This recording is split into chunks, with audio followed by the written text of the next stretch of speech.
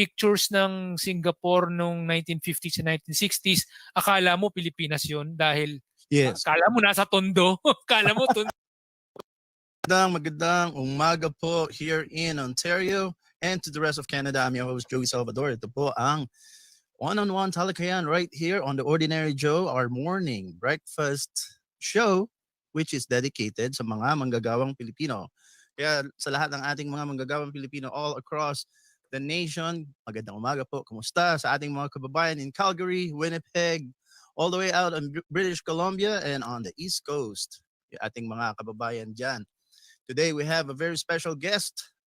Many of you would know him. He is a very strong alliance to the president's important proposal to sort of have like a charter change in the Philippines or an amendment to the Constitution.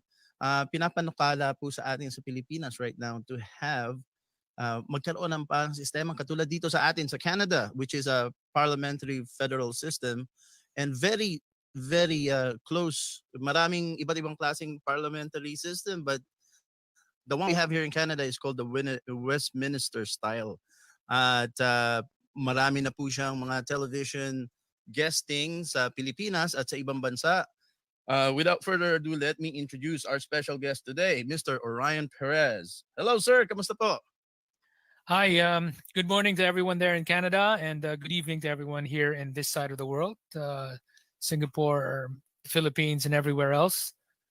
Kamusta po kayo dyan? Kamusta ka, Joey? Kamusta, Sir Orion? Mabuti po, mabuti. Ano naman po ang klima dyan sa Singapore? Mainit? Sobrang mainit dito pero umuulan ngayon. So, I mean, alam mo yung parang, para siyang sa Pilipinas na medyo lumalamig ng konti dahil nasa December. Pero nasa equator kami talaga sa totoo lang dito sa Singapore. Singapore is equator. So, yeah. Ang balita ko yung equator, no? Pagka nag-flush kayo ng toilet, baliktad yung ikot. At saka yung sinasabi nila kapag south of the equator ka, supposedly. South of the equator. Yun ang sinasabi nila.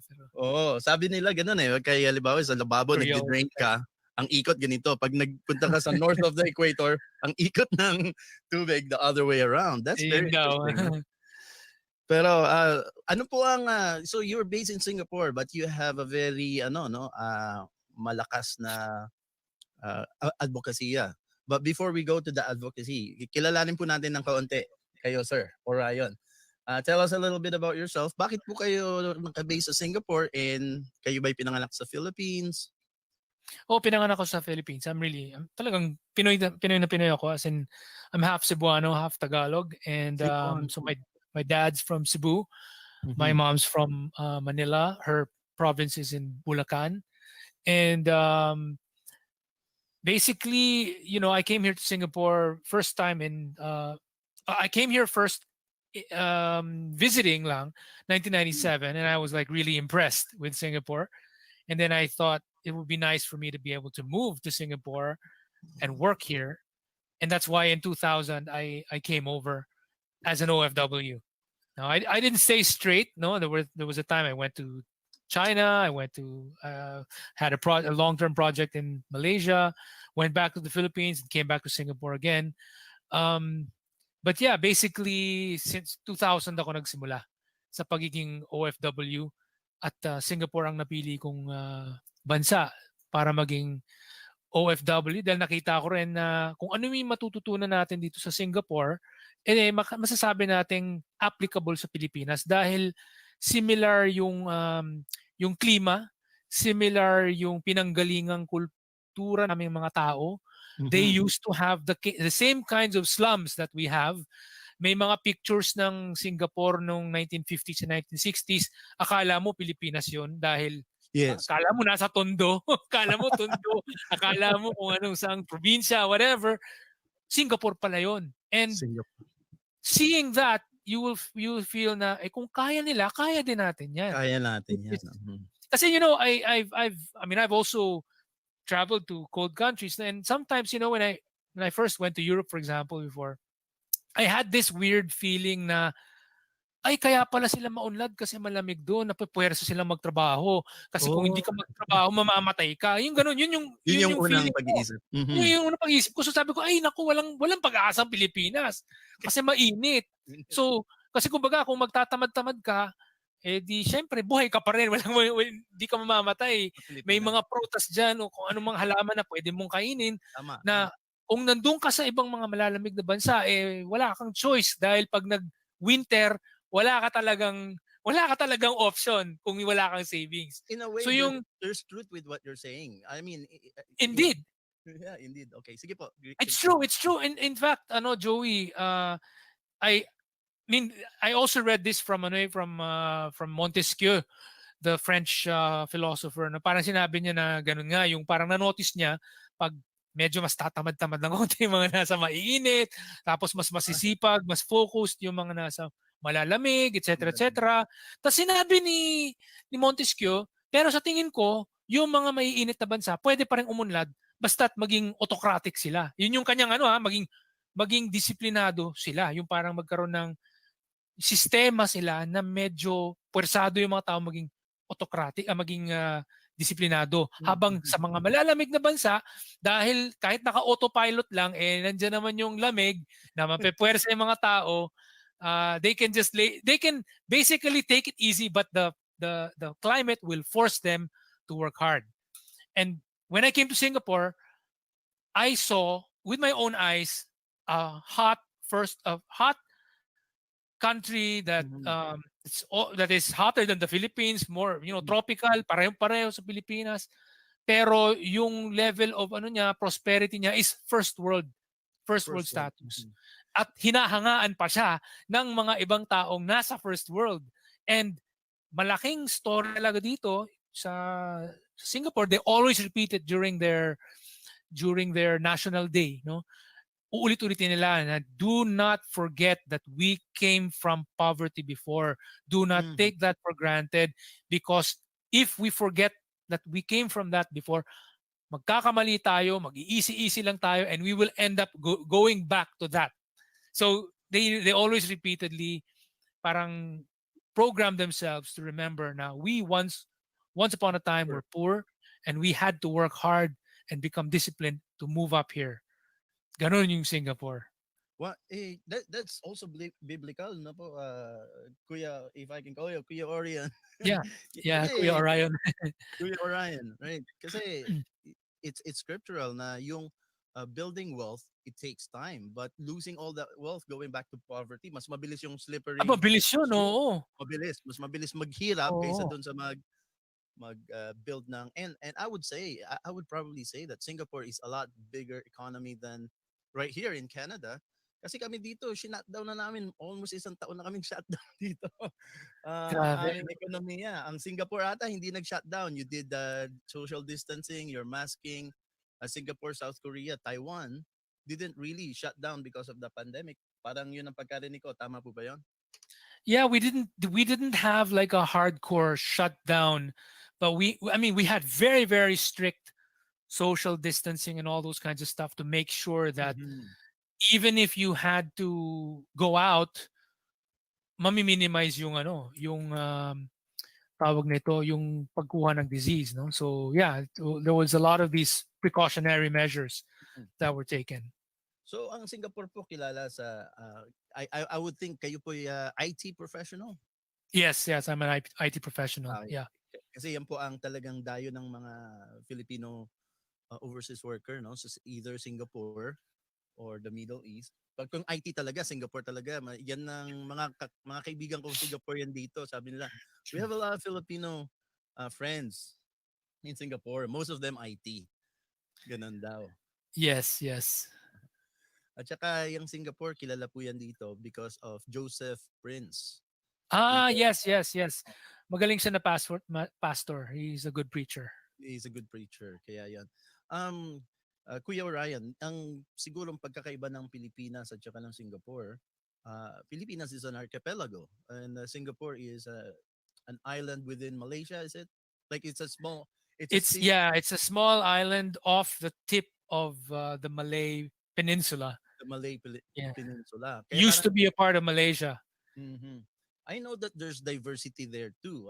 Marami atang Indian, Chinese, at saka ano po ba? Maraming And Filipinos, Malay, maraming yeah, Indian Indian, and Chinese, Malay. Malay. Oh. And then there's Pero also others. May sinasabi ng others. yun yung ano, yung minority na others. Oo, yung others are may mga halo-halo like merong they tawag sa kanila Eurasians, and Eurasians. many of them, the Eurasians, they actually are very similar to Filipinos in the sense that some of them they look Pinoy, they look Pinoy na may konting pagkatisoy, and some of them look Pinoy, and many of them are Christian or Catholic, and many of them have Portuguese surnames. So makikita mo Oh, so may may ano mga sila. Almeida ang apelyido, Oh, okay. Monteiro, ganyan, mga Lopez, Portuguese Fernandez, na. may So makikita kang ganyang apelyido dito. they got some Tapos Caucasian features some dahil of them, so you could mistake them for a Pinoy because I mean marami sa atin sa Pilipinas medyo may halo ng konti. Tas sila ano, ganun din, no? Parang may halo rin sila. And some of them, kasi ano sila, halo sila ng mga Southeast Asians na napaghaluan sa mga Portuguese and some Dutch also. Tapos yung end result, mukhang Pinoy. Tapos yung medyo mukhang Pinoy, tas culturally may pagka-Pinoy kasi from a Christian or Catholic background aha. and like a European centric culture, which is, I mean, the Philippines used to have a very European centric culture as well. So parang ganun parang similar. So paminsan napagkakamalan ng mga Pilipino dati, back when Filipinos were not that many long ago, madalas nagkakaroon ng parang napagkakamalan yung isa't isa. Na parang akala nagsasalita ng Filipino yung pala oh, I'm not Filipino ganon. Parang Oo, yung nagsasabi na, parang oh, hindi ako Filipino. So yeah, meron din kaming ganyan mga experience dito with Vietnamese and ano, yung ibang Europeans din na pagka yung nahaluan na, hindi kasi I think they said that especially in my city Toronto, kami yung isa sa most diverse city in the world na multicultural nga po. mm, So yun, bago I want to turn it over to you. I'll just have two quick questions, but I want to turn it over to you. Maybe take as long as you want 10 to 15 minutes to explain to us everything all about this proposal and you called your organization the correct movement, which is parang kapalit yung correct movement noong kung tawagin ng charter change or ginagawa nilang acronym as cha-cha, which is a very not respectable kind of nickname for a very important task to do, no? So pero mm. tanong ko lang po kayo ng mga not so in-depth question pa rin. So you're an IT professional, pero paano po kayo na before that, yung pagkakaiba ng Pilipinas and Singapore, Singapore is parang unang-una, sabi nyo kanina, pagka mainit na bansa, maganda yung may Mm. autocratic na di alam natin yan na that's very relevant to Singapore kasi they were under Lee Kuan Yew for many years until wala na po ba si Lee Kuan Yew, namatay na? Or Namatay na siya 2015. Yeah. 2015, very recently lang na po, pero for Mm. as long as he lived, he was the president of He Singapore. was well no, he was actually the prime minister of they're also basically just like Canada. They're also a Prime Minister. Westminster parliamentary system. So he was prime minister for like 31 years, and then when he ended, he passed on the role to another person, Go Chok Tong. Go Chok And Tong. during that time that he was no longer the prime minister, he was a what they call senior minister. So he was Senior a Minister. para Parang siyang cabinet pa rin siya. nasa cabinet pa rin siya, and he was just basically going to give a lot of advice, but he wouldn't take care of the day-to-day stuff. So and then later on, when Go Chok Tong decided to retire Mhm. from being prime minister, it passed on to someone na also magaling, and it happened to be anak ni Lee Kuan Yew na sobrang galing talaga. Kuan Yew Parang din. Okay. sobrang galing na you can really say na it's not because anak siya, but because magaling talaga siya. Talaga Like magaling siya.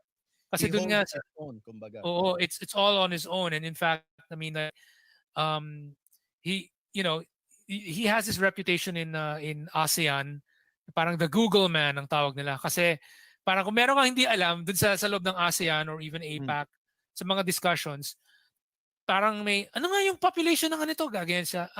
It's 5,362,000, O para siyang mga walking parang ano siya, encyclopedia. okay, encyclopedia siya eh. So he's sobrang galing, parang ang dami niyang alam eh. So ano siya, Eh, he's really competent, very very knowledgeable, very tayong insightful guy. So tayong mga Pilipino, meron din po tayong parte ng ating kasaysayan na sa ilalim sa isang autocratic na pamahalaan under Marcos, at mapapansin natin na ang kaunlaran ng Pilipinas sa mga time na yon, no?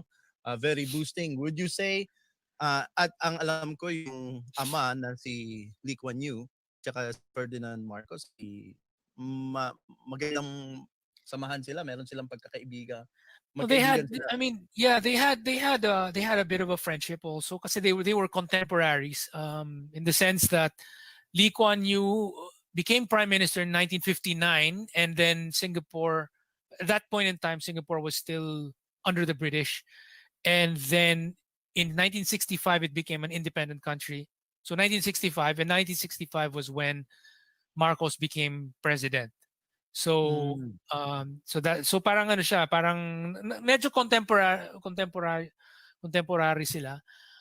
Mhm. They passed through the same phases na may mga komunista, may mga nanggugulo. So they had, the Southeast Asian countries were basically collaborating with each other on like, paano natin iso-solve tong issue na ito, blah blah blah.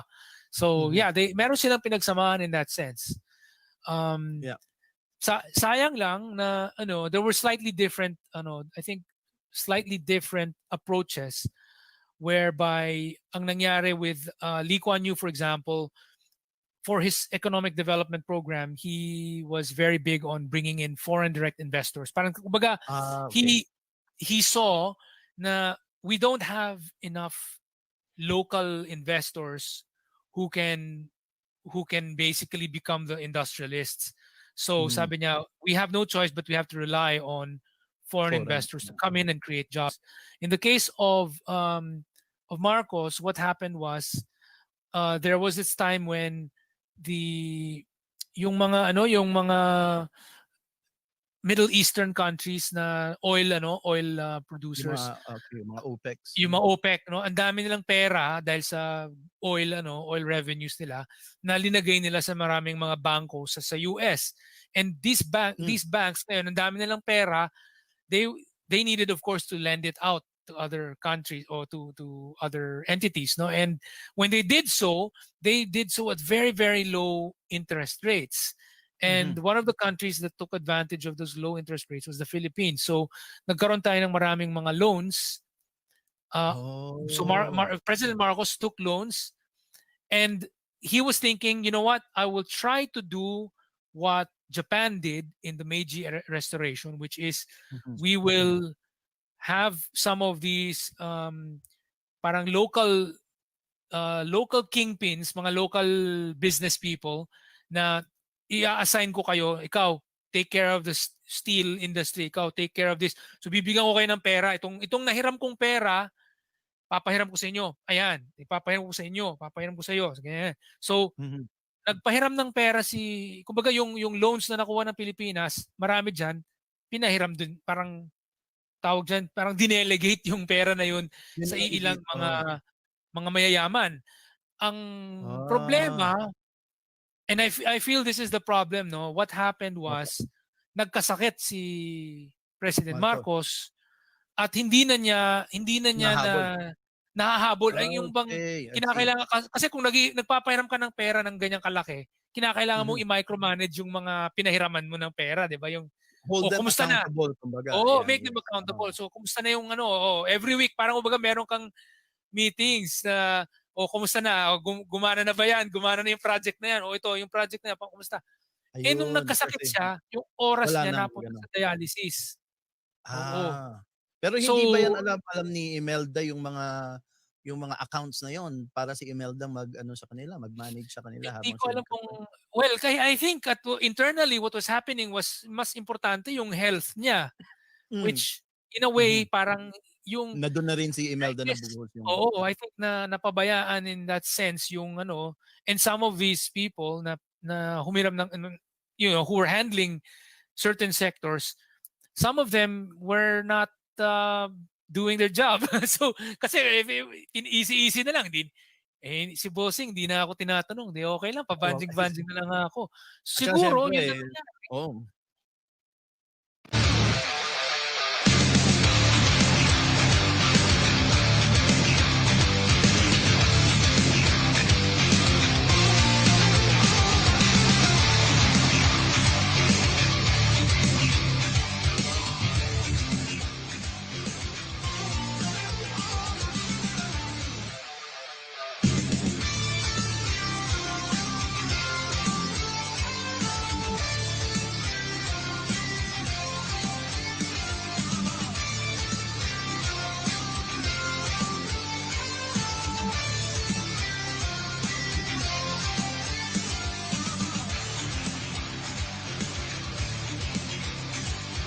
You're the original Ordinary Joe, but I'm an Ordinary Joe too. My name is John Tory. I'm the mayor of Toronto, and you are watching the Ordinary Joe Show. And this is Ordinary Joe right here. He's right here.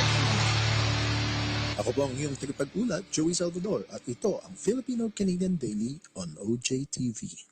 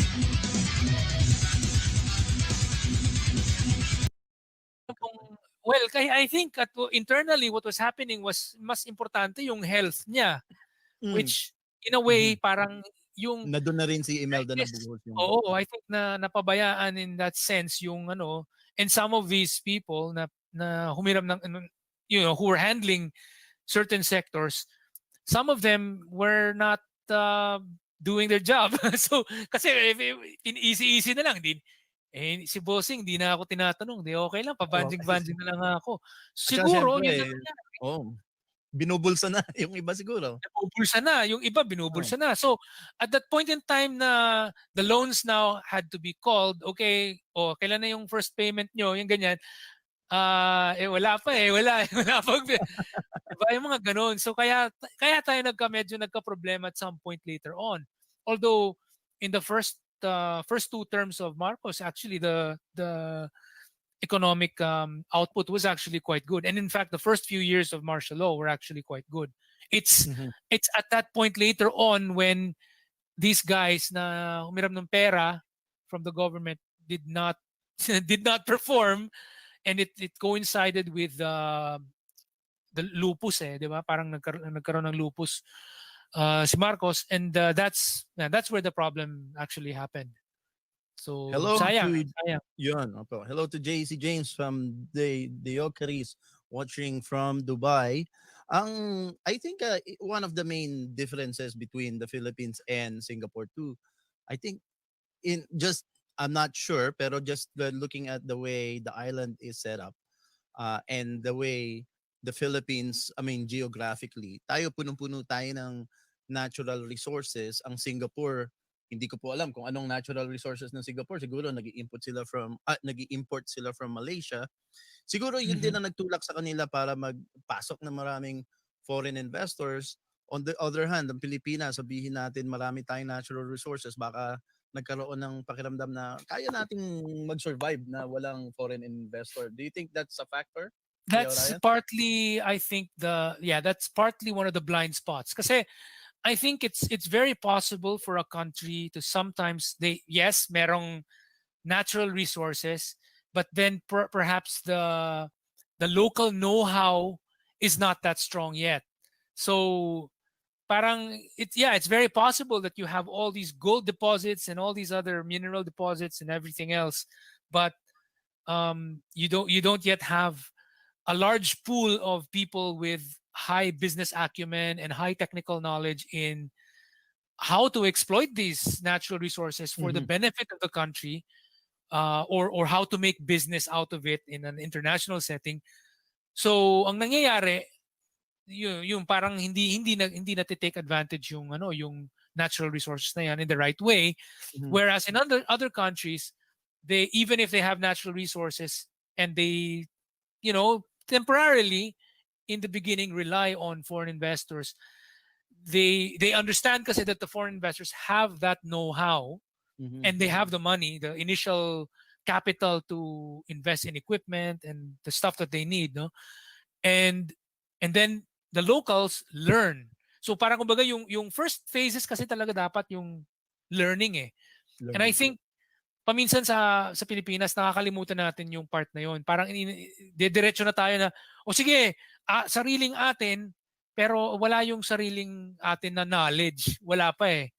Meron So tayong and sariling skills atin development, na natural resources, but to put that into action with maybe technology, using the technology, technology, using skills, systems, etc. skills, wala pa tayo noon nung time Wala na pa tayo yun. noon. Yeah. I think that's partly the problem. No? So I mean I'm pretty sure we already have a lot of we were already producing people who could be mining engineers and all that. But they have the knowledge of geology and all the stuff. But then setting up a, a profitable mining enterprise that would really be, parang world class, parang sometimes it requires relying on the know-how of some foreign company. So Canada and Australia, for example, they when they started their mining industries, a lot of it was American and British and American Mhm. Mhm. companies, were the ones who started these ventures. Because I mean, in Australia and in Canada, they didn't really have the know-how yet, or even the money, but they did have all of the resources. But then these British and later American companies had the know-how and the initial money.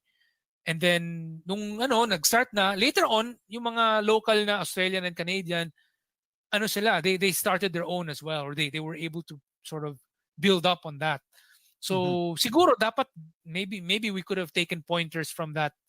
Kasi ang nangyari That sa kind atin, of oo. we were trying to shut away foreign investors, thinking everything, masama sila, sasakupin tayo niyan. Tingnan natin ng Singapore, sobrang daming foreign investors dito, hindi naman sila nasakop. Lalo nga silang yumaman eh. Lalo siya So, yumaman.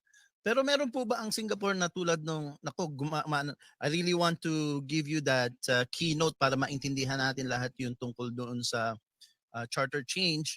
I want us to focus on that, pero nagke-create na kaagad ng maraming questions in my mind.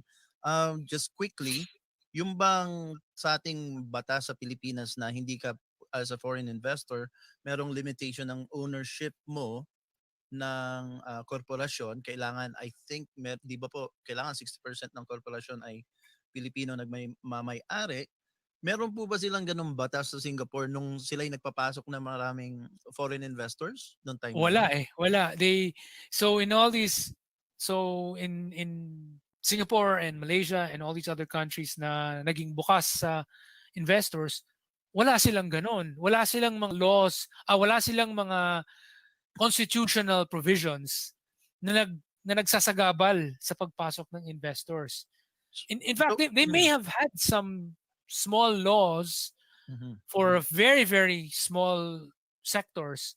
Maybe they did, but like this hardly affected most of the businesses. Whereas in the Philippines, parang may blanket restriction tayo na sometimes, there are these companies na actually pwede pala silang pumasok sa Pilipinas, pero nabasa nila sa ligang batas na ay 60-40, ay wag na lang, doon na lang kami. Doon na lang kami sa Vietnam.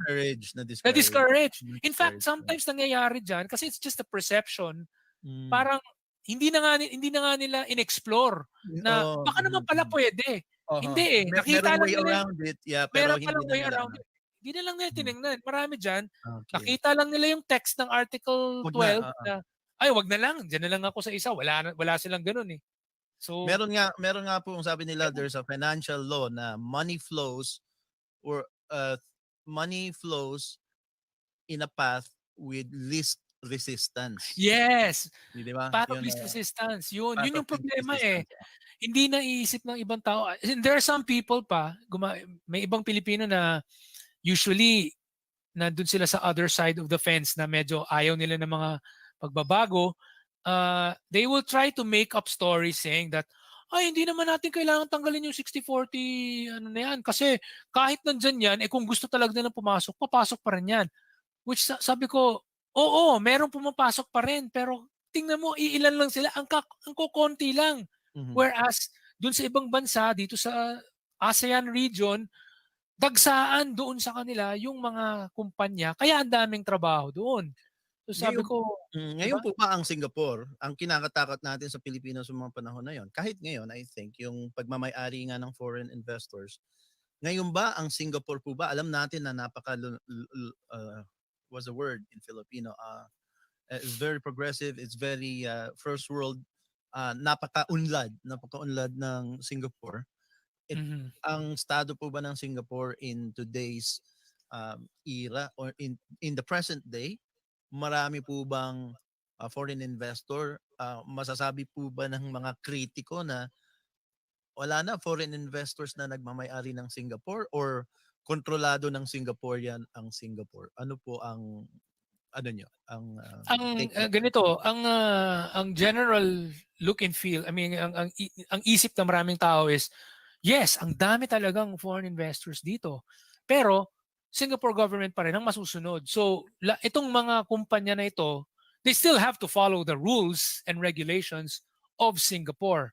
So kung meron sa kanila lumabag sa mga batas ng Singapore, yari rin naman yung kumpanyang yan. So parang yeah, and one of the things about Singapore, for example, is yung postcard picture perfect na landmark nila ngayon, ha? Yung building, yung building, yung may tatlong building na may mukhang Noah's Ark. Yeah, parang ano ba tawag po doon, yung meron parang sa mukhang tape, boat siya, 'di ba? Oh, this is Marina Bay Sands.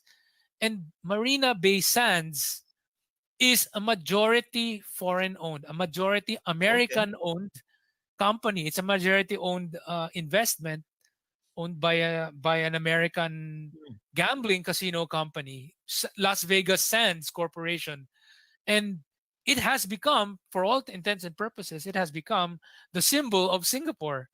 Yes. And Singaporeans don't mind. Parang okay lang, kumikita naman kami dyan eh. Kumbaga, kumikita naman kami. I mean, okay, sure. Ang may-ari niyan, hindi Singaporean. Ang may-ari niyan, Amerikano, American company yan. Pero, kumikita kami sa taxes.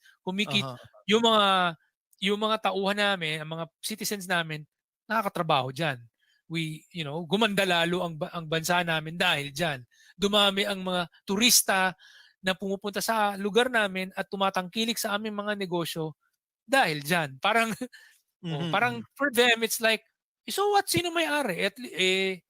Kami pa rin na may-ari ng Singapore eh. They will still need to pay taxes. They will still need to spend money in Singapore and Singaporeans will still benefit from it. So, it's Iba Yung lang kasay talaga yung mentality.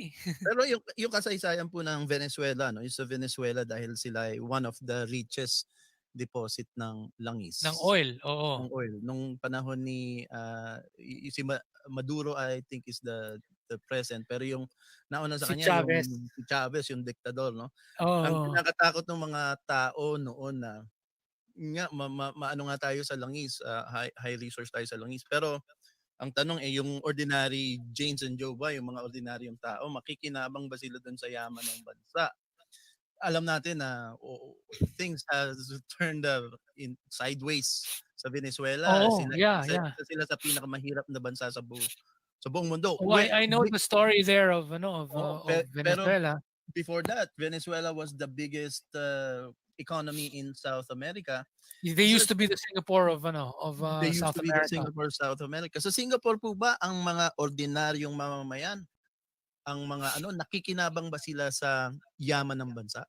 Oo, nakikinabang sila kasi ang ang targets ng Singapore government ay hindi yung dumami yung revenues natin. Hindi revenues yung tinitingnan eh.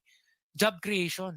Job Job creation. creation ang laging tinitingnan. So, dumami ang trabaho, dumami ang jobs. Tapos pag nakita nila na okay, may maraming job openings dito pero mga higher skill ang hinahanap, tapos yung mga tao nila, may mga matatanda silang taong unemployed, nakita nila, and these people don't have the skills to match those requirements, they will then come up with programs that will give either subsidized or free training to these training. people para they can get employed in those industries na may pangangailangan para sa kanila. So, yung focus kasi sa, let's say Venezuela for example, hindi jobs creation eh. Pera lang eh. Pera lang. Dumami ang pera natin dumami yung revenues ng gobyerno sa taxes dahil sa oil. Oh, yun, sure. Pero maraming tao parang wala silang trabaho. Ang nangyayari kasi in some of these countries, and it happens in some countries, even Brunei, it happens to them, where um, the government earns a lot of money from a major resource, and then the ordinary people don't have real jobs, and what they do is they try to redistribute the wealth by giving freebies to people, Oh, and the hindi giving of sustainable. freebies hindi siya sustainable. Yung mga taong yan magiging tamad. So, Yes. ang nangyayari dyan, nakakahingi lang sila ng parang just because I hold the citizenship of, I have a passport from this country, and now I'm entitled to an allowance of this much na Parang wala naman ako ginagawa. Ganon din po ang Venezuela. Lahat ng That's what is happened in Venezuela. Venezuela, lahat ng tao empleyado ng gobyerno, no po. Wala silang Parang mga kanya-kanyang negosyo. ginawa ni Chavez na ganyan kasi nga medyo komunista siya eh. So si Komunista. Chavez, actually Chavez medyo nag-start siya na hindi pa ganun kagrabe. But slowly naging ganun na kasi he started to have a lot of anti-business policies which caused companies to shut down or leave the country and go Leave the to other country. countries. So ngayon, ang dami na wala ng trabaho. Ngayon, humihingi sila ng pera sa gobyerno. Okay lang 'yun nung mataas ang presyo ng langis. Nung bumaba bigla yung presyo ng langis, ano nangyari? Kawawa.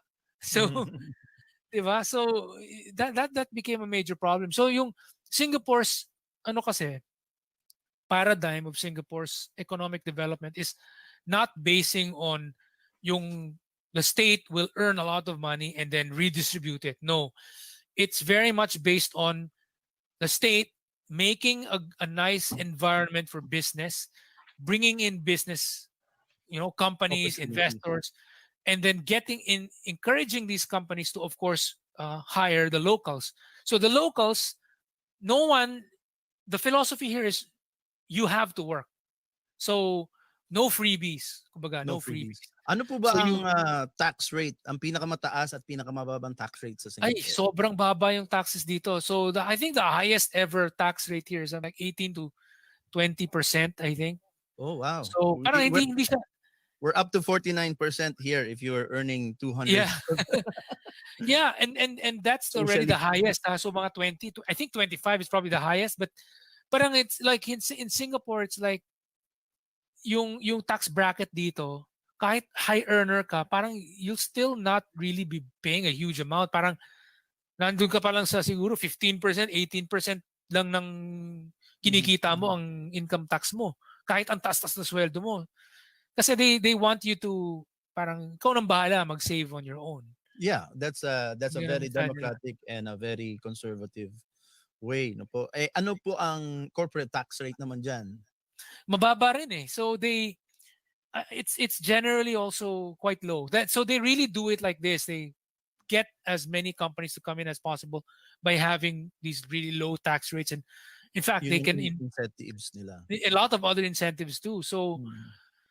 wala, talagang ang style nila is basta makikinabang ang mga taga Singapore, like you hire Singaporeans, then we'll make you feel welcome. Ganun talaga sila. Mhm. So Kuya Orion, I'm known here in Ontario at sa Canada na rin marami tayong mga kasangga na mga independent media producers din sa iba't ibang city at iba't ibang provinces ng Canada, Mhm. mga Filipino Canadians. Kaya kilala naman po tayo dito na The Ordinary Joe at ang mga politiko hinahanap nga po ako para mamaya kausap ko naman ministro ng Families and Children's Affairs mamayang 4:00. Ah, kasi gusto nilang to level with the ordinary people. And yan ang parang ang tanong ng mga tao, sino ba si Kuya Orion, no? Paano ba siya nagkaroon ng kaalaman sa mga pagpapatakbo ng politika? Like you said, you are an IT professional. So give us a background. And I know na meron napanood sa YouTube na you did some stand up and you can speak how many languages? How many languages can you speak? I think it's around like 6, 7 or something like that. Oh goodness, you're a multilingual. Ano ba tawag doon sa ano ba yung word? Polyglot. Polyglot. You're a polyglot. And you can do different accents as well. So naalala ko yung interview mo with Kuliran, yung actor yung Dutch actor na Pinoy. Ano ba si CL Kuliran?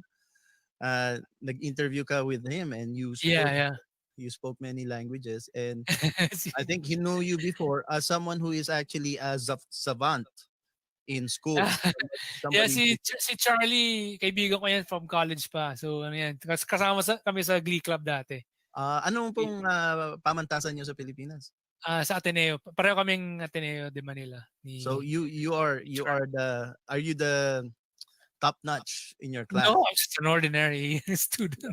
But that's what of course you will try and be humble yourself, pero yan ang pagkaalam ko na kayo top notch during your class. So yun po ang katanungan ko sa inyo. I'm an ordinary Joe, yan ang pagkakilala sa akin sa Canada, and you are presenting yourself as an ordinary person who knows something about what you experience. A little of that, na paano kayo nagkaroon ng interest about this charter change proposal, and then ituloy nyo na after you answer that question, ituloy nyo na yung buong proposal, ipaliwanag nyo po sa ating mga tagapanood makikinig paano yan gagawin sa Pilipinas, paano yung mga steps and how will it, yung mga bentahe at saka paano i-implement yung proposal na yan. So I'll turn it over to you po. Okay. So to cut the long story short, I think it's a combination of envy of what's going on in other countries and dissatisfaction with what was going on sa Pilipinas na naging rason kung bakit pinag-aralan ko yung mga sistema, ano yung mga mas magandang sistema na kinakailangan gawin ng Pilipinas. So for example, ako I'm half Cebuano and half Tagalog, and I was born and raised originally first in Metro Manila, and then we moved to Cebu.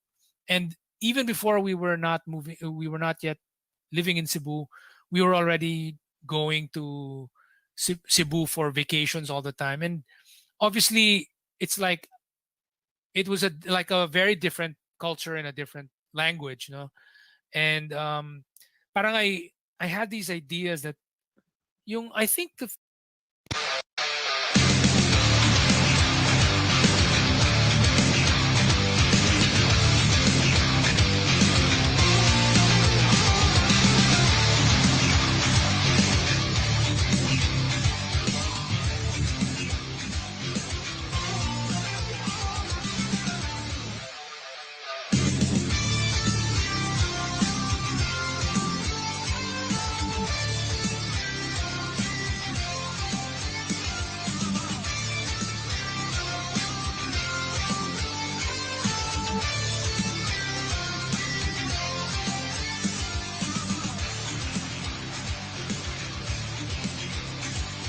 You're the original Ordinary Joe, but I'm an Ordinary Joe too. My name is John Tory. I'm the Mayor of Toronto, and you are watching the Ordinary Joe Show. And this is Ordinary Joe right here. He's right here. Ako po ang iyong tagapag-ulat, Joey Salvador, at ito ang Filipino-Canadian Daily on OJTV.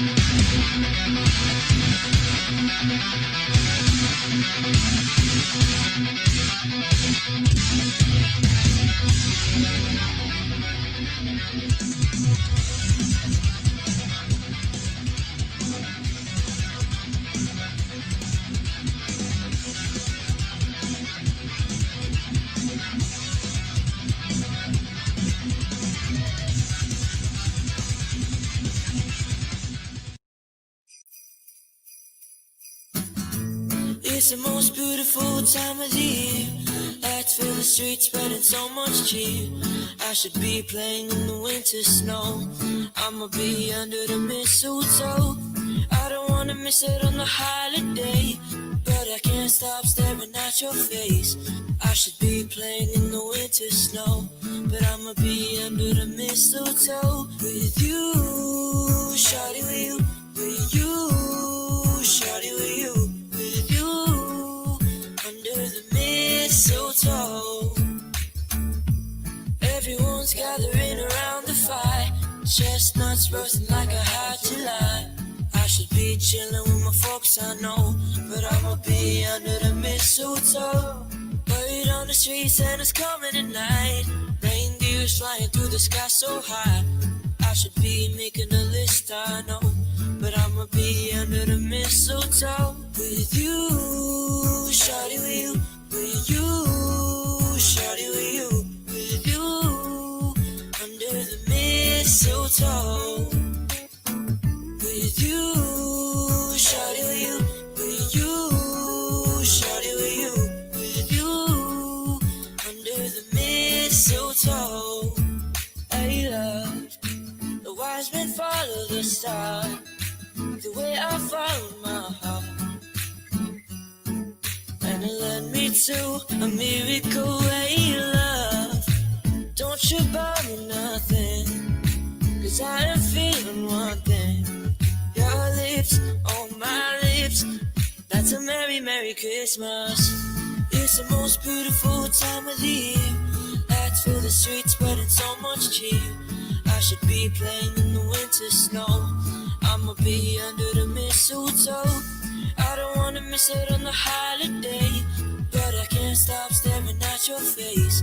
I should be playing in the winter snow, but I'ma be under the mistletoe with you, shawty, with you, shawty, with you, under the mistletoe, yeah. With you, shawty, with you, shawty, with you, under the mistletoe. Kiss me underneath the mistletoe. Show me, baby, that you love me so. Oh, oh, oh. Kiss me underneath the mistletoe. Show me, baby, that you love me so. Oh, oh, oh. Thank you so much for watching our video to the cover of Mistletoe by Justin Bieber. And make sure you guys like, comment, and subscribe if you guys enjoyed. And make sure you go check out www.thetrees.farm. Get these nice, awesome trees for Christmas. And yeah, $60 for one tree. Very awesome. Yeah. Bye.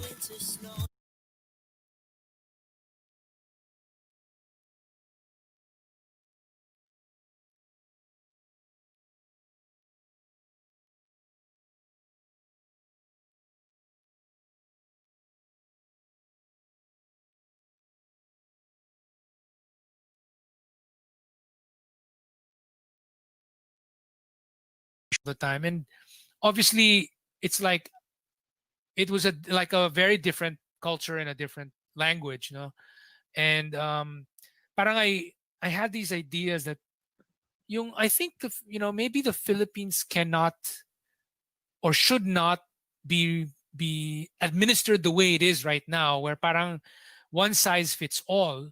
So that's why when I was early grade 6, first year high school, medyo nag-iisip na ako na baka kailangan ng federalism. So already as early as then, naisip ko na kinakailangan ng Pilipinas ng federalism kasi iba-iba yung mga salita ng mga tao sa Pilipinas, iba-iba yung mga kultura ng mga tao sa Pilipinas. And having been exposed already, kasi mahilig ako magbasa, nakita ko na yung Switzerland, hindi naman sila lahat kinakailangan the same language, but they respect different languages. And like in Canada, they have also the French and the English. It's not everybody is like forced to just use one language, but there's this whole idea of respecting the different cultures. And so federalism does that. And so I was really thinking, I think this is what the Philippines needs. And this is a better way of doing things for a country that is not homogeneous, where everybody is exactly the same. We're not like Koreans, we're not like Japanese, where everybody is parang lahat ng Japanese, lahat ng Korean, di ba? In Japan, of course, may mga Ainu at saka Okinawan, but like 95% of the people are ethnic Japanese speaking the same language. Sa Pilipinas, iba-iba yung mga lengguwahe natin. And Yes. the cultures are different. So parang, I realized na hindi talaga pwede yung kung ano yung gumagana dito, hindi mo pwedeng i-impose dun sa kabila. So my own personal experience with that was because of that yung nag-move kami sa Cebu, and I saw they're basically different contexts. They're not exactly the same. So that's what strengthened my desire for a different system. Kaya ako naisip, kailangan natin ng federalism. So doon nagsimula na may mali sa sistema natin sa Pilipinas eh. Okay. Yun. Then later on, nung naging OFW ako, nakita ko yung Singapore, parang siyempre ang yaman. Ano yung reason kung bakit ang yaman? Bakit ang galing ng kanilang leadership? Ganyan. And I looked at their system. I saw Westminster parliamentary system ang gamit nila. Nakita ko, ay kaya pala wala silang mga pasong and dance number na sa mga eleksyon nila. Kaya pala yung eleksyon nila seryoso ang pinag-uusapan, partido at plataforma. Kasi yun ang style ng Westminster. Ang bobotohin mo talaga based sa partido, which is the same in Canada. Whereas sa Pilipinas, kasi naka-presidential system tayo, yung mga nangangandidato, pinag-uusapan nila yung sarili nila. Ako si ganito, ito ang mga katangian ko. Hindi nila pinag-uusapan masyado ang kanilang mga programa o plataforma. Pinag-uusapan nila sarili nila, family background nila, 'di ba? Yun yung branding nila, personality based. Yeah. Which is how it is also in the US, because that's the way the presidential system works. It's based on the personalities. So,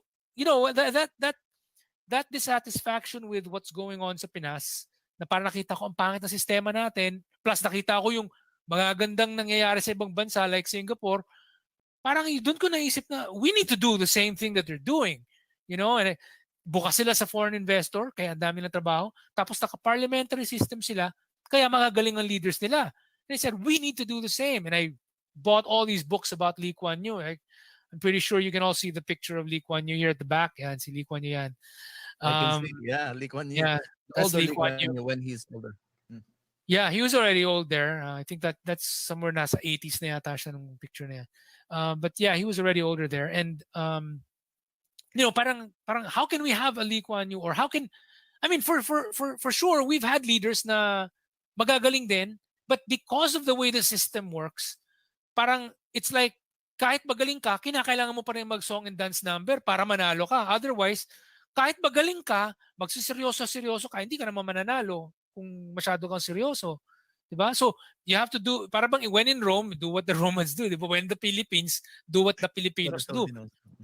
But like that's what's happening, right? Because of the system that we have. The system that we have in the Philippines is one that is very personality based. So you play the game. I mean, you don't hate the player, hate the game, right? That's what they say.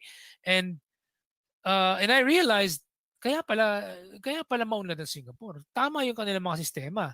Now, in the case of Singapore, they don't need federalism kasi maliit sila na bansa. It's a very small, compact, small little island. So they don't need to have federalism, unlike the Philippines or Canada. Canada is so huge, right? It's so vast na, it takes, it can take days to go from one place to another, right? Because of the distance, especially long ago, in the 1800s, no? Yung mga wagon, nakawagon yung mga tao dati. Horse and wagon sila. Horse and wagon sila, or ox and wagon. So parang, in those times, talagang it really made sense to have federalism. In the case of the Philippines, because we're archipelagic, plus we have different ethnicities, different language groups pa, ano yan, talagang obvious na kailangan ng federalism. So Singapore doesn't have federalism because it's small, but they have other things that make them really great, which is parliamentary system and openness to foreign direct investors. And that Singapore really opened my eyes to so many things. Like, yun nga, yung pagiging bukas nila sa foreign investors, yun yung naging rason kung bakit naging sobrang yaman nila.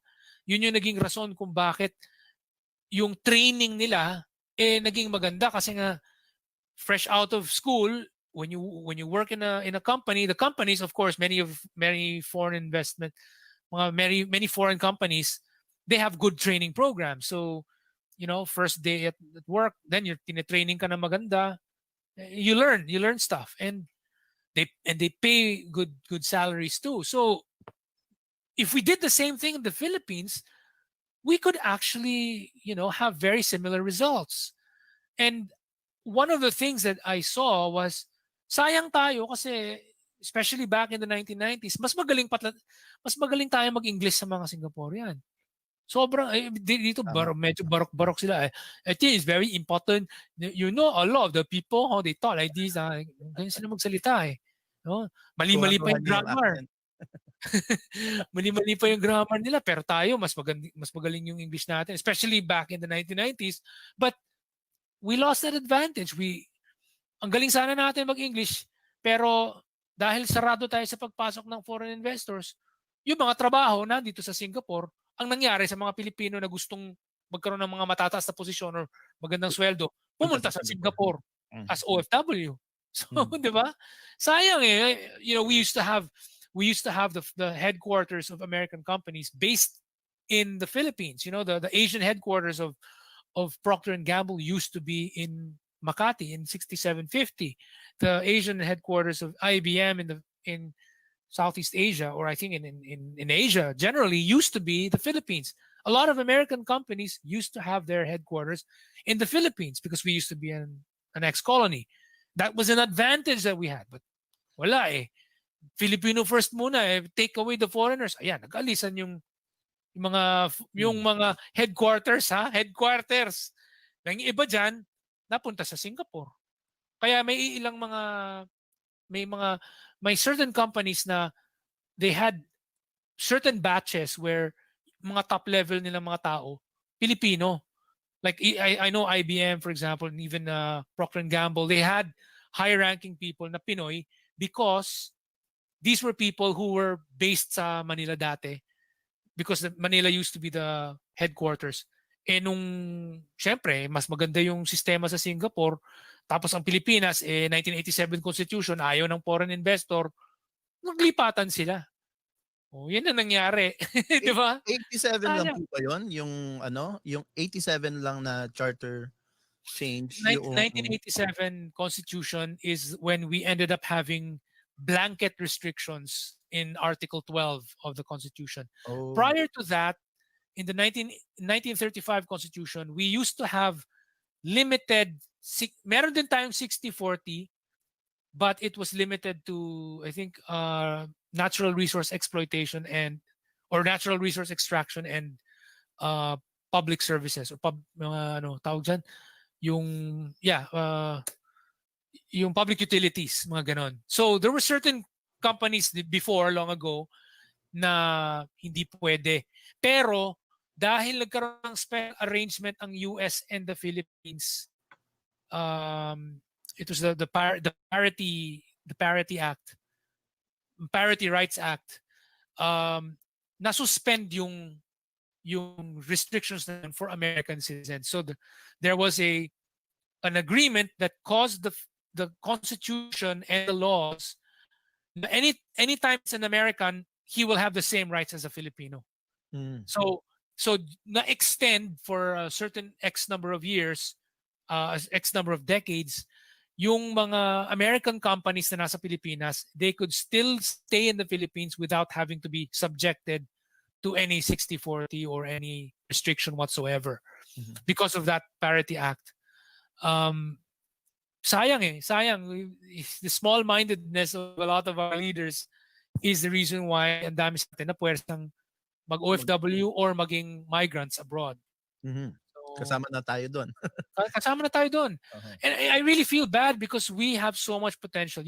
Singapore's leaders, particularly the current Prime Minister, Lee Hsien Loong, and one of his ex-deputy prime ministers, Tharman Shanmugaratnam, they basically said that Filipinos are among the most talented people in Southeast Asia. And there's no reason why the Philippines cannot be one of the more successful countries in this part of the world, because many of the people who are coming to Singapore to work from the Philippines are also very, very talented. So parang sabi niya, you have every reason to be successful. So we have that potential to be successful as long as we have the right systems in place. Nga po. Ganyan din naririnig namin po dito sa Canada, ang mga Pilipino ay always invited to, dahil nga sa mga talent, ay lagi na imbitahan na kayo na maging director neto, ganyan. So paano yung practical na gagawing federal parliamentary system sa Pilipinas? Ano yung mga bentahe? At saka ano yung mga steps towards that?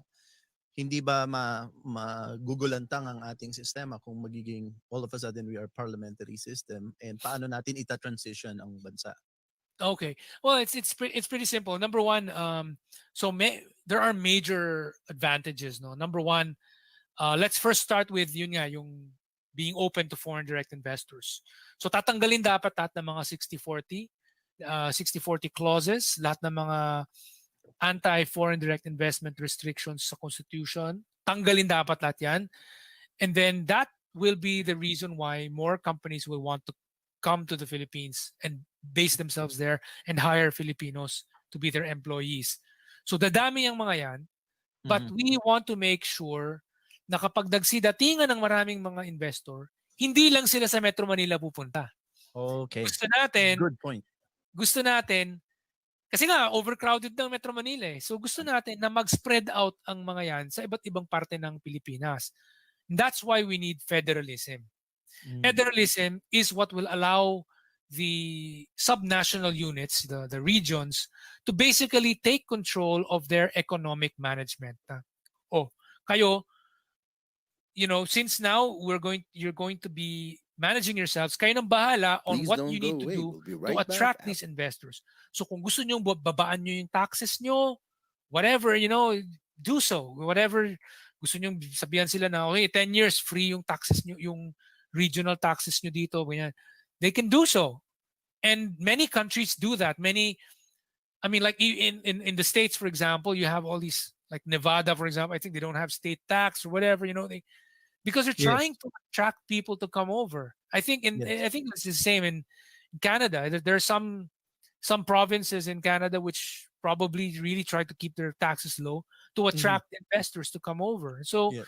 East Coast. you know, I would say it's the same thing. If we do that in the Philippines, if we have federalism, may incentivize yung mga leaders ng mga regions na they will parang Take the take the initiative. initiative. They'll take the initiative to invite these companies to come into their areas, tapos dun na sa kanilang area magkakaroon ng mga trabaho. Hindi na kailangan ng mga Pilipino na galing sa Region 1, Region 2, Region 3, Region 4, Region whatever, na magpuntahan sa Metro Manila. Di ba? And that's what we want. Sana, na we want to spread out the development. So federalism takes care of that, aside from taking care of the peculiar ethnic differences, diba? Hindi naman lahat ng tao gusto ng ganito. So not all laws are going to apply to all people at the same time. So, some regions will have certain laws that maybe other regions don't, because culturally they're not always the same. And maybe it's possible for some of them to have their own parang yun nga, home language or regional language, because they do have their own cultures and identities. So, that's one thing that's good with federalism. Mawawala rin yung rason na ay kalas na lang tayo, alis na lang tayo. So usually maraming studies.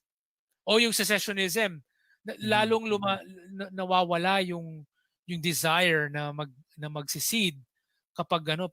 Actually nga, some people will try to say, dahil sa federalism kaya yung Quebec gusto umalis. No, it's because dating unitary ang Canada long ago, before Confederation, which Confederation in was it 1862 or something? It was 2 years after the end of the U.S. Civil War, and in Canada it used to be unitary, and there was a lot of tension from the Quebecois, the Franco-Canadians, right? So parang alis na lang kami. So parang the whole compromise was, sige, magpa-federal na lang tayo para kayo, parang kung ano yung nandiyan sa Quebec, merong, you have your own, you can protect your culture, tapos ganon. It became federal in Canada because of the need to protect the different rights. And then all the more dun sa mga area na may mga First Nations and stuff. So, sige ko lang, Kuya Orion. Oh, sure. Recently kasi yung tinatawag naming speech from the throne ng punong ministro Justin Trudeau, na nagkaroon yung kanyang speech from the throne na binabasa yan ng kahit na speech niya, ang nagbabasa ng speech niya yung Governor General, na-isolate yung mga western provinces namin. Kaya meron ngayong na alam mo yung sa UK yung Brexit, yes. Ngayon nagkakaroon ng Wexit na Wexit, tinatawa. Western kami. Canadian parang gustong humiwalay dahil parang in-isolate sila doon sa mga speech ni Trudeau nung last speech niya, na walang banggit, walang kahit man lang banggitin ang mga Saskatchewan, Alberta, at saka yung oil industries. Talagang walang plano about it. Parang gusto ng punong ministro mamatay na yung industriya na yan. Kaya nagkakaroon sila ng ganong Isingit ko lang po yun kasi nga na-touch niyo nga yung cessationism. Continue on, please.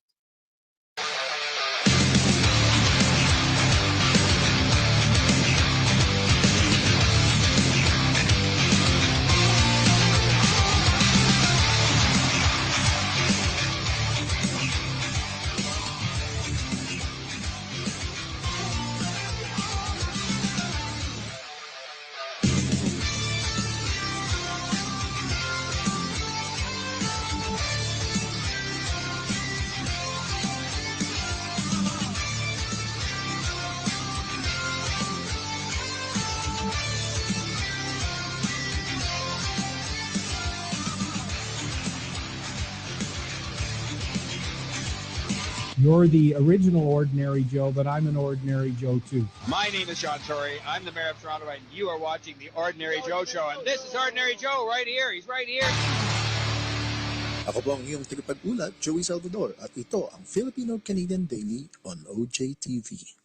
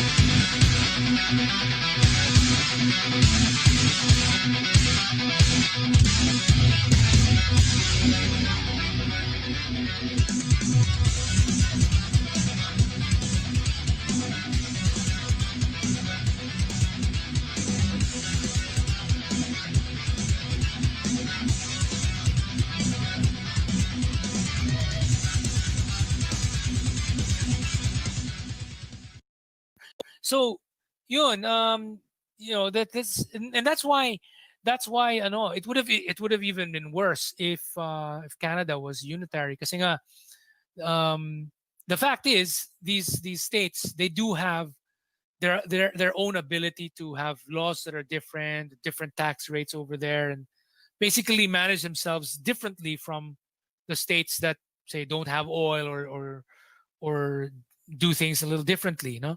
So if it was a one size fits all scenario, it would have been worse. Parang bakit yung papataw yung ano na yan sa amin? Hindi naman nag-a-apply sa amin yan eh. That would have been the case, no? It would have been really worse. So buti nga federal at napag-uusapan pa yung mga ganito, which is like may warning signs na you need to treat us better, otherwise aalis kami, which is actually hindi naman talaga sila sa totoo lang. It's more like a warning sign, or it's more like a threat rather than a real parang aalis talaga kami. It's like wag niyo naman kaming ganyan. Good point. Ganon Good siya. point, good point. Whereas sa mga pag unitary, nangyayari diyan nagiging terorista, nagkakaroon pa ng mga bombing na ano mangyayari, 'di ba? So that's one of the reasons why mas maganda talaga yung federalism. And then yun nga, we need to have a parliamentary system because we want to make sure na maganda yung quality natin ng mga leaders. Wala na yung mga song and dance numbers na yan. Gusto natin na kapag may election, campaign sa election, ang pinag-uusapan yung plataforma, yung mga programa, yung mga proyekto, yung ganun. Ano bang plano nyo? Yun. Hindi yung mga, ito, nandito si, may dalang artista na Celebrity song and base. dance. Diba? Ganun eh. Song and dance. Wala. Yan yung nangyayari sa Pilipinas. But we have to change that, diba? And Actually, Kuya, singit ko lang ha. Kasi dito Oh. sa Canada ngayon, kasi we sa taong 2011 to 2016, nakuha ng Pilipinong atensyon ng mga federal na pinuno at kahit mga korporasyon dahil from 2011 to 2016, 27% yung growth rate ng population ng Philippines. At saka nung panahon ni Harper talagang sinadyang gawing main source of immigration para sa Canada ang Philippines. Kaya in a matter of few years, almost 1 million na kami dito eh. In 2016, ang bilang ng Filipino Canadians is about 850,000. It's estimated about 1 million now. Sabihin natin, mas maliit yan kaysa sa mga pinsan natin dito sa Amerika, mga Filipino Americans, kasi 4 na milyon na sila doon. But yung ratio namin dito, we're only 40 million Canadians. So, Yeah, yeah. yung ratio namin ng dami ng Pilipino rito, per capita, mas maraming Pilipino Mas sa marami. Canada Yes, kaysa yes. sa Amerika. Yung impluwensya. Ngayon, nililigawan ngayon ng mga politiko ang mga Pilipino, and the way na-import ngayon yung song and dance na sinasabi nyo. Na-import yan dito na pagka gusto nating i-promote ang isang politikong nanliligaw sa boto ng mga Pilipino, kailangan may pa-song and dance yan dito. Naku. Nagkaroon ng ganyan eh, no? Ganon, Kasi, sa Canada. nasanay yung mga Pinoy sa ganun eh. Yung, especially yung mga, of course, yung mga Pilipinong born in Canada na, iba na yung kanilang pananaw. Pero yung mga bagong salta, nandun pa rin sa showbiz-based mentality. Kaya Tama, minsan, kuya. nakakatawa. Pero yun nga, I mean, there are so many studies that show, kung titingnan niyo yung website namin sa correctphilippines.org, makikita nyo na ang daming studies na nagsushow na yung pag-parliamentary system talagang mas maganda talaga yung effect niya sa economy. Mas magaling yung mga leaders, mas stable siya, less prone to corruption siya. Ang daming mga bentaha talaga ng parliamentary system over the presidential system. And sa lahat ng pagre-research ko talaga, ang pangit talaga ng tingin ng maraming mga political scientists, lahat ng mga eksperto na may PhD sa pag-aaral ng what this system versus that system, talaga almost unanimous na pangit talaga ang presidential. As in, really, it's like, bihira ka makakita ng PhD ng political science na nagsasabi, mas maganda ang presidential kaysa sa parliamentary. It's like very rare. Very rare. It's really parliamentary is better than presidential. All the major indices show it. Tingnan natin yung GDP per capita. Pag rinarank natin yung GDP per capita, top 30 countries versus bottom 30 countries. Majority ng top 30 countries parliamentary. Majority ng bottom ranking countries sa GDP per capita presidential or semi-presidential. Ganon din sa Human Development Index. Tingnan natin yung mga level of education, standard of living, etc., etc. Sabihin natin, top 30 countries in the world. Majority, parliamentary. Bottom 30 in the world, according to Human Development Index, presidential and semi-presidential and dictatorship. Puro mga ganon. And then, it's the same. Tapos, high, corruption levels. Yung least corrupt countries in the world, yan, tingnan nyo yung top 30 countries dun sa least corrupt. Majority ay parliamentary. Tapos yung mga most corrupt, presidential and semi-presidential. So parang meron talagang trend eh. Obvious yung trend eh. Kahit bali-balik pa rin mo, tingnan natin yung mga best countries in the world to live in. Yung makikita mo, top 10 lagi, puro mga parliamentary yung mga country. Best cities in the world to live in. Ganun din. Meron ako nakitang listahan. Most crime-ridden countries in the world. Putya, lahat, mga nasa Latin America at saka US. Mga crime-ridden, ha? So, puro mga presidential countries. Sabi ko, grabe. Kitang-kita yung trend talaga. As in, like, ganun kalinaw yung trend na kapag nag-parliamentary ka, mas maganda. Pag naging bukas ka sa foreign investors, mas maganda. Ngayon, yung federalism, I have to be honest also, na federalism is not for everyone. Federalism, hindi naman kinakailangan yan sa, kunyari, Singapore. Sobrang liit ng bansa. Diba? Hindi na niya kailangan mag-federal kasi ang liit-liit ng bansa eh. Wala parang, na mga 20 minutes. From one side of the country to the other, it just takes 40 minutes to drive by car. I mean, you're already there. So, wala. It's a small country. Other countries like, yung mga sobrang liliit na countries. Parang Ontario. May mga ganun, basta small countries, usually, especially kapag homogeneous pa, yung ethnically homogeneous pa sila, one language only. Hindi na Di pwede. mo na kinakailangan yung mga yun, North Korea, South Korea, ganyan.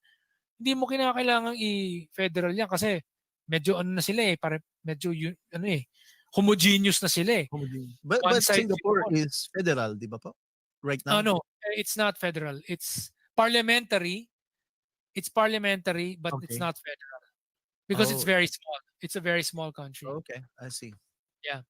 So it's not federalism is not for everyone, but it certainly is necessary for the Philippines to be federal because we are a geographically fragmented country and we are also an ethno-linguistically and culturally and sometimes even religiously uh, heterogeneous country. Heterogeneous. Singit ko lang, Hetero- oh, Kuya Orion. Isa sa parang itong tayong mga Pilipino na nasa iba't ibang bansa sa mundo. Pagka kinukwento natin ng Pilipinas, isa sa mga parang marami sa ating mga kababayan Pilipino, it's a sense of pride na sabihin, oh, ang aming gobyerno ay pattern sa Amerika. Kaya parang naintindihan namin yung politiko sa Amerika. Kaya ang mga Pilipino rito hindi masyadong active politically, which is kahapon lang kapanayam ko yung isang tumakbo ng pagka-MP na Filipino, siya nga tumutulong paliwanag sa mga Pilipino natin dito kung ano yung plataporma ng gobyerno. Kasi hindi talaga active ang mga Pinoy dito sa politika dahil hindi naiintindihan. mm. Pero yung parang ang presidential hindi ba gumagana yan sa Amerika ng maayos? Well, it used to. Parang here's the story. The presidential system is worse than the parliamentary system, but there's one exception in which it seems to work, and that's the U.S. The US. So the U.S. for a time and I say for a time Mhm. it was working quite okay. Well, mhm. Yeah, but this is the caveat. Had the USA been parliamentary, they would be unbeatable. They would be the Oh. USA. If nag-parliamentary sana ang USA, they would be unbeatable. Talong-talo ang China sa kanila. Kung Talong-talo. naging parliamentary. Kung Kasi parang dahil tumiwalag ang Amerika sa British rule, kaya siguro lahat ng patakbo ng Britanya ayaw nila. Parang they had that idea. They had that na parang ayaw natin gayahin sila kasi kung ano sila, huwag tayong ganyan. Parang ganon. Opposite tayo. O opposite tayo. But one of the things about the American system is they did not actually fully abandon the parliamentary style ideals because when they came up with their version of the presidential system, they retained a parliamentary feature Mm. in their system, which is Electoral college. electoral college. So the electoral college acts like a parallel parliament in the sense that the parliament basically makes laws and also chooses who is the head of government because the prime minister, diba, is basically chosen by the majority in the parliament. In the same way, the president of the USA, who is also their head of government but also at the same time head of state, in the US, he is chosen, or he or she is chosen by the electoral college, which is actually a parallel Of the parallel parliament. congress. It's a parallel congress, but it's only kumbaga parliament in the Westminster style. The Westminster Parliament does two things. It chooses who is the head of government and also makes laws. Mhm. In the US system, they split it in two so that there will now be two congresses. One Congress that makes laws and one Congress known as the Electoral College, which is tasked with choosing who will be the head of government. Mhm. And that's what happened. They split the roles into two. Quick question, Kuya Orion. Kung dito, ang pagkaalam namin, ang punong ministro ay ang punong leader ng partidong mananalo na sa halalan. Tapos siya ay Mhm. binabasbasan ng Governor General. Wala naman Oo. tayong gano'n sa Pilipinas na Governor General. Wala naman tayong affiliation or hindi naman tayo sakop ng ibang bansa. Paano 'yon? Sino ang magbabasbas or sino ang Governor General ng Pilipinas? Hindi Well, natin kailangan.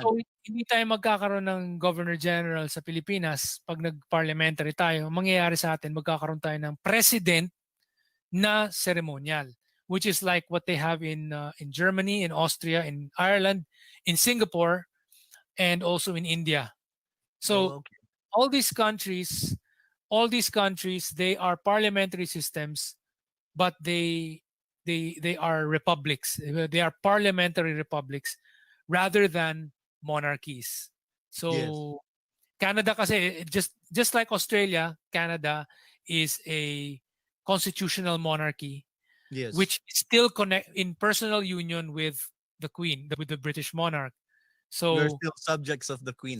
yes, still Mga subjects. commoners pa rin kami. Oh, and you still have that idea that the Governor General is essentially a appointee, so Of the appointee of Queen. the Yeah. the representative of the Queen. So Parang mas everything. makapangyarihan pa siya sa punong ministro ng Canada.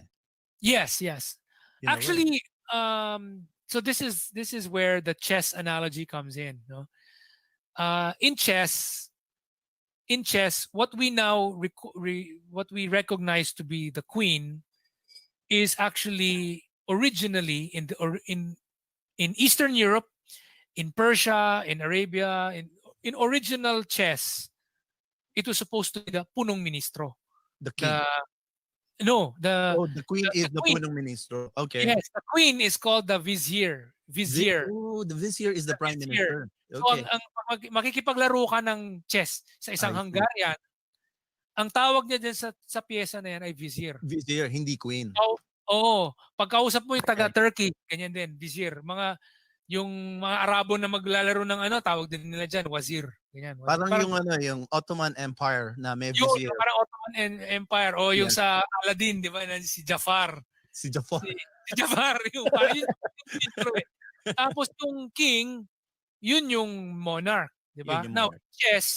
in chess, the most important piece in chess is the king, right? Because that's the ceremonial ruler. He's the head of state. But who is the most powerful piece in chess? It's not the king, di ba? Yeah, the vizier or the queen. It's the vizier piece. Yes. The vizier piece, which we, of course, based on Western European languages, refer to the vizier as the queen. Mhm. But you talk to an Eastern European, like the Russians, they will refer to it as vizier. That is a vizier. That's fairs. Fairs. vizier. Ang tawag na fairs. Or kausapin mo yung mga Arabo na naglalaro ng chess. Yan, tawag nila vizier or wazir. So, parang yan, punong ministro talaga ang tingin nila dun sa vizier. sa piyesang yan. Which is, it makes sense because the king, wala naman masyado siya talaga ginagawa, di ba? Symbolic But the game ends when the king is taken.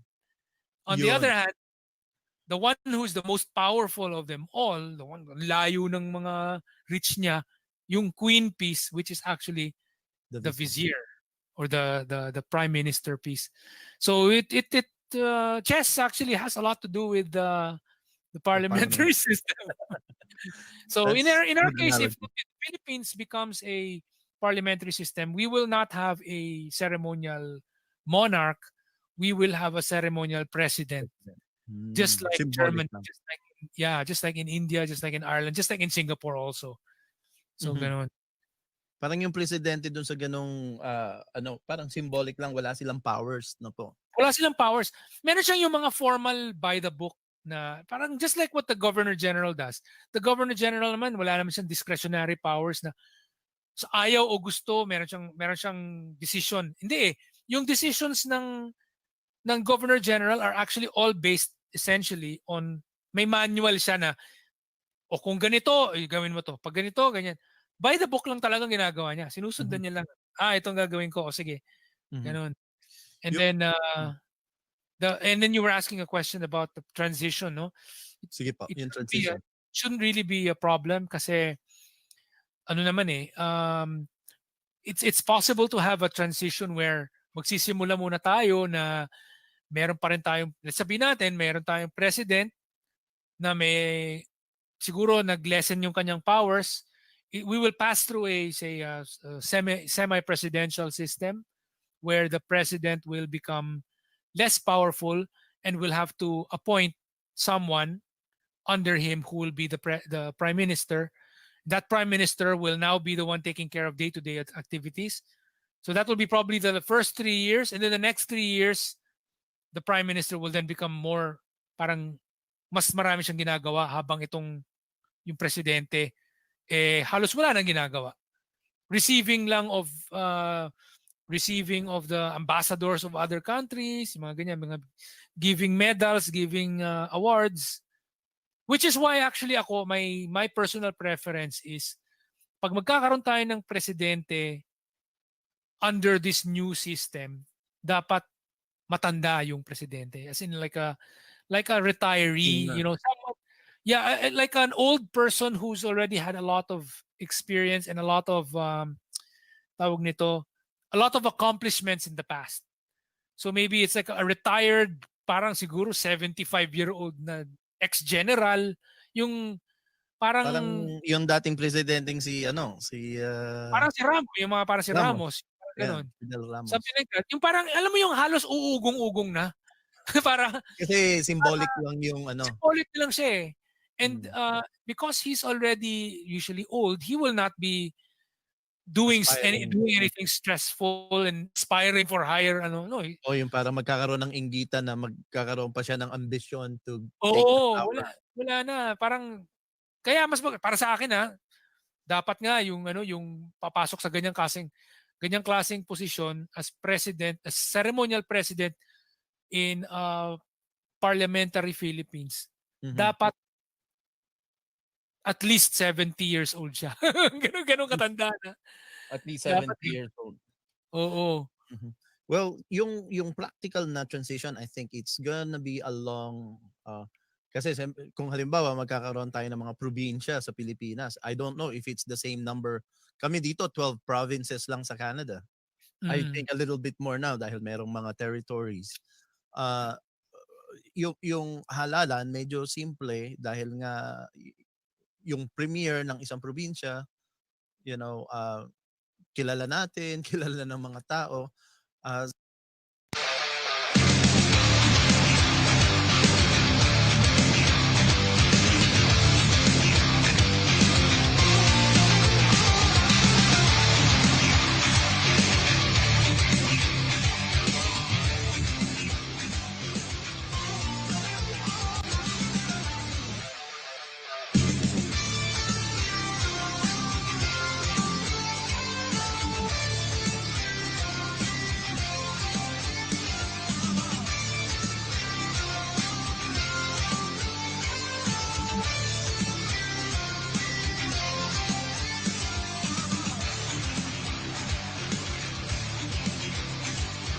You're the original Ordinary Joe, but I'm an Ordinary Joe too. My name is John Tory. I'm the mayor of Toronto, and you are watching the Ordinary Joe Show. And this is Ordinary Joe right here. He's right here.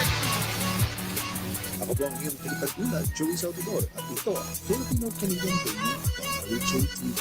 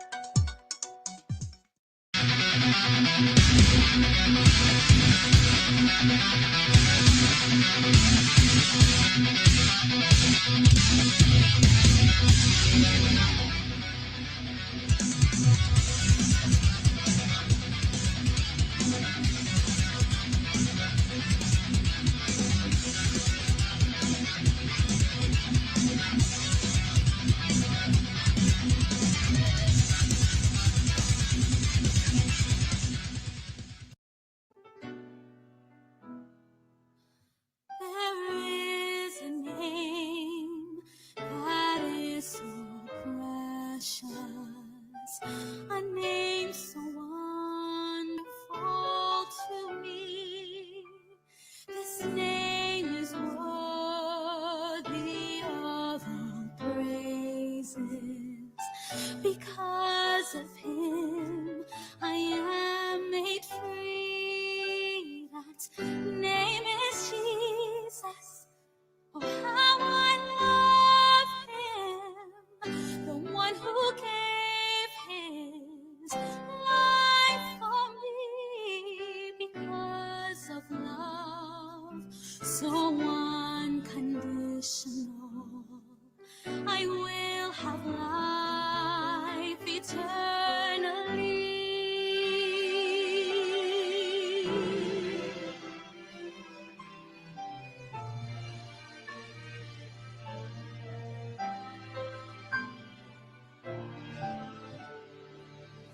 This name speaks peace unto my storm clouds. This name speaks calm unto my fears. And when I feel that no one loves me, his loving presence is so near. That name is Jesus. Oh, how I love him, the one who gave his life for me. Because of love so unconditional, I will have life eternally. Praise that name. Praise that name.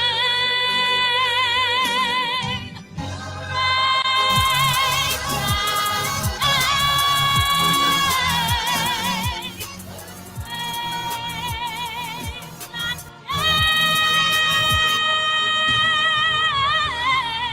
name. Someday I'll leave this earthly dwelling. Through time and space, my soul will soar and finally see the face of Jesus and praise that name forevermore. That name is Jesus. Oh, how I love him, the one who gave his life for me, for me, for me, for me. Because of love so unconditional, I will have life eternally. Oh, matchless is that name. Oh, glorious is that name.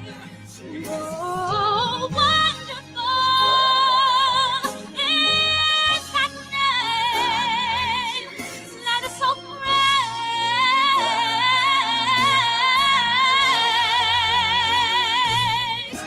that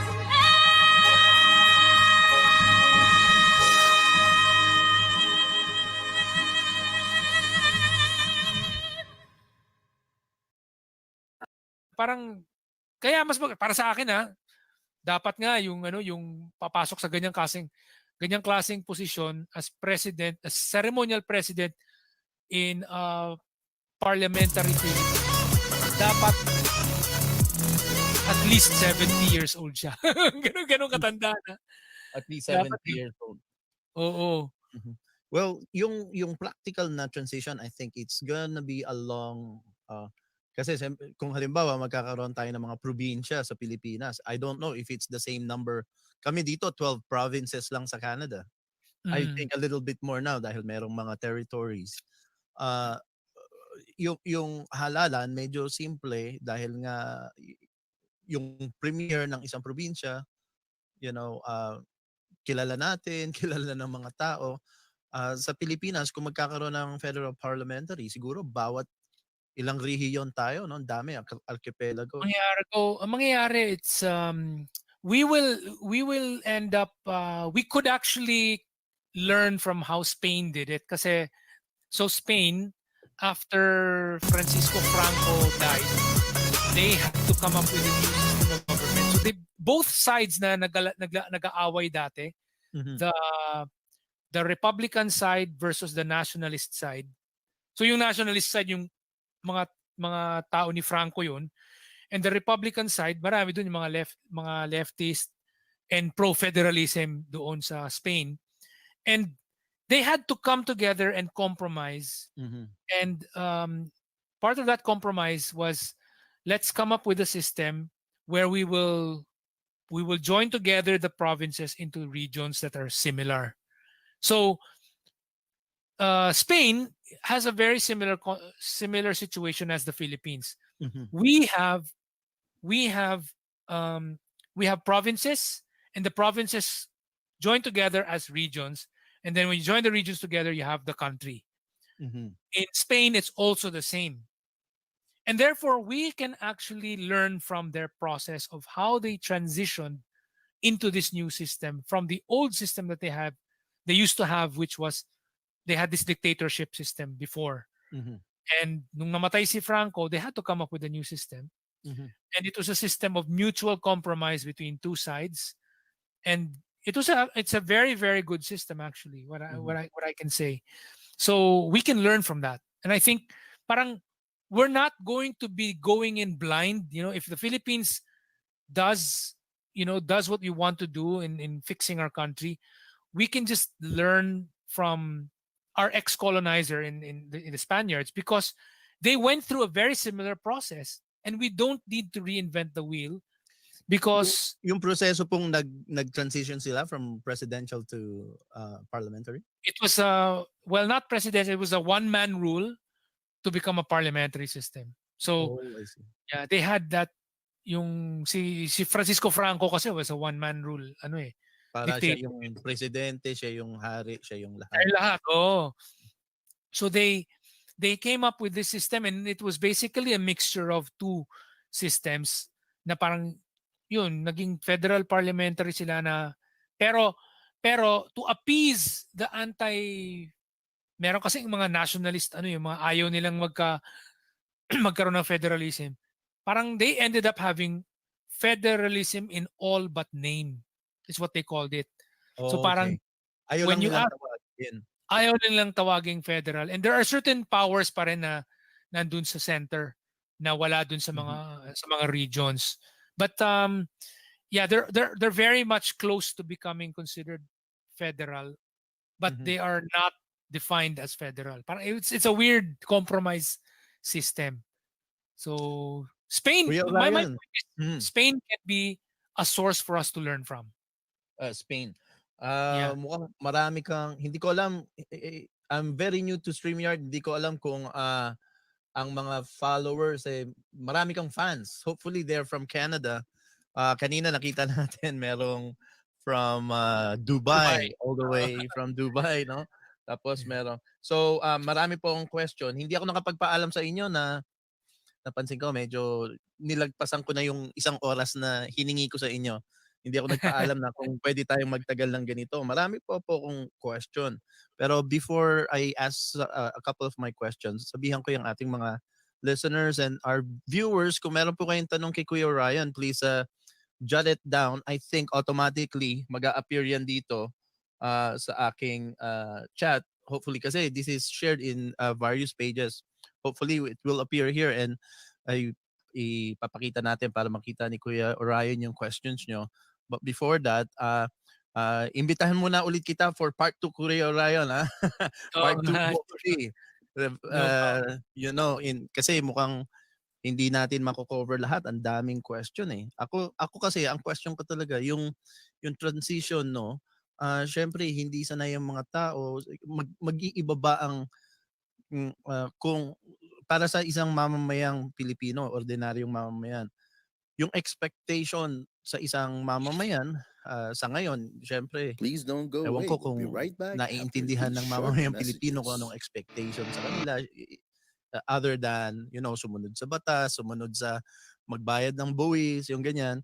Pero yung behavior ng isang mamamayan, kailangan ba mag-iba yung kanyang behavior, kung paano siya susunod sa isang pamalaang, kung ang Pilipinas ay magiging parliamentary government, paano mag-iiba yung kanyang buhay, yung lifestyle niya sa isang Well, ordinaryong mamamayan?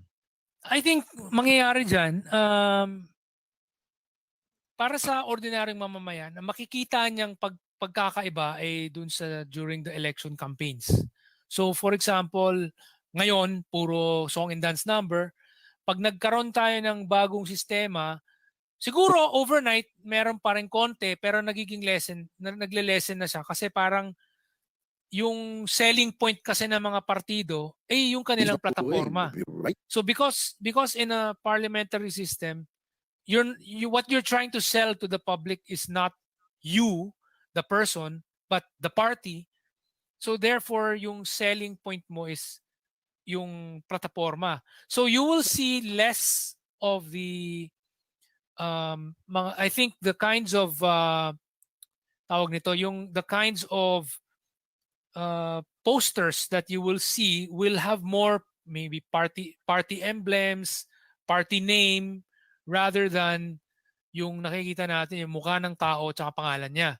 So meron pa rin siguro 'yan, pero mas may malaking portion ng poster yung emblem o yung logo ng party at saka yung pangalan ng party. Magiging mas malaki yung print dun sa kanilang Sa kanilang mga poster. campaign materials. Oo, Eh, campaign material. So, mas makakakita tayo ng mga ganung klaseng pagbabago. Well, other than the election season po, yung pang-araw-araw na buhay, halimbawa, kinasanayan ng mga Pilipino ngayon, pagka meron silang problema, pupunta sila kay barangay captain. Magkakaroon pa rin ba ng mga barangay at meron pa rin bang kapitan na I malalapitan? think barangays will probably might still be around, but there will be a point in time where the MPs will start playing much more active roles than they do currently under the congressional system that we have. In the congressional system, you hardly ever get to see who is the congressman of your district in the Philippines. You just hear about them for the election, but you never really get to see them and get to talk to them or you like parang nami-meet mo sila para sabihin mo yung problema mo. Under a parliamentary system, it's like magiging mas importante yung mga MP para sa mga day-to-day problems mo, mga walang tubig dito sa amin o yung laging namamatay ang electricity dito sa lugar namin, kailangan mong kausapin yung MP mo. MP. So, oo. Kasi so dito Kuya Orion sa amin sa Canada ang aming pagkaintindi ng aming pamahalaan dito. So meron kami municipal, provincial at saka federal na levels of government, no? So yun sa mga nawala ng tubig or merong pipe burst, yung ganyan, municipal jurisdiction, municipal lalapitan mga konsehal ng munisipyo. Pero yung katulad nitong meron kaming pinaglalaban na umaaklas doon sa maaring kinakatakot ng mga tao yung mandatory vaccine. Ang may ano niyan, may jurisdiction niyan yung provincial naman. Tsaka yung mga eskwelahan, yan ay sa provincial. Ang federal na pamahalaan dito, yun ang mga foreign relations, yung mga militar, yun yung kanilang papel. So sa Pilipinas kung magiging ganyan, ang tawag namin dito sa miyembro ng ng lehislatura ng MLA, provincial, MLA MLA. sa sa Alberta at saka sa Alberta Provincial. Winnipeg sa MLA, dito sa amin sa Ontario we call them MPPs. MPPs, oo, oo. MPPs. So sa Ano, Pilipinas, member of provincial provincial parliament. parliament, 'yan yung MPP. Sa Oo. Ontario 'yan. So Yeah. kung sa Pilipinas 'yan, magkakaroon ba tayo ng ganyang MPPs? Yes, magkakaroon tayo ng ng ganyan. We will, so each region they will become parang MRPs or Ano po ba yung MRP? member of regional parliament. Oh, Regional regional rather than parliament sa regional. Pilipinas 'yan. Pilipinas. It'll be like that. Yes. Now I do think though that what will happen is even for some mundane stuff, there will still be a situation where Papel ng people MP. will still talk to the MP, the federal MP. Like para bang patulong naman din kasi baka hindi rin kaya ng regional namin. Baka kailangan din namin ng tulong dun from the federal part. So, especially at the early stages of development, like the Philippines still being a relatively poor country, mangyayari dyan, in I think the first 30 years of this system, I think a lot of people will still talk to both the regional MP and as well as the federal MP.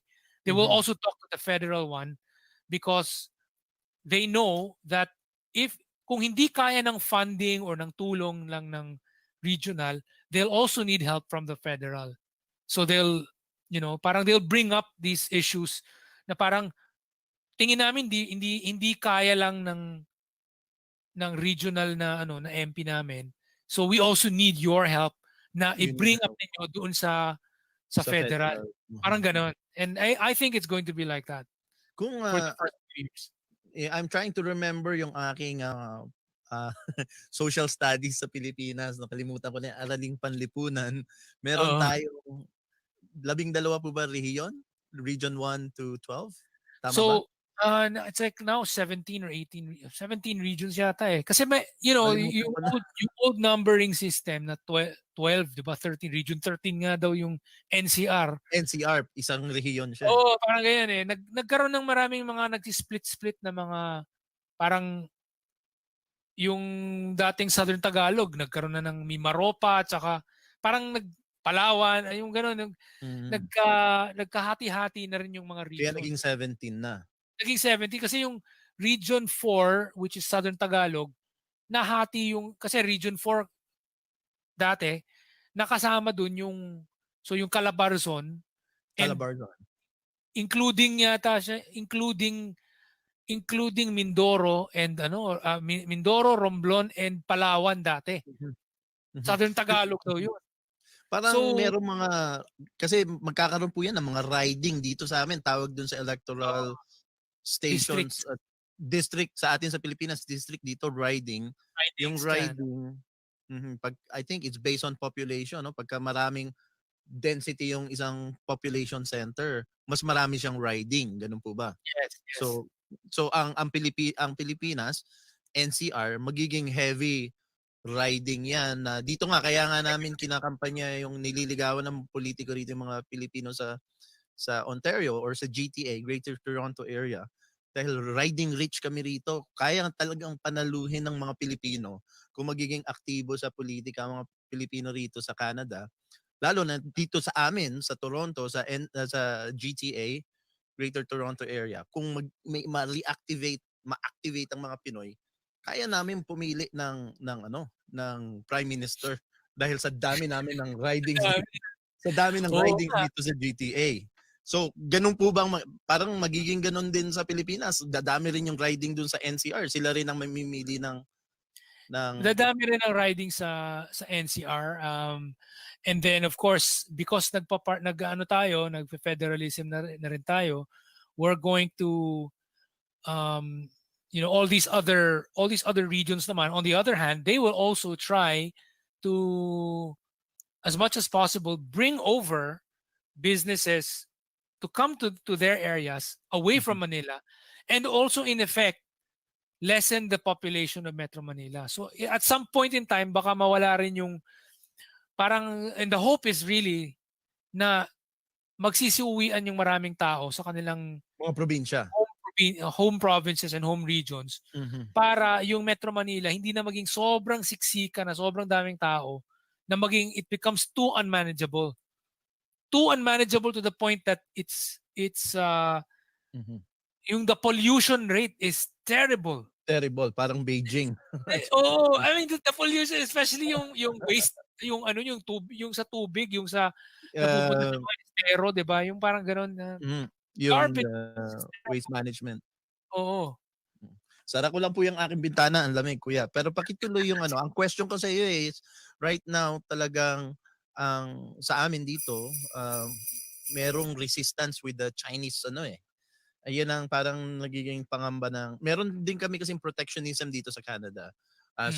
Certain trades, I think pagdating sa mass media, yan ang mga hindi pwedeng pakialaman ng foreign entities. Pero everything else is up for grabs kung gusto ng mga foreign entities na ngayon parang nakikita namin yan ang nagiging problema nila sa Estados Unidos, na maraming alos ang 6 big studios ng Hollywood pagmamay-ari na ng China. So yung mga ganong pangamba sa panggagrab ng China, at ngayon talagang lumalapit ang China sa Pilipinas. Ang takot ng tao, baka naman pagka nag-open tayo sa foreign investor, gagrabin ng mga in-check ang lahat ng mga core industry sa Pilipinas. Paki-explain po, at magsasala lang po ako ng I'll turn it over to you. Paki-explain po yung pangambang yan. Paano natin yan masusolusyonan? Well, unang-una kasi, ang gagawin lang naman natin, itatanggalin natin yung restrictions na nandun sa Constitution. So, pag tinanggal mo yung sa Constitution, pwede ka pa rin magkaroon ng mga restrictions sa law. So, yung iba kasi yung law kasi, yung legislation, pwedeng baguhin yan as and when kinakailangan baguhin. Ang problema ng mga constitutional restrictions, mahirap siyang baguhin. Constantly nagkakaroon ng pagbabago. There's constant change that happens all the time, right? So, when certain things change, you have to change the laws as well. Now, if your laws cannot change because they're in the Constitution, medyo may problema ka. Inflexible ang sistema. So, kailangan talagang baguhin yung sistema para yung mga restrictions natin, wag dun sa loob ng Constitution ipapasok, kundi doon na lang sa legislation. So, pwede pa rin naman tayo magkaroon ng mga restrictions, pero nandun sila sa legislation. Diba? Like you look at Canada, yung anumang merong silang restrictions dun sa media, wala yun sa loob ng konstitusyon. No one does that in the Constitution. Doon They yan do sa, it in legislation. sa laws. Sa laws, yeah. So, you have the ability to do that in legislation. You don't have to do it in laws. In fact, once we become parliamentary, once we become federal, some sectors nga, it depende na yun sa region. Parang wag mo nang lagyan ng blanket restriction sa national level. Bahala na yung mga region kung gusto nilang yung mga mall, for example, gusto ninyong magkaroon ng mga foreign-owned malls, pwede. Siguro dito sa Region 5, Region 7, mga ganyan. Bahala sila. O yung ibang region, kung gusto nilang magsara, na Filipinos only ang may-ari ng mga mall, bahala kayo. Para sa akin, mas maganda siguro, tanggalin natin yung certain restrictions from the national level. First of all, tanggalin natin sa Constitution. Tapos, yung anumang mga restrictions na meron sa legislation, tanggalin natin sa national level at doon na lang natin isalpak dun sa mga empower the local government, yeah. empower the regional government, magkaroon sila ng hindi naman autonomy yon, ano yon eh, parang well, in a way autonomy kasi Autonomy na yun. parang yung spreading the Both sides power of the family. na Yeah, I think I go to Christmas Eve. It's like one or the other. It's either I go to Christmas Eve on my actually, dad's marami po akong on my gustong dad's pakita nun sa side, inyo. and then Pero itong merong nag-comment. Oh, wait. Ito muna po. Chinese pero US is having a large debt to them. So bawal ang Pilipinas to go straight to the source. Naintindihan niyo po ba? Ano ba? Tanong po ba to? I'm not sure. Chinese pero US is having a large debt to them. Hindi malinaw. Hindi ako sure kung ano ibig sabihin nung Ito, tingnan po natin yung taga Dubai. I think he's asking, okay, bakit ayaw ng ibang Pilipino na makapag-deal tayo with China? Ang US nga umutang sa China eh. So lubog na nga sila sa utang sa oo. China. Yun ang medyo yun narinig niyo na po yung Chinese debt trap, di ba? Oh, yeah. Ginagawa talaga ng mga incheck yan. Sabi sa maraming African countries and pati ang isn't it Malaysia or Vietnam? No, it's no. None these guys haven't had that, but Sri Lanka, one particular port, they had that. I mean, it's really all about kasi made-debt trap ka if you also made a mistake na humiram ka na hindi ka sure kung kaya mong bayaran. So, nasa bansa rin yun. I mean, why would you also you yourself go into a situation na hindi ka pa sure kung kaya mo talaga o hindi. So, to be sure, wag ka na lang umoo sa lahat ng bagay. 'Di ba? So, umutang ka sa mga alam mong kaya mong bayaran. Doon sa mga area na hindi mo sa tingin mo baka hindi mo kaya, wag kang umutang doon. Baka ma-debt trap ka doon. Pero sa tingin ng iba kasi magaling talaga mga incheck mang debt trap. Parang sa negotiation pa lang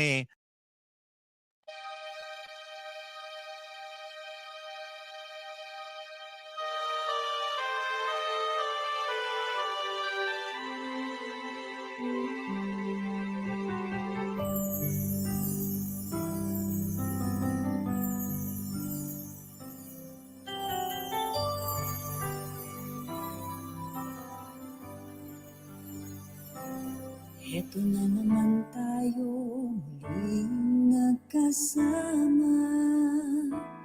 Taon-taon na lamang tayo'y nagkikita. At kahit di nagkakausap ng anong tagal pa, pag nagkaharap-harap, ang saya-saya. On my dad's side, and then I go to Christmas on my mom's side, or it's the other way sometimes. I missed Christmas 2 years in a row. I didn't get to go. Ngunit kahit wala sila, ay parang nandyan pa rin. Dahil sila ay naandyan dyan sa puso natin. Isang taong lumipas, isang taong dumaan. May tumabay, may pumayay, may nagtampuhan. May nagkabati, may nagsama't hiwalayan. Kaya ang dami-dami nating kwentuhan. Isang taong lumipas, isang taong dumaan. May nadagdag sa atin, mayroon ding nabawasan. Ngunit sa dinami ng mga taong pinagsamahan, tuwing Pasko tayo at tayo pa rin naman.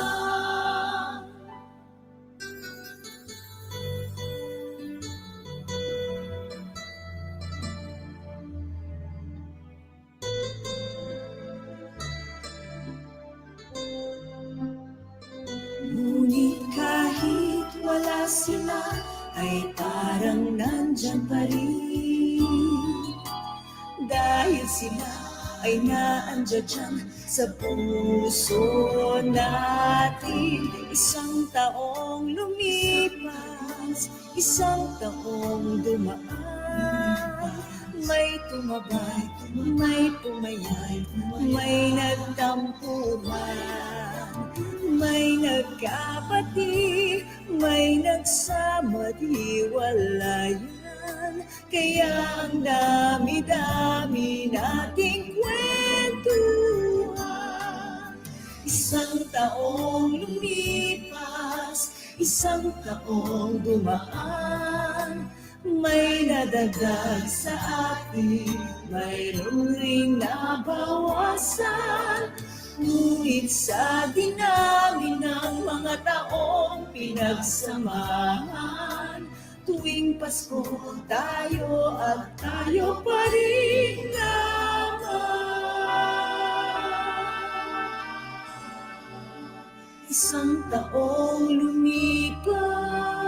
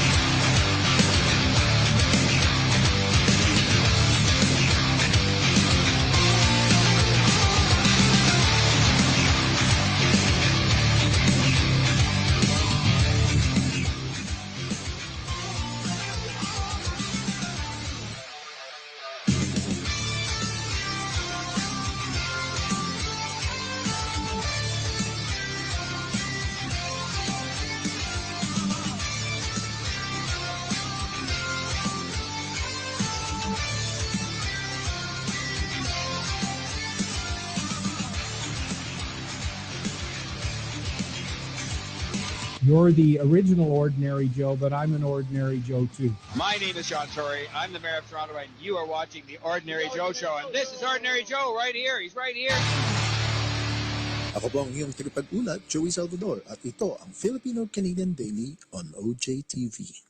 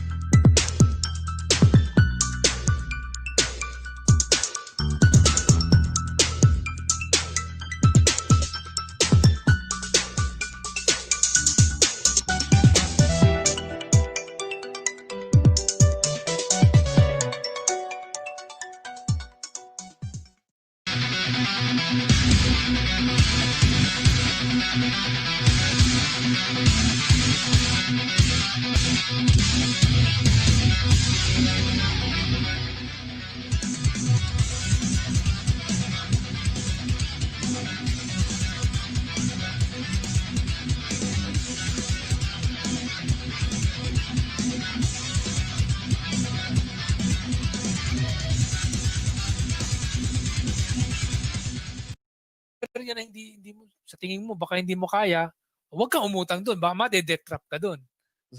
Pero sa tingin ng iba kasi magaling talaga mga in-check mang debt trap. Parang sa negotiation pa lang akala mo you're on top of the game pero mamaya pala na-realize mo binigyan ka ng extra ganito, tinayuan ka ng kalye, ng bridges, tapos mamaya yung pala utang mo hindi mo mababayaran. Ito naman po taga UAE. Dito sa UAE may 51-49 FDI policy. Familiar po ba kayo sa sinasabi niya? Sila, pero wala. So ang UAE, meron silang sistema whereby para bang everywhere else outside, para bang they have this parang clause, but it's not actually in their constitution. It's actually in their legislation lang. Legislation. Yeah. Parang it's like outside of free areas, parang meron silang, parang so businesses must be 59, must be 51% owned, 5149. 51% owned by locals, Mm. unless otherwise, ano, para bang unless they are in a free zone, parang ganon. Freedom. So FDI, I think, means foreign direct foreign direct investment. investment policy. Yeah.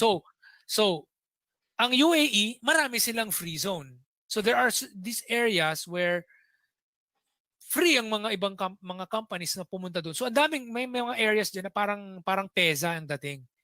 But the thing in the Philippines, we don't have that because the 60-40 applies everywhere in the Philippines. Blanket. Mhm. Sa kanila, meron silang clause na pag nandun ka sa outside of the free zone, may 51-49 ka. Pero pag Mhm. nandun ka sa loob ng free zone, Wala. exempted ka. Sa Exempted. Pilipinas, wala tayong ganyan. Wala. Yung Wala. PEZA, wala. Yung PEZA, PEZA 100%. is not a, PEZA is not a free zone. PEZA, what PEZA does is it gives you tax breaks. Tax breaks, okay. But you still comply with the restrictions. 60-40 ownership. Oo. Mukhang two parts kasi yung question niya. Ito yung second part, i.e. nag 100% open sila sa ibang sector ng industriya in preparation sa Dubai Expo 2020. Kaya yung economy ng buong UAE mas naging competitive.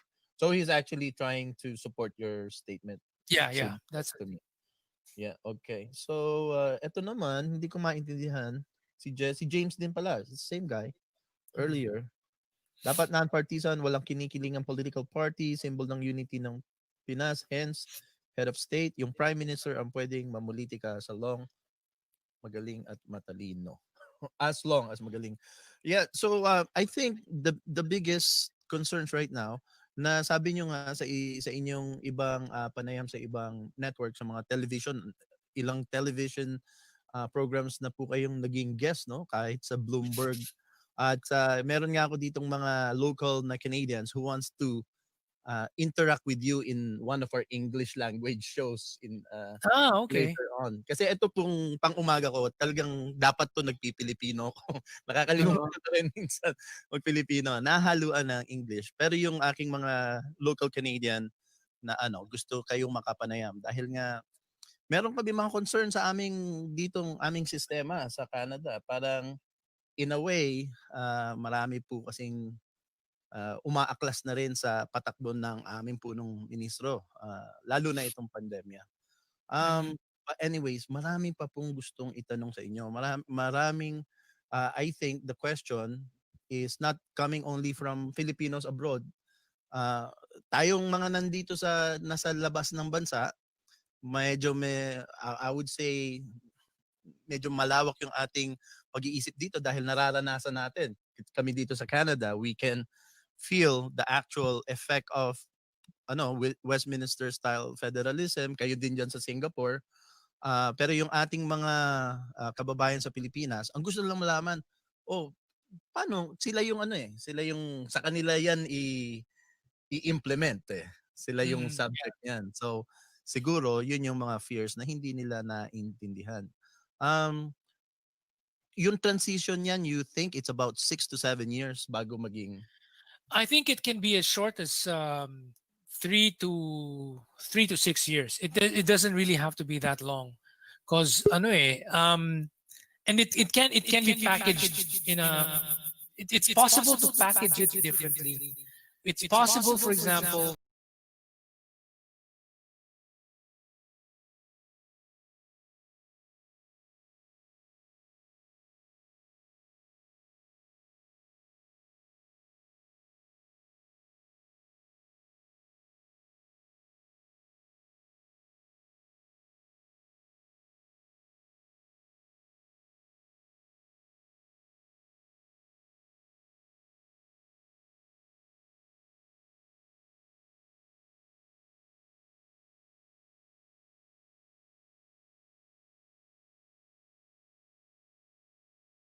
vote for his party.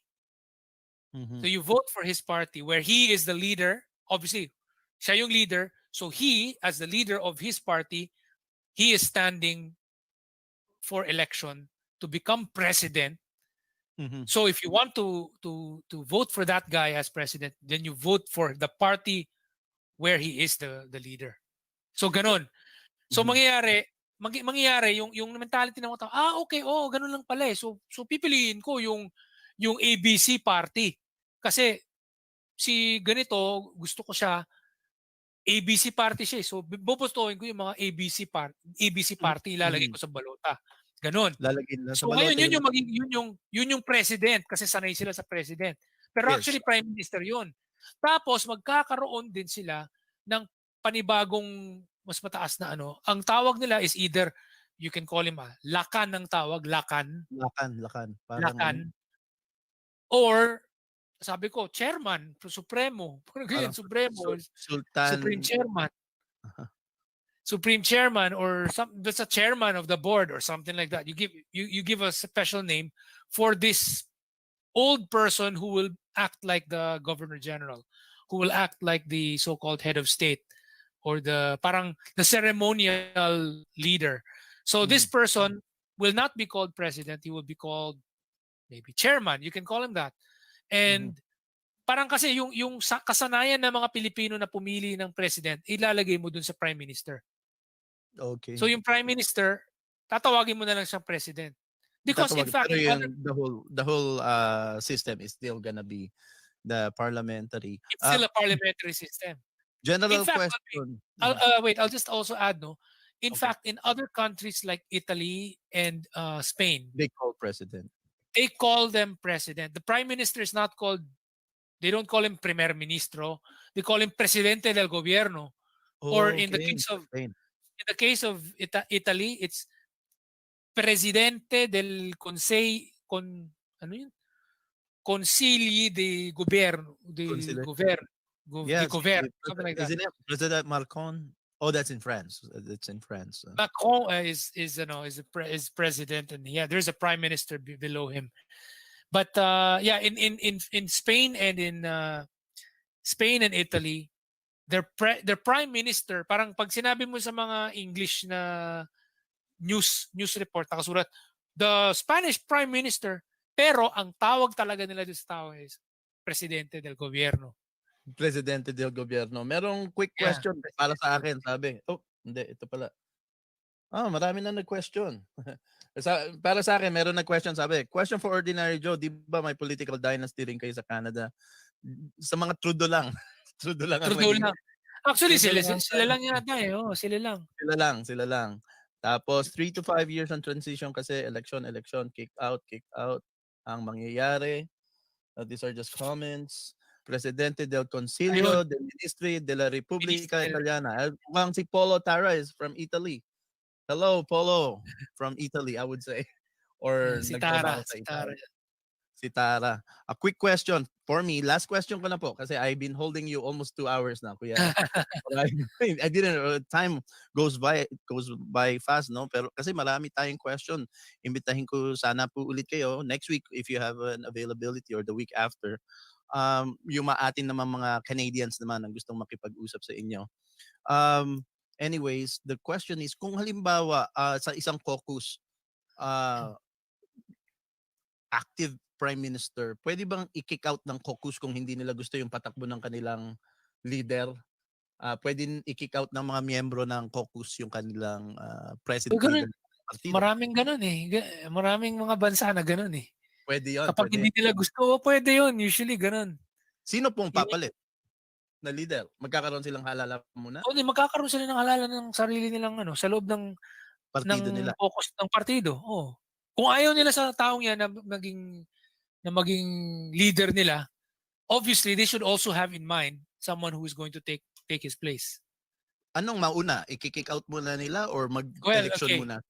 If you were to ask me, paano ba natin gagawin yan?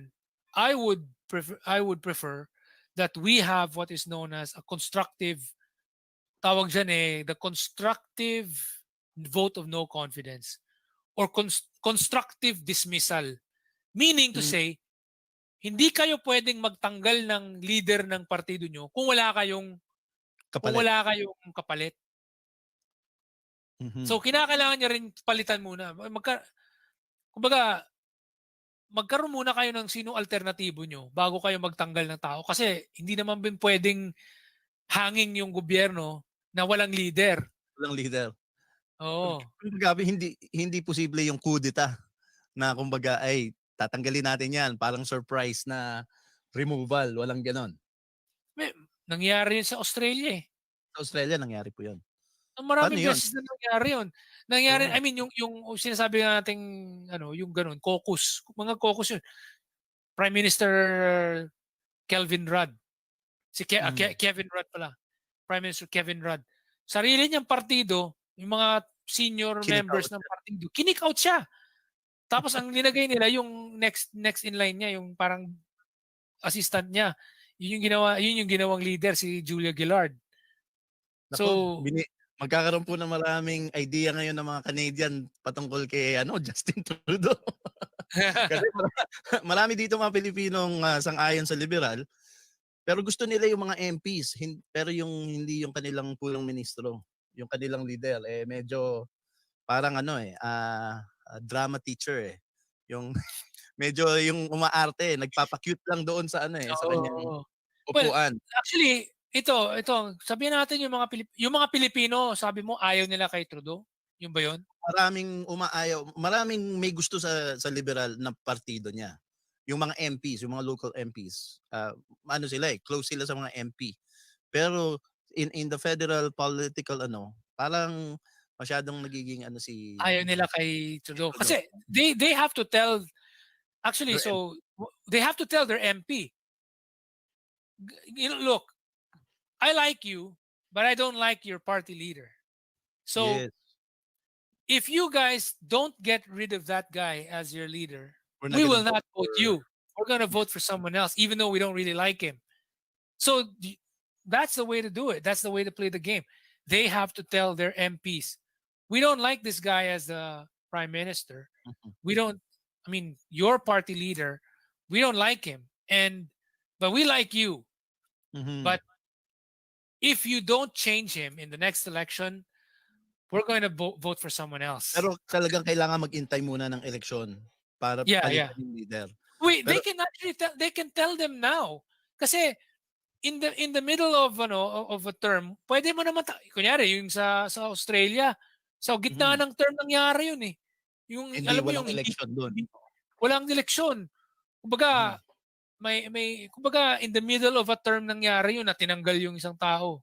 So pwede yun eh. Pwede naman yun talaga sa parliamentary system eh. Hindi mo naman kinakailangan hintayin na matapos yung election bago magkaroon ng bagong leader. So he can be ousted in the middle. So, Diba? in a way, mas maganda yan kaysa yung sa atin sa Pilipinas, ang patakbo Hihintayin mo pagkaayaw ba? mo talaga eh. Hindi lang hintayin, magkukudeta para mapalitan. Oo. Diba? Military kudeta. Dito, parang wala pa tayong naririnig na military kudeta sa mga ganito. Sa Canada, I don't Actually, there is that study by the late Dr. Juan Lintz. Isang tanyag na political scientist yun. Na he's German Spanish siya na political scientist. And yung study niya, sabi niya, it's proven na statistically higher yung likelihood na nagkakaroon ng kudeta sa presidential system. Halos president.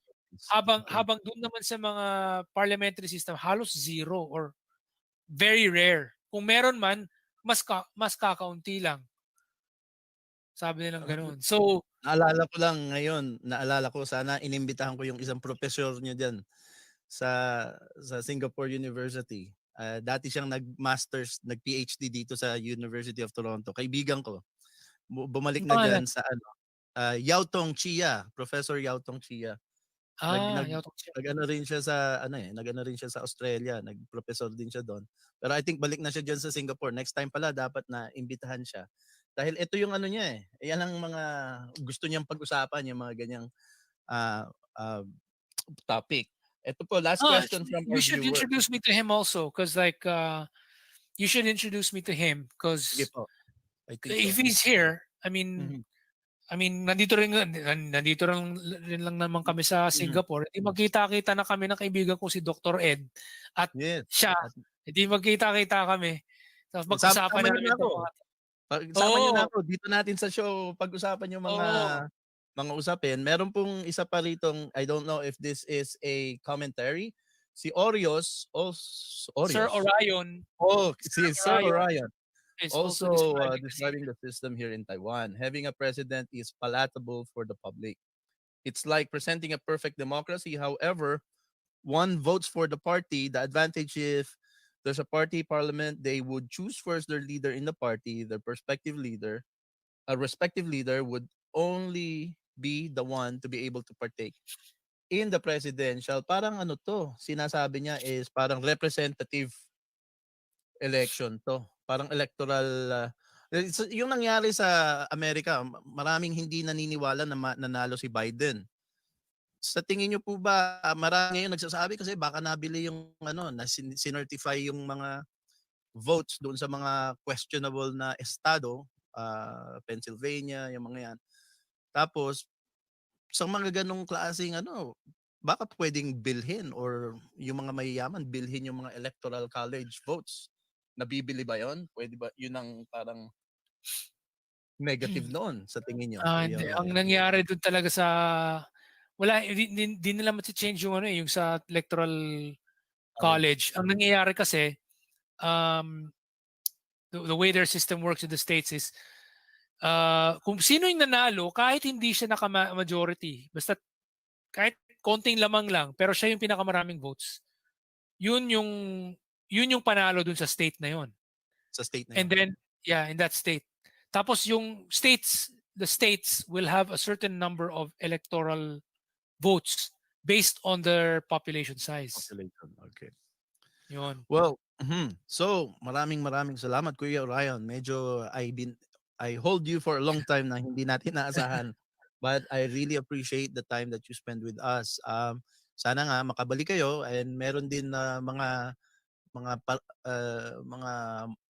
Caucasian na mga politiko rito na nabanggit kong magiging guest ko kayo today. Meron akong isang co-host dito every Wednesday na very politically active sa parehong partido. Dati siyang consultant doon sa parehong partido na yon. Gusto niya kayo makapanayam.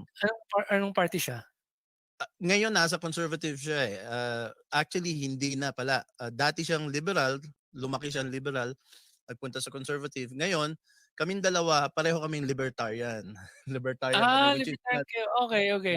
pero hindi yan walang strong libertarian party sa Canada. Parang dalawa lang, parang ding parang America, Republican and Democrats dito, conservatives and liberals, pero merong pangatlong malakas yung NDP, New Democratic Yeah, Party. NDP. Ano Oo. pangalan nung si Singh ba yun? Ano yung pangalan? Yes, si Jagmeet Singh. Jagmeet Singh. Okay. Gusto nating maimbitahan Yung yan. orange party pala yung yung ito yung orange, di ba? Parang sila yung orange, yung colors Orange. nila is orange. Pero Colors meron nila. ding green party. Meron ding green party. Sila yung pang-apat na dalawa lang ata MP nila yung green party. For a long time isa lang yung MP nila eh.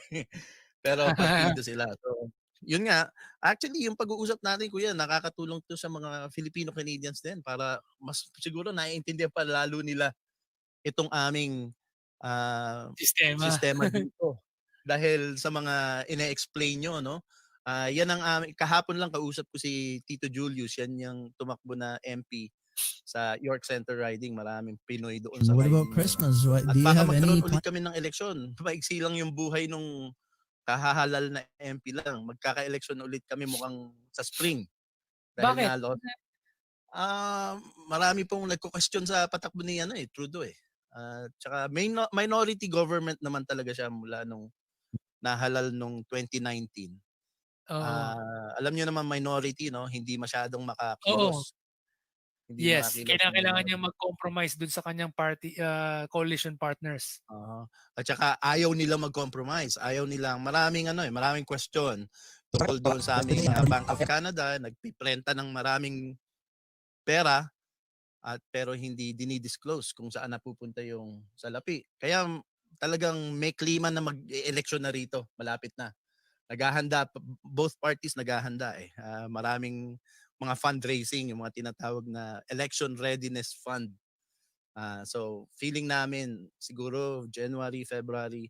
At yung ating pag-uusap, talagang nakakatulong to sa mga Filipino-Canadians. Maintindihan namin ang federal parliamentary na inyong minumungkahi na gawin natin yan sa Pilipinas. Pero kami dito sa Canada, yan na yung sistema namin, hindi pa rin namin naiintindihan. Kaya maraming Pero salamat. I think pare ano yung maganda diyan sa Canada kasi maraming mga ano yung tawag dito mga learning materials no yung mga videos kasi Time actually here. kami sa Correct Movement, marami kami mga nakukuha mga video, mga Canadian videos, British videos kanyan. Christmas Doon is namin my natututunan yung mga ins and outs ng Senior, I will never. different versions of the Westminster City. Westminster. Okay. Oo, tapos pinapanood din namin yung mga yung mga away today yung I mga become, a debate senior. sa I will sa never House of Congress stop Question making period. Christmas question period. Oo, pinapanood namin 'yan. So doon namin kaya ako familiar sa maraming mga Canadian terminology rin kasi nga pinapanood ko eh. Alam niyo po ang tinatawag naming rockstar ng From, question a period, senior, yung I will MP ng Conservative. Kaibigan po yan ng palatuntunan natin, si Honorable Pierre Poliev. Oh, Yan ang yes, careful kilala yeah. niya. Kaibigan niya yun. Tatlong beses na nating nakapanayam. Well, I mean, I would call him my friend because I interviewed him 3 times. a senior. I will Not yet here, pero doon sa mga pagka ako naimbitahan na mag-co-host sa ibang radio station, sa ibang radio programs. Naimbitahan ako na I ano ko na will siya doon. never Pero sa stop January, making Christmas is hopefully, my favorite time of the year. yung ating connection is magkakaroon tayo ng pagkakataon, makapanayam siya one-on-one, and meron tayong tinatawag na simulan ko just recently, yung Filipino-Canadian Media Pool. Now, for many in the history of Canada, hindi pa kami nagkaroon ng pagkakaisa yung mga independent media sa iba't ibang provinces. Ngayon meron na kaming pool. So, pagka meron kaming town hall, virtual town hall, nakakapag-imbita na kami ng mga federal officials na, oy, gusto nyong kausapin ng mga Pilipino, punta kayo rito. So, yun. Pero anyways, last words, Kuya Orion, an open invitation to you. I'll call you after the show. Really interested, some of the Canadians who are interested to interact with you as well. And also, some of our other media reps from across Canada would like to ask you some questions on another opportunity. Last words to all our listeners today.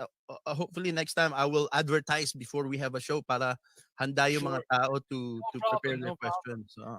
Last words before we say goodbye. Last words. So, ladies and gentlemen, just take the time to check out the correctphilippines.org website.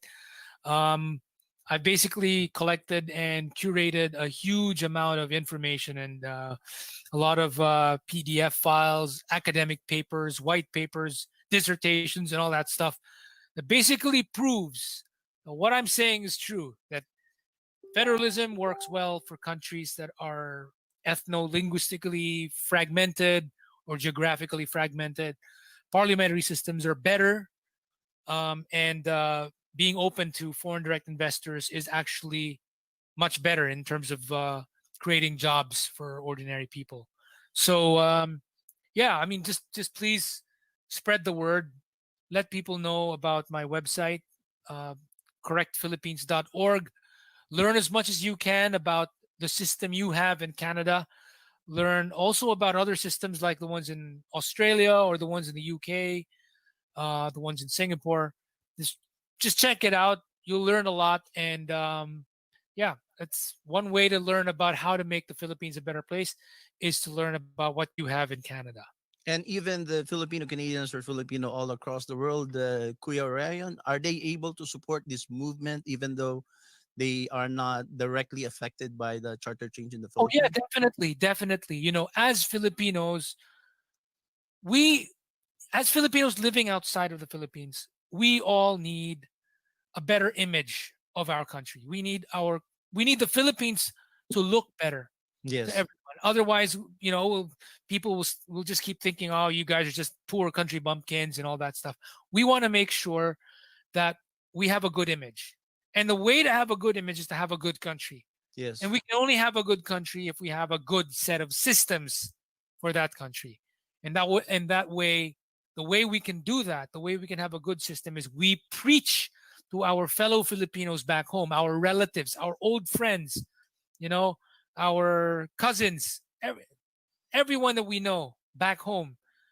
Tell them about how the system that you have in Canada is a very good system that the Philippines needs to have.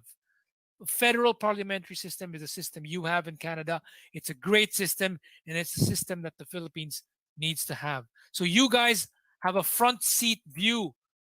You're able to see how it works with your own eyes. You can experience it, learn about it, let them know. Okay, and also spread the word. I have my website, correctphilippines.org. Spread the word to them. Let them know they can learn about it from the website. Okay, that's it. So we will rerun this show, and we will put on the bottom the correctmovement.org. Correctphilippines.org. Yeah. Correctphilippines.org. And huwag ka muna malas, Kuya Orion. I'll just do a 30-second closing, and you will see Pierre Poliev on my closing, actually. And Cool. everybody, thank you for watching our morning show. Itong pang-umagang palatuntunan ay ang ating Filipino language show para sa dedicated sa ating manggagawang Pilipino all across Canada. Ako po ang inyong lingkod, Joey Salvador reporting, at ang ating nakapanayam, si Kuya Orion Perez, an expert in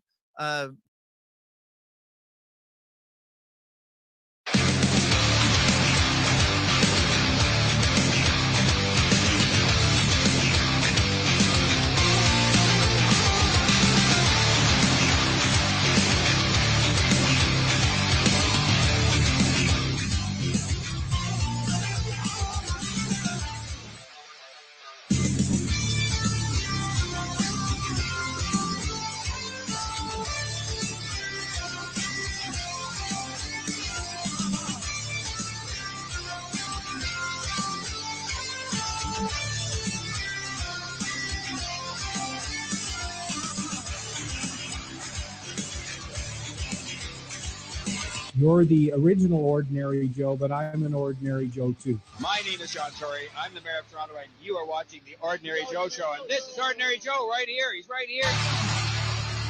Ako po ang iyong tagapag-ulat, Joey Salvador, at ito ang Filipino-Canadian Daily on OJTV.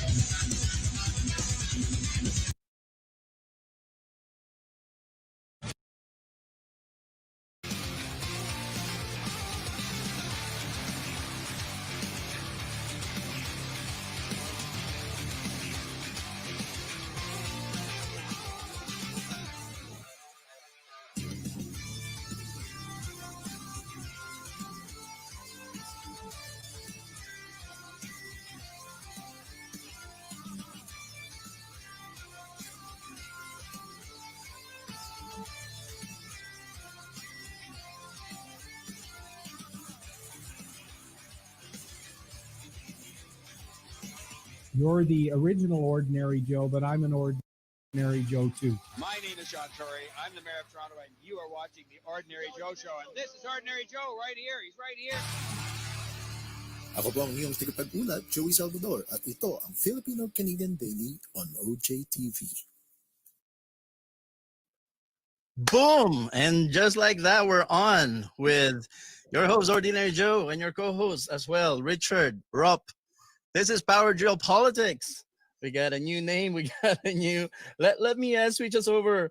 Richard, how was your Christmas, my friend? It was very nice. You know, it's a lockdown Christmas, so you're not spending it with your extended family and everything. So it's a very unusual year, and I don't like this new normal. But we make the best out of it, so it was good. Thank you. The How was funny yours?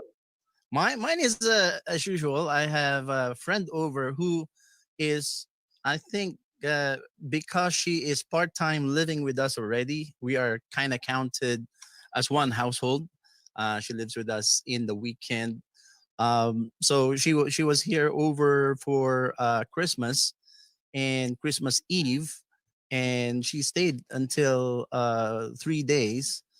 And yeah, we had fun because she has all the accounts on the streaming channels like Disney Plus and Prime Video, and yeah, she was watching it here on my system, and she left it like that. When she left, we can still watch her account. Yeah. But yeah, so I watched Hamilton, and I watched the entire series of Mandalorian. Star Wars Mandalorian. How are you? You mostly just home with family? Yeah, we were just home with family. Yeah, exactly. Cooking up a storm. Cooking up the storm. Well, I thought that there will be, I like what you just said there in the little intro that we have there, the new normal. And I think you showed me an article, and then I did more research about the article you showed me. And I found this video from this university that is funded by Bloomberg. I forgot what the name of that college is, but they did a dry rehearsal just in case there's a pandemic. Just in case there's a pandemic, back in October 2019, about 3 months before the actual lockdowns came, and the pandemic was become widely known. So they did a rehearsal of what things are, and if you watch this rehearsal, it sounds exactly like that everything that happened in March or in December. When was for us here in Canada, it was March when we got all the lockdowns, but the earliest was I think December in China, was it? Right. So let me tell your viewers a little bit about it. Many people have talked about it, but very few people, in mass know in detail about it. The event was called Event 201, and it was a tabletop exercise. It was hosted by, get this, World Economic Forum, who's the one bringing us the Great Reset with Klaus Schwab, the right. Bill and Melinda Gates Foundation, and the John Hopkins University. Right. So John Hopkins University is the one that's giving us all these numbers now globally about COVID numbers. And they did a tabletop exercise back in October 2019. And if you read it, it is a zootonic coronavirus that went from bats to pigs to humans, and human transmission. And it started in Wuhan. Now this is their pretend, as if it pretended, started in Wuhan, China, and spread around the globe, and millions of people died. And it gave a very detailed example how to control the media narrative, what the media should be saying, what the social media network should be censoring, and taking away false information or what they deem to be false information, what government action should happen, restriction of movement, lockdown, contact tracing, et cetera, all these things. So basically, back in October, they magically predicted that the coronavirus would happen, COVID-19 would happen. And it happened, I think, about 6 weeks before the outbreak actually in Wuhan, China. So, just about 6 weeks. what a coincidence. What a magical coincidence. I know.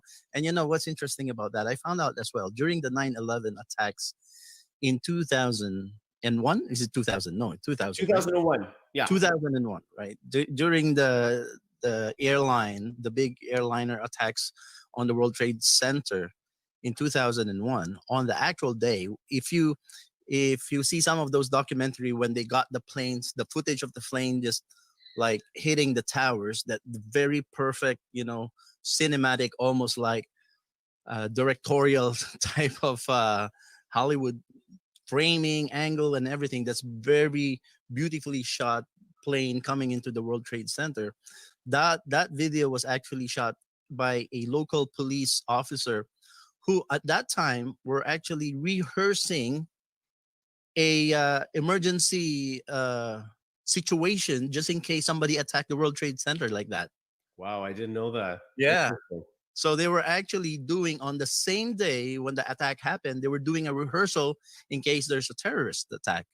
And so so this exercise is happening nearby the tower, and the police officer who's a part of the exercise was there with a handycam, and right, just on the same time it happened. So there's sort of like, is there a pattern here? Rehearsals and all this kind of a simulation, and then it's happening for real life. What do you think about that? Well, look, I always go by the motto: if it's too good to be true, it's too good to be true.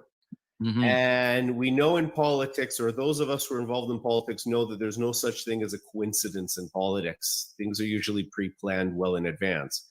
So take those two things into consideration.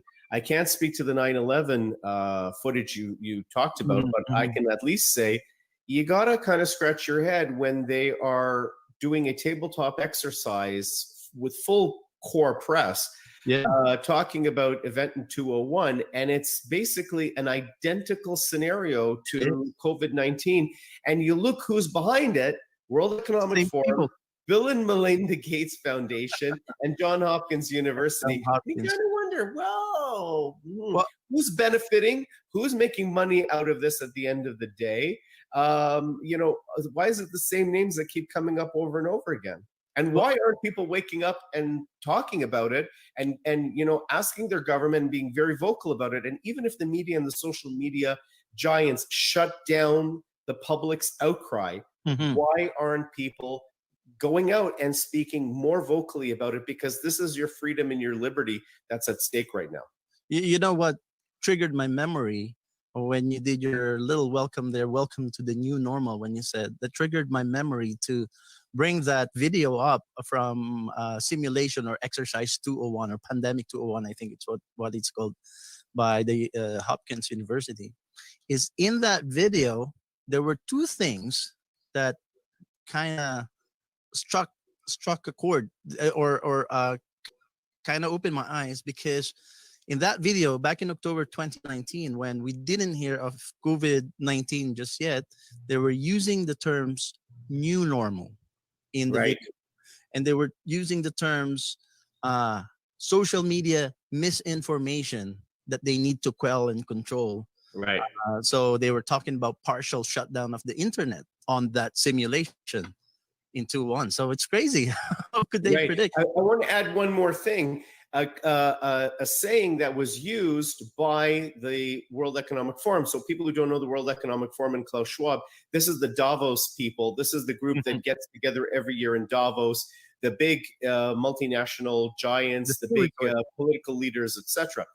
And one term that they used in one of their previous get-togethers in the last couple of years was, "We're all in this together." And where have we heard that before? Wow. So when did they first use it before? I forgot what year it was, but it was within the past decade. So it was within the last 2, 3, 4 years. That's crazy. Yeah, but you got to remember, it's very limited information. There's no media that attends Davos, and so the information that comes out is very limited and very restricted. So I don't remember what year it was, but it was mentioned. It was like, where have we heard this before? Mm-hmm. And there's also a document. Somebody showed a document where some of this COVID budget, the Corona budget, was passed just before, I think in January, but it was in the works well before, in 2019. Right. So the actual bill in the U.S. was, a bill, like we were talking about a bill becoming a law. It doesn't happen overnight. It takes a long period of time. Same as Canada. It takes a long period of time for it to get royal assent in Canada. So that bill was actually introduced by a Democratic representative in 2019.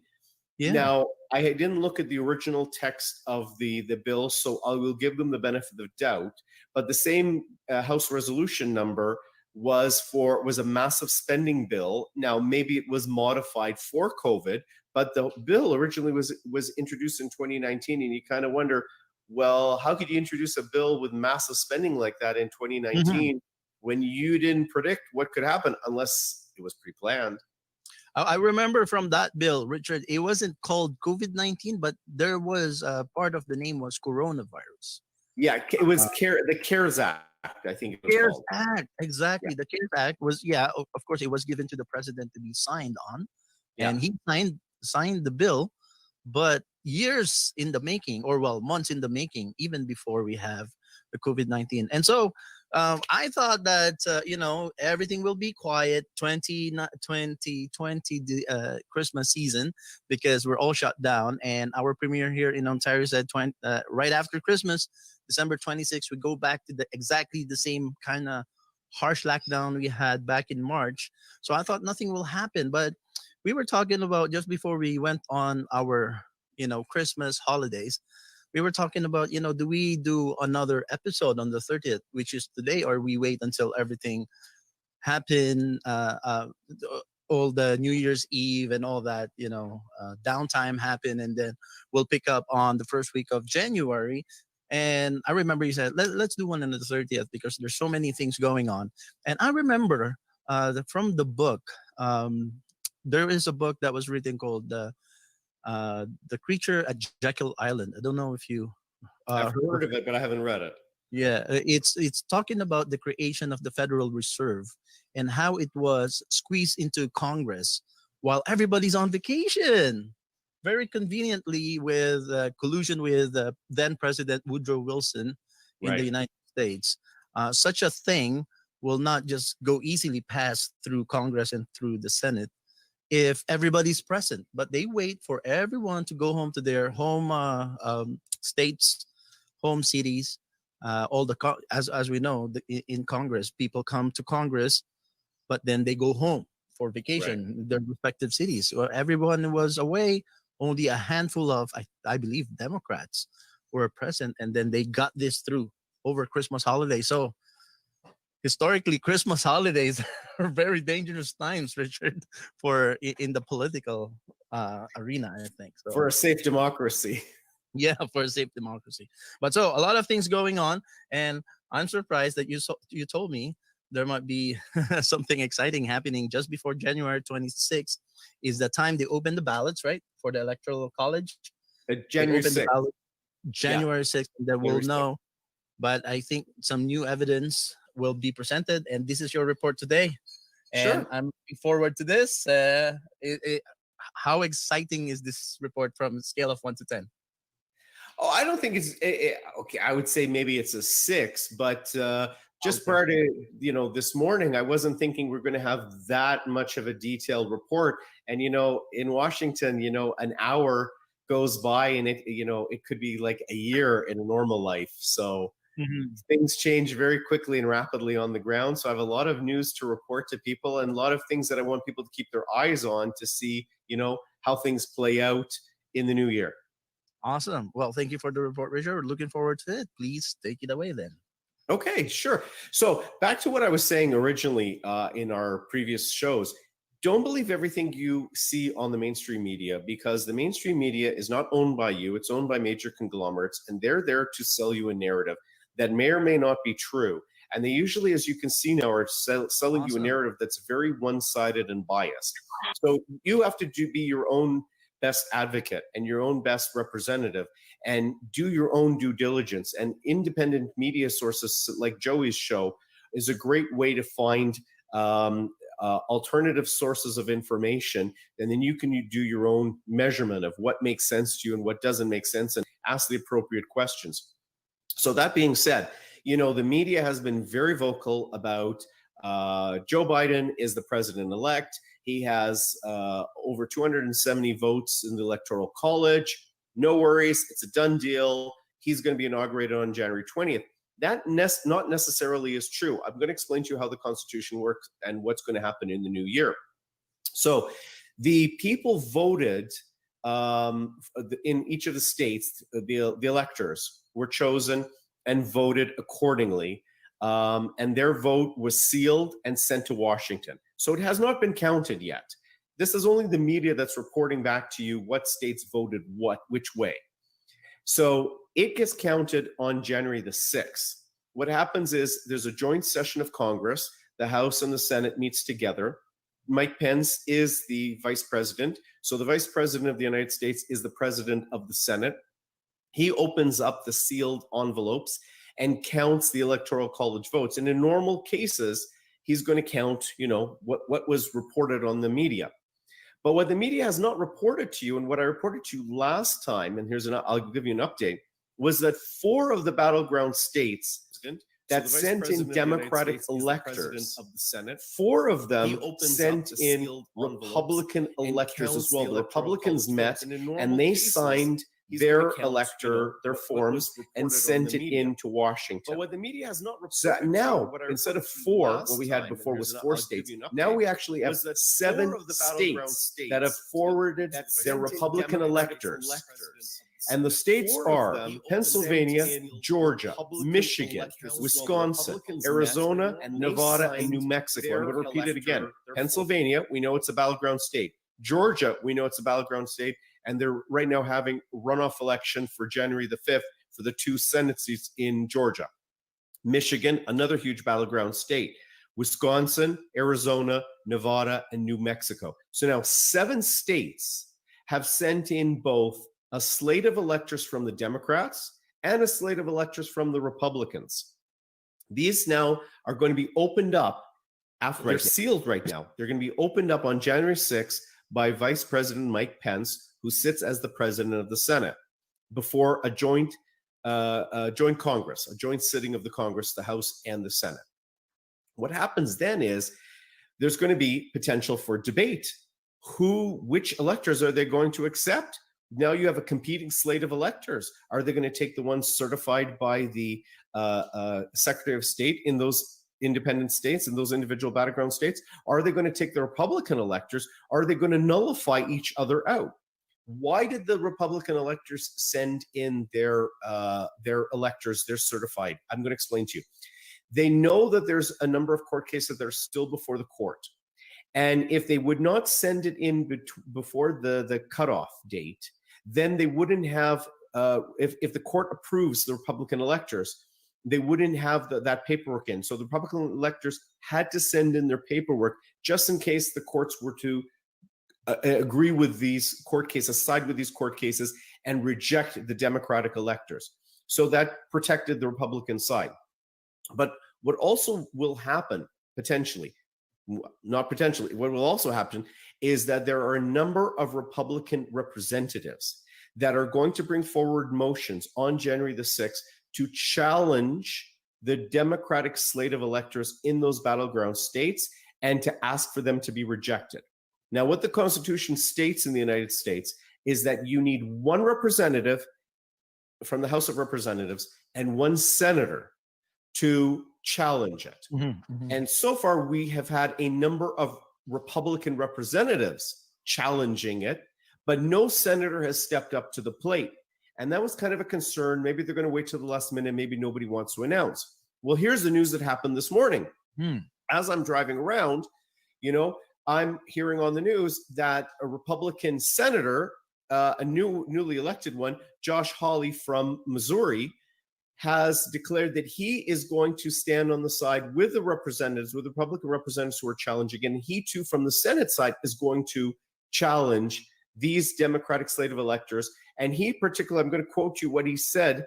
He put on social media. He said, "I cannot vote to certify the Electoral College results on January the 6th without raising the fact that some states, particularly Pennsylvania, failed to follow their own state election laws. And I cannot vote to certify without pointing out the unprecedented effort of mega corporations, including Facebook and Twitter, to interfere in this election in support of Joe Biden. So that is a very damning statement that he just made. And that shows you that he is going full blast. He is going to go and challenge from the Senate side. We already have a number of Republicans from the House side. They are going to challenge it. Now it's going to sit in Vice President Mike Pence's lap, and he's going to now have to adjudicate it. And there's going to be a lot of debate and voting going on January the 6th, and might even carry on January 7th and onwards. That being said, a Republican representative has actually sued in court Vice President Mike Pence, demanding that he follows through with his obligations under the Constitution, and asking the courts and asking the vice president to reject the Republican slate of electors because they are not official, because of the trickery and what's been going on with voter fraud, voter suppression, Dominion voting machines, Smartmatic, etc. He's actually sued the vice president, demanding that the vice president follows through with the rules of the Constitution and therefore rejecting it. So now what happens if the vice president says, listen, I can't come to a decision here. I have two slates of competing electors, one from the Democrat side, one from the Republican side. In that case, neither side, Trump nor Biden, would have enough for 270 votes for the Electoral College. If that happens, then it becomes a case where the House, as I described before, enacts the 12th Amendment of the Constitution, and the House sits and the House votes for who they want to be the president. The Senate would vote who they want to be the vice president. Now, right now, we want to wait to see what happens on January 5th for the two Republican, so for the two Senate seats in Georgia, if they will remain Republican. But the odds are that the Senate would vote for Mike Pence to be the vice president. The House, yes, there are a few more seats for the Democrats, but that's not how the 12th Amendment works. How the 12th Amendment works is each state gets one vote. So each state delegation meets together and they will vote. There are more Republican states than there are Democrat states. And if the 12th Amendment is triggered, that means that the Republican states will get together and vote the majority and vote for President Trump to be reelected a second term. So there's a lot of drama happening in Washington. Oh, and also President Trump is asking everyone to descend upon Washington on January 6th for a big rally outside the Capitol buildings, while all this is taking place inside the joint session. And there's going to be a huge rally. They're expecting hundreds of thousands of people from all over America, disgruntled voters who are really angry about the voter fraud, who are really angry about all the trickery and deception and suppression that has taken place since the November election. So we'll see how many people turn out then. Lots of dramas happening. I think 2021, the January is going to be an exciting time, and I look forward to it. You know, I can't predict what the future is going to hold because this is almost unprecedented. There have been similar situations like this in American history, but in our lifetime, this is absolutely unprecedented. Wow, that's amazing. That's amazing. The rally that I know, even during after the Electoral College, or even before, I think some of patriots are already descending down on Washington D.C. and doing a lot of rallies. But I would imagine this will be more than 100,000 people coming down there, because we know that 71 million Americans voted for Donald Trump, and more than 90% of those 71 million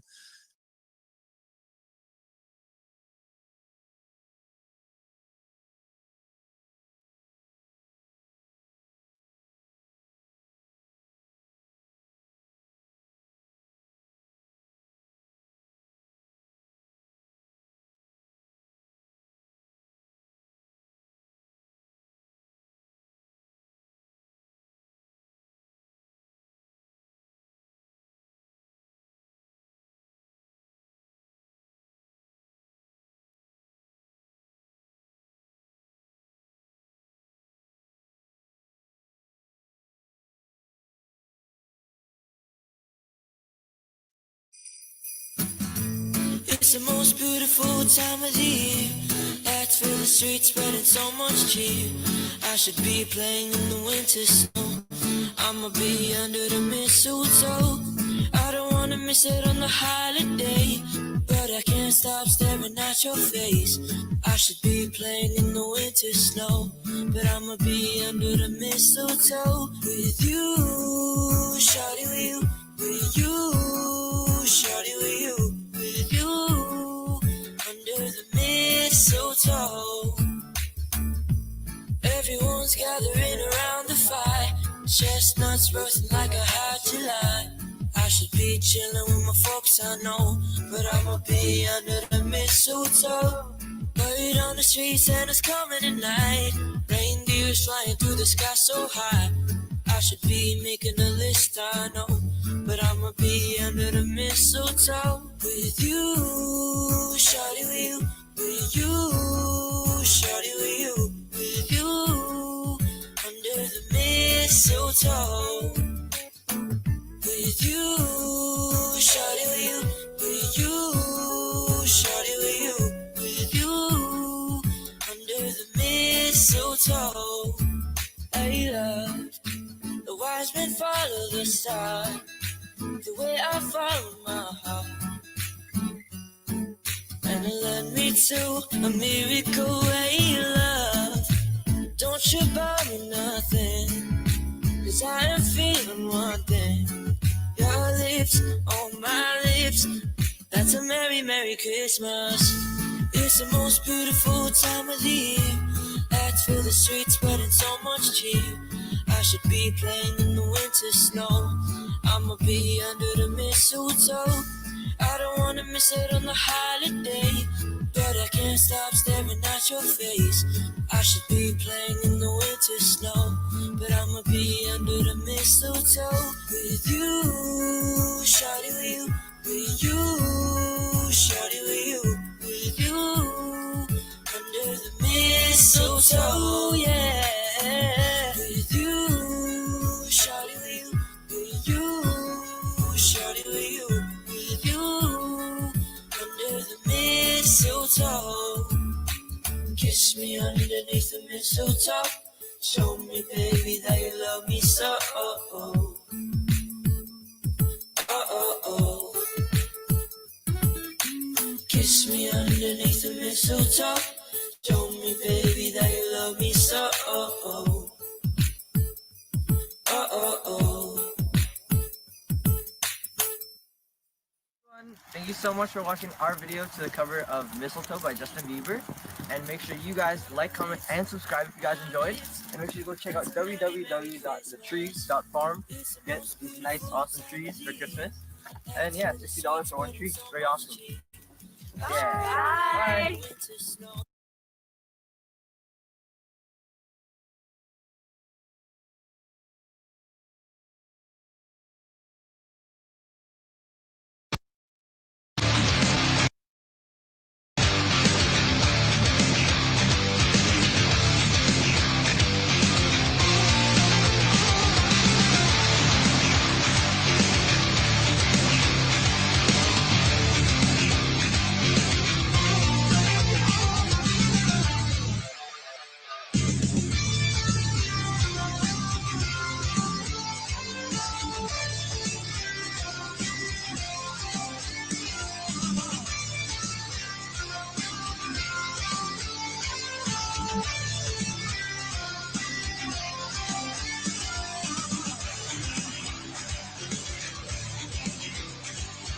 You're the original Ordinary Joe, but I'm an Ordinary Joe too. My name is John Tory. I'm the mayor of Toronto, and you are watching the Ordinary Joe Show. And this is Ordinary Joe right here. He's right here. Ako po ang iyong tagapag-ulat, Joey Salvador, at ito ang Filipino-Canadian Daily on OJTV.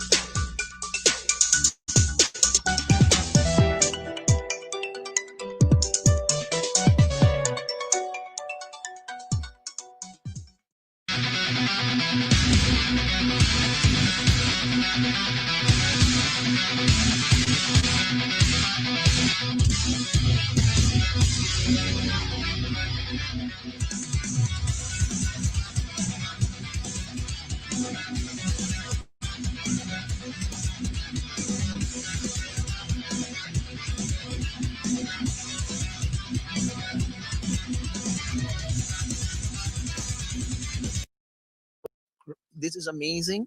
My question to you about the the seven states, right, who also submitted, the senators submitted their ballots, uh, and there would be a question who are the official, and the Democrats are saying, you know, we should only count the seven other Democrat ballots which are supposedly official. Why are they the official ones? Are they because they were selected by the state governor, the executive side of the state? Is that why they are the official? So that's a great question. Properly, according to the Constitution, it's the state legislatures who should be selecting the electors. However, because this happened during the holiday season, there was no further sitting in some of these states, for example, Pennsylvania. And they wanted to have further sittings, but they would have needed the governor to approve it, and the governor wasn't going to approve it. So why is it official is because over a number of years, the method that the electors have been chosen has changed hands from the state legislature and gone to the hands of the Secretary of State in these individual battleground states. Mm-hmm. That's just procedural that happened over time, but it's not necessarily constitutional. So had these state legislatures been able to garner enough votes, garner enough support from the governor to have special sessions, they could have then voted to say, we reject allowing the Secretary of State to authorize these Democratic electors. We're going to pick our own electors. But they were barred from having their own sitting of their state legislatures in many of these cases. And so the Republican electors had to take things into their own hands and send in their own signed documents over to Washington to be opened up on January the 6th. Mm-hmm. And we hear a lot of that in the news as well, that if the state senators would like to take that power back, because I think you said over the years it became the authority of the state's general Secretary of State of the state, Right. but constitutionally it is actually the legislature of the state that decides who are the electors and how they elect, I guess. Correct. Right. Wow. Correct. So this is it's not a done deal. Like many of the mainstream media is crowning and naming Joe Biden as president-elect. That is misinformation. That's fake news. It's not a done deal. I will tell you, going in this morning, I was only 50-50. I was concerned because we hadn't had a senator yet jump into the fray and say that they're going to challenge it. We only had representatives. And like I was saying, we need one of each. You need one senator and one representative to challenge it in order to open up debate in the joint session of Congress. But and you know, there was when the Supreme Court of the United States did not hear the Texas request, and that was a huge request. That was a shocking thing that they would not hear that request, because it really is an infringement in the rights of the states that signed on to the Texas Attorney General's claim. You know, it infringes the rights because Texas did it according to their state legislature, and Pennsylvania and Michigan, they changed the laws at the last minute. And so it infringed upon the rights of Texas voters to have their voices heard. You know, I want to mention something that's very interesting in a stat that I saw recently, which you mentioned, like 71 million or 74 million, whatever the number is, who voted for Trump. There was only 133 million registered voters in all of the United States. So if you take out the 71 million or whatever the number is for Trump, you're left with 50 odd million. Yeah, you're left with 50, 60 million people, not the 80 million that they're saying Joe Biden voted for. So you're having 100% turnout, which is impossible, like 100% plus turnout. across the United States, which is impossible. Yes, there might be new people that registered and whatnot, but we also know dead people voted as well. And you're not going to have that kind of a turnout. And it goes back to what I was saying before in a previous show. They're saying 80 million people voted for Joe Biden in this election. But in 2008, the best year for Obama, when there was a huge wave, there was only like 76 million people who voted for Obama. Are you telling me that Joe Biden, that was getting maybe 20 people to his rallies at most and was in his basement most of the time? More votes than Obama. Right? He's going to get more votes than Obama. It's statistically impossible. And I can't understand how anybody who is so willfully blind, like they may love Joe Biden, they may love the Democrats, they might be very liberal. And no matter what, you cannot be that willing to accept that level of blindness and say the statistics don't matter, because numbers, mathematicians will tell you the great thing about math is it's black or white. There's no gray areas. Math, it either adds up or it doesn't add up. So how could you, say this kind of thing? 133 million voters and over 70 million voted for Trump. Biden is not going to get those kind of numbers no matter what. So something went wrong here, and we need a full and fulsome investigation what went on so that America can rest assured that they will have in the future legitimate elections, not banana republic elections, not questionable elections. I think it's everybody's duty to ask this, and every legal vote should count and every illegal vote should not count. And I think every American should be demanding that. Richard, when you talk to a lot of extreme left liberals, they always, especially if it's in around the conversation of vaccines and COVID, they always herald that phrase, we are going to use science and evidence. But now there's a lot of mathematical anomalies, statistical anomalies with this election, and they just refuse to look at it. Yeah. One thing that really I don't understand from the left, and people, I want your audience to really pay attention to this, those who may be left-leaning or thinking about voting for liberals or thinking about supporting Democrats and Joe Biden, you got to really look at the evidence where left-leaning people in general will say one thing out of their mouth, and then the next time when the evidence contradicts it in something else, they'll take back those words and change things right on a dime. And I look at it and I'm like, are they drinking Kool-Aid? Are they on drugs? What is going on? It's like, so this is why I describe the left now. No longer is it the liberty-loving, freedom-loving, democracy-loving left. It's really become a cult. It became like a cult leader will tell you, you got to do things a certain way. And then all of a sudden, when that doesn't pan out, or in another scenario where the rules on that side don't apply, they bring up a whole new set of rules. And you see it all the time with COVID. You see it all the time with lockdowns. You see it all the time with the regulations. None of these regulations make sense. Put on masks, but the more we put on masks, the numbers are going up. No, then you got to put on masks more, and we got to do more lockdowns. Okay, but you're doing more lockdowns, and the numbers are going up. I mean, in Ontario today was 3,000 people, and you've had lockdowns in Toronto now for over a month. Peel has been over a month. York Region was over a couple of weeks. So obviously these lockdowns are not working. Again, if you want to talk about lockdown statistics, I know people that are living in Sault Ste. Marie. I have associates in Sault Ste. Marie and in other places where they're frustrated. They're business owners, and they're saying, our city, our town has had 0 cases of COVID. No one in the hospital has COVID. Why are our business being forced to shut down? So if we want to shift back to the election, it's the same thing. None of these numbers make sense. So you're not trusting on science, you're not trusting on math, because the math doesn't add up. Don't you want to do a fulsome investigation to find out why the math doesn't add up? Well, Richard, I don't always disagree with you, but today I might have to disagree. Lockdowns are working. It's working on killing mom and pops businesses. It's working on doubling the net worth and the value of big box stores. It's working in terms of like making people be more lazy and dependent on the government. So I think it's working. Yeah, well, if that's the value, if that's the how human value has been depreciated to, then yes, it's working. It's very sad. It goes completely against the grain. These kind of socialist Marxist systems that they're putting in place now goes completely counteractive to the way human beings are wired.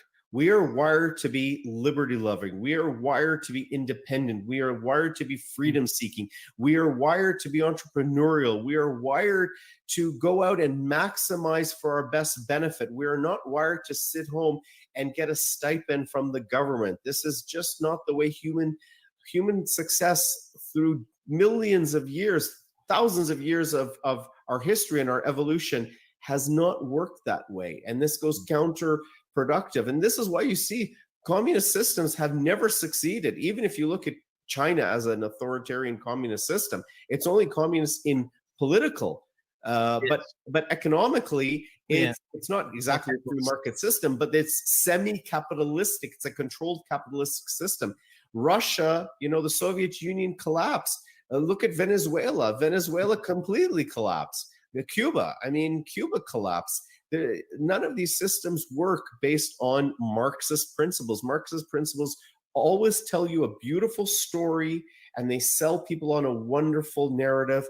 But at the end of the day, the reality is it's a complete destruction. It is slavery for the vast majority of people, and only the very top benefit from it because they break the rules all the time.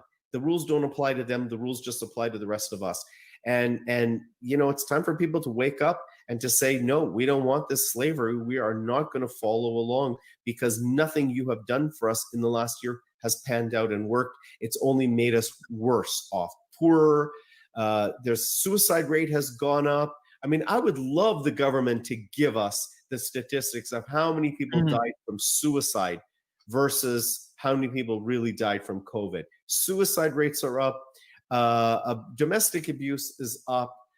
Business failures are up. It's horrific. It has just been an absolutely horrific year. And it's at the hands of the politicians. The politicians have easily the opportunity to say stop.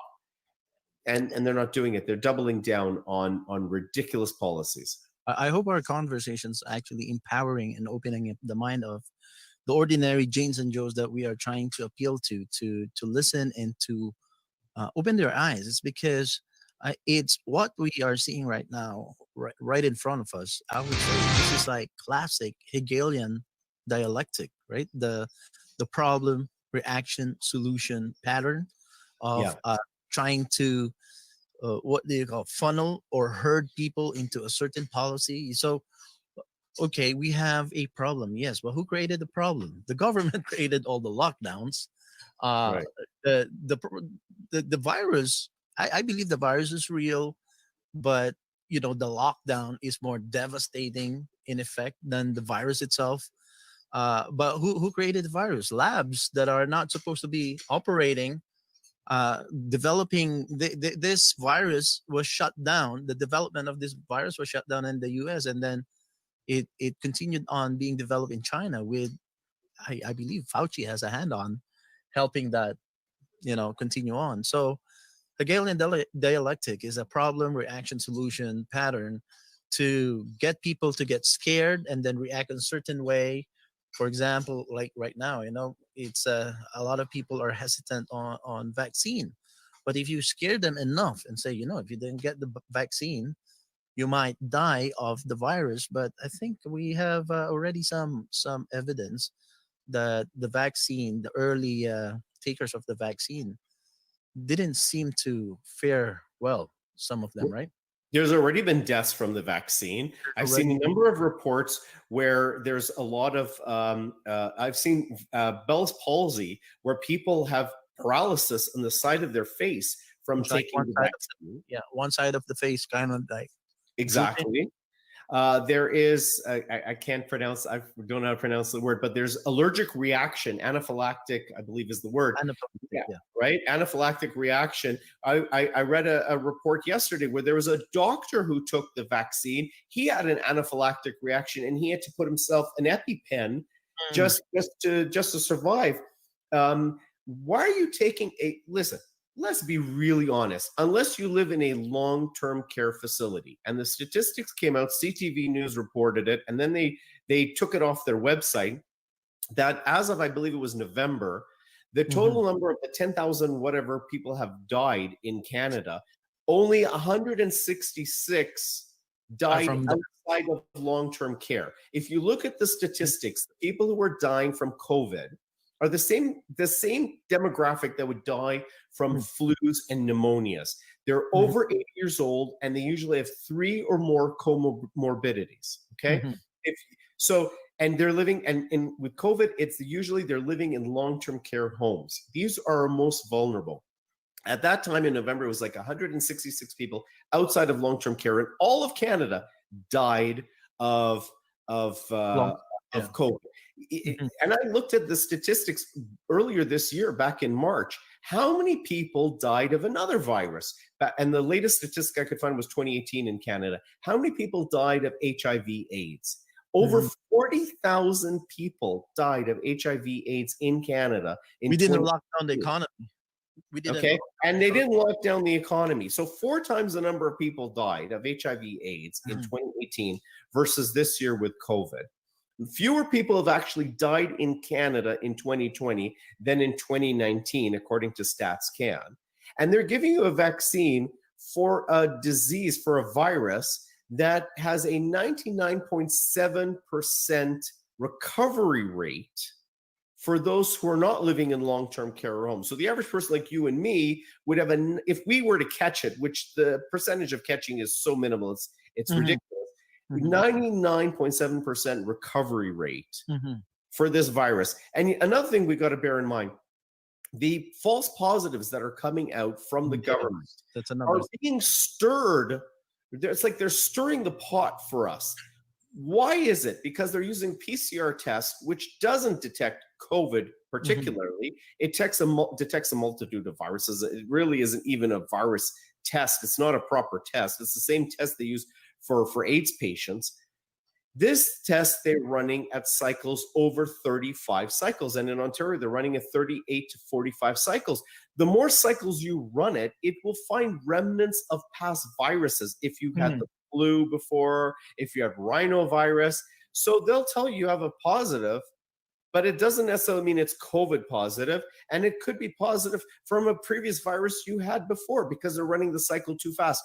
If the government would be honest to the people, and they're not, if the government would be honest and they would cycle down the PCR test to a proper number, 35, which is the number that CDC talks about, many health officials talk about, if they would cycle it down, I guarantee you, the science community says it themselves, the number of COVID positives would decrease dramatically. And so why are they fear-mongering us? Why? We have to ask ourselves. I want your audience to start asking these important questions. We need to wake up.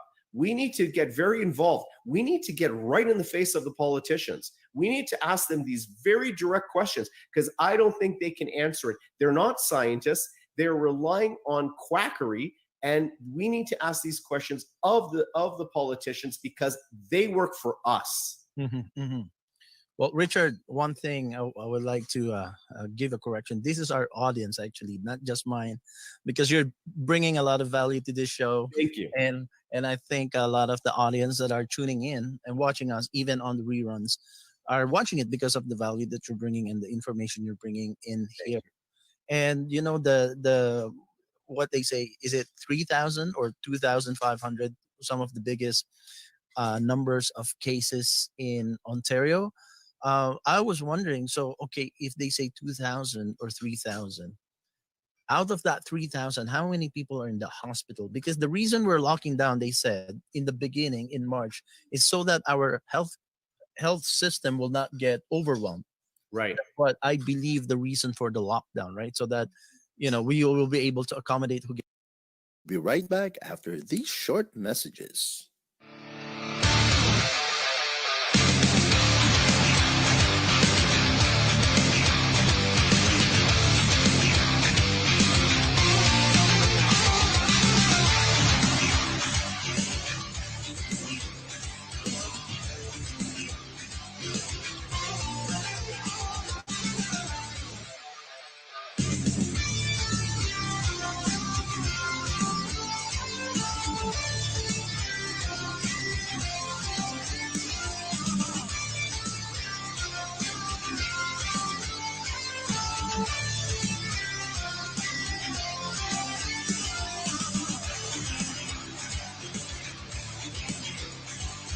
You're the original Ordinary Joe, but I'm an Ordinary Joe too. My name is Sean Torrey. I'm the mayor of Toronto, and you are watching the Ordinary Joe Show. And this is Ordinary Joe right here. He's right here.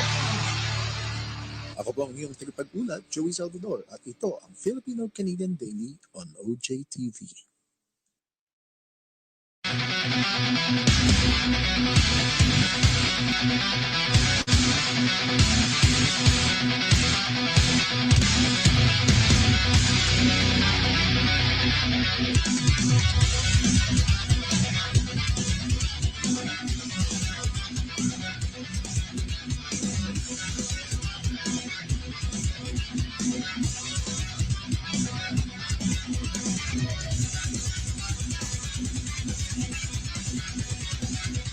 I will never stop making Christmas as my favorite time of the year. What about you?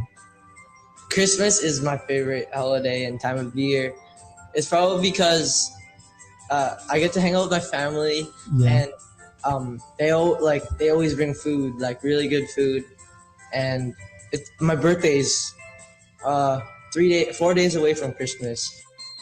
Hi, I'm Peyton Garcia, and you're watching the Filipino-Canadian playlist, only on the Ordinary Joe Show.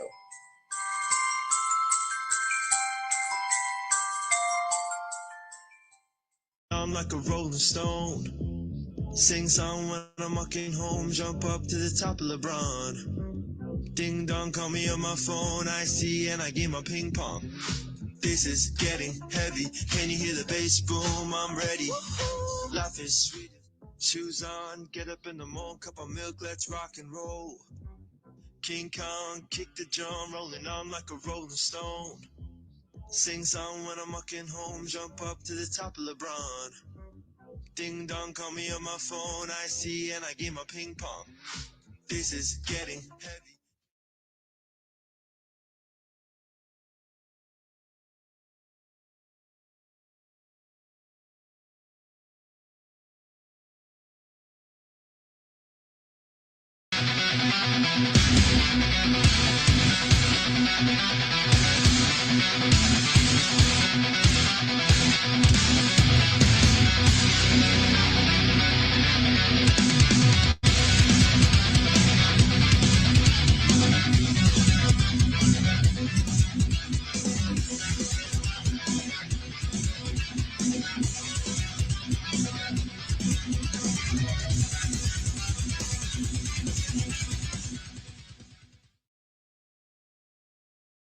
And now back to our regular program.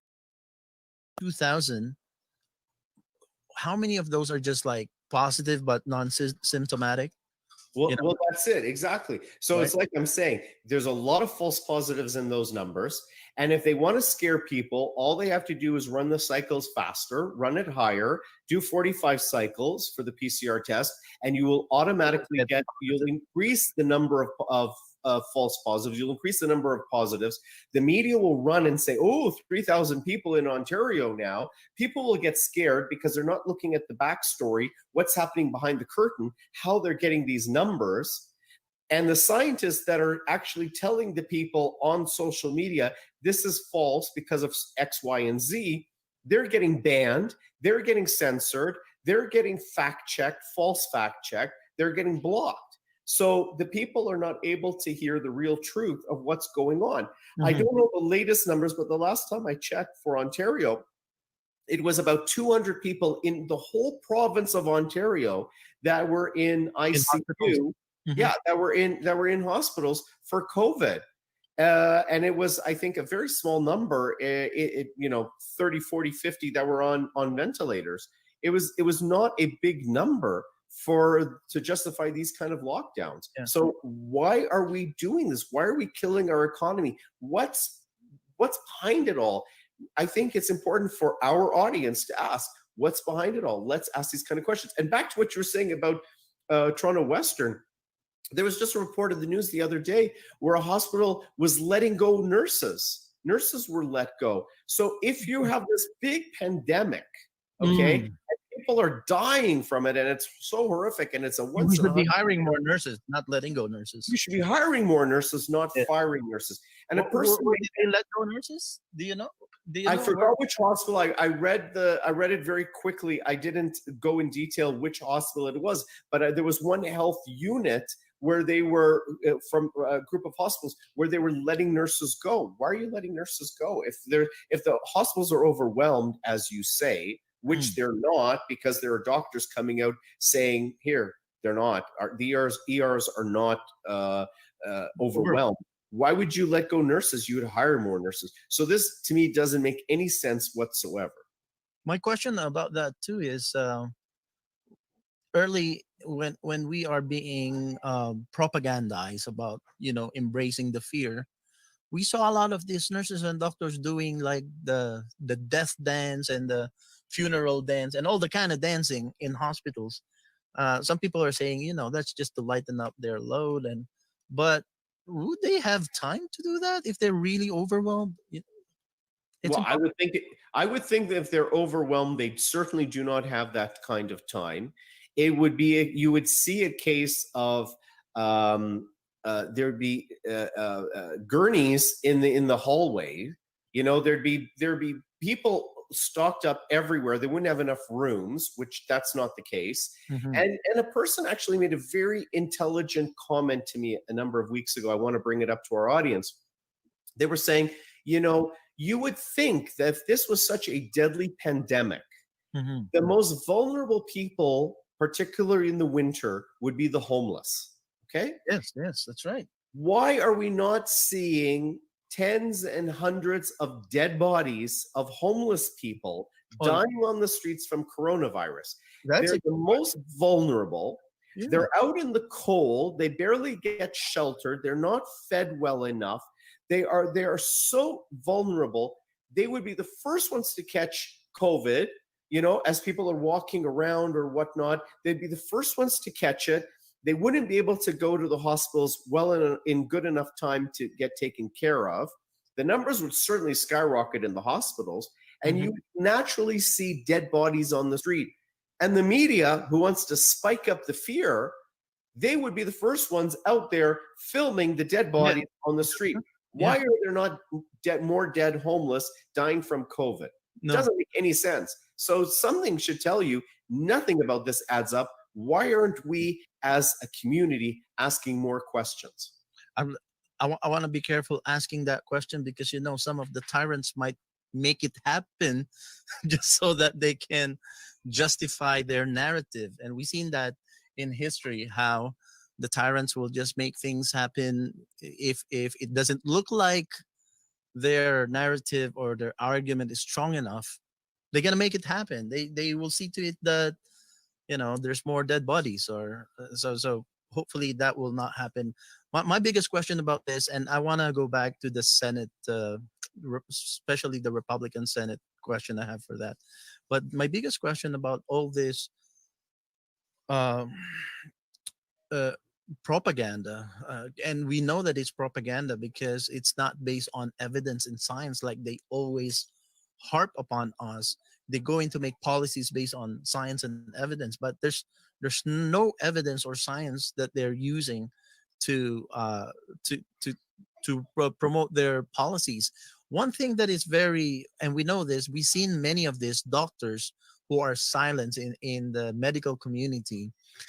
It seems like those who are in power for making these policies about the pandemic, the lockdowns, they silence those people who advocate for therapeutics like Yep. remdesivir and hydrochloroquine. And recently, there's a doctor who talked about ivermectin. They would rather promote things like the ventilator that apparently cause more death.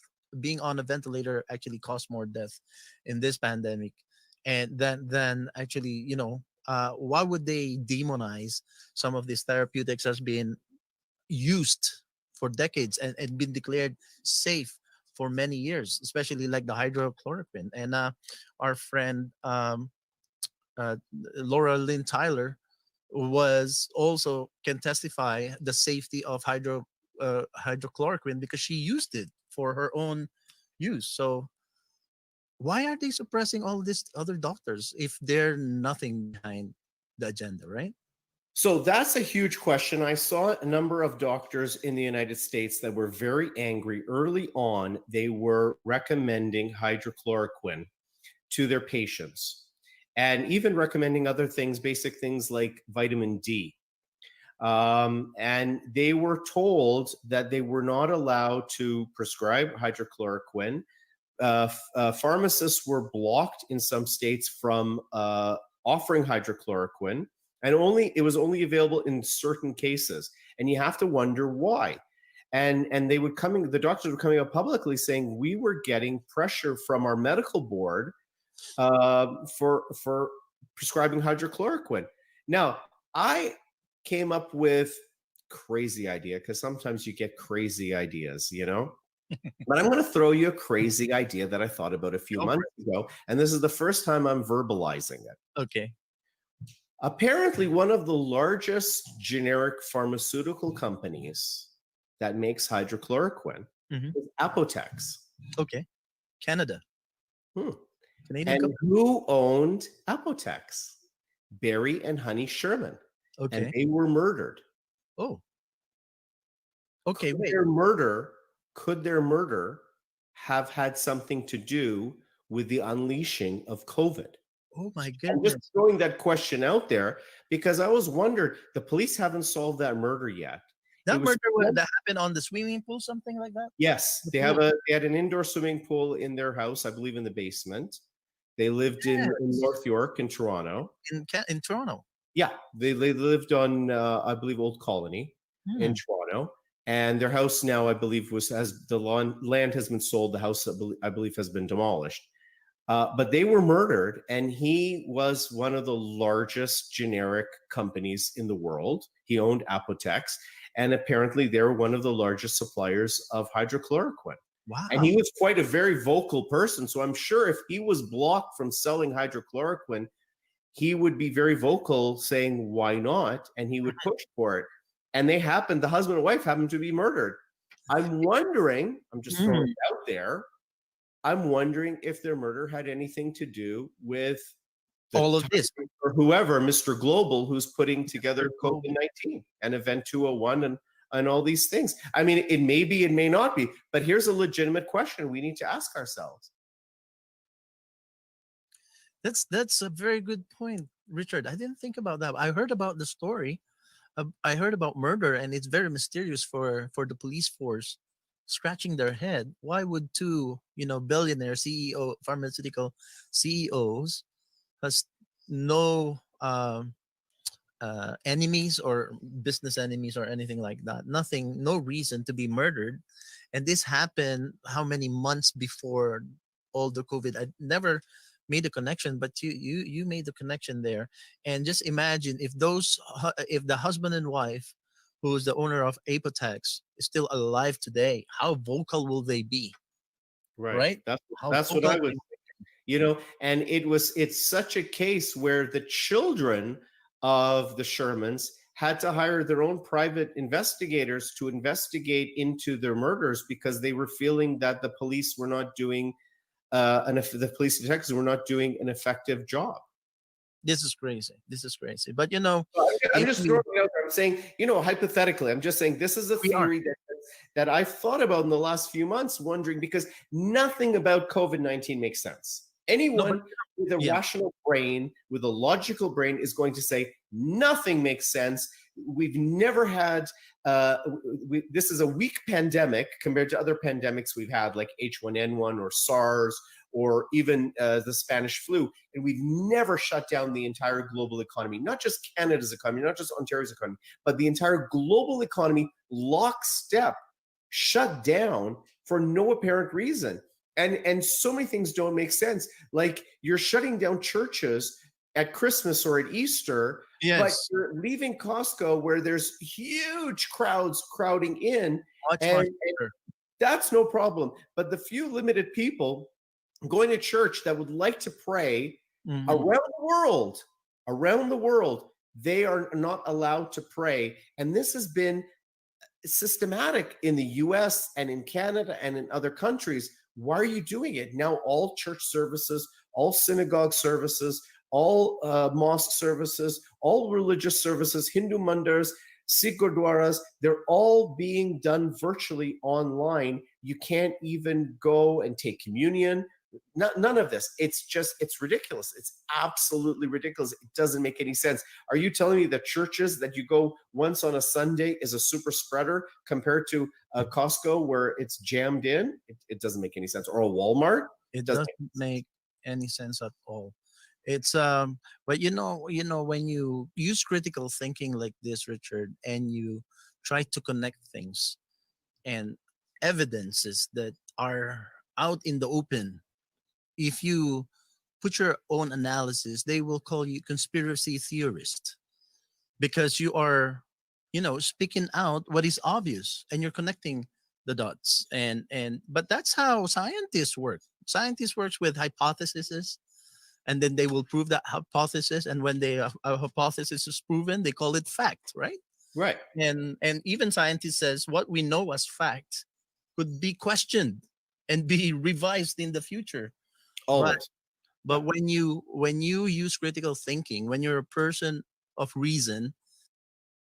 Don't go away. We'll be right back after these short messages.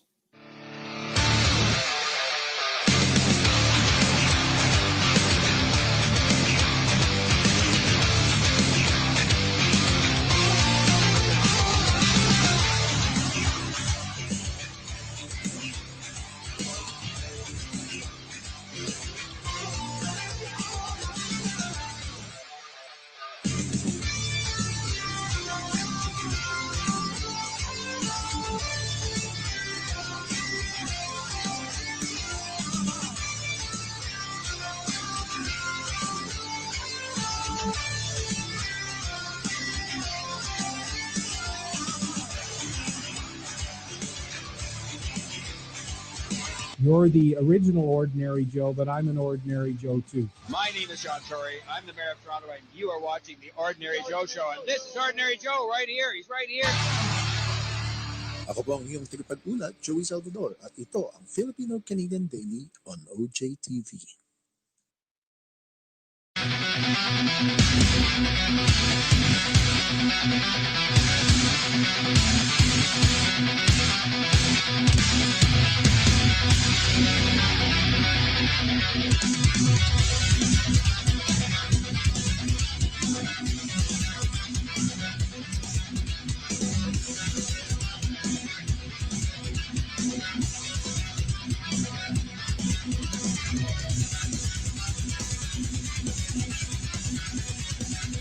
I will never stop making Christmas as my favorite time of the year. What about you? Christmas is my favorite holiday and time of year. It's probably because I get to hang out with my family, and they always bring food, like really good food.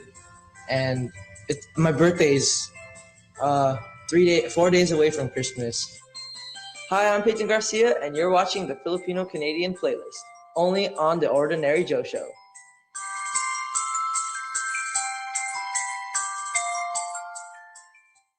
I'm like a rolling stone.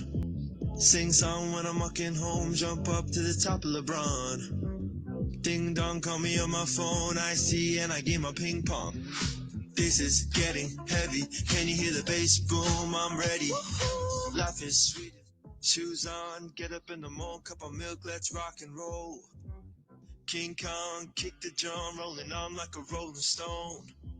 Sing song when I'm walking home, jump up to the top of LeBron. Ding dong, call me on my phone, I see and I game my ping pong. This is getting heavy.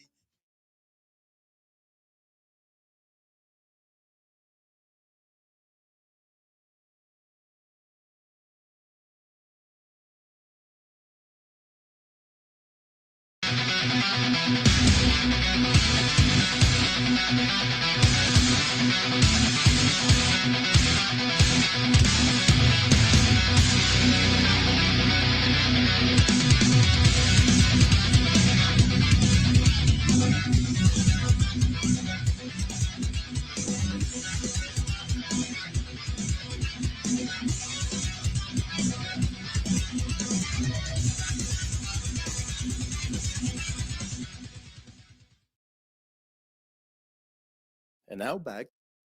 Oh, it's but when you use critical thinking like this, Richard, and you try to connect things and evidences that are out in the open, if you put your own analysis, they will call you conspiracy theorist because you are, speaking out what is obvious and you're connecting the dots. And but that's how scientists work. Scientists works with hypotheses, and then they will prove that hypothesis. And when a hypothesis is proven, they call it fact, right?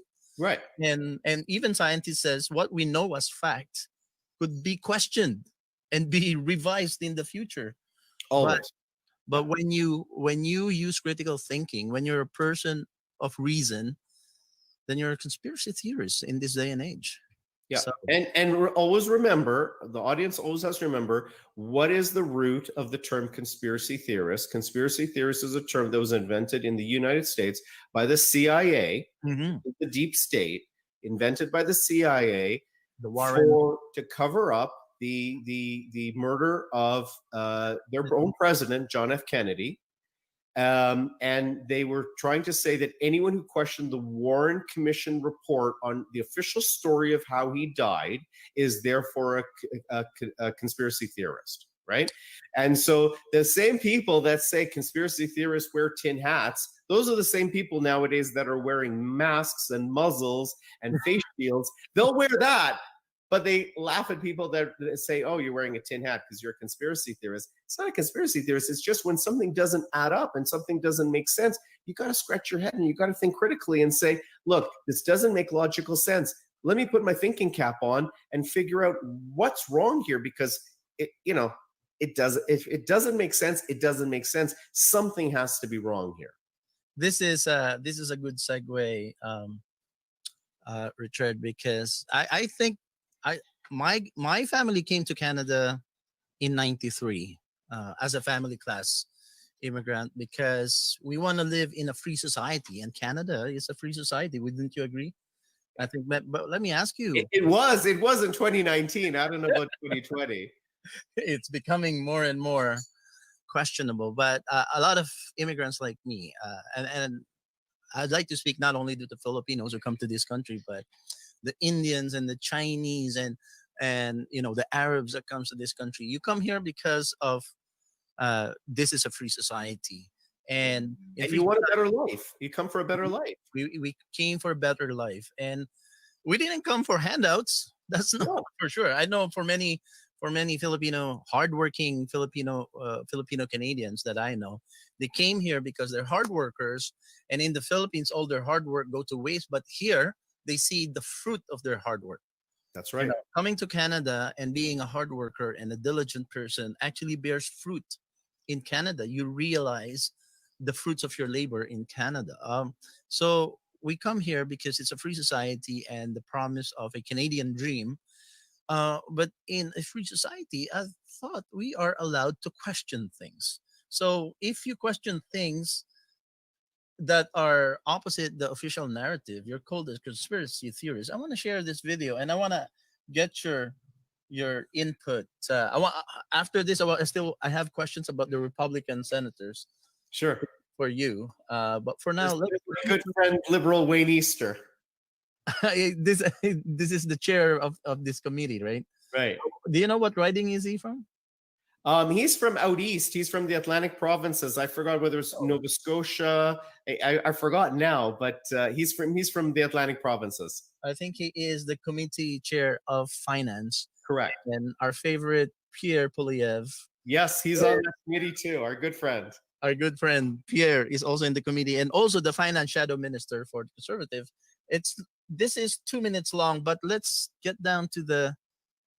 I don't know if it's in the beginning part, but we'll browse if it's not in the beginning part. It tells us that the Bank of Canada is accountable to the people. That is good news.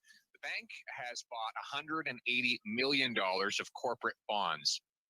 To be accountable to the people, it has to tell people where their money went.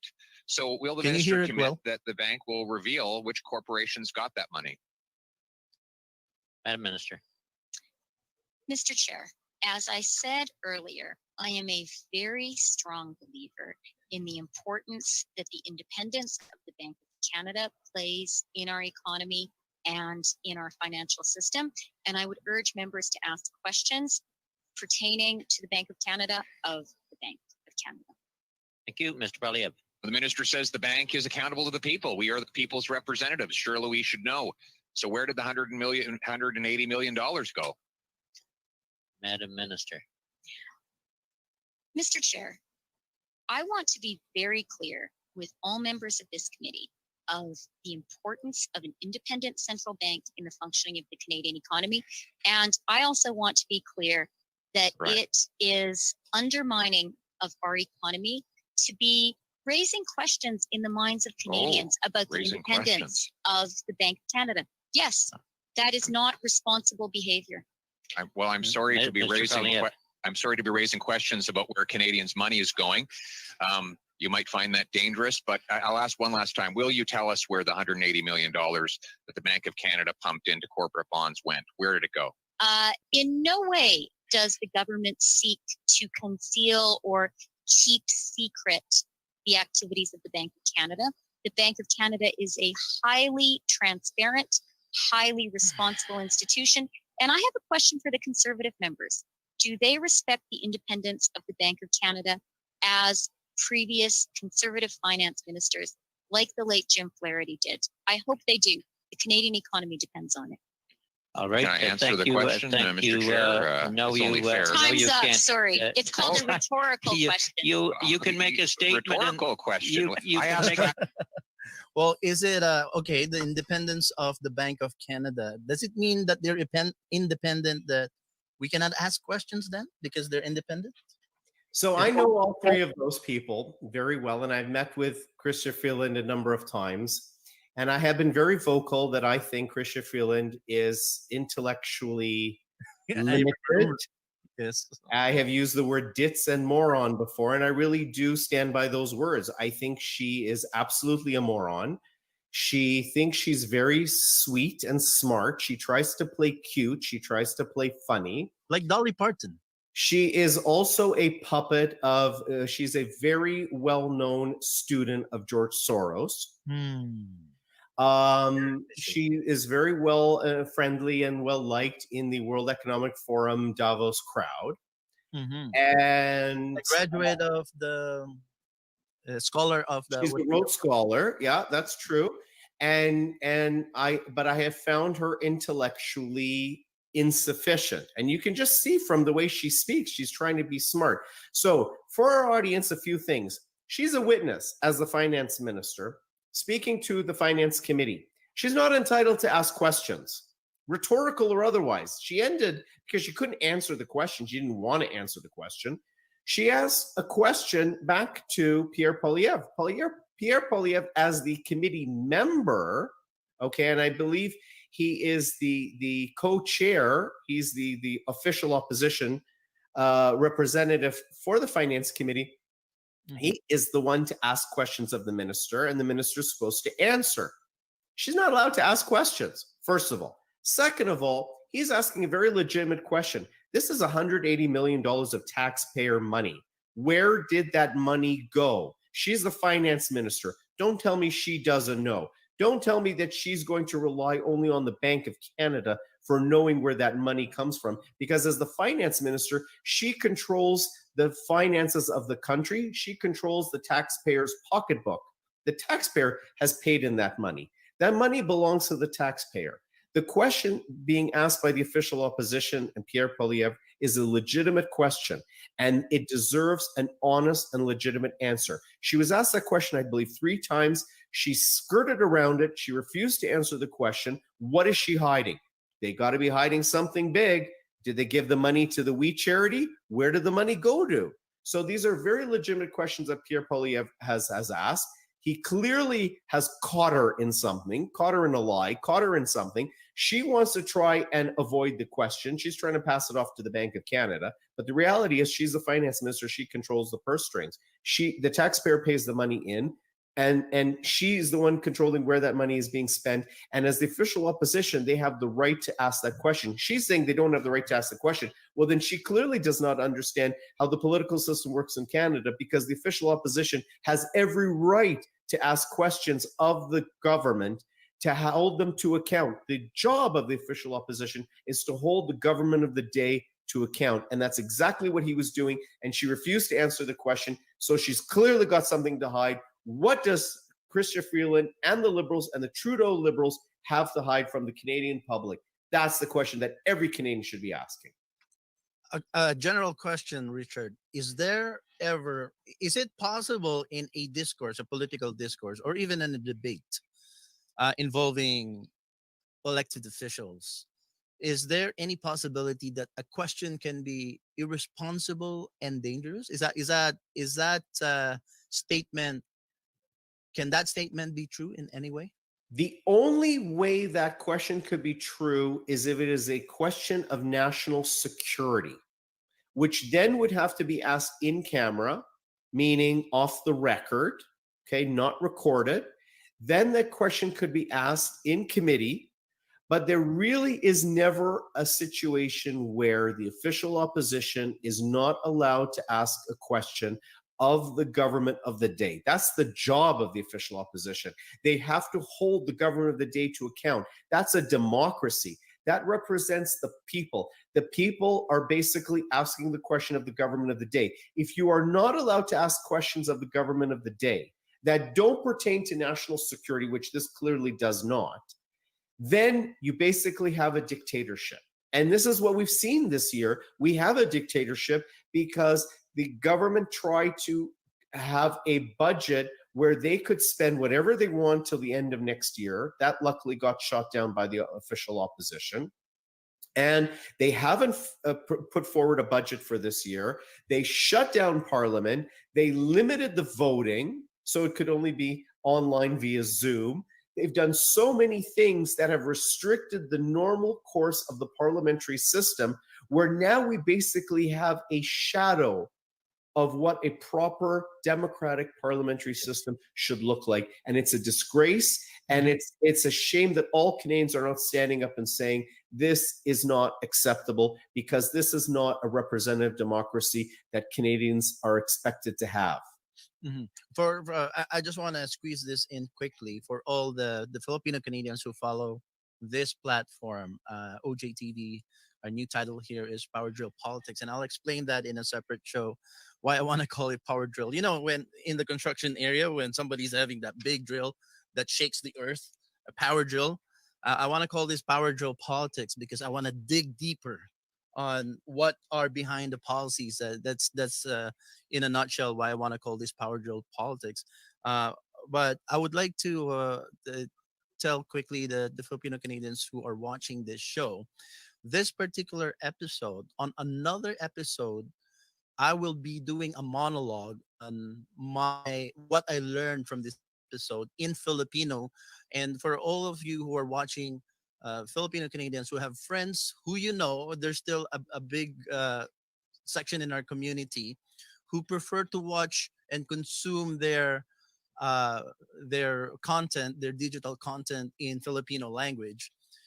Please refer this episode that I'm going to create exactly the way we are discussing right now, except it's just me translating in Filipino and putting my weighing in Filipino culture, what I hear from our conversation, how it should connect to us Filipino. So that is just something I want to squeeze in there, Richard, so that our Filipino Canadians who prefer to consume their digital content in Filipino, and sometimes they kind of don't stick around when it's pure English.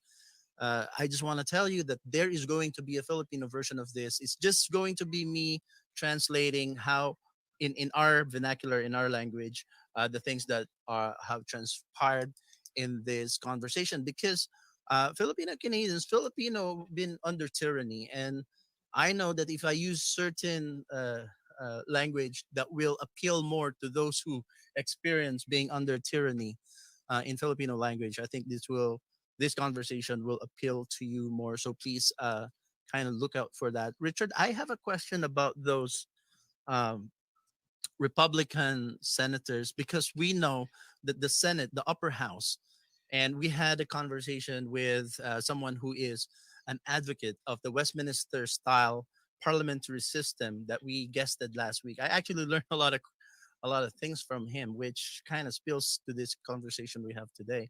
And I know you kind of feel like the American style presidential system, unitary system, probably is a lot better than what we have, because we can see all the dictatorial tendencies of what we have right now, especially in the liberal caucus, where they whip everybody into alignment, and very very few MPs question their leader in the liberal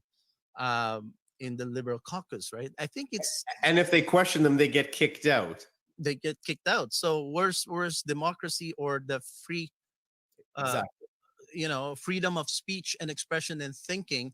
Shouldn't MPs be representing their constituent more than their Exactly. leader, right? Exactly. It's becoming one way. They're representing their leader to their constituents, but they're supposed to listen to their constituent and bring back the heartbeat of the constituent back to their leader. And if that leader doesn't fall in line in many Westminster style governments that we know in Australia, in European countries who has the same system that we do have, if the prime minister is not in line with what the people want or what the MPs want, he's the one who gets kicked out. Unlike what we're having here in Canada, the Liberal Party, it's the MP who questions the leader who gets kicked out. But I just don't want to be too far away from the conversation in the United States, because both are. I just watched Hamilton, and the founding father, Hamilton, and all those Jefferson, all the story behind it. It's very interesting to me. In the States, we know that the Republicans kind of dominate the upper house, right? Which is they have 50 seats right now, and then a potential for 2 more with the Georgia runoff election for January 5th. Yes. So there's more Republicans in the upper house, which is the Senate, and Correct. Congress or the House or the lower. So don't get confused. Congress is the joint. You get the House of Representatives, the lower house, which is the House of Representatives. Well, sometimes in the Philippines we say Congress means congressmen. The congressmen, Right. Right. lower house, and the senators are in the Senate or the upper house. But yeah, the Congress are both upper house and lower house together is the entire Congress. But we know that in the United States, the lower house is dominated by the Democrats, and the upper house or the Senate is dominated by the Republicans. But now it's only about 10 seats, 10 or 12 seats. I forgot the number. I apologize because I'm focusing more on the presidential election.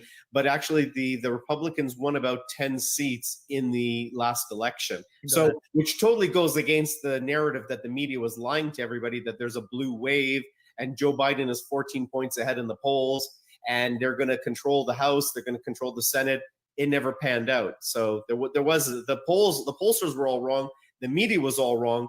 So why should anyone believe what the media is telling anybody today? But anyway, sorry, go back to your question. Oh, but my question is, don't these Republican senators, they know that the popularity of this president Mr. Trump, they benefited on his populist, very high energy rallies and campaigns, and the ordinary Janes and Joes Americans coming to support the president. They benefited in that kind of avalanche. That's why they get elected as senators in their own states. Why are they not speaking out? Or why are they so hesitant on supporting this president's question on this massive voter fraud? Why are they so hesitant on coming out and speaking up? So this is a great question. And I think what the audience has to understand now is, the media is giving you a very false narrative, which basically says red against blue, Republican against Democrat.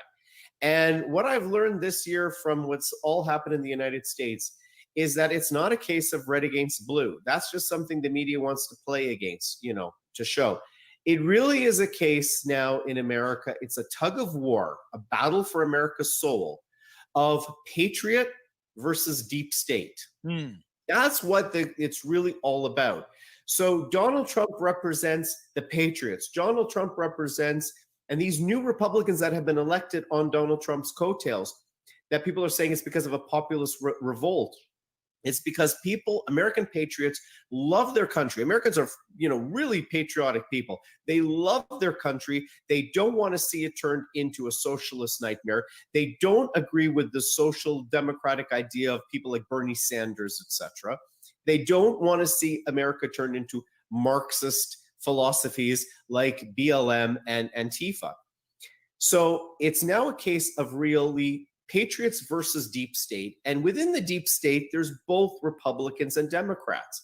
And so what you're going to hear a lot is rhinos. And this is not rhinoceroses. This is RINO, rhinos, which means Republicans in name only. And they're joking about it all the time. Rhinos who are the old-time Republican senators, the old-time Republican representatives, they are Republicans in name only. Many times they vote similarly or alongside the way the Democrats would have normally voted. And they're only holding the Republican ticket.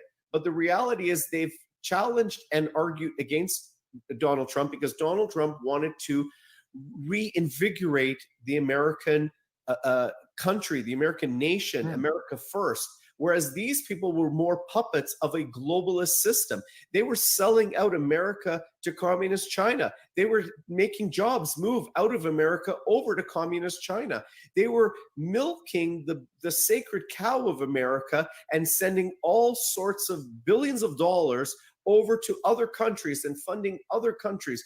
And in an insane way that was depleting the resources of America, depleting the bank accounts of America, and hurting every American. Donald Trump came in and he gave America a huge boost to the economy the first 3 years. The stock market went up. And not only that, but it was the lowest unemployment rate in 50 years. It was a huge windfall for the average person. The average person, their 401k, their retirement funds, everything was going up and doing so well. So quick interject, Richard, why these rhinos? Why don't they just run as a Democrat? Well, I think it's very hard for them to switch sides and all of a sudden say, I'm going to run as a Democrat. They still, again, are playing with the media's narrative, the media's false narrative that they're trying to sell you, which is, oh, it's Republican against Democrat. It's red against blue. And so people are, battling on these two sides. When if you really look at the voting records of these rhinos, they're not voting necessarily so much for the Republicans. So basically, they're trying to hide under cover. They don't want to go and stand and say, okay, we are against Donald Trump, or we're not going to vote on the side of Donald Trump. Yeah, they're Republicans in name only. Who knows? Maybe the globalists have some dirt on them. Maybe they are voting for a global agenda for some particular reason. Maybe they believe in a global agenda. I can't say. I'm starting to suspect they just want to ride the populist wave. Well, they want to ride the wave that the Republicans are riding on, but they certainly are not populist because of the way that they're voting. If they were really populist and they listen to the people, they would understand that the people are really angry at what's going on with the American election, and they're losing all confidence in the electoral system that America has because of what transpired in this election. So kudos to this young senator from Wisconsin. Did you say Wisconsin? The new senator Josh Hawley is from Missouri. From Missouri, South, right? So Bible Belt, I guess. Yeah, it's a bit Bible Belt, exactly. Somebody with conviction and somebody who's hopefully not a career politician if he's brand new, and hopefully not to be drowned in the swamp himself. Yeah, and he's a young guy. He's only 40 years old. He's basically a young guy in politics. So hopefully he has a big future ahead of him. Thank goodness he's speaking the truth. Thank God he's talking about, Facebook and Twitter and these mega conglomerates that are taking control and censoring the news media and censoring the information that's out there and questioning the whole results of the election, which, anyone with a reasonable mind is going to question what has transpired in the United States just based on the thousands of affidavits that are out there of fraud, etc., and witness testimony. Well, I like us here at Power Drill Politics to really power drill on many questions that a lot of people have in their minds, but they don't want to use their mouth to ask it out. Many who are libertarian leaning like us, Richard, and those who are freedom lovers really want to have a second term of a Trump presidency in the United States, because we know here in Canada that whatever happens in the US would really be affecting us directly here in Canada. But many Trump supporters have one question in mind about Trump that are lingering as a reservation, I would say, is because Donald Trump also is the one who promoted the um what do you call this, the his name for the rapid for the vaccines. What's the name of the program? Oh, um yeah, the military rollout. that's right, we just mentioned it earlier today, but Warp speed. the warp Operation Warp speed, Speed. yeah, Operation Warp Speed. A lot of freedom loving libertarians and those who are just in the middle, not neither Republicans or Democrats, or neither liberals or conservative, those who just wants to have freedom of civil liberties and their human rights be restored, is that's their big question of Donald Trump. What are your thoughts about Donald Trump being the proponent of warp speed, and he is, yeah, Yeah, so promoting I have exactly the same question. That's been on my mind too. Why are you pushing the vaccine when, as we were saying, it's a 99.7% recovery rate. The chances of getting COVID are very small. It's like, I think it was 0.03% for the average population. It doesn't make any sense whatsoever. I agree with that. That was a big question to me. Mhm. And the answers that are basically coming back from pro-Trump supporters are basically, he's not making it mandatory. He's presenting the vaccine for the average public. If the average Joe wants to have the vaccine, go right ahead. If it builds confidence back into the economy, where people are start saying, okay, there is a vaccine, we can reopen up now. We don't have to have these lockdowns. We don't have to wear these face masks like muzzles on our faces wherever we go. Then, if we can get back to normalcy, then that's fine. If the vaccine, whoever wants to have the vaccine, they have the freedom to choose it. If that gives them the confidence now to go out and live a normal life again, and for all the rest of us to live a normal life, then so be it. So if that is the argument, I don't mind that argument. I know there's people that want to have the vaccine.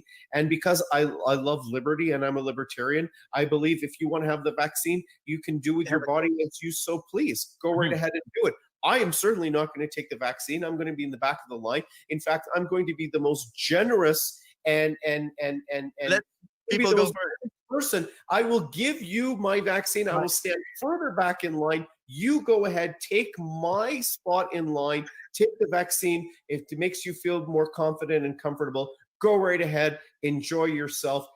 Give me the liberty that I don't have to have a mandatory vaccine. But no, I want to be charitable and generous. You go right ahead and take my vaccine and enjoy and feel safe and feel protected.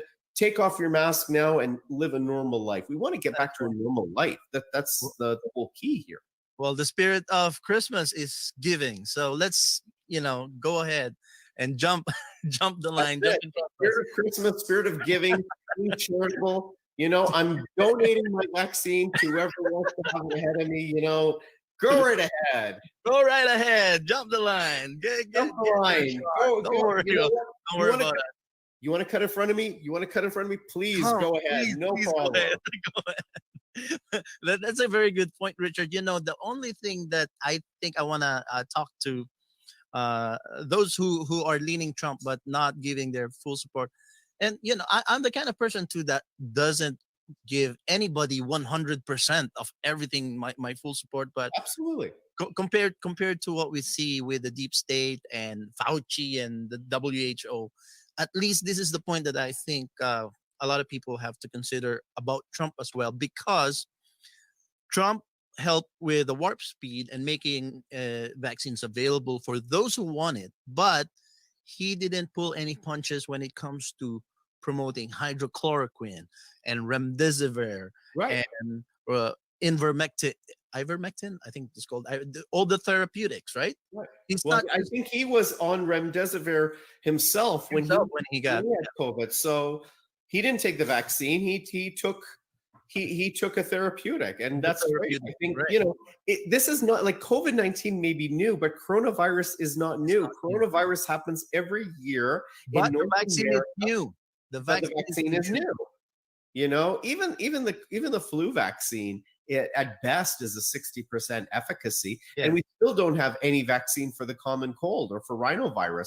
So, you know, it's not surprising. Coronavirus is a normal type of virus that happens, particularly after the new year. It starts, I've now studied it. What it is at the beginning of the year in the fall, as kids go back to school, you get rhinovirus, you know, the runny nose and all that. You get rhinovirus, then you get influenza A, then you get influenza B, and then by the January, February, March, you get coronavirus. That's when it spikes up.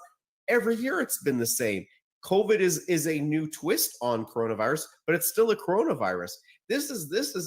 We should not be having lockdowns. This is a virus that we should understand how to live with, how to develop herd immunity, and and it's just something we're going to have to live with. This is not going to disappear to zero. So if anybody thinks it's going to disappear with a vaccine, it's not. My understanding from the Moderna vaccine is it's only lasts 2 weeks. It's only good for 2 weeks. So are you going to take a new shot every 2 weeks? It doesn't make sense. And the Pfizer one at best lasts 6 to 8 weeks. So it's 2 months for the Pfizer vaccine, 2 weeks for the Moderna vaccine. This is not effective. They just want people to be in perpetual vaccination because they're going to come up with the UK variant, and then the French variant, and then the German variant, and then the Swedish.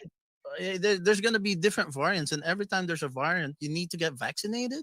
Yeah, but okay, so don't be surprised by the UK variant. As soon as it came out, I said this is not a big surprise because there was a leaked email back in October from a liberal committee that studied what's going to happen in the future, and they were talking by November, December, there's going to be increased lockdowns, limited mobility, and by the early part of the year, there's going to be something called COVID-21. How would they know back in October there's something called COVID-21? Is this new variant from the UK COVID-21? Let's see. Let's find out. But you're predicting this in an email back in October. It reminds me of last October with Event 201. How do you... Please don't go away. We'll be right back after these short messages.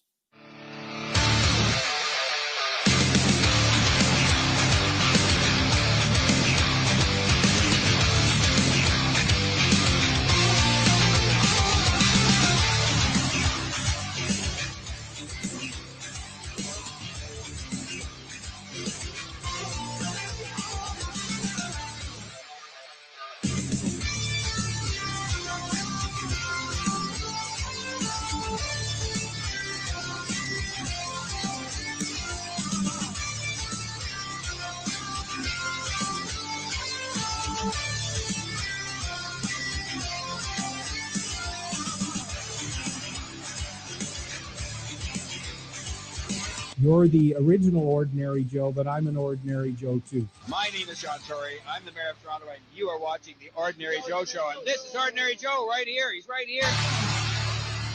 Ako po ang iyong tagapag-ulat, Joey Salvador, at ito ang Filipino-Canadian Daily on OJTV.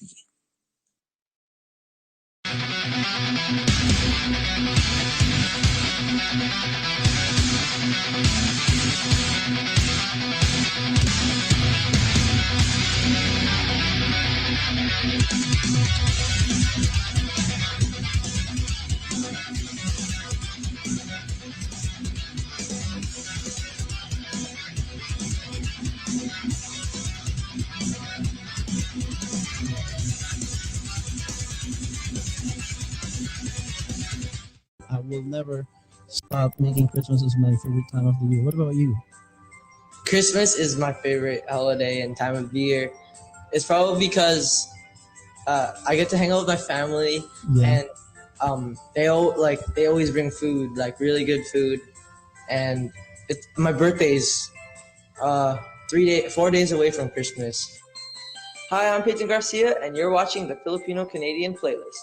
only on The Ordinary Joe Show.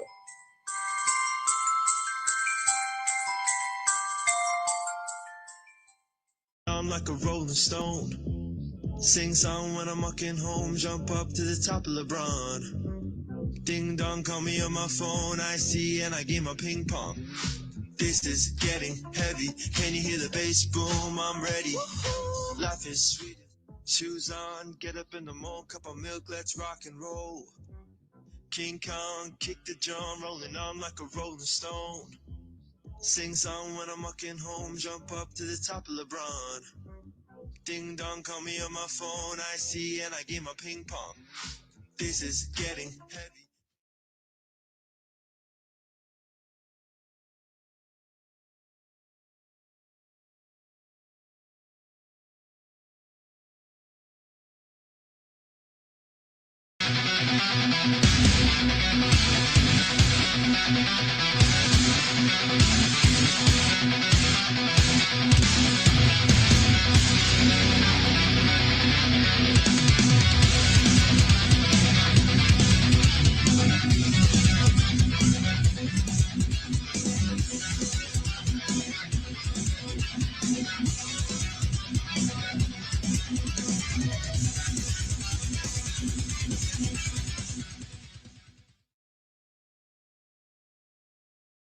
Liberty, and I'm a libertarian. I believe if you want to have the vaccine, you can do with your body as you so please. Go right ahead and do it. I am certainly not going to take the vaccine. I'm going to be in the back of the line. In fact, I'm going to be the most generous and let people go first. Person. I will give you my vaccine. I will stand further back in line. You go ahead, take my spot in line, take the vaccine. If it makes you feel more confident and comfortable, go right ahead, enjoy yourself. Give me the liberty that I don't have to have a mandatory vaccine. But no, I want to be charitable and generous. You go right ahead and take my vaccine and enjoy and feel safe and feel protected. Take off your mask now and live a normal life. We want to get back to a normal life. That's the whole key here. Well, the spirit of Christmas is giving. So let's, go ahead and jump the line. Spirit of Christmas, spirit of giving, being charitable. I'm donating my vaccine to whoever wants to have it ahead of me. Go right ahead. Go right ahead. Jump the line. Jump the line. Don't worry. Don't worry about it. You want to cut in front of me? Please go ahead. No problem. Go ahead. That's a very good point, Richard. The only thing that I think I want to talk to those who are leaning Trump but not giving their full support.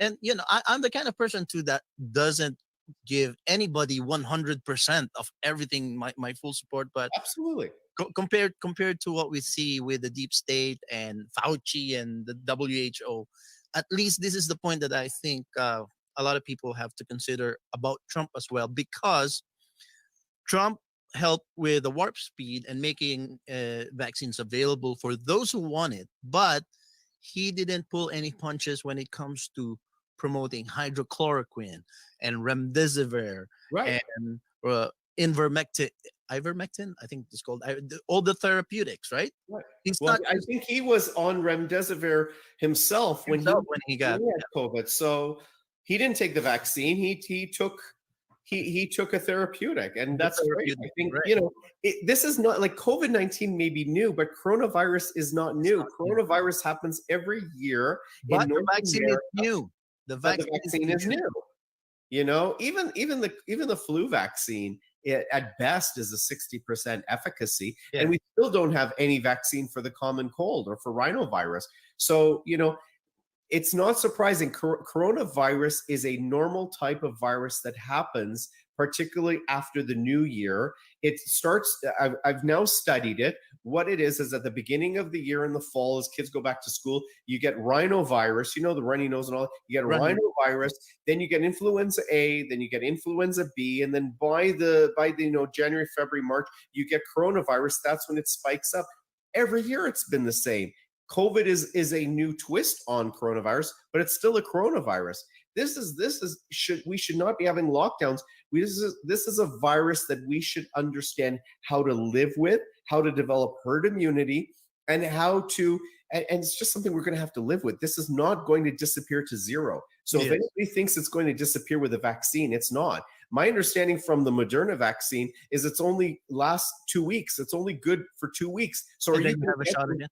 are you going to take a new shot every 2 weeks? It doesn't make sense. Ooh, And the that's Pfizer one at best lasts 6 to 8 weeks. So it's 2 months for the Pfizer vaccine, 2 weeks for the Moderna vaccine. This is not effective. It This will is be.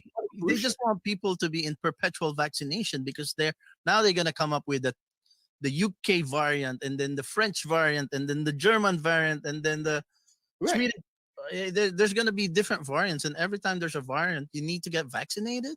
Yeah, but okay. So don't be surprised by the UK variant. As soon as it came out, I said this is not a big surprise because there was a leaked email back in October from a liberal committee that studied what's going to happen in the future, and they were talking by November, December, there's going to be increased lockdowns, limited mobility, and by the early part of the year, there's going to be something called COVID-21. How would they know back in October there's something called COVID-21? Is this new variant from the UK COVID-21? Let's see. Let's find out.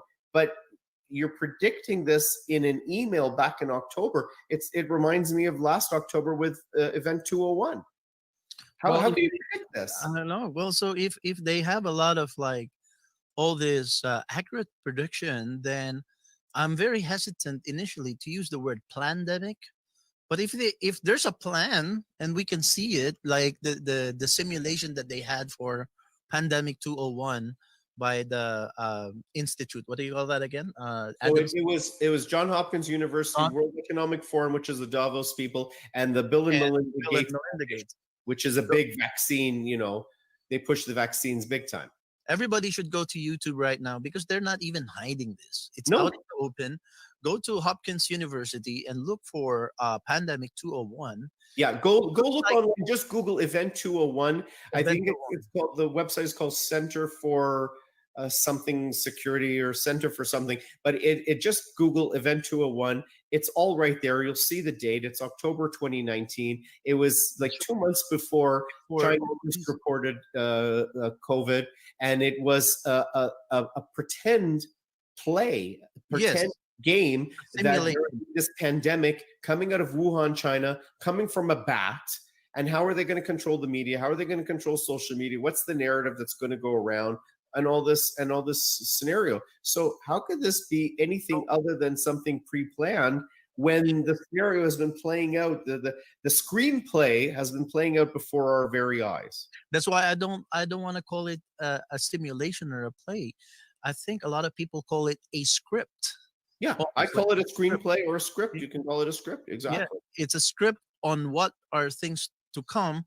And if you dig deeper in that website with Johns Hopkins University, there is actually another document there that is for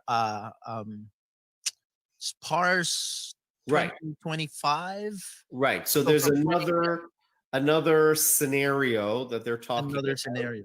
2025 to 2028, the SPARS epidemic, SPARS. Yes. It's all out there online. If you do your own research and due diligence, you'll be able to find this out, and you're going to realize that nothing that the media has been telling you has been accurate or truthful. So, Richard, they can accuse us as conspiracy theorists all they want, but everything that we present here can be searchable. They don't hide it. The sad thing is they don't even hide it anymore. It's like the tyranny's right in your face. So we talk about the Great Reset. They talk about that at the World Economic Forum like it's just normal. Yeah, right. That's their plan. That's their plan. And everything that we talk about here, you can search it for yourself. And we're just kind of presenting it to our fellow ordinary Janes and Joes because most of you are sucked up by other distractions of entertainment and NBA, and you're distracted to other things that are not, and all of a sudden it's like the boiling frog theory, the theory when you put a toad in a boiling pot, as long as it's not too hot for him, he will sit there. Right. So you turn the heat up gradually to max, and then he will just cook in there. And that, I think that's how our society becoming recently is that, there's no problem.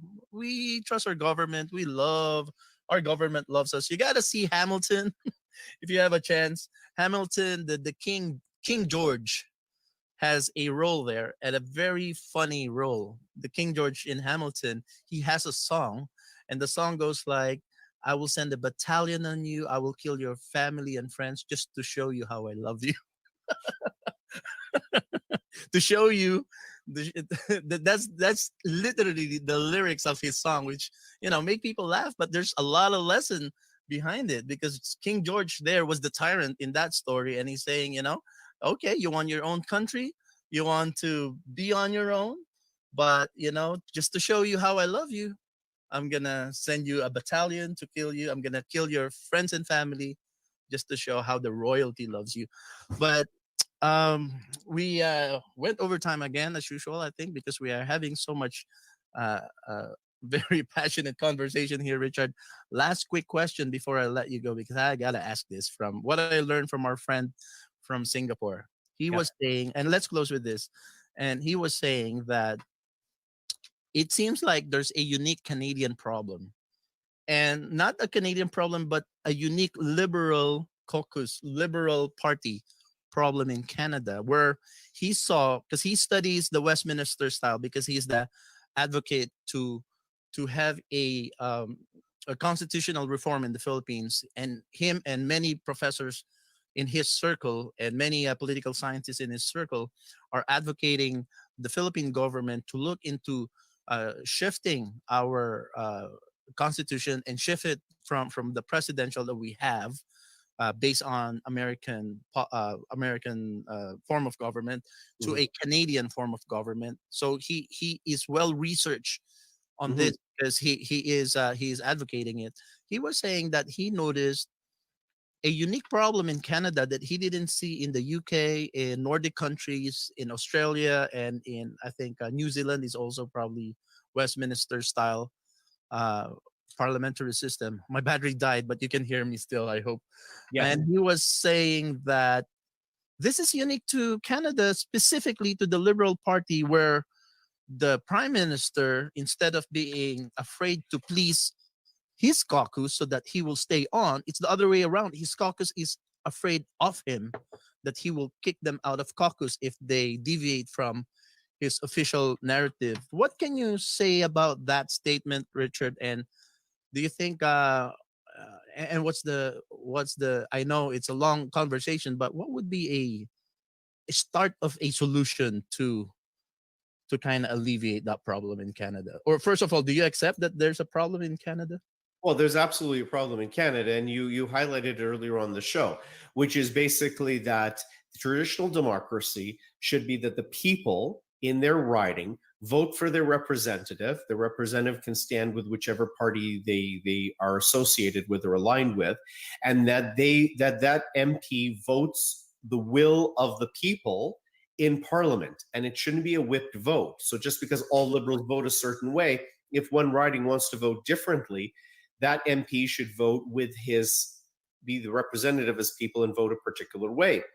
Now, what happened is, and this is why I kind of like the American system better, because the American system came after the Westminster system, and they saw the flaws that happened in or the weaknesses, the loopholes that are there in the Westminster system. And with all due respect to Orion, I want to give him due credit, because he's not only talking about a Westminster system like a British system, he's talking about a parliamentary system. And I agreed with him, if the Philippines wants to do constitutional change and implement a system different than the American system, having something more analogous to what they have in the Nordic countries or Germany, etc., or even New Zealand, which has an amalgam of the Westminster system, then I recommend that would give more representation.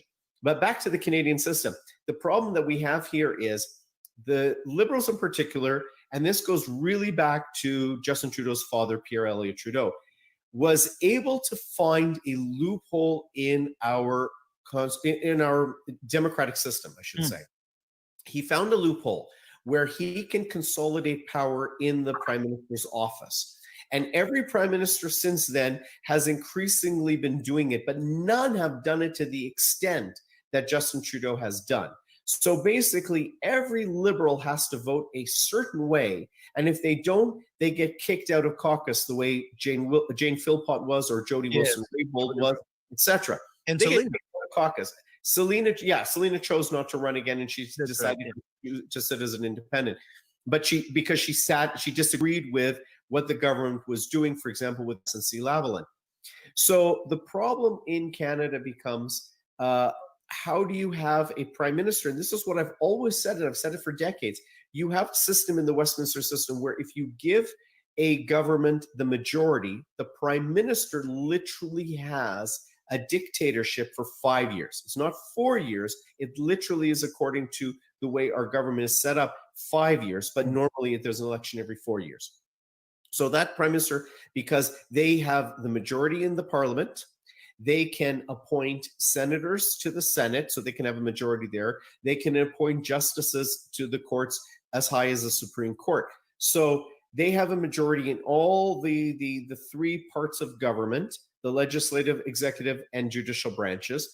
And as well, because in the legislative branch, there's these committees, like what you saw with Pierre Poilievre earlier on the show. When there's a majority government, then they have a majority in all the committees. So this becomes a concern because you can never contradict or question. You can be shut down the way we saw the SNC investigation being shut down before the last election. They had a majority. Now, when they have a minority, if they have another party like the NDP backing them up and following them and voting accordingly the same way, it's the same majority. Okay. So to answer your question, how can we stop this system from happening?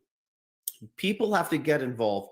Just as you and I both want the Filipino community and all multi-ethnocultural communities to get involved and become involved in politics, and all Canadians to become more aware what's going on in Ottawa and in Ontario and Queen's Park, we want people to be involved, to be well informed.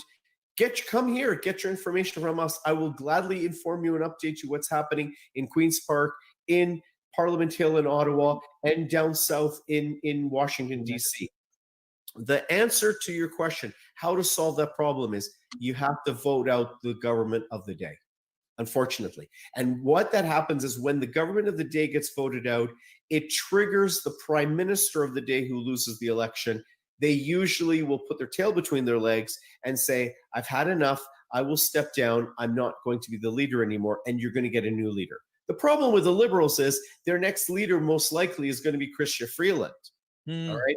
And that's no better than what you have now, because she's just a puppet of Justin Trudeau. But at least, people kind of get charmed and enamored by Justin Trudeau. I think they're going to see through Chrystia Freeland more quickly, because she doesn't have the Trudeau name. So I would say the best way to do it is, in the next election, you don't vote for the Liberals. That would change the leadership. As the leadership changes, it changes the people in the back office, which you don't see in the day-to-day. People in the prime minister's office, people in the party. It changes people in the back office.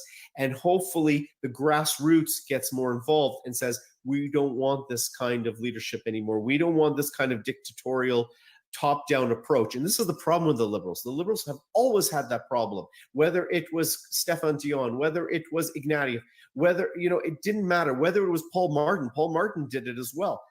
It's a top-down approach. And they keep saying that they're not going to have a top-down approach, but they have a top-down approach now like they've never had before. So it's a complete dictatorship from the very top. They control all the party apparatus. They control the PMO. They control the Privy Council. They're controlling everything, every aspect, every gear within the party and within the government is being controlled by Justin Trudeau and the small minions around him, including Chrystia Freeland.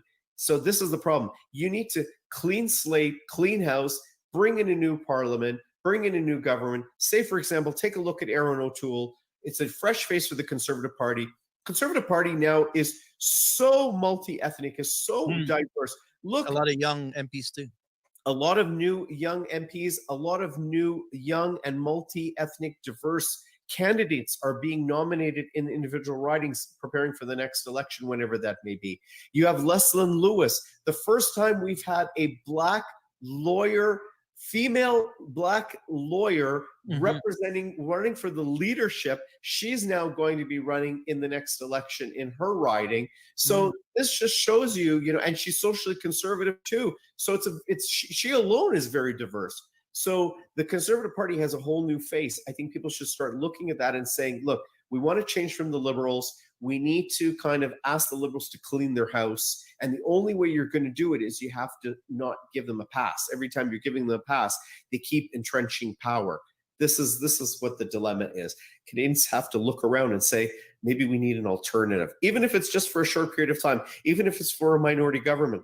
We need an alternative government to clean house and get the Liberals, give them an opportunity to clean their house, and maybe it's time for Justin Trudeau to leave. Richard, the Liberals have a cabinet that has a designate person called the whip. But so does the Conservative Party. Every party does, and they have it in the UK too. I mean, this is part of the Westminster system. Why do they have to whip their MPs to align with their? Why don't parties allow their MPs to vote according to their constituents' desire? Well, again, it goes back to tyranny and dictatorship. If you allow them to have that power over you when you live in a free democracy, then you're handing them the keys to the car and you're telling them to drive and you're sitting in the back seat. If it's your car, take back the keys and drive yourself and have the politicians sitting in the back seat. And you tell them this is where we're going to drive to. So you have to take back control. It's a democracy. You have every right to do it. Take back control now before they start whittling away more and more of your controls. Look at this year. How much restriction has been put on us arbitrarily without science or fact? You're allowing them to do it. If you stand up and get a backbone and say, stop, I'm not allowing you to do it anymore. I'm taking back my rights. I'm taking back the keys to the car and I'm going to be the one driving. Then they have no power. There's more of us than there is of them. There's more of us always in the history of tyranny. There's always more of there's the small tyrant controlling the bigger. It's like a beast of labor. What do they call that again? Like those who herd the cows. The cows don't even know that they're bigger and stronger than the herd. Right, exactly. Right? The cow is the beast of burden. The beast of burdens. They don't even know that they're we see circuses where they whip those big elephants. Right. But we are the elephants. We should know how much more powerful we are. Right. Why are we letting ourselves be whipped? We shouldn't allow ourselves to be whipped. If you believe in democracy, if you believe in freedom, if you love liberty, then you own the democracy. That $880 million that Pierre Poilievre is talking about, your tax-paying dollars paid for that. So the government has every right to tell you who they gave that money to because you paid it. It's not magic, The CERB, people are happy to get the CERB and the CRB and all these benefits. They're happy to get it, but they don't realize it's their tax dollars that have paid for it. And now the country's going further in debt. So down the road, you and your children, your grandchildren are going to be paying more taxes to pay back the interest on the debt, let alone the debt itself. Yes. It's our democracy. It's our country. We own it. We're the shareholders in it. You're letting the board of directors take control. We're the shareholders. We have every right to kick the board out. Well, that's why I like to call this the power drill politics, because I really want us to power drill on and unearth all of these things behind the scene. And this is one of the things I power drill Orion when I had him on the Filipino language show. I asked him, do we have to wait for an election to change the leader of a party if the leader of the party is becoming a dictator? Shouldn't the MPs be able to take over the ship? Because if we talk to our MPs and we say, we don't like how this leader is running the show and we voted for you, so you have to represent us to your leader and tell the leader.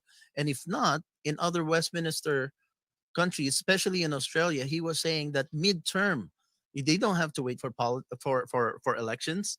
In Australia, they kick out their own prime minister from caucus, and the caucus kicked out the leader, Right. and the next person in line became the leader of the party, therefore the prime minister of Australia, without an election, without having to wait. Because what my dilemma is, Richard, here in Canada, we wait for an election. If it's triggered in the fall, it's most likely that the Liberals will get a majority, which is Well, worse than what we have we now. don't know, because remember, the pollsters have had it wrong before. They certainly have had it wrong south of the border.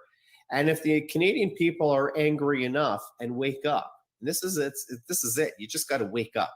You got to wake up. You got to do your own study. You got to do your own research. We provide all the evidence for you. Just go out there and look, and double check our work. Go out and look at the websites that we're telling you to check. If the Canadian public wake up and say, look, we've had enough. This is not good. Canada's going in the wrong direction. We have $1 trillion debt like we've never had before. Unemployment is horrible. Businesses are shutting down. Everyone's going to be a beggar, begging the government for income every month. So, people have to wake up and just say, look, enough is enough. But again, going back to the point about Orion, I've made points to him. He made very valid points, and I have all due respect for him. He made very valid points, but his points were based on an ideal scenario. And so I warned him in our close that you have to just make sure you put the checks and balances in place that stop any potential dictatorship or controlling of power in one central place. So the difference is, yes, if you want to talk about the Westminster system or the parliamentary system, in an ideal world, it's a wonderful system. It works very well. It's democracy. It's beautiful democracy. Democracy is a beautiful thing.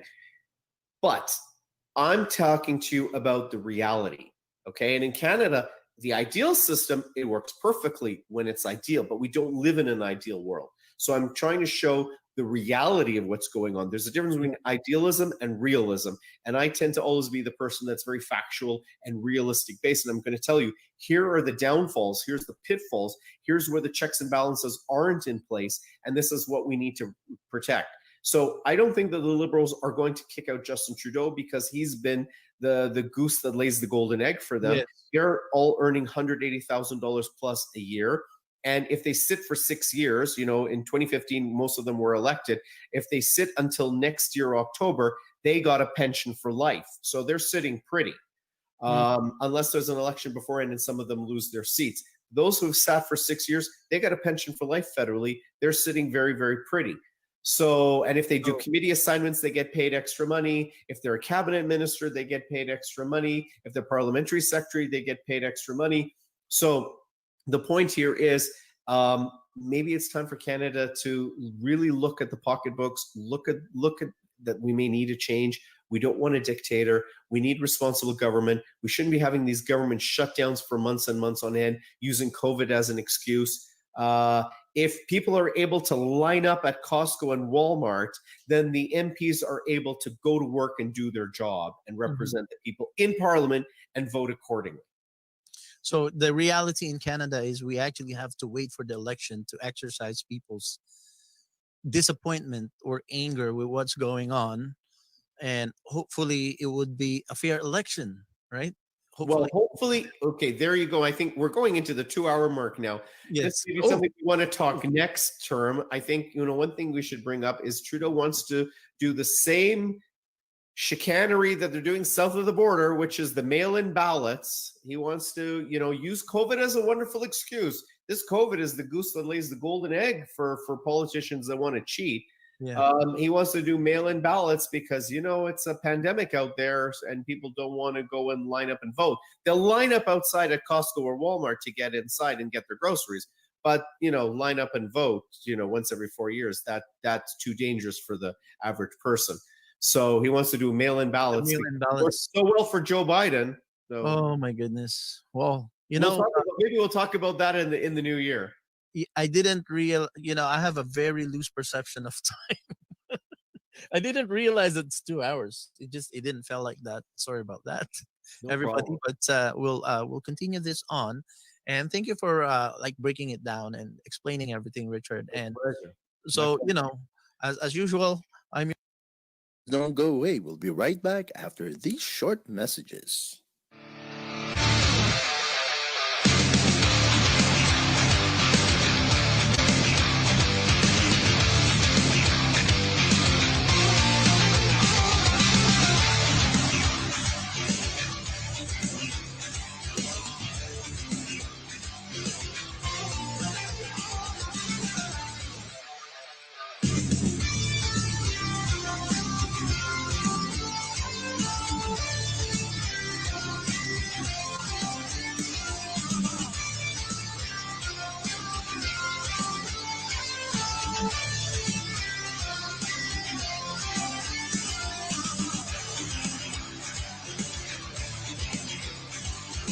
You're the original Ordinary Joe, but I'm an Ordinary Joe too. My name is Sean Torrey. I'm the mayor of Toronto, and you are watching the Ordinary Joe Show. And this is Ordinary Joe right here. He's right here.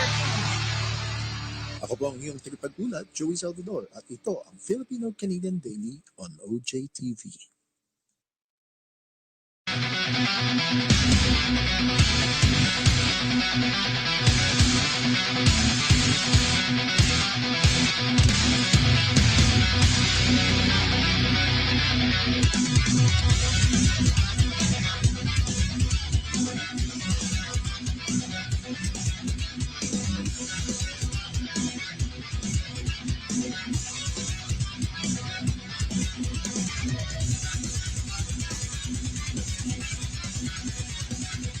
I will never stop making Christmas as my favorite time of the year. What about you? Christmas is my favorite holiday and time of the year. It's probably because I get to hang out with my family, and they always bring food, like really good food. And my birthday's 4 days away from Christmas. Hi, I'm Peyton Garcia, and you're watching the Filipino Canadian playlist, only on the Ordinary Joe Show.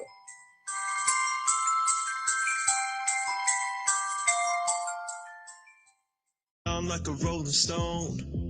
Sing song when I'm walking home. Jump up to the top of LeBron. Ding dong, call me on my phone. I see and I game my ping pong.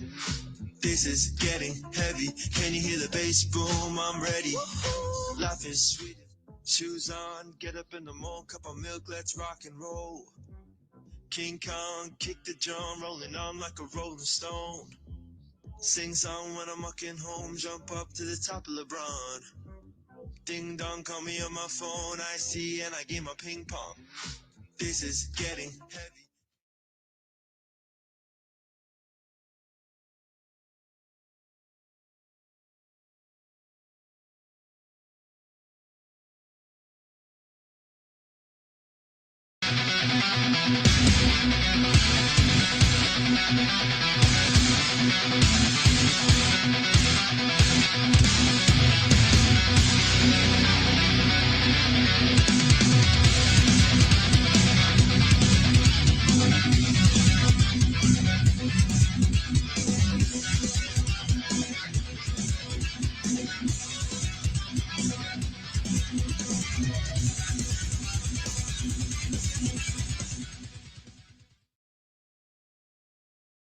And now back. 1 minute late, but we are still here for you guys. Everybody can see me. Okay, just checking on my monitor that everyone can see me. How are you? Magandang gabi po. Tonight will be a full English language show. So pardon me, I won't be speaking Filipino tonight because the same guest that we had the other day, and we actually lasted 2 hours. Can you believe that? There's a lot to know. There's a lot to understand about the new proposition of the presidential system that we have in the Philippines and proposing it to become a parliamentary system, just like what we have here in Canada. So tonight it will be a very lively discussion because what I have with me that will join us for our night show live, please go ahead and share the links to all your friends who are watching us live tonight. And at the end of all the keynotes and all the Q&A we have with each other here on the studio, on the virtual studio, we would like to ask all our viewers as well to jot in your questions for our guests and for our co-hosts as well on the comment section below, and will automatically appear here on our console, and we'll be able to show it on the video. So tonight, I would just like to first of all introduce my official co-host. You know him. He's been a regular guest here on the Ordinary Joe one-on-one Talakayam, but tonight we are going to make him official co-host now on our regular weekly show, and we are going to rename it's not one-on-one anymore because we are going to have guests from both the Philippine side and Canadian side on political conversations all across this country and all across the Philippines about what's going on and where do we position ourselves in the coming millennia, in the new wave of changes in society that we are experiencing right now. First of all, let me introduce my co-host now, my official co-host, Richard Rupp. You know him. He has been with me for a few weeks now, weekly, been regular guests, sort of like guest co-hosting with me. But just to reintroduce for all our folks who don't know him quite well yet, he started in politics as early as when he was 17 years old. His mom been dragging him to go volunteer on many campaigns, political campaigns, as early as 17, and he grew up knowing himself to be liberal. But when he is more of his own mind, he realized that he is more. There's things that he found in the Liberal Party that is not pretty much in his liking. So he went over to the Conservatives, and so he got involved in the Conservative Party, and he knows the ins and outs, and the people knows him in the Conservative Party as well. Those are the two strongest parties we have here in Canada, the Liberals and the Conservatives. They know him, he knows them, but now he is a libertarian in the middle. He is my co-host, but our guest tonight is Orion Perez. Many of you know him. He is the leading personality, leading the national conversation about this proposal to have a charter change, to have the Philippines for many, since our constitution or since our birth as a nation, we have been patterned to the U.S. Parliament, the U.S. presidential system. We everything is patterned from the U.S. The upper house, the lower house, the presidential and the judicial type of government. But now he is proposing since 2010. A lot of people think that he is a Duterte ally, but he has been talking about this even before Duterte became president. Orion Perez has been talking about a charter change, and he leads a organization called the Correct Movement. I have here his mini bio, but I'm just gonna wing it. Everything that I know about Orion, I've been following him for a while. He's actually a polyglot, speaking about 7 languages, and he knows his stuff as well. He knows more about the parliamentary system in Canada than I do, and than most Filipino Canadians do. So we value him here on the show because he is able to give us insights and also lessons for us Filipino Canadians to understand how can we participate and how can we be good citizens here in Canada. Like I say to Richard many times, building in partnership with our Canadian brothers and sisters, building Canada together. So ladies and gentlemen, please let me introduce my co-host, Richard Rupp, and our special guest, Orion Perez. Ladies and gentlemen, here they are. Hello, guys. How are you doing? Great. How are you doing? Let's have Richard say something first about my introduction. Is that pretty accurate, Richard? Well, first of all, to all your viewers, Magandang Gabi. Wish them all a good evening. And yes, it's actually it's somewhat accurate. I just want to add that I was actually originally volunteering when I was 14 years old. My mom would drag me to liberal events federally and provincially. But growing up as a teenager, I also was very much a Ronald Reagan Republican. So I guess I always had that kind of libertarian side to me. But yes, you're right. I did discover that I was not happy with the Trudeau Liberal Party and seeing it from the inside. And a few years ago became a conservative. I'm very happy to join the conservative family. So are you consider yourself still conservative now, or you are more of the middle now? I am conservative. I'm a conservative member, but I would say that my views tend to be more libertarian. In some ways, I could be socially progressive, so that can fall in line with some ideas of the Liberal Party. But fiscally, I'm definitely very conservative. All right. And before I turn it over to our very valued guest, Tito or Kuya Orion, I just want to tell all our viewers, I can see that we have quite a number of live viewers right now. We will be able to show your comments or your questions for Orion mainly today. But the good thing about tonight's conversation, Orion has a certain perspective about a positive perspective about the parliamentary system.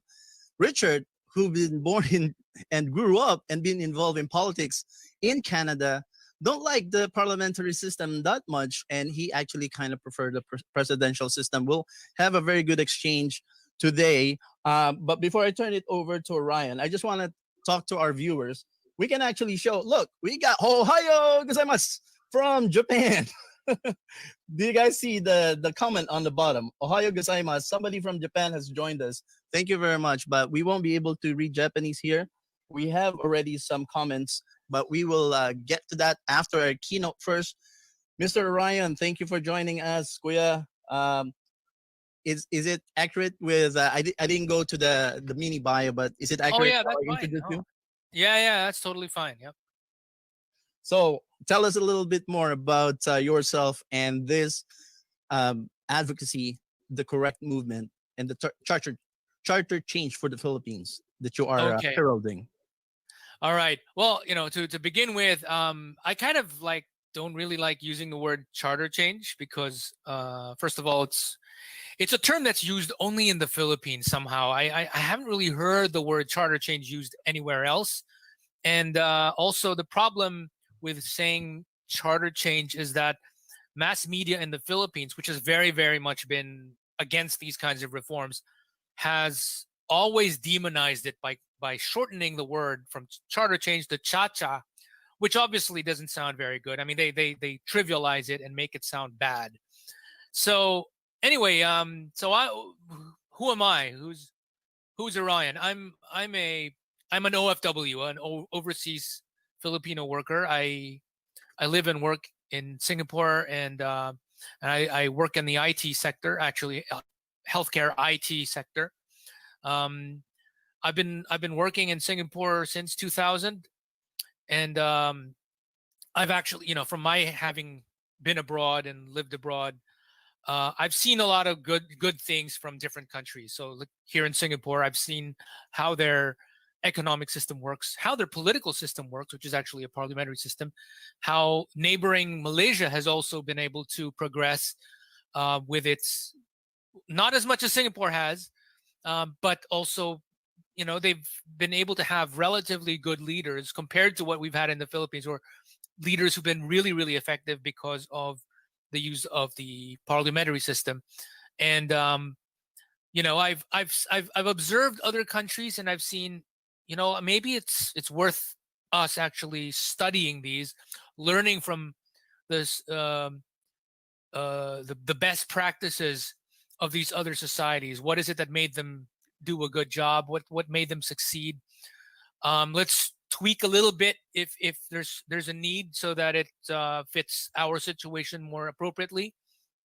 And so yeah, it's been basically my fascination with success stories of other countries that has led me to this. I have been, and I think all of you can see this photo of Lee Kuan Yew at the back. I'm a big fan of his. He was the Lee Kuan Yew. He's here. Okay, so he's the late Lee Kuan Yew. He's actually the founding prime minister of Singapore, and it was he who transformed Singapore from being a backward third world country. It used to be very, very messy, very chaotic, lots of crime, lots of gang wars, lots of ethnic unrest, and it now became a very well-organized place, and it has a very well-performing economy, lots of jobs, to the point that a lot of their people, a lot of their citizens already have jobs, so that they now have, essentially they've had a labor shortage that forces them to actually get people from abroad to work in Singapore. That's why there's a lot of foreigners working in Singapore. So Singapore has progressed so much. I've read so much about it, and I thought to myself, why can't we do the same in the Philippines? And that's where the idea of constitutional reform comes in. And that's my preferred term. I prefer to call it constitutional reform rather than charter change, or worse, cha-cha. I don't like calling it cha-cha. But I've always been thinking, number one, let's first of all get rid of all those anti-foreign direct investment restrictions, those 60-40 restrictions in the Constitution, the ones that basically force multinational companies that want to come into the Philippines to have to partner with a local company before they can set up, and that local company will only have 40, that local company will need to have 60% at least of the entire company, whereas that the foreign company will only have 40%, a maximum of 40%. That's what the Constitution says, and obviously that means the Constitution of the Philippines is very, very anti foreign direct investor. That's the reason why we don't have that many jobs in the Philippines. That's the reason why so many Filipinos are forced to work abroad. That's the reason why so many Filipinos are getting out of the country and emigrating to other countries. And it becomes the Philippines' loss and the gain of those other countries. Good for you guys in Canada. You're getting our good guys. Good for those countries like the US or Australia or even Singapore. They're basically getting our best workers, and yeah, that's a problem because there are not that many jobs, and if there are jobs in the Philippines, they're paid really low, right? So that's why we need to get rid of those anti-foreign direct investment restrictions in the Constitution. Secondly, we are an archipelago with a lot of different ethno-linguistic groups. And there have always been little tugs of war and little tensions, such that, there's always talk sometimes of secessionism and like, we want out. We don't want to stay within the Philippines because they don't, they're not protecting our minority rights, blah, blah, blah. And I think federalism is what we need to make this whole thing work. We're not a monolithic, ethnically homogeneous group of people. We are subdivided into so many different ethno-linguistic groups. We even have different groups who have different religions, for example, and different ethnic backgrounds. And so, the fact that we did not start off as one nation, but we were a conglomeration of many different nations and different ethnicities means I think federalism is the way to go. And that's why we need federalism. And worse, we also have an over-centralized system at the moment where everything is based out of the capital, which is Metro Manila. And the rest of the country is very much neglected. With federalism, we will actually be able to have multiple economic centers, not just one major economic center, but many different major economic centers, spreading out the development and the jobs to different parts of the country, so that people don't all have to flock into Metro Manila and it gets crushed by its own weight. And last but not the least, we need to have a parliamentary system, because the system that we currently have in the Philippines, which was American derived, but also more importantly, did not fully follow how the US actually does what it does. We've actually ended up having really chaotic politics. We've had too many politicians engaged in personality politics, using song and dance numbers, and basically it's all about this whole celebrity thing, name recall, celebrity, absolutely nothing so much to do about the party. They don't really talk about what parties they come from. They don't talk much about their platforms, their manifestos. They don't talk about what they stand for. They just talk about this is who I am. These are who I'm related to, blah, blah, blah. That's what these politicians normally talk about, because of the way the system works.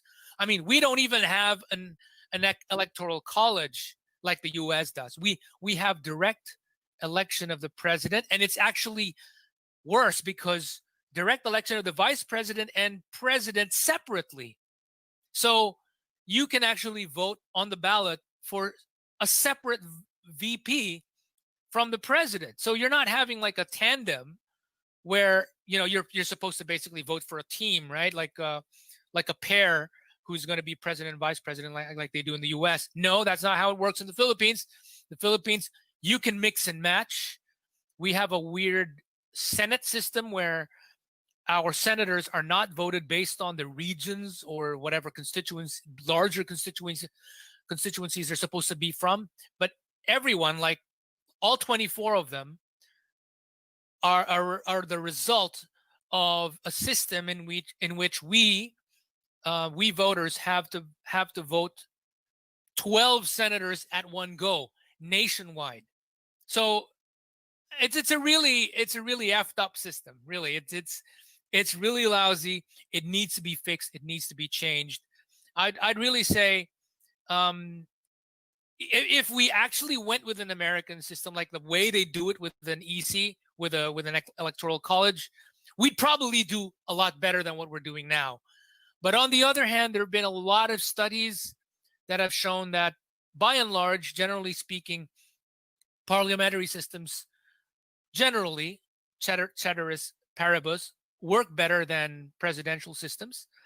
As I said, an American style system, an exact copy of the American system might work better than what we have right now, but it's not really going to work as well as a parliamentary system would, in the sense of allowing really, really good leaders to stay on long. I mean, like, you know, people like Margaret Thatcher, for example, were able to stay something like 11 years. That wouldn't have been possible in an American system. Lee Kuan Yew, for example, was in office for 31 years. That wouldn't have been possible under an American style system. Certainly not in the Philippine system. Mahathir Mohamad, in his first 22-year stint, was able to really transform Malaysia into being the second most developed economy in Southeast Asia, next to Singapore, because of his 22 years in office, which wouldn't have been possible if Malaysia had a presidential system. And, you know, there's all these studies, and so essentially, what I would like in terms of the Philippines for structure and form of government would be to be something similar to what Canada has, or what Australia has, or what Germany has, which is federal parliamentary. And in terms of the economic system, something that is very close to what Singapore has, where it's very, very open to investors so that jobs freely come in. And it's a very, very pro-business system. Basically, you know, it's low taxes too in Singapore. So yeah, and I think that's pretty much what I had to say about what I stand for, why I want constitutional reform to happen in the Philippines, why we absolutely need it, and why the system we currently have sucks. So yeah. Okay, thank you very much, Kuya Ryan, for that keynote. And I would say, I think the dynamics that you will see here tonight, I myself, half of my life, I grew up in the Philippines, so I understand and connect with many things of what Kuya Ryan. By the way, Richard, when I say Kuya means older brother. It's like a respectful pronoun. Kuya Orion, everything that he was saying, I can connect with many of them. But at the same time here, I actually live in Canada a little longer. I think I live in Canada 25 years, and I live in the Philippines 22 years. So I'm 3 years longer my lifespan staying in Canada. So I can understand why the perception of the parliamentary system, the way we have here in Canada, would actually work better in the Philippines. But Kuya Ryan just had to, I wrote down some notes with what you just said. I think there's two aspects. You're talking about federalism, and you're also talking about the parliamentary system. Mhm. And it doesn't necessarily, with what I understand, last time I had you on, you said that having a parliamentary system not necessarily means you have to have a federal system. For example, Singapore is such a small country, and they have like a monolithic sort of like culture. talking about Unlike the federalism, and Philippines, you're we have also talking 7,000. about We're the biggest parliamentary system. archipelago, 7,000 And it and doesn't 100 necessarily, islands in with the what I Philippines, understand last with time all I their had you on, you subcultures said and that sub having dialects. parliamentary system Having a not necessarily federal means you have to have a federal federal government system. would For allow example, people Singapore to is such a have small their country, own and autonomy they at have the like a same time monolithic being sort of like giving their allegiance to the union. culture. And Unlike the Philippines, we parliamentary have 7,000. We're the biggest archipelago, is basically 7,000 and like the 100 Congress islands. system, but the difference is that I guess the difference is that we have from a parliamentary system, you don't directly vote for the personality. In parliamentary system, you vote for the stipulation of the party or their platform. Now, where is between these two having the problem of foreign direct investments in the Philippines, which is, we had this on the constitution that foreign investors cannot own more than 40%. If they want to invest in the Philippines, it has to be 60%, has to be local. With this conversation, where does that specific law falls in? It's not about federalism. It's not about parliamentary. Is that just something that needs to change on its That own? needs to be, yeah, that's something that you find in Article 12 of the Constitution. There's actually several clauses that talks about this, and they need to be removed, because the truth is these clauses don't necessarily restrict foreign investors from coming in. A lot of cases, what happens is that when a multinational company is looking at investment locations in Southeast Asia, and they compare, say, Malaysia, the Philippines, and Thailand, they look. What happens is they look at the constitutions to see, okay, let's look for some loophole. Let's look for some stuff in the constitution that might say that we're not really allowed, or we're not really that welcome. And when they look at the constitutions of all these different countries, the Philippines is the one that stands out in appearing to be very anti-foreign direct investors. So they no longer look behind or beyond those clauses to see, oh, actually we're still allowed to come in. Like if we put in like $1 million, we're allowed to come in. They don't look at that anymore. They don't look at these exceptions or whatever. They see that clause that says, oh, the Congress is basically encouraged to set up laws that would limit foreign participation to 40%. Well, they see something that looks like that, and they say, oops, it looks like we're not that welcome after all, so they decide to go somewhere else. So it's a perception issue when they see those clauses. Mhm. So, in most cases, if there are companies that really care about going into the nitty gritty of it, they'll find, oh, actually our company, our electronics or IT company can actually come in. So we're safe. We can come into the Philippines. So it does happen that they can still come in. But most companies, it's like 70% of companies that are considering the Philippines end up like getting pissed off, by getting discouraged when they see this clause, and their legal department says, you know what? It's such a bother for us to pour through so many pages of legal documentation just to see if we're allowed to come in. Forget it. We're going to Malaysia, or we're going to Thailand. Mhm. So that's the problem of the Philippines, because of that series of clauses in Article 12 of the Constitution. We unfortunately give this really bad impression to foreign investors, international companies, global companies, and all that. So, I just wanted to explain something. Singapore, by the way, it's not really a monoculture. They have a lot of different ethnicities in Singapore. It's just that they're mixed in, rather than like having geographic locations like this area is 100, all people from this particular ethnicity. They're all mixed in, and because it's a very small island. Yes. it's easier to manage without needing to have federalism. So I got that's it. why that's why they don't need federalism. But a country that's really huge, like Canada or Australia or the US or even Germany or the Philippines, or countries that are geographically and ethno-linguistically fragmented, like Switzerland, even though Switzerland is relatively small, they need federalism. So Okay, just a quick follow-up question. What I'm trying to actually ask, I guess, with my first question, and then I'll turn it over to Richard, is with this foreign direct investment, I think we mentioned this in our last show, and we both agreed that there's a principle in finance called money flows on the path of least resistance, right? So if you put a lot of resistance and blockage, business people and CEOs and investors are just like, I don't want to go through the hustle.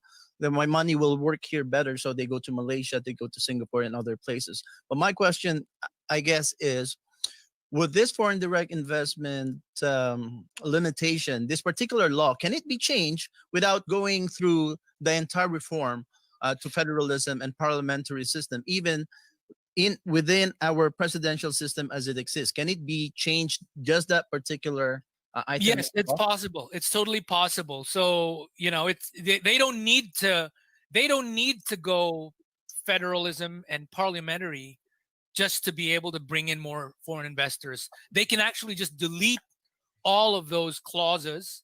Just delete. That's it. Look for any clause that says anything about a 60-40 or 70-30 sharing scheme. Just delete that.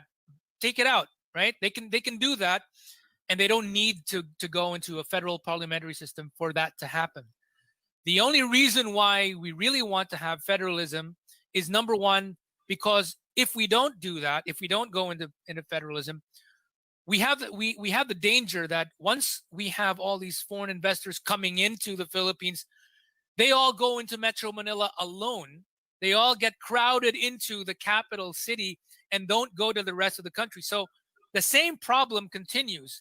Everybody from the rest of the country goes to Metro Manila. It gets really clogged up and overcrowded and overcongested. The traffic situation gets really bad, and the rest of the country stays poor.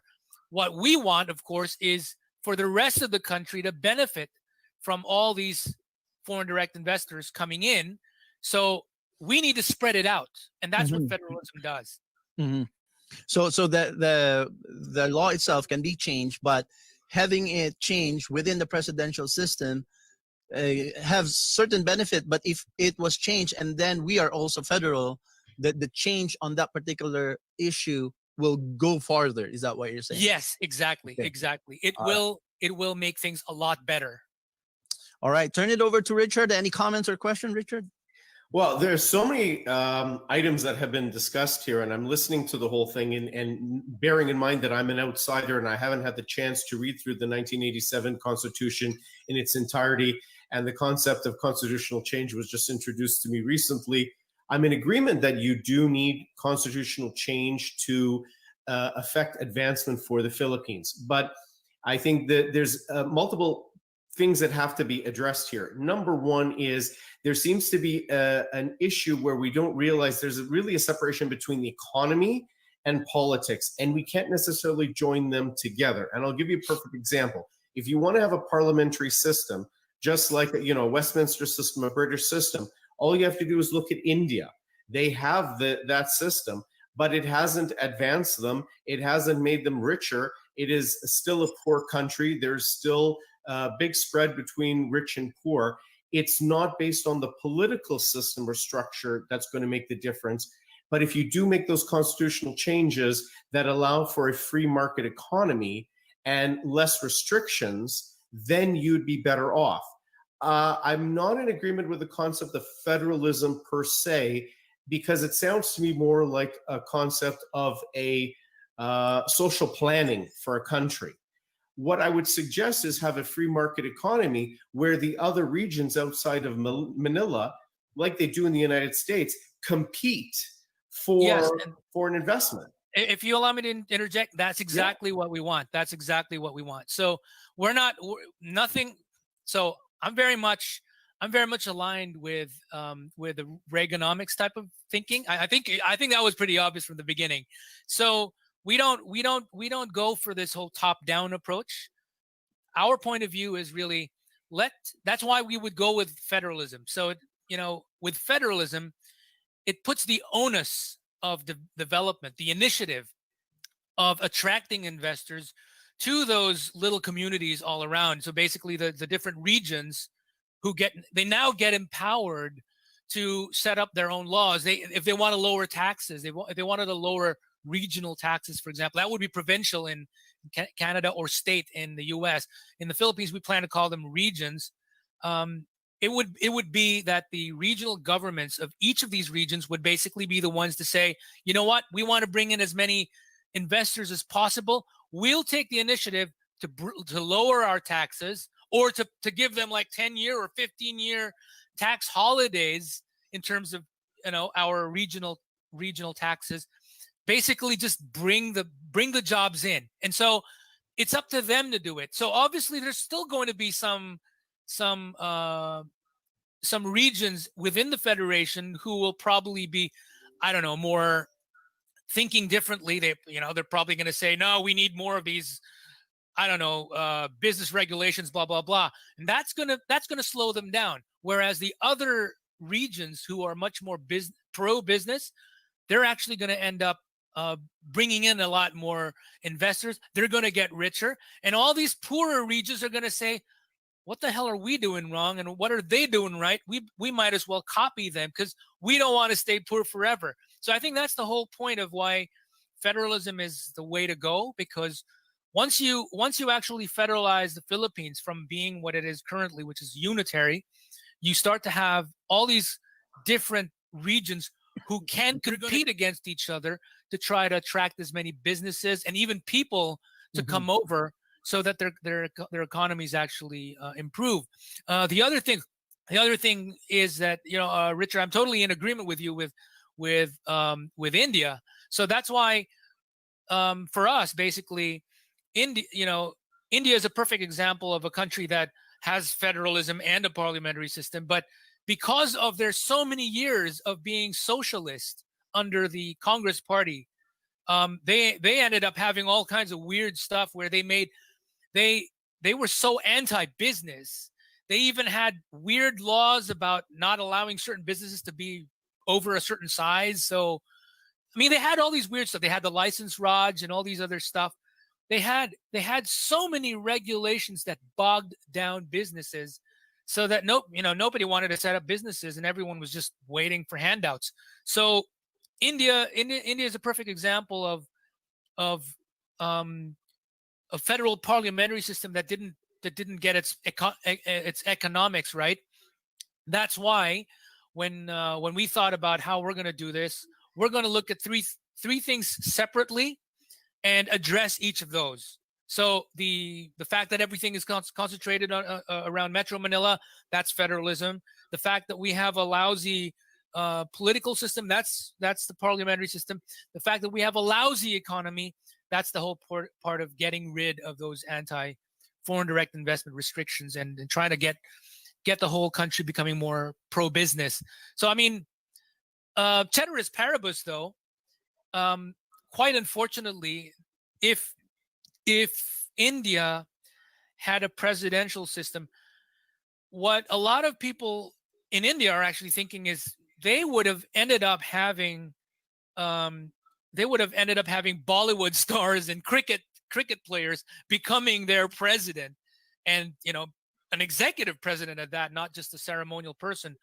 Luckily, they've had people like Manmohan Singh, who was the architect of their liberalization process that started in 1991, one of those economics PhDs. And it was someone like him would not have become the chief executive or the head of government if India had been presidential. I mean, he'd have been beaten in the elections by some actor, some Bollywood star, or some cricket player, and that's what would have happened. I do know that in India there are some people like Shashi Tharoor and some other people who want to have a presidential system, but but yeah, those are the real dangers. Just like what happens in the Philippines, we have so much of the celebrity politics that goes on because of the way our system works. Okay, so I don't think it's exactly because of the way your system works, and I'll give you Canada as a perfect example. We have a prime minister now since 2015 who beat a very successful prime minister before, a conservative prime minister who we had for 9 years. People got tired of him. This current prime minister we have, Justin Trudeau, is the son of a former prime minister who lives in Canadian lore and legend because he opened the door for more immigration, but he was also very socialist and was very friendly with the Castros. He increased taxes. He put regulations, too many regulations on. He ruined our energy industry in the West. So it's the same case where you have a famous name, a celebrity son running in politics. I don't think that's a case whether it's a parliamentary system or the presidential system. I think that's more the case of the celebrity culture that we live in right now that's driven by the media. Another thing you want to consider about a parliamentary system, and that's why I brought India as an example, it's not the parliamentary system that's going to solve your problem. What's going to solve your problems is a constitutional change like what you're talking about, where you can perhaps expand the term limits or get rid of term limits. You can get rid of the parts of the Constitution that are limiting the economic restrictions and stranglehold on the country. You can have the federalism where you have competing regions so they can compete, giving tax incentives and benefits to bring in the foreign investments to their localized area, the same way they do in the United States, different states competing against each other. But don't think that a parliamentary system or federalism is going to solve certain other problems you mentioned, such as secessionism, because Canada is a perfect example. We've had, since the 70s and in the 90s, we had 2 separate referendums in the province of Quebec, which is a separate, distinct society. They speak French, majority. It is a bilingual country. It's a bilingual province, but they had 2 referendums that they wanted to secede from Canada, or at least hold Canada over the barrelhead for more money and more transfer payments, which the Trudeaus, because they're from Quebec, gave amply to the province of Quebec. And one of the latest scandals was the SNC-Lavalin scandal, where they were benefiting a Quebec company at the expense of taxpayers and at the expense of the legal system. Now we have another problem coming in Canada, the West, because they realize that they're suffering under the crushing restrictions of the Trudeau government, the environmental alarmism that they come up with, the anti-oil and anti-natural gas environmental beliefs that they have is crushing the province of Alberta. And now, so Alberta has come up with the idea of Wexit. There's people in Alberta saying, well, we want to exit out of Canada. We don't want to have anything to do with Canada because you're taking all this money out of our province, which is a surplus province, and you're paying it to a province like Quebec. And you're only doing it because, you've always had this federal system, and the Trudeaus have always put money towards their home province and sucked it out of the sacred cow, which was the oil and natural gas industry in Alberta. So what I'm trying to say is the parliamentary system has its errors.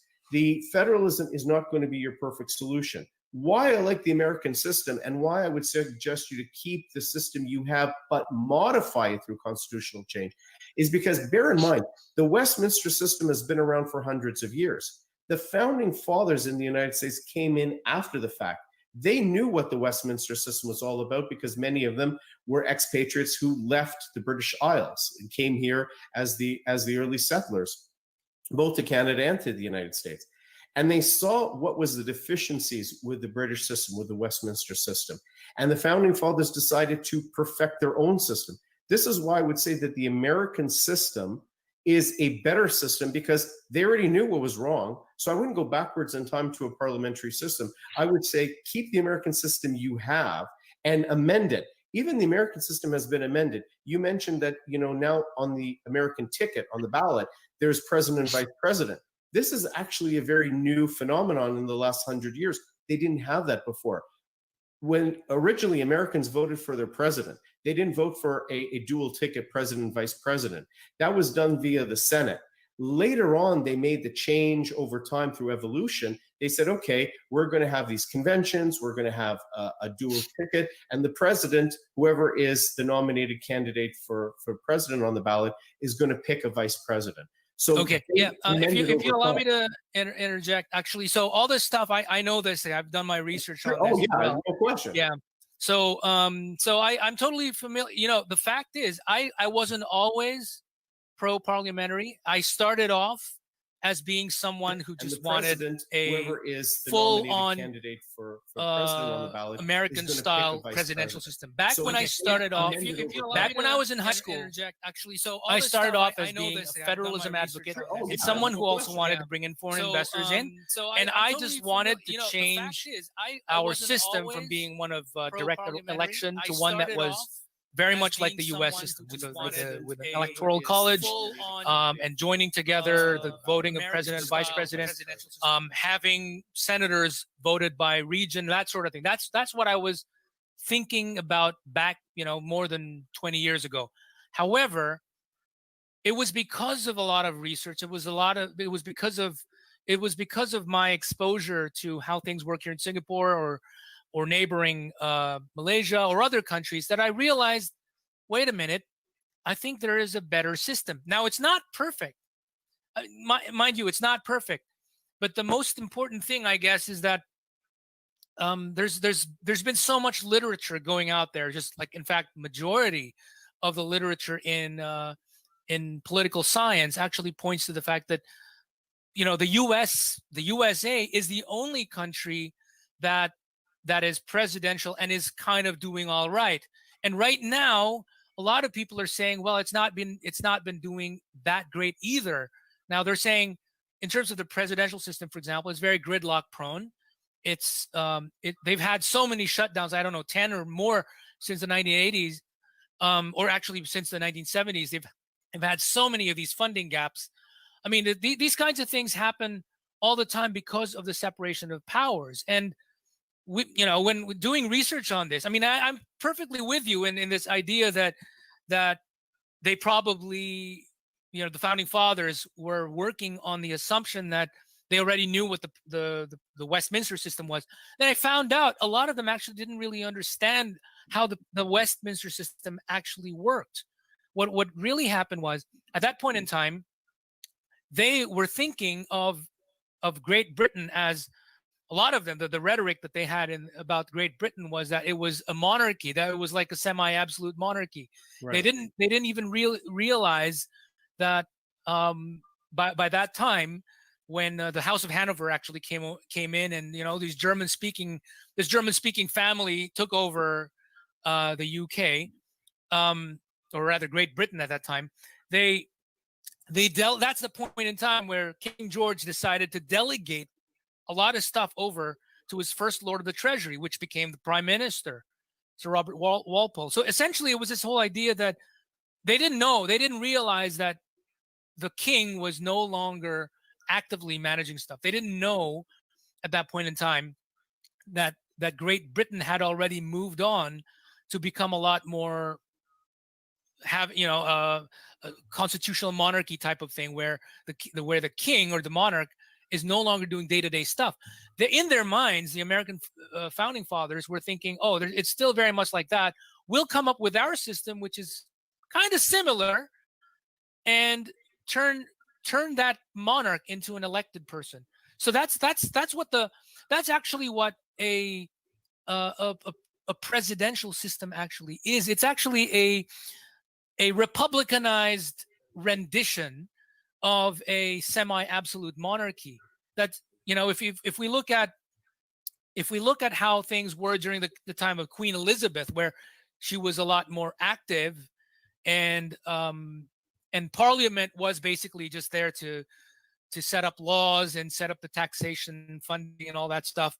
That's a system that America ended up with, albeit rather than having a hereditary monarch, they ended up having somebody who was elected every 4 years. So that's the system that they ended up with. And now there's so much of this commentary about how America, because of obviously the way media works, how their system has become very much personality oriented.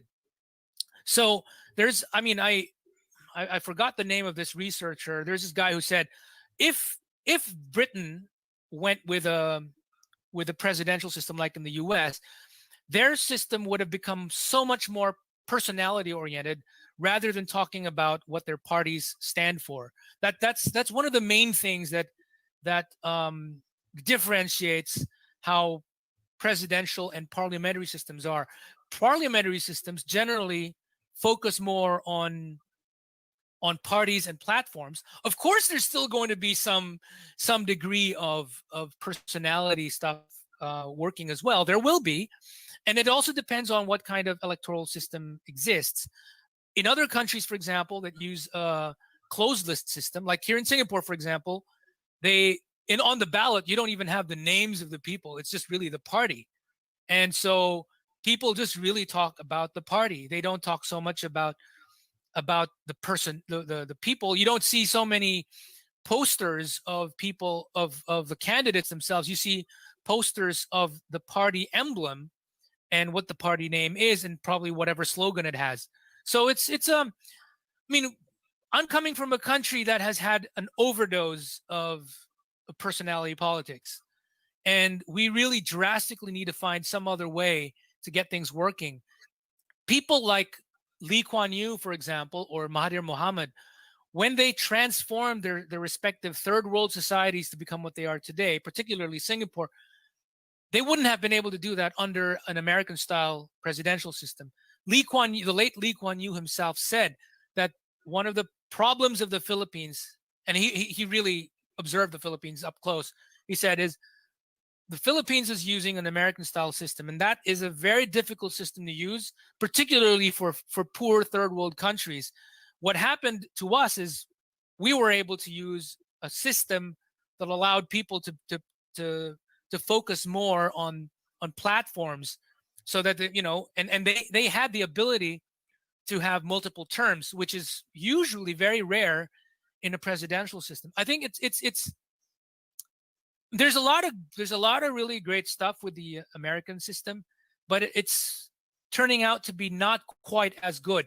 Yes, there are issues with some countries that have parliamentary systems, but then I think there are ways of tweaking those systems to make them better. I think in the case of Canada, for example, there are issues of how some of the parties are run, and these seem to be either conventions or intra-party rules that I think seriously think those should be changed, so that a leader of a party who is no longer really supported by his party members can be ousted anytime. I think that's the way it should be. I'm pretty sure there are people inside the Liberal Party that don't like Justin Trudeau and they'd like to get rid of him, but the way their system works within their party is that it's hard for them to get to dislodge him. I think if they are able to change that, they could actually get rid of the guy if they needed to. Either All right, guys. Everything is going exciting in our conversation here. Sorry, my camera is dead, but I'll change my battery soon. But Richard, before I turn it back to you, I would like to get our viewers participate in the conversation. So forgive me for being a talking logo. I just want to say hi to John Patrick from Dublin, Ireland. From the Philippines, Keldron Agoncillo. Please your friends and tell them to come and watch this show right now, wherever you are, from Dublin, from Philippines. Again, Dublin, John Patrick Reyes from Dublin. You have some correct movement, big fans. Keldron Agoncillo, thank you, Keldron, for joining us. Please invite your friends to come and watch us and participate in the conversation. Carl Alexis Dasco is watching from Calgary. Finally, we have a Canadian participating. Mabuhay. Mabuhay means what is Mabuhay? From the Philippines. It's live. Be alive, Mr. Sir Ryan Perez from Isabelito, Malena Costa. BARMM, I saw this last time, uses parliamentary. Happy for them. I think that's the name of acronym of the country. Just say hi again. BRMM is a region in the Philippines. It's an autonomous region. Carl Alexis. It's a Muslim. Vasco It's is a watching Muslim from Calgary, finding we have a region, Canadian, basically in the Philippines. Yeah. participating. I see. Mabuhay. Okay. And so Mabuhay one means, last hello is to it's live. I thought we have. Okay, just the first question or comment here is from Ken De Leon Matawaran. The 1987 Constitution of the Philippines is flawed. These flaws, unfortunately, contribute to all the major problems we continue to encounter in our daily lives as Filipinos. Massive poverty, massive unemployment, corruption, rampant criminality, separatist insurgency, communist troublemaking, political instability, overcrowding in Metro Manila, massive traffic jams, pollution, the drug mule problem, dislocation from families among OFWs. OFW stands for overseas foreign workers, the pork barrel scam, you name it, all of these. Another comment from Ken De Leon, the same guy. One problem is Philippines has American-style constitution, one of the most difficult to operate in the world. There is a complete separation of powers between executive, legislative, and judiciary. I do not believe that Korea, Taiwan, Hong Kong, or Singapore could have succeeded as they have done if they had to work under such a constitution where gridlock on every major issue is a way of life. I'll be turning it over to Richard. Oh, by the way, Joe, that particular phrase, that quotation from Ken, that's actually a direct quote from the late Lee Kuan Yew. Oh, That's one of the things. Yeah. So Lee Kuan Yew visited the Philippines back in 1992, and he gave a speech to the Philippine business community. And this is one of the things. This is one of the excerpts of his speech, where he based, this whole thing here. He was basically saying, look, it's hard for us to use it, and I think this is the reason why the Philippines is not doing that well. All the other countries in the region that are doing pretty okay are actually in Southeast Asia are the ones that are using parliamentary systems. That's one of the most important things. I think one of the biggest problems though is that because of the separation of powers in the Philippines, what has happened was, because of so much gridlock, what happened is in the Philippines, we came up with a workaround, which was to give the president some extra discretionary funding that he can allocate to legislators, that he will give to them if they agree with him. So it's actually legalized bribery. That's what the pork barrel problem is all about. Problem. Yeah. My question for both of you, we'll start with Richard this time, is I think you might be, it seems to me, you might be in agreement or maybe not, but the term limits, having a leader, we know that Lee Kuan Yew headed the state for many, many years, and it was effective. But there are states that if you have one leader for many, many years, they tend to become dictators and, one-man rule.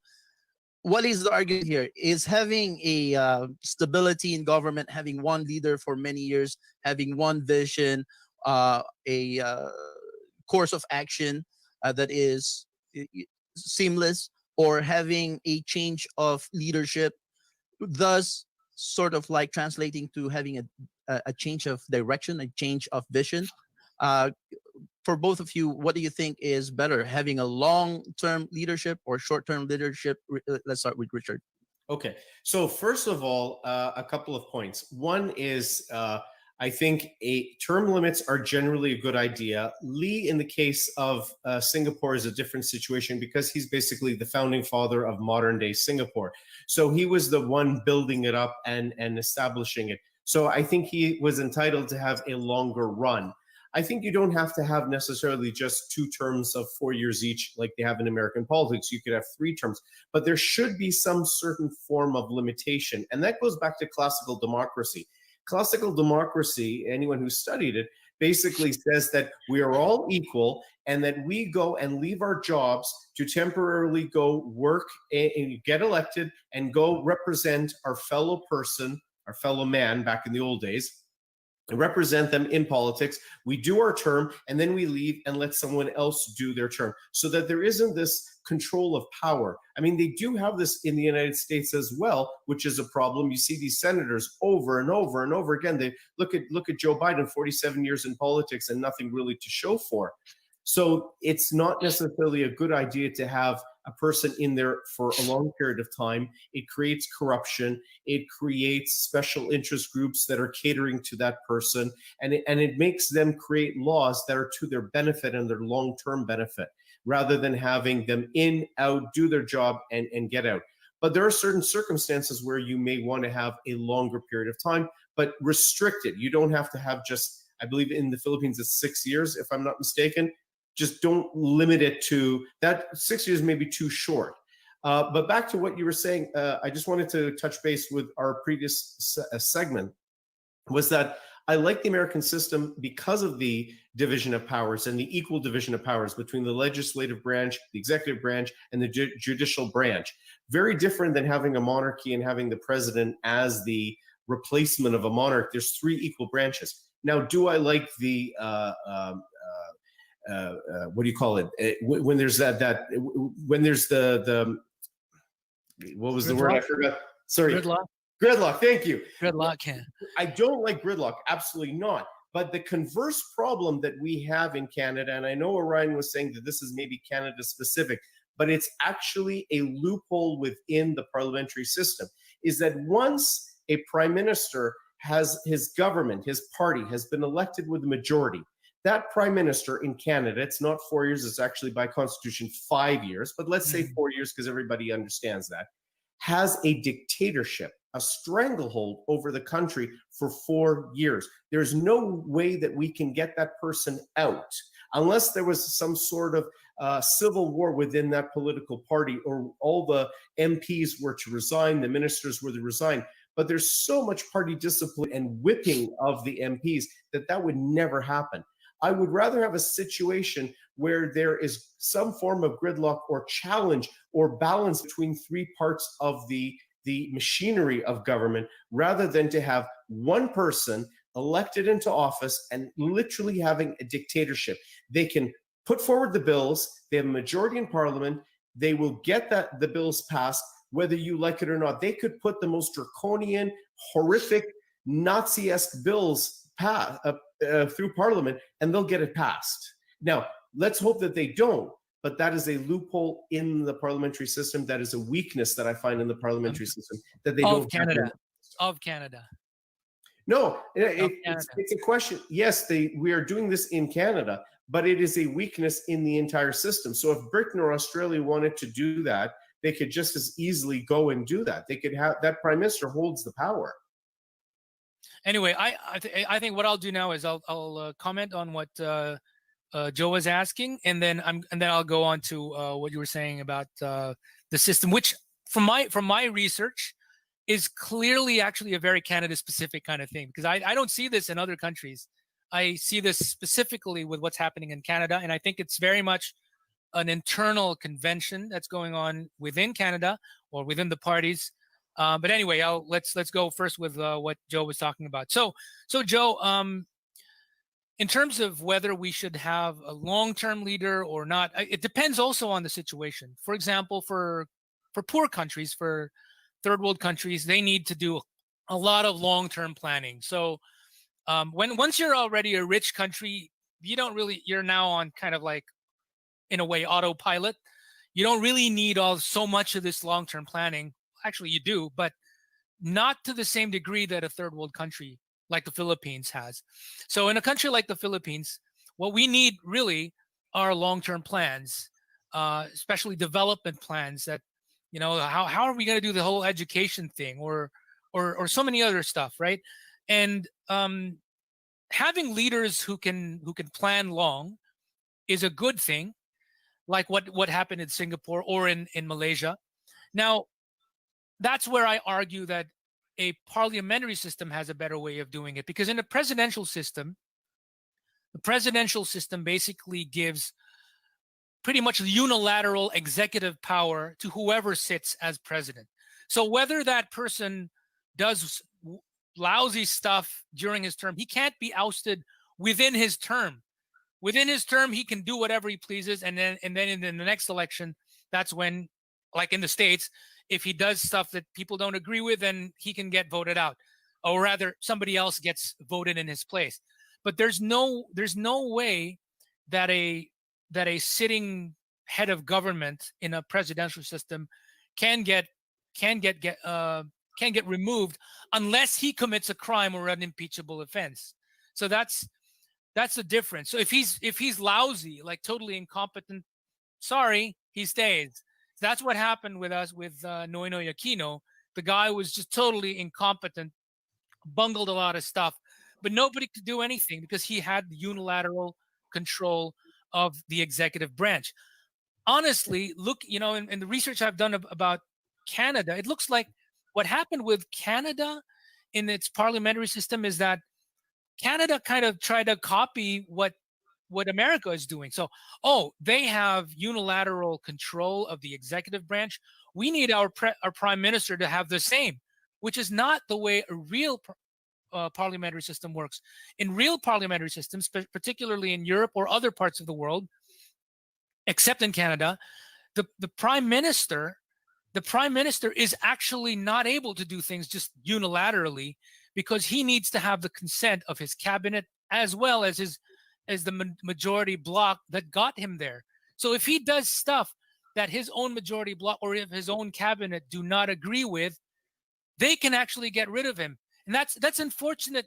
That it's really unfortunate that Canada doesn't have this, because I really think Canada, to an extent, was kind of like looking south of the border. Look, they're able to do that. Oh, we need to do the same thing as well. I think that's what happened. Whereas everywhere else, they stuck to the real original way a parliamentary system should be, so that if they start to disagree with who their prime minister is, they can actually get rid of him midterm within his whatever 5-year term or whatever. In Australia, they have 3-year terms. Like just on the second year, they've gotten rid of prime ministers just so easily. So that sort of thing happens because in a parliamentary system, it's not the way it works. Is you're just first among equals as prime minister. You're not supposed to be supreme. You're supposed to be prime, just first among equals. You're still subject to the consent of your peers within cabinet and within the House.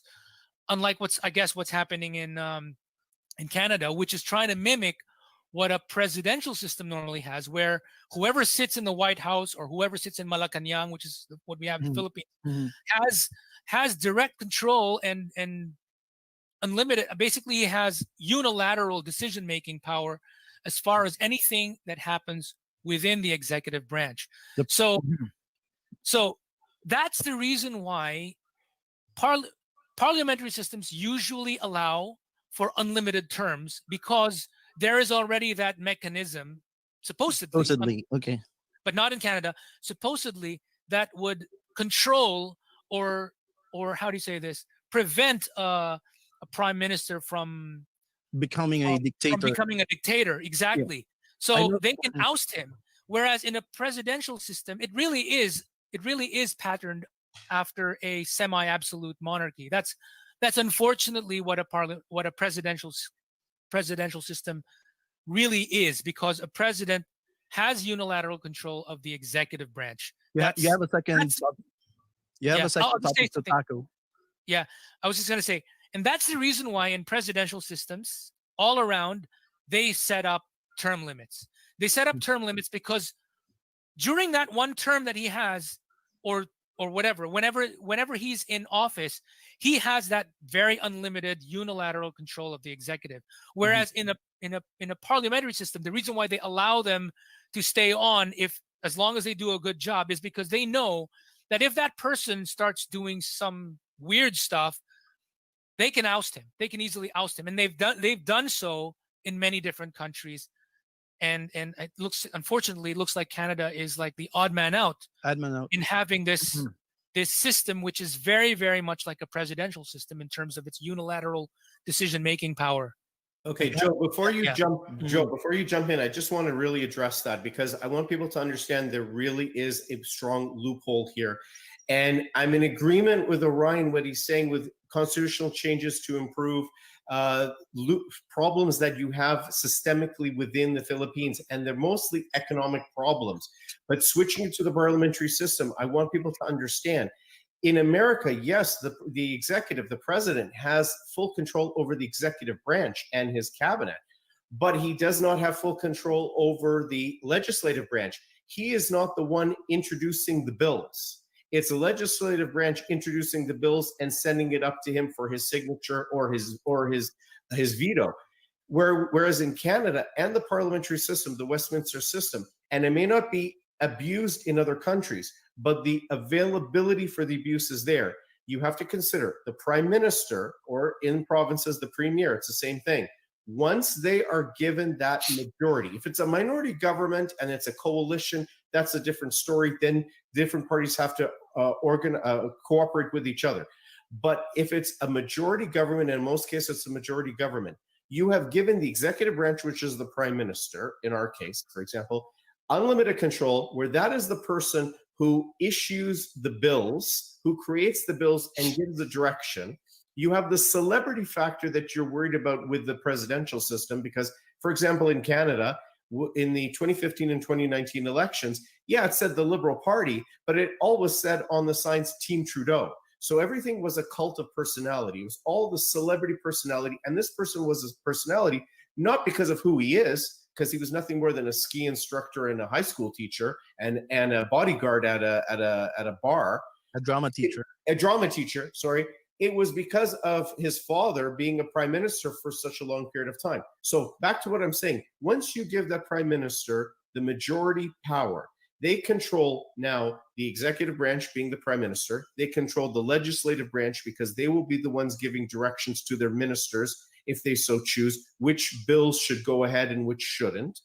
And they control the judicial branch because they're the ones appointing, through the PMO, through the Prime Minister's office, they're the ones appointing judges at all levels, all the way up to the Supreme Court. So you have literally the availability in the parliamentary system of having a dictator, and it's unchecked because that's part of the parliamentary system. Now, if you guys can take the parliamentary system and perfect it and take away some of those powers that the Prime Minister has, then I'm all for it. That's why I'm more favorable to the American system, because they realized the problems that the parliamentary system has and they corrected it. Now, the gridlock is not a good thing that happens in the States, but I like that there's the division of powers. That kind of is beneficial. So all I'm saying is to be careful. Don't throw out the baby with the bathwater. The parliamentary system has some bad weaknesses and loopholes that can be taken advantage of if you get the wrong leader in place. Now, that's why, and I just wanted to interject, and that's the reason why us in the correct movement, what we've done is to make sure that we do a broad-based approach to doing research. So when we did our research, we made sure we wouldn't look only at, say, Canada, for example, because we do know that you guys have your flawed system, which, based on my research, is actually inspired by certain features of the American system. I mean, because you guys get a lot of your news and your media inputs coming from the U.S. So, you know, Canada is very much influenced by whatever happens in the U.S. So what has happened is the nature of the Canadian executive, the Prime Minister, has turned into pretty much a parliamentary version of the presidential system. Inside the PMO, inside the Prime Minister's office, is basically like the White House. It's almost like he basically does have that unilateral control, not just of the executive, but also of the legislative.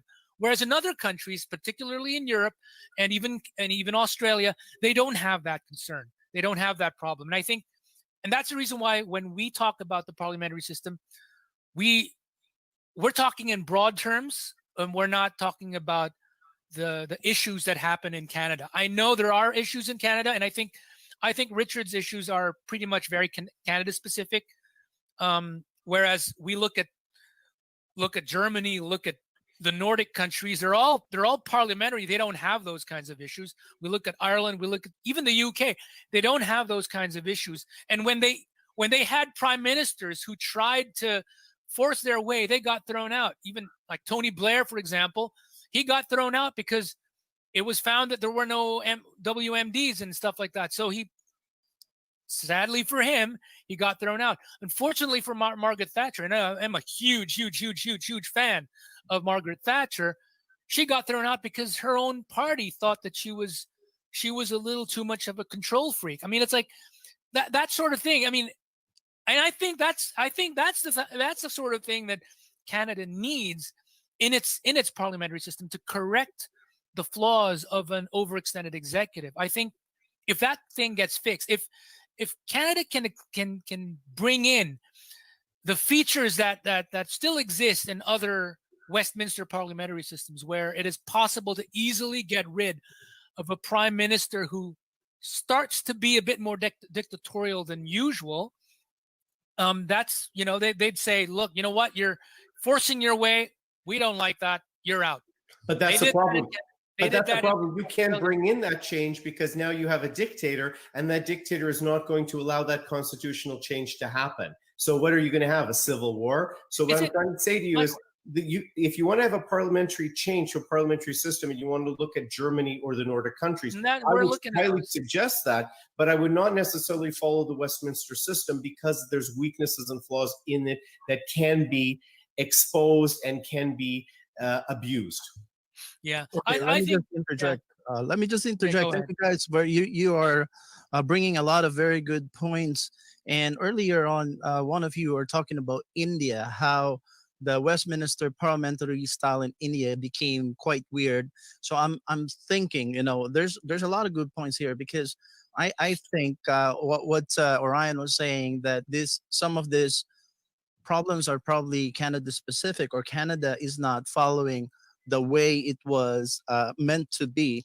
When we were talking about India a little earlier, one of you were saying that things got weird in India. So I'm thinking, when you were talking about that, is it because, you know, there's a system, there's the parliamentary system, but the culture can get in the way. The culture of the people who's actually implementing parliamentary system might be getting in the way of how it is being implemented. So in India, it wasn't as effective as it is maybe in Australia or in the Nordic countries. Now, is it possible that in Canada, the odd man out feature that that Orion is describing about Canada, is it either of two things? My suspicion right now, is it because, number one, there's the culture in Canada, what we feel like we're cousins of our American cousins down south, and their culture is kind of sipping into us, or in Canada, we actually learn the sophistication of manipulating the system to the advantage of the few, or the wannabe tyrants, that it has become, you know, there's the system, but good players of the system knows how to handle it, to manage it in their personal gain. So this is what we see in Canada. And my follow-up to that is, if culture can get in the way of a system, you know, Westminster had been there a lot longer than the American system. It seems to be a very good system, but that system coming to the Philippines for Orion's, my question for Orion. So the first one is for Richard, but the second part of the question is for Orion. Can the Filipino culture get in the way if the parliamentary system becomes the law in the Philippines? Filipinos who still similar to what India had, you know, they're used to a certain way, and the Filipinos are used to a certain way, that they talk to the barangay captain, they know how to vote by personality, even though it become ratified and it becomes the law that we become now a Westminster style parliamentary, but the culture, the way we've been doing it many decades, will get in the way, and we will become similar to India, where things get weird. So I think Richard's turn first. Okay, so to answer your question, I don't think it's a case, respectfully, I'm going to disagree with Orion. I agree with what Orion's saying as far as constitutional change. I agree with what he's saying about economic change primarily. But I will respectfully disagree. I don't think it's a case that because we're so close to the United States, and I'll explain to you why. I studied political science in university from the late 80s to the early 90s. And I have always felt, in studying political science in Canada compared to the American system, that we have this weakness where our elected official, whether premier of a province or prime minister of a country, is literally a dictator the moment we give them majority control, majority vote. If they have a minority and then they have to make coalitions with other parties, then they don't have that kind of dictatorial control. But the moment that they have a majority, they control, as I said, the executive branch, which is the Prime Minister's office. They control the legislative branch, which is the House and the Senate, because now they're appointing people. In Canadian example, this is different than the House of Lords of the UK, but in the Canadian example, they're appointing people to the Senate. And they're controlling the judicial branch because they're appointing judges onto the court up to the Supreme Court. So you have this concern here, and I've always said this since the 80s and 90s. You've given this person majority control, and they have now a pure dictatorship for 4 years until the next election, or until they call the next election, because they have flexibility when to call the next election. So that is my concern with the Canadian system. That's a weakness in the Canadian system. That's a weakness in the Westminster system as a whole, as compared to the US, where there's split powers between the legislative branch and the executive branch. If you allow me, again, I haven't seen this in other Westminster systems. I've only seen this in Canada. So, for example, when you look, for example, at the UK, in the UK, even if a party gets a majority, the Prime Minister himself cannot act like a dictator, because within his own party there are different factions. And I think that's one key difference between how things may work in other Westminster-based systems than, say, in Canada. And I can't pinpoint what's going on in Canada for this particular situation, but in other countries, for example, in the UK, their parties have different factions. And so it's almost as if they are actually in a coalition government, because even if you are, let's say, it's a Tory government right now, the Tory party is still actually subdivided into all these little mini groups, mini factions, if you will. And within the party, even if you have a majority, if the Prime Minister, if the leader of the Conservative Party in the UK does stuff that pisses off a majority of its own parties, they can get rid of him. Canada's the same way. Yeah. Canada's the same way, but you have to understand, as you were saying with the presidential system, with the Philippine system, where it becomes a celebrity leader, in Canada now, we have, because of the Hollywood effect around the world, we have that same celebrity leader. And so no one in the current Liberal Party, the current governing party federally, is going to risk rocking the boat, otherwise they may get kicked out of the party, no MP is going to risk rocking the boat saying, we need a leadership convention, we have lost faith in our leader, because that is the leader. It's now become a cult of personality. That cult leader, okay, who's the party leader, is the one who brought you to majority government, is the one that many Canadians like, and they may not like the other party as much, so they'll still vote for this guy, and therefore no one is going to risk getting rid of him, as much as they'll talk about him behind his back. No one's going to risk getting rid of him, and that's Richard, I just want to Westminster system. I just want to. If it's okay with you, Joey, I'll just ask one extra question though. Sorry, right. Richard, I just want to ask this really before it becomes old question.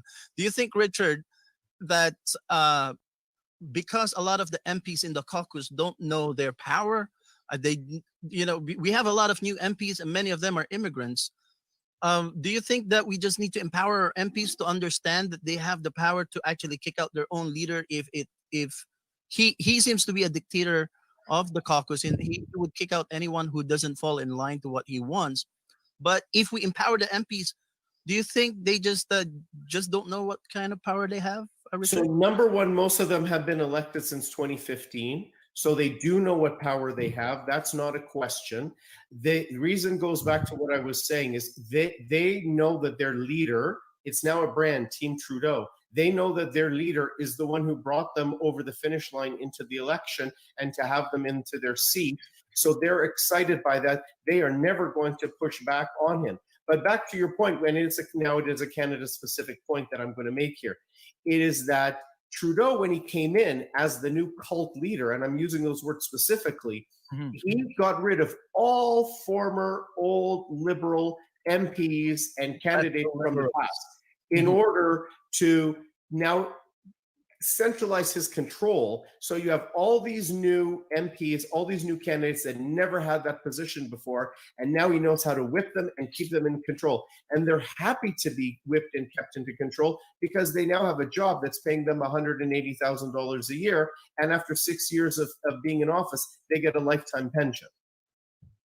But that's to interrupt you there earlier, Orion. So go ahead. Yeah, with, I was with just your going to ask. intro. So my question, Richard, though, is, I mean, you were saying something like, whoever right now is the prime minister, like that's Justin Trudeau, doesn't want to change the constitution. But it appears to me that the laws of the whole point of how the Canadian executive is fashioned differently from all the other Westminster systems doesn't seem to be something that's written in the Constitution at all. I think it's something that seems to stem from intra-party convention or intra-party rules. Isn't that the case? Like they're not really stuff that's in the structure of how a parliamentary system works, but rather something that is more specific to that particular party in question. It's an internal rules of that question. So it is not a constitutional issue. It's like when you were mentioning about the UK, if the party that's the majority doesn't like their leader and their leader is the one who automatically becomes the prime minister, and they want to have a convention to have a leadership review, then they're entitled to do that. We're entitled to do that here in Canada too, but no one is going to rock the boat because they're very happy with the ship that they came in on. They're benefiting from it. They're making a good living. So why would they bother rocking the boat? So yes, it's not a constitutional thing. It is a party thing.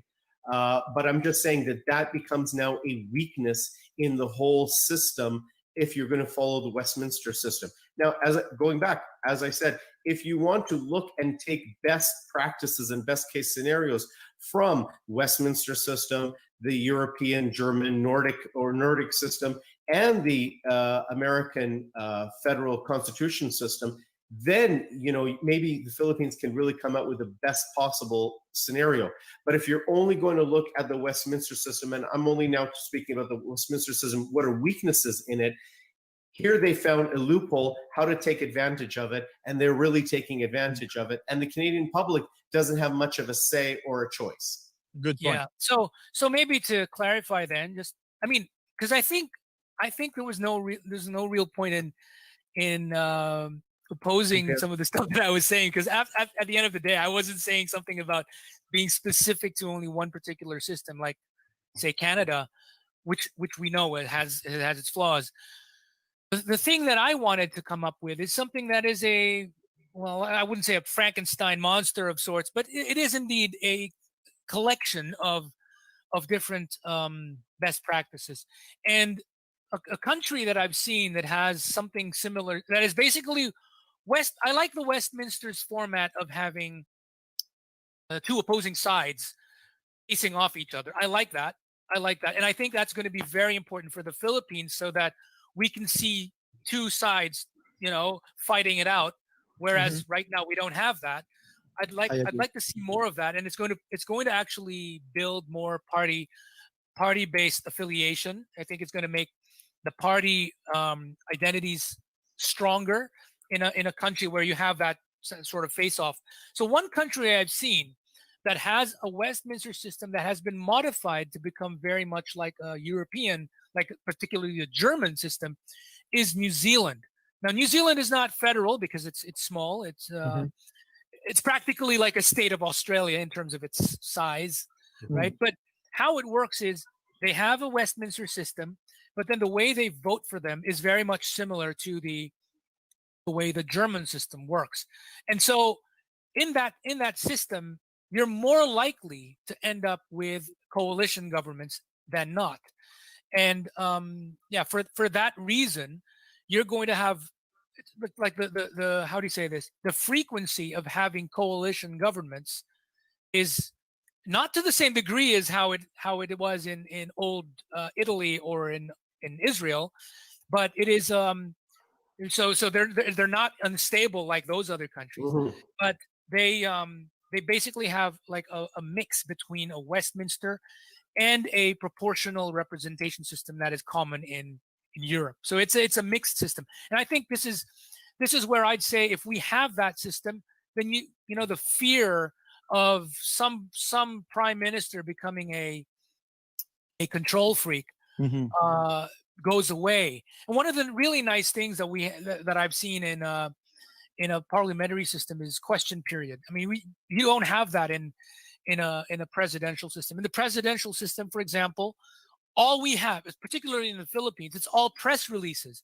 The opposition comes up with a press release. They go face media. They say stuff that may not be true about policies of the government, and then the government also does the same. They also have their own press release. But there's no point in the Philippine system or even in the US system at which these two sides, particularly the president and whoever is the leader of the opposition, are able to have this conversation or this debate, this real hardcore debate on policy, which is common in the Westminster system or other parliamentary systems for that matter.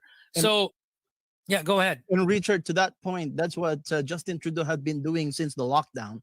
He don't want to, for a long time, he shut down Parliament, and he wants to just address the people directly through his controlled media, right?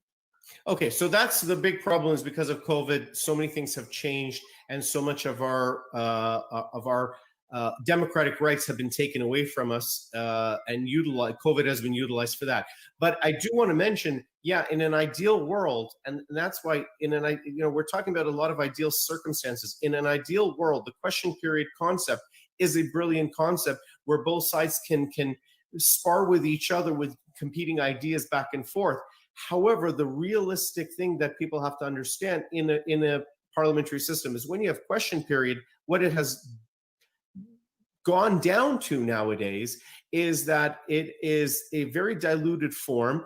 Each side has their talking points. The opposition, the official opposition, will ask a very legitimate question of the prime minister, of certain ministers. When they stand up to respond, many times they're not responding to that question. They're pivoting to a completely different thing and not even answering the question that was asked of them. And it goes back, they're being asked the question again and they refuse to answer it.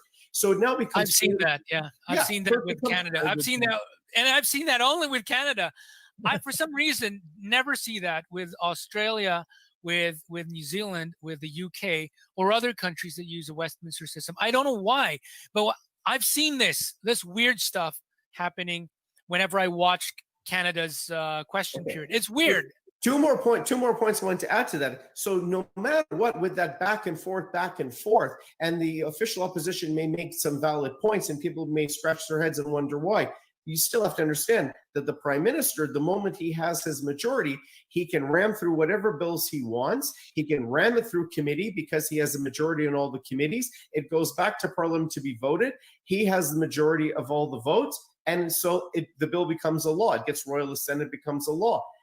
I like one of the things I like about the American system is forget the president every 4 years, forget the Senate every 6 years, but at least the House, every 2 years, the people sitting in the House have to run for re-election. And I like that. So it gives some chance for fresh blood. And remember, in the House and in the Senate, there's the two-party system where they compete with each other and they debate, bills, and they just debate and discuss things off, different sides. And you see both sides of the argument if you're so interested to watch those debates. But at least in the American system, and something I may consider, would suggest to you, if you want to do it in, any constitutional change, is to have more often elections like they have in the American system every 2 years, where the House of Representatives have to go back to their district to get reelected. It gives a chance where you neutralize a bit of that control that at least the legislative branch has, that stranglehold for 4 years. It gives you a chance that, in the midterm, you can call the people back and you can say, hey, I don't like you, you're out, I want the other party in. We have the same thing in the Philippines, where basically we have a six-year term for a president, and then we have midterm elections, which are 3 years each. So basically, it started to become really expensive. We used to have a system where it was also like that: 2 years before for congressmen, for representatives. So it used to be like that long ago, and it was turning out to be really expensive. They decided to come up with make it rather than 4 years and 2 years each. They made it 6 years, 6 years and 3 years each for the midterms. That's still turning out to be really expensive, and unfortunately, it leaves for so much short-sightedness and short-term planning. And there is actually no planning. What happens really is, the first year an official gets elected, he's learning the ropes. Yeah. And then by the second year, that's the first time he's able to do stuff. But then by the third year, he's got a campaign to get to stay in his post. And he's able to do that only another 2 times. So because he's only got the ability to get reelected consecutively for 2 other times. So he's got 9 years in that same position only, and then he has to move out, do something else. That particular problem was because of the term limits. The term limit of you're not allowed to be a representative for more than 3 terms consecutively. The problem is what that did was when congressmen, for example, or mayors, they finish off their 9 years straight in office, they let someone else from their family run in their stead, so that whatever projects they had that they want to continue, they want to make sure don't get shut down by the next group, they get continued by whoever their successor is, and they hope their successor to be someone they trust, their relatives. So that has bred so much more dynasties in the Philippines, because rather than having one person from the same family just running straight, what happens is you now end up having like this guy leaving office, letting his relative, his wife or son, take his place, and he runs for another office. So now there's 2 of them from the same family running, and then by the I don't know how many, another 9 years passes, right? And both of them vacate wherever they are. Then somebody else now. So now there's 3 people in the family running. It's terrible. It's Band-Aid. Basically, because of the way the system works, they've set up Band-Aids which caused problems. And then to solve those problems, they set up another set of Band-Aids. It caused another set of problems. So yeah, it's Band-Aid creating problems. I want to go back to my question earlier, which is getting it back to, is it sophistication or is it culture that makes Canada an odd man out? But I want to attach another question to that, which is, so whether it's a federal parliamentary or presidential, the way we conduct our government in the Philippines is different from how the Americans does it. We have like what you were just saying about the dynasty being formed. We have our own version, not exactly the way the Americans are implementing their presidential system. The Americans also have dynasties. Does culture get in the way? And if a parliamentary comes to the Philippines, will our culture get into the way of the Westminster style system? Okay. So I used to believe that too myself. Back when I was much younger, I used to think it was all, oh no, it's not going to work for people of a different culture because they're of a different culture. And yes, to a certain extent, that is true. But then I found, wait a minute, culture is a result of systems as well, a result of an environment. So the reason why people act in a certain way is because that's what they've been exposed to. That's the system that they were involved in, or they were present in for a long time, and that's why their behavior got shaped in a particular way. Now, if you change the way that system works, you change the pattern of incentives versus disincentives, that you change the pattern of reward and punishment, and cause people to behave differently from what they were used to, then when they start to have a new culture, that's another set of changes. So people, for example, the song and dance numbers in the Philippines, that's a direct result of the presidential system that we've had for the longest time when we were under the Americans. So because of that, because of the way the system is very personality oriented, it got exacerbated by the fact that a lot of people are poor and uneducated. So to appeal to the baser instinct of a lot of the people in the electorate, they had to get catchy stuff. So song and dance numbers came in, all kinds of weird stuff, sexy dancers and all that stuff. Weird.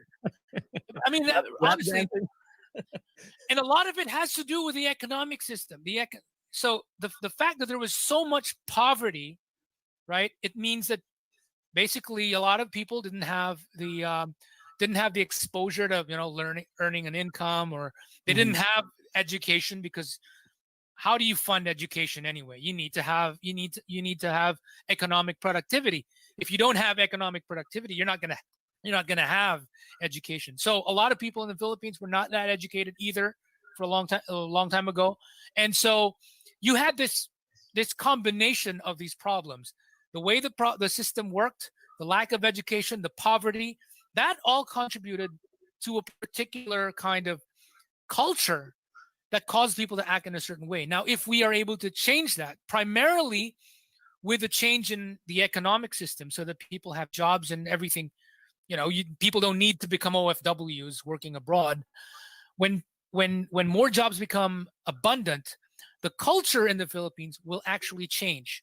People will stop being mendicant. Right now a lot of people are mendicant in the way they act.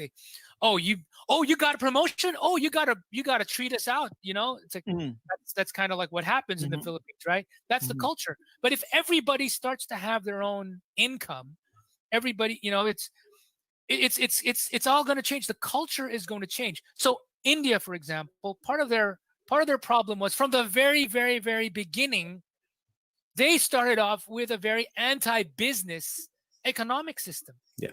So that's the reason why India, unfortunately, they couldn't. I mean, put it this way: they had a parliamentary system, which still somehow enabled them to end up with leaders who were more or less better than if they had a presidential system. If they had a presidential system, they really would have ended up having a lot of their Bollywood actors and cricket athletes becoming the main guys everywhere. But luckily they started having people, all these Narasimha Rao and all these other guys like Manmohan Singh. They ended up having these kinds of people becoming their prime ministers. Very, very learned people, because at least they had a system that sorts out people, basically sorts people based on competence. Now, it's not. But Orion, they also had a dynastic system. I know, and that's because of their poverty. So yeah, they have. It wasn't a presidential system versus a parliamentary system. Perhaps you could say it was a cultural system, but that's a weakness, I would say, in both systems. Yeah. So ceteris paribus, all things taken equal, you will have these underlying behavioral and cultural issues that get factored in. So these become the causes of other issues, like in the case of India. But if they had a different system that was a bit more personalistic, that would have worsened the personalistic element of it. So, for example, I'm gonna give an example. In the case of India, if they had chosen a different electoral system from what they're having right now, which is first past the post. Hello, you guys there? Yeah, we are. Oh yeah, okay. You're the one talking, so I focus on you. Okay. So it's just focused on me. So in the case of India, they're very much first past the post. Now, because of first past the post being a personality oriented system, because you run in your own district, or like in Canada, a riding. So you're still kind of selling yourself, right? You vote for me because blah blah blah. Oh yeah, and vote for my party too. But there's still a personality aspect to it, right? Now, if you tweak the electoral system, change the electoral system within a parliamentary system to be even less personality oriented, so that you have on the ballot, it's actually just the party name that comes out.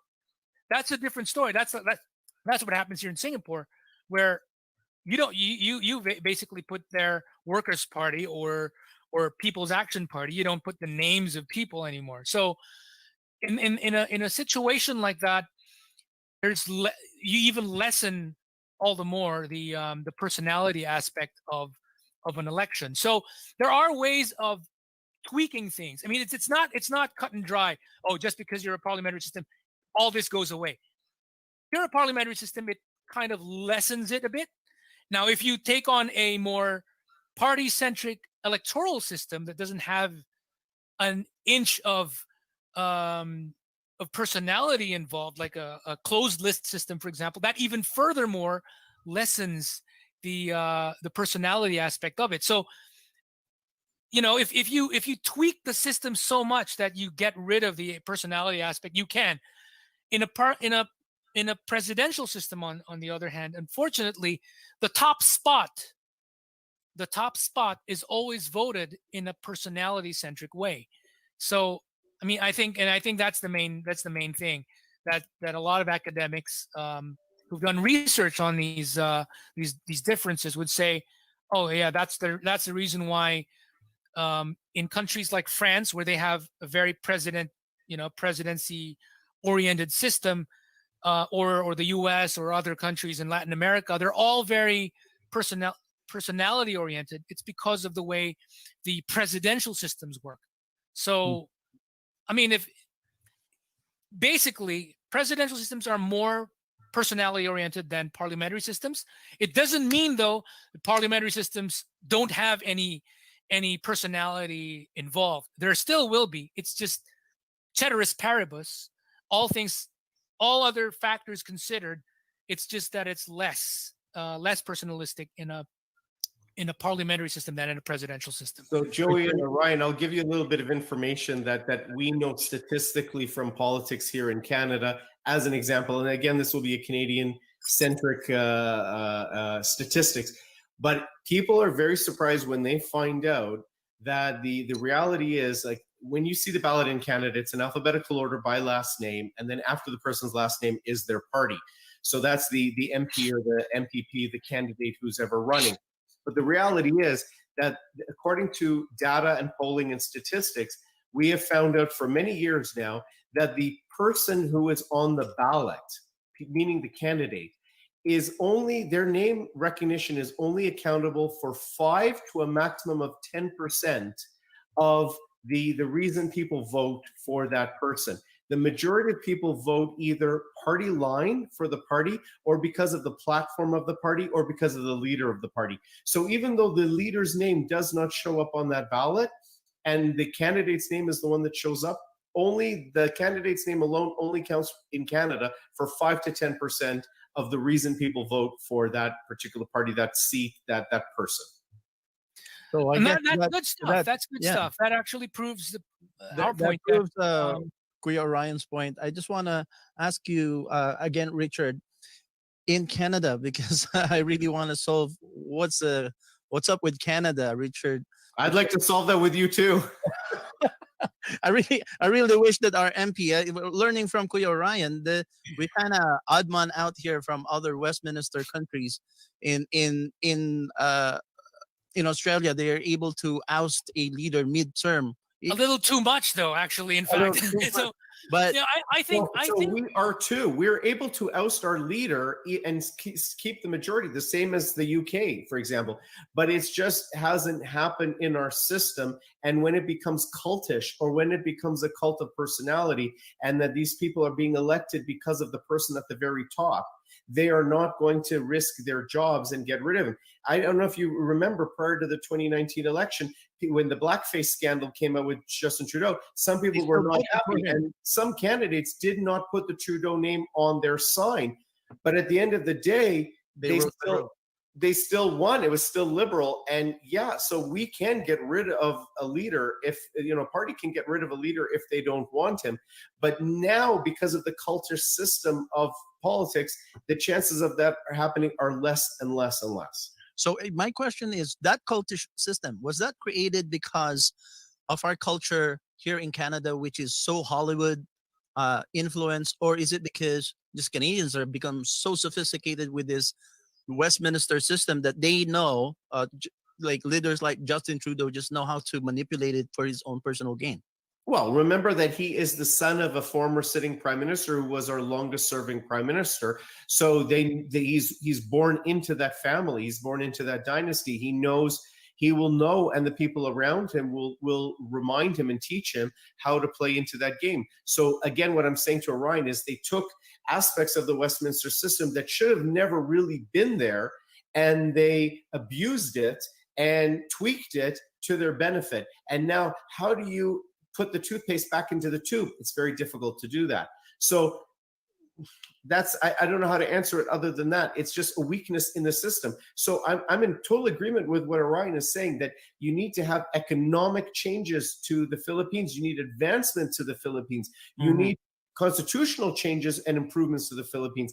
But whatever choice you guys choose to go ahead with, make sure you look at the flaws of these different systems, eyes wide open, and see how to best tweak it. And that's why I'm agreeing with Orion. If you look at certain aspects of Germany or the Nordic countries, they do have an interesting system. Now, there's weaknesses again in I like the first past the post. There's weaknesses in the proportional representation system, and there's weaknesses in the only party system, because then you get a slate of people that get elected. Whereas I like the Canadian system or the American system, where you vote for that person, and if you have a problem and you need to go to your MP, you know who your MP is, you know where their office is, rather than voting for a party and you don't know who's your representative.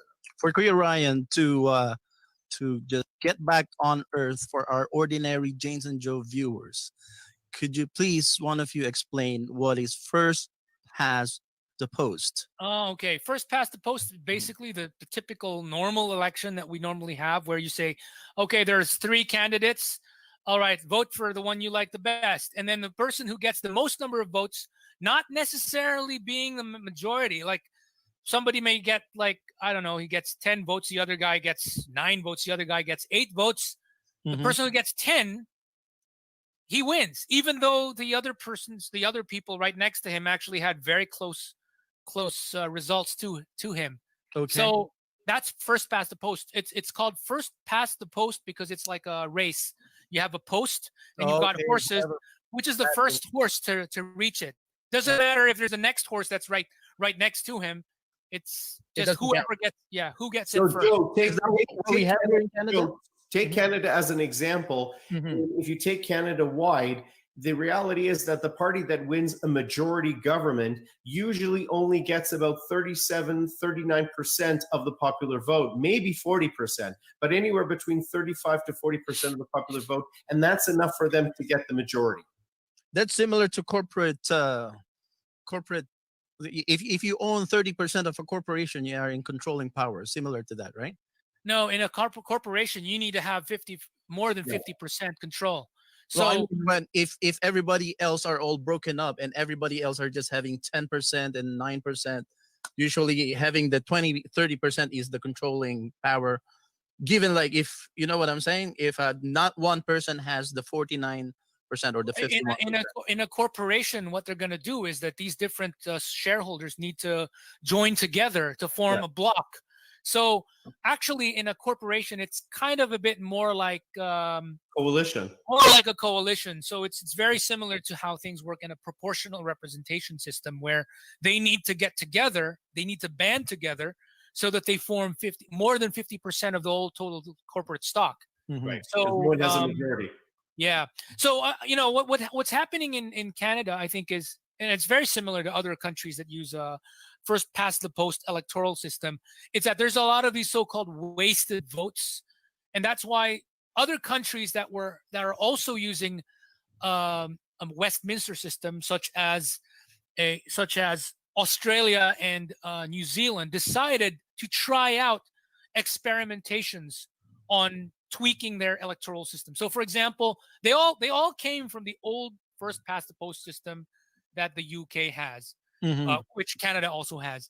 Whereas what happened in Australia is they decided, let's come up with a ranking system. So, you rank your candidates in your area, and then so if you like person A, you put him number 1, and then et cetera, et cetera. You put you rank whoever is number 2, so that if your candidate gets eliminated, they look at who your next choice is, and then they award that to your second choice.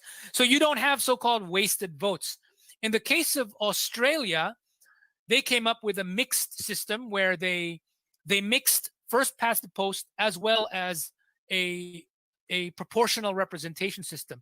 So the first past the post system allows them to have district representatives, whereas the proportional representation component allows them to have a more proportional counting of the share of votes of the electorate. That's the reason why. Okay. That's the reason why you normally don't have a lot of majority governments in New Zealand. You end up having maybe a party that has a 30 or 40% control, and then there's other parties that join in with it to form a coalition. Before we continue on with back and forth, I just want to tell you, gentlemen, that it's 10 minutes away from the 2 hour. I know. It's a really interesting It's a very interesting conversation, and I think you cannot just like that's why long form podcasts like this, Joe Rogan style, is something that we always say is like 2 or 3 people in the kitchen table just chatting away about their opinions, and that's what I think what our listeners want to hear. But I just want to. I was hoping many of our I didn't have enough time to kind of rally all the media connection, the independent media connection for tonight's live show, but they will start, viewing this on rerun. But we have a lot of comments, I just want to get our viewers participate in the conversation. However, it's mostly comments, and there's a lot of people, same person, commenting multiple times, but there's one comment here just before, so I just want to tell you guys we got 10 minutes to the 2 hour mark. It looks like you guys want to maybe wind down after this comment, because we can keep going on this, but let's look at this last comment here from Japan. I'm praying this coming 2021 is judgment day for those who suffered my motherland, and to my poor Filipino countrymen. Bring back the integrity of the Filipinos. Bring back the respect to my country. We deserve better and live a real democracy in our land. Somebody who lives in a very advanced country such as Japan, a Filipino living abroad, sees the contrast of how it is comfortable to be living outside of the Philippines, and yet they can see all the potential of the Philippines becoming a first world country. Is so frustrating that all of these little things actually gets in the way. So I would like to give you both, your own personal closing statement, but I have my own last question for each of you to close with, because we don't want to go too much over. Let's start with Richard. Sure. Do you want me to start with the closing statement? I have actually. Can I ask you? Yeah. You can have your own closing statement, but you can add this at the end. Yeah. Give your own closing statement, but I would like to ask you, Richard. So far, of course, it's not enough information, not enough data, and you haven't been in the Philippines yourself, so there's not an immersion in the culture. But from so far, with what you just heard with the exchange, what would you think is your recommendation for the Philippines moving forward? And for Kuya Ryan, I would like to get your recommendation for us here in Canada. So this is like an exchange, your perspective, an outsider's perspective for us here in Canada, and Richard, your outsider's perspective for the Philippines. What do you think could be a good, path forward? So let's start with you, Richard. Okay, so that actually melds perfectly well with my closing statement, or what I would, consider to close off with. Canada has really benefited from, unfortunately, the situation in the Philippines, and I would like to see the Philippines strengthen and become a more powerful and wonderful country. But Canada has benefited because we have hundreds of thousands of wonderful Filipinos that have come here over the past few decades and been part of the fabric of Canada. And I have many Filipino friends myself over the last so many years. Wonderful people, jolly people, have a wonderful time with them.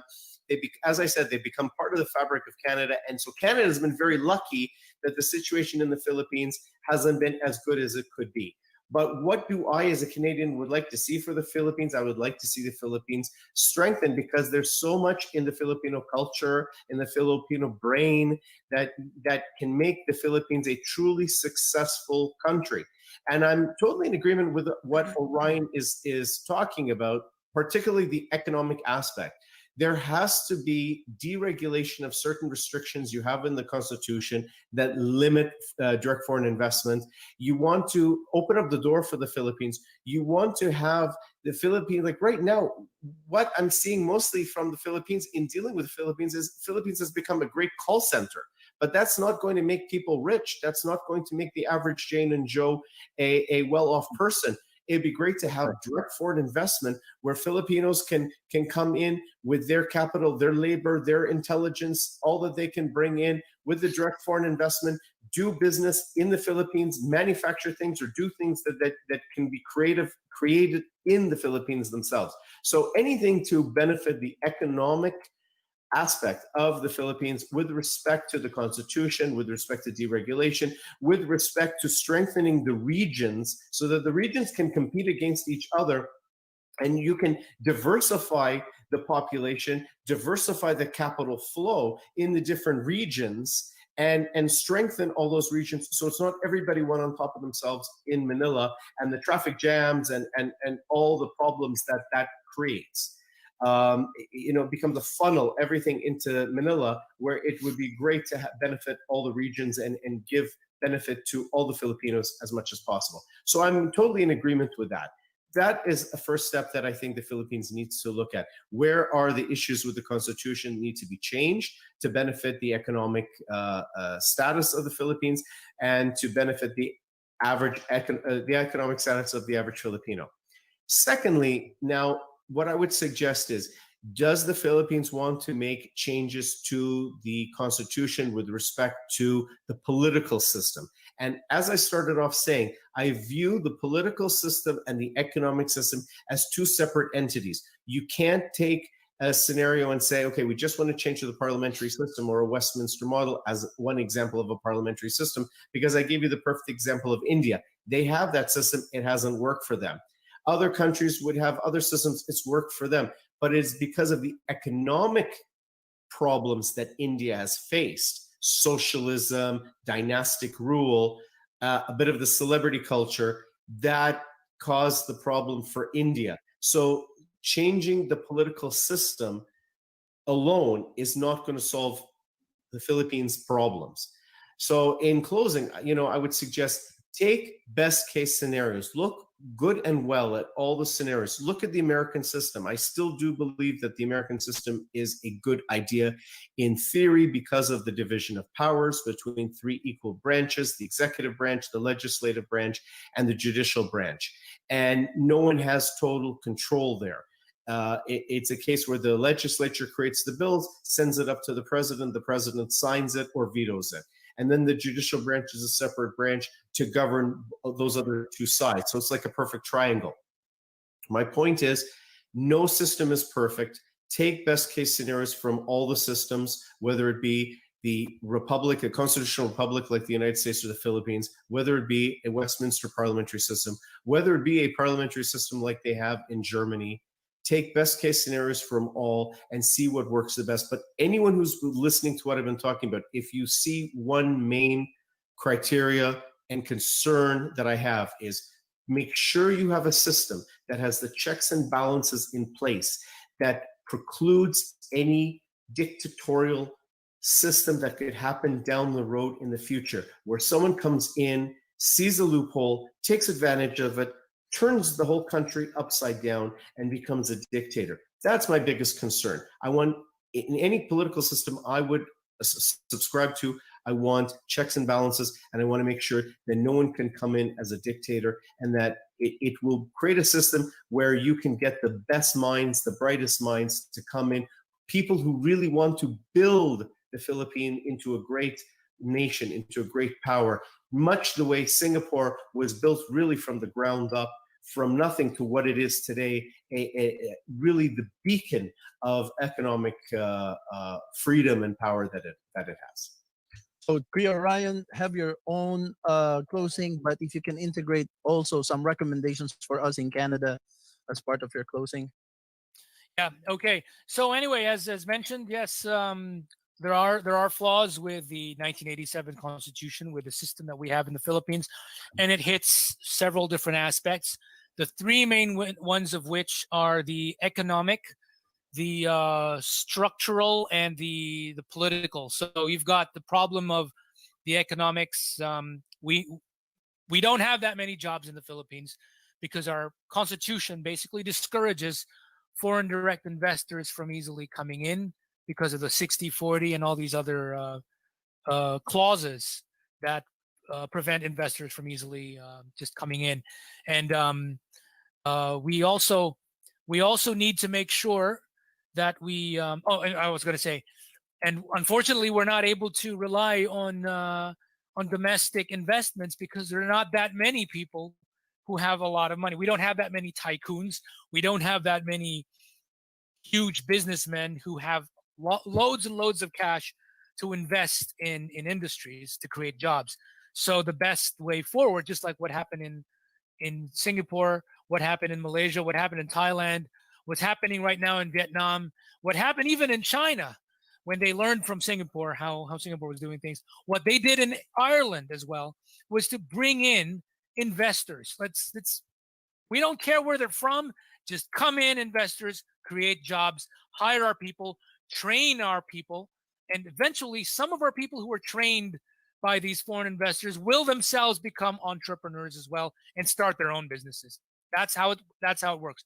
So we need that. And then secondly, as I mentioned much earlier, we need to fix the structure so that not everything is all based out of Metro Manila, but that we end up having multiple economic centers where the different regional centers, the regional governments, have the initiative to do what they need to do to attract investors in, either, I don't know, offering whatever incentives, giving tax holidays, or lowering income taxes and corporate taxes and all kinds of any fees, whatever. They can just waive them and make sure, hey, just come in here. You're free for the next 10 years. You don't need to pay anything, et cetera, et cetera. Just set up here in our area. Don't set up in Metro Manila. Set up here. It's cheaper, blah, blah, blah. So that development is spread out, not just concentrated in Metro Manila. So put the onus, put the initiative on the regional governments to attract investors to come in. Let them do that. And last but not the least, there's a huge amount of political science research that has emerged that shows that, number one, this is from Dr. John Gehring and Dr. Stromthacker in one particular piece of one particular dissertation, and another dissertation by Norman Loaiza, Rodrigo Suarez, and Daniel Lederman. That particular group was economists, and the other group was political scientists, and they came up with the idea that parliamentary systems have turned out to be less prone to corruption than presidential systems. I think it's partly because of more eyes watching over what the government is doing. Perhaps not in Canada, I don't know, but in other places you will see that if you look at the Transparency International's Corruption Perceptions Index, the top countries in terms of the least amount of corruption, vast majority of them are parliamentary, whereas you look at the worst countries overall in terms of corruption, they're presidential or semi-presidential. If we go on to GDP per capita, okay, the same thing happens. You look at the top countries in terms of GDP per capita, majority of them are parliamentary, and the majority of those that are the worst performing, the presidential and semi-presidential. I didn't invent this. These are just the results. I look at the Global Competitiveness Index. I look at the Human Development Index. You name it. All these different indices, they almost always show presidential systems are not doing that well. Parliamentary systems are doing better. There must be something about parliamentary systems that's right. Perhaps Canada is doing things slightly differently from how the rest of the parliamentary world is doing things. leader quality. It's generally better in a parliamentary system. You have less of the. You will still sometimes have celebrity types, but you have less of them. If we look at the ones in Europe, we look at other countries. That's really what's happening. We compare them against countries using presidential systems. You look at Latin America; they're all celebrity politics. It's really bad. So the research is very solid about this. I mean, I've realized that I need to look outside the box. I'm used to seeing presidential systems. That's how it was before, and my living abroad opened my eyes. I looked at all these different countries and I saw a pattern. So even though parliamentary systems are not perfect, no system ever is. I've decided, let's look at the best practices of all of these. Let's get the best features, join them together, and we'll have something that's really kick-ass. And I think that's what we need in the Philippines. We need a system that will allow us to have really good leaders, people similar to Lee Kuan Yew, who can emerge and do what they need to do. And once we're rich enough, then we can afford not to have people staying long term. But at the moment, I think we need to have long-term leadership that is really far-reaching. Yeah, and if you're going to ask me about what my recommendations are for Canada, I think it learn from other countries that are using a parliamentary system. Look at other countries. Look at Germany. Look at New Zealand. Canada's obviously not the only parliamentary system out there. Not even the UK. There's so many others. There's lots to learn. So I think if Canada can adopt certain features from other successful parliamentary countries, they can really have the best system and even end up becoming much better than the U.S. Another thing I think is very important is maybe Canada could be a bit more like Singapore in terms of the way the economy works. If it takes on a much more, you look at Singapore. It's low taxes. Not everything is free. You still need to pay certain stuff. They subsidize a lot of the healthcare, but you still need to pay. Lee Kuan Yew did not want people to grow up with a dependency type of mentality. So he said, look, we'll keep taxes low and you have everything you need to succeed. So I think if Canada does that, and so if Canada takes pointers in terms of the economic point of view from say Singapore, and takes on features that are present in other parliamentary systems, particularly in allowing for maybe a mix of first past the post and some form of proportional representation, I think we're going to have less of the dictatorial tendencies that are currently present in the way the office of the Prime Minister is run. So I think that's pretty much what I had. Sorry, I said a mouthful there, but yeah. No, I was hoping for the ordinary Janes and Joes here in Canada and the Filipino Canadians, what is a practical thing that we can do now to prevent a cultish government, the personality-based fans of Trudeau kind of politics we have in Canada? Is it practical that the Filipino Canadians talk to their MP more? Yeah. Well, what are the practical things that we can do to if for example you're in a riding that is liberal and you're able to talk to your own liberal representative, let them know that there are certain things about the way things are run from up on top there that you don't agree with, and say, look, you guys need to have a better leader or something. You give them your inputs. If every liberal MP realizes that their own leader is turning into a liability, they will actually do what is necessary to change him. That's the reason why everywhere else in the world that uses a parliamentary system, they get rid of their leaders when they find that their leaders are becoming a liability. That's the point. So if you can talk to your MPs more and give them the feedback they need to hear, they'll probably act on it. If they realize that their leader has become a liability, they'll get rid of him. So I think that engage them more. Right? Engage your MPs more. There you go, folks. Thank you, our special guest Orion and our official co-host now, Richard Drop, for this. And this is the only time you will see me on the main screen when we're closing like this.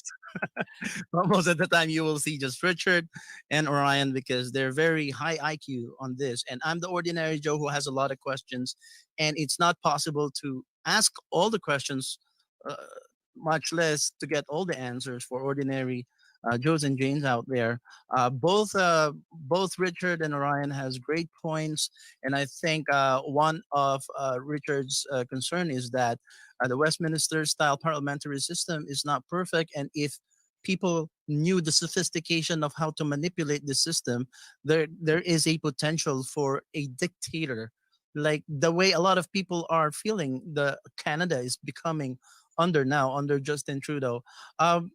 I am not a liberal. I am not a conservative. I'm a libertarian. Classical liberalism is probably very close to libertarian principles and core values. So I admire a lot of liberals. I admire a lot of conservatives. But if you're a liberal and you feel like Justin Trudeau is becoming an embarrassment for this country, like one of Indian media is just like, goodness, exposing all of the embarrassing things he did with India, in India, then maybe you have to talk to your MPs.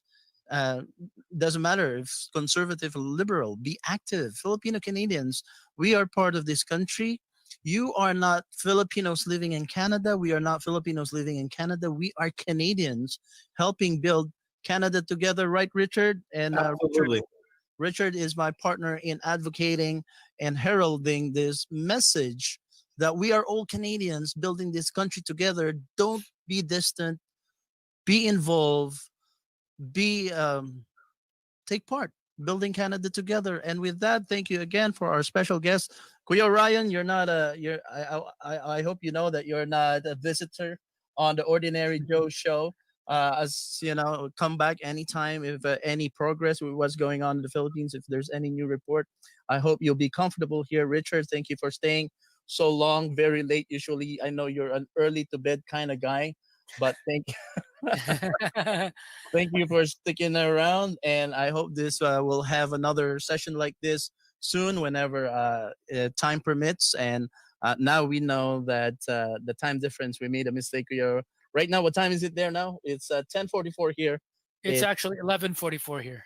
11:44 in the morning. And with that, I'm your host, Joey Salvador. This is a brand new show. And this is not just me now.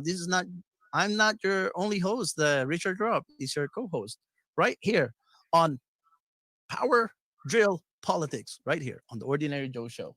See you soon.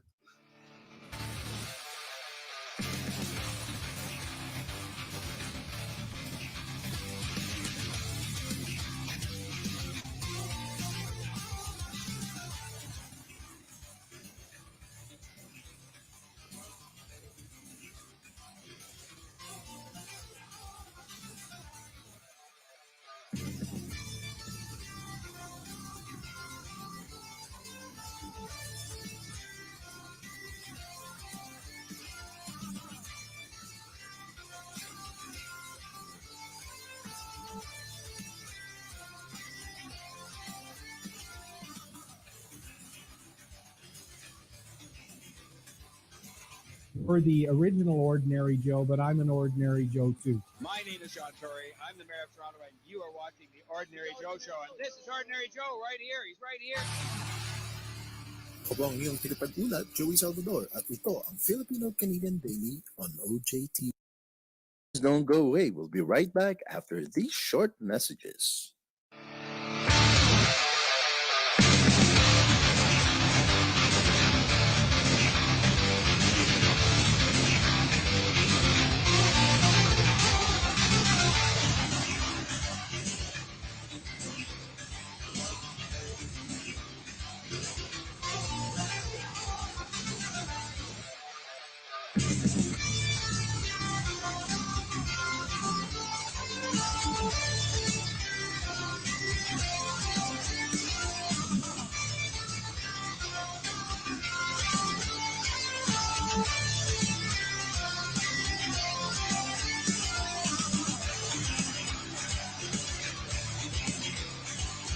You're the original Ordinary Joe, but I'm an Ordinary Joe too. My name is John Tory. I'm the mayor of Toronto, and you are watching the Ordinary Joe Show. And this is Ordinary Joe right here. He's right here.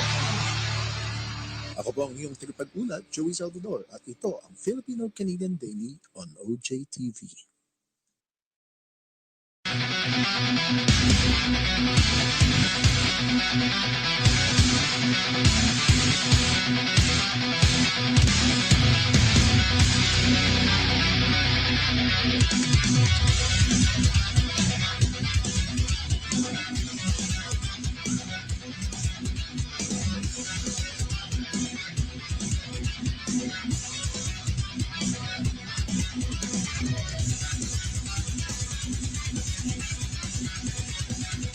I will never stop making Christmas is my favorite time of the year. What about you?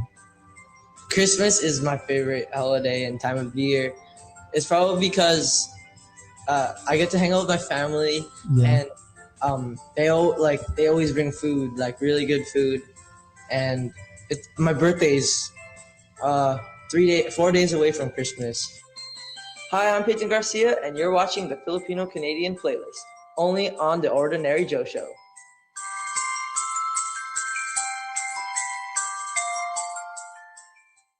I'm like a rolling stone. Sing song when I'm walking home. Jump up to the top of LeBron. Ding dong, call me on my phone. I see and I game my ping pong. This is getting heavy. Can you hear the bass boom? I'm ready. Life is sweet. Shoes on, get up in the morning. Cup of milk, let's rock and roll. King Kong, kick the drum. Rolling on like a rolling stone. Sing song when I'm walking home, jump up to the top of LeBron. Ding dong, call me on my phone, I see and I game my ping pong. This is getting heavy.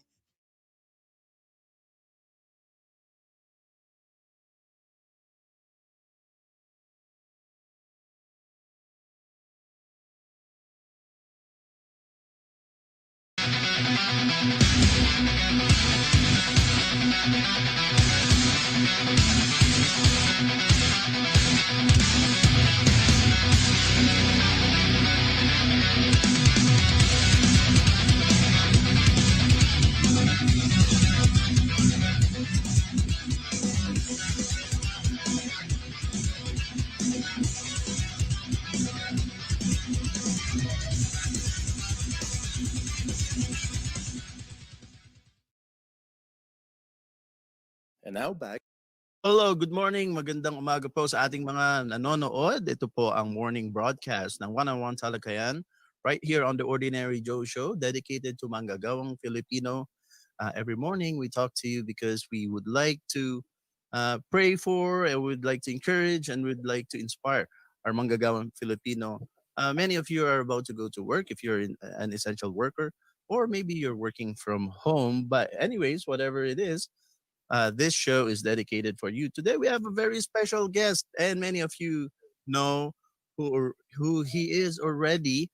And recently we actually huddle around in the hope that we will see the second ever Filipino MP in the history of Canada. There are so many things that happened. It was a short campaign. All of that, we'll talk about that today. But actually, although we didn't make it, we are like 700 short of vote, and that riding is actually a strong liberal stronghold. But the liberals took note because the kind of campaign, and we almost won that riding, the kind of campaign we did there, they're shocked. They didn't know how strong we are. Let me just show you quickly who will be our guest for today. Everybody knows Mr. Julius Tiangson. Say hi, Tito.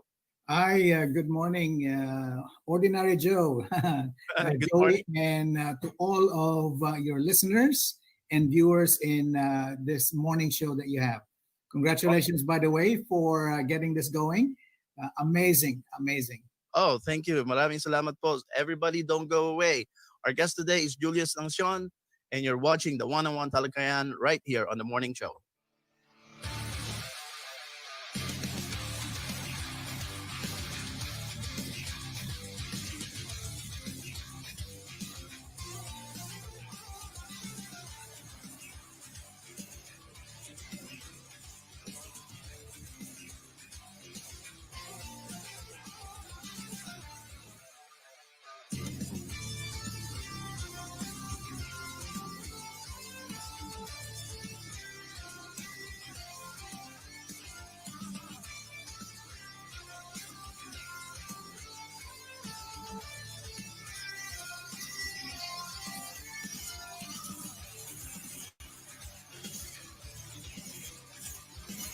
You're the original ordinary Joe, but I'm an ordinary Joe too. My name is John Curry. I'm the mayor of Toronto, and you are watching the Ordinary Joe Show. This is Ordinary Joe right here.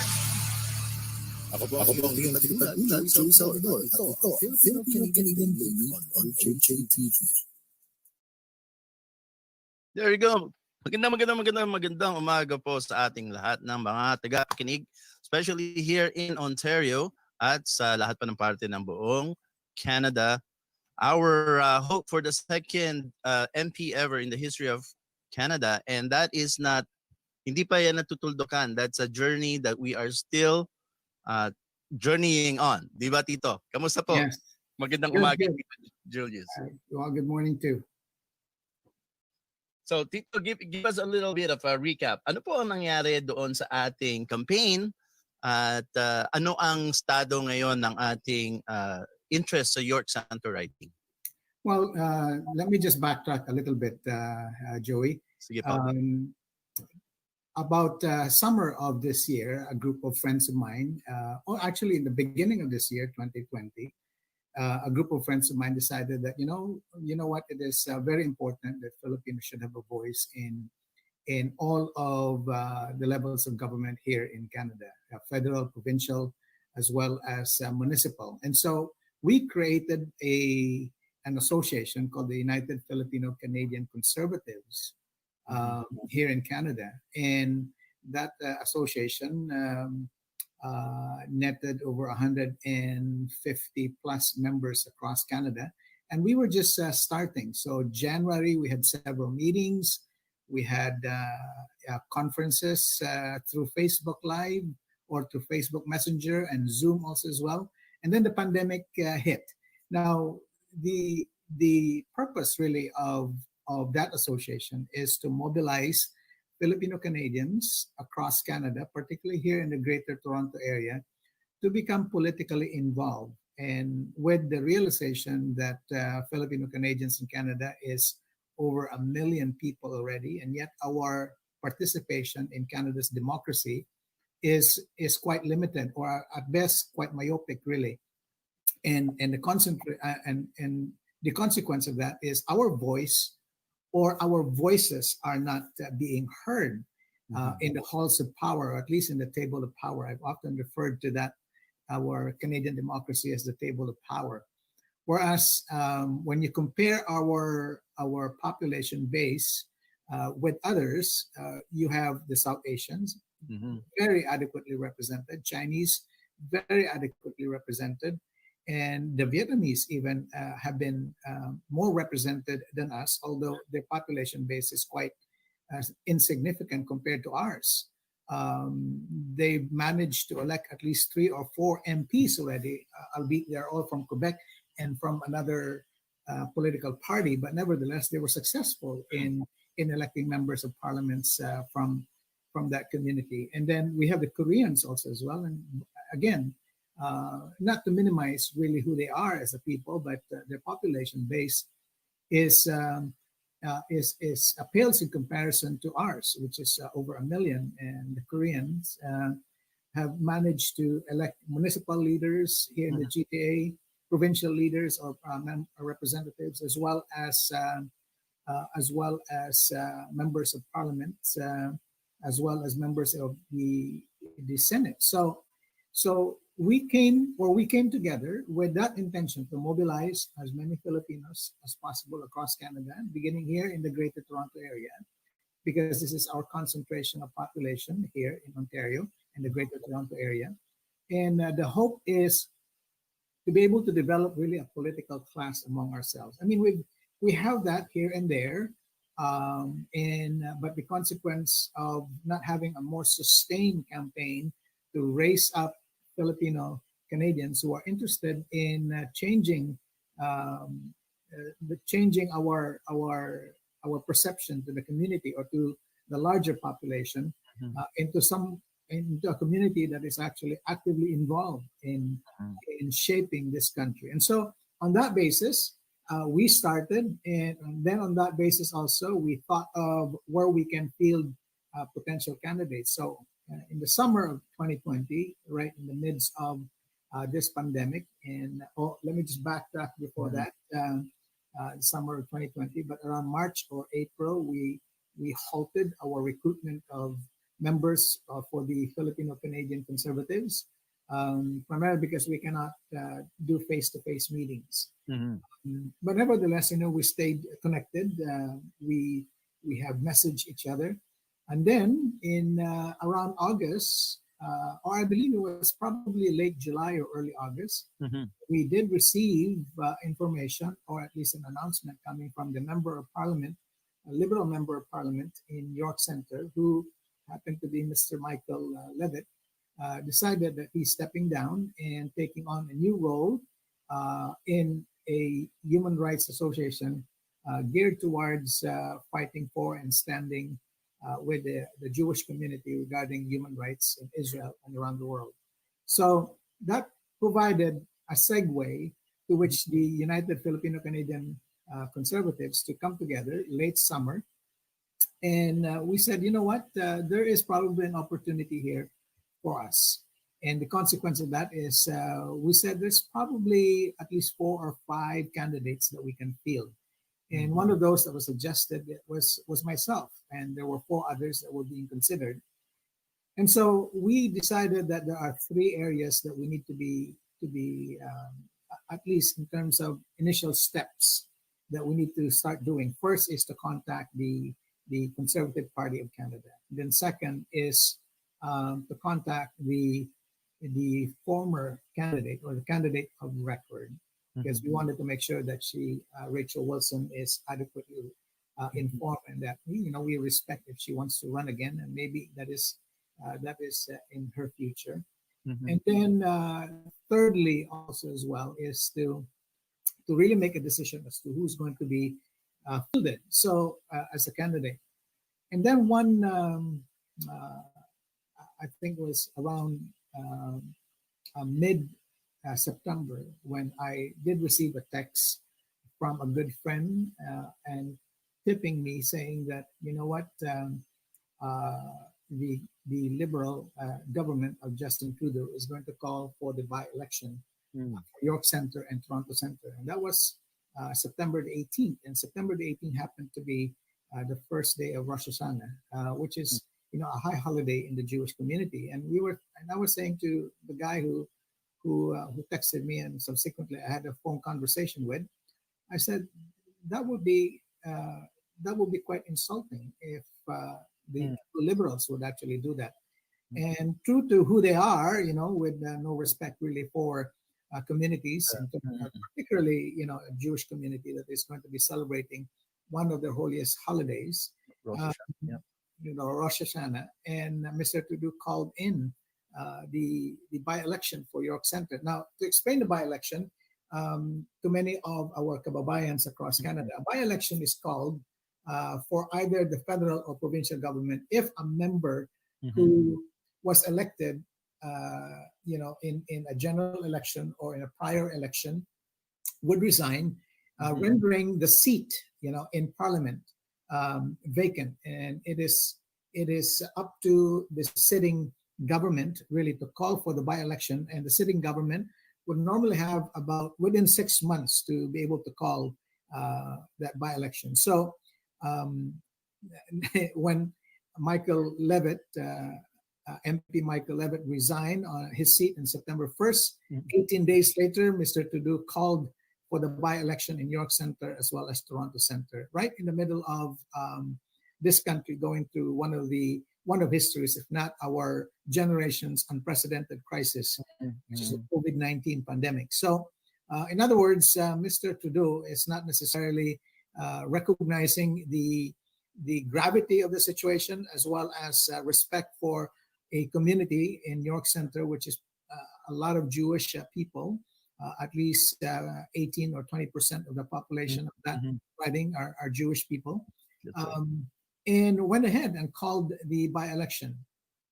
So now the Conservative Party of Canada needed to make a decision, and who is going to be fielded. And they look at the riding, they look at that the Filipinos are between 17 to 20% in population base. Not necessarily all of them can actually be electors or people that can exercise the right to vote.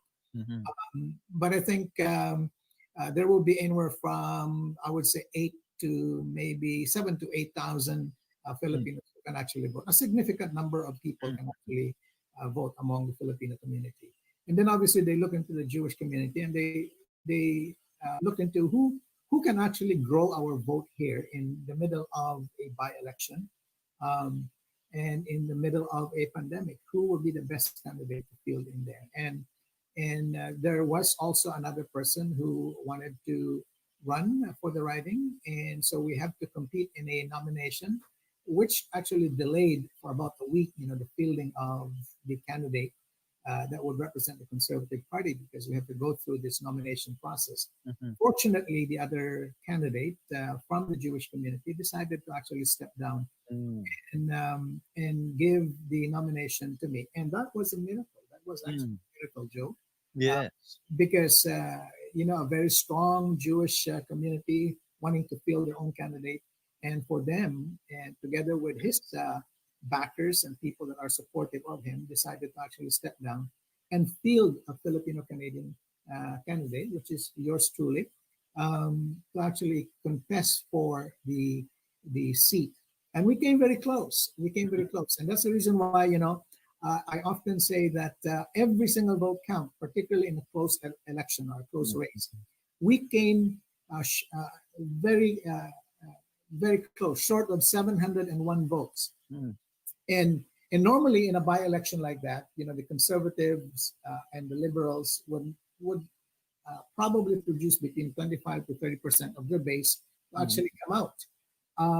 So in the last general election in 2019, the Liberals were able to generate at least Mukhang Pinoy. 21,000 votes.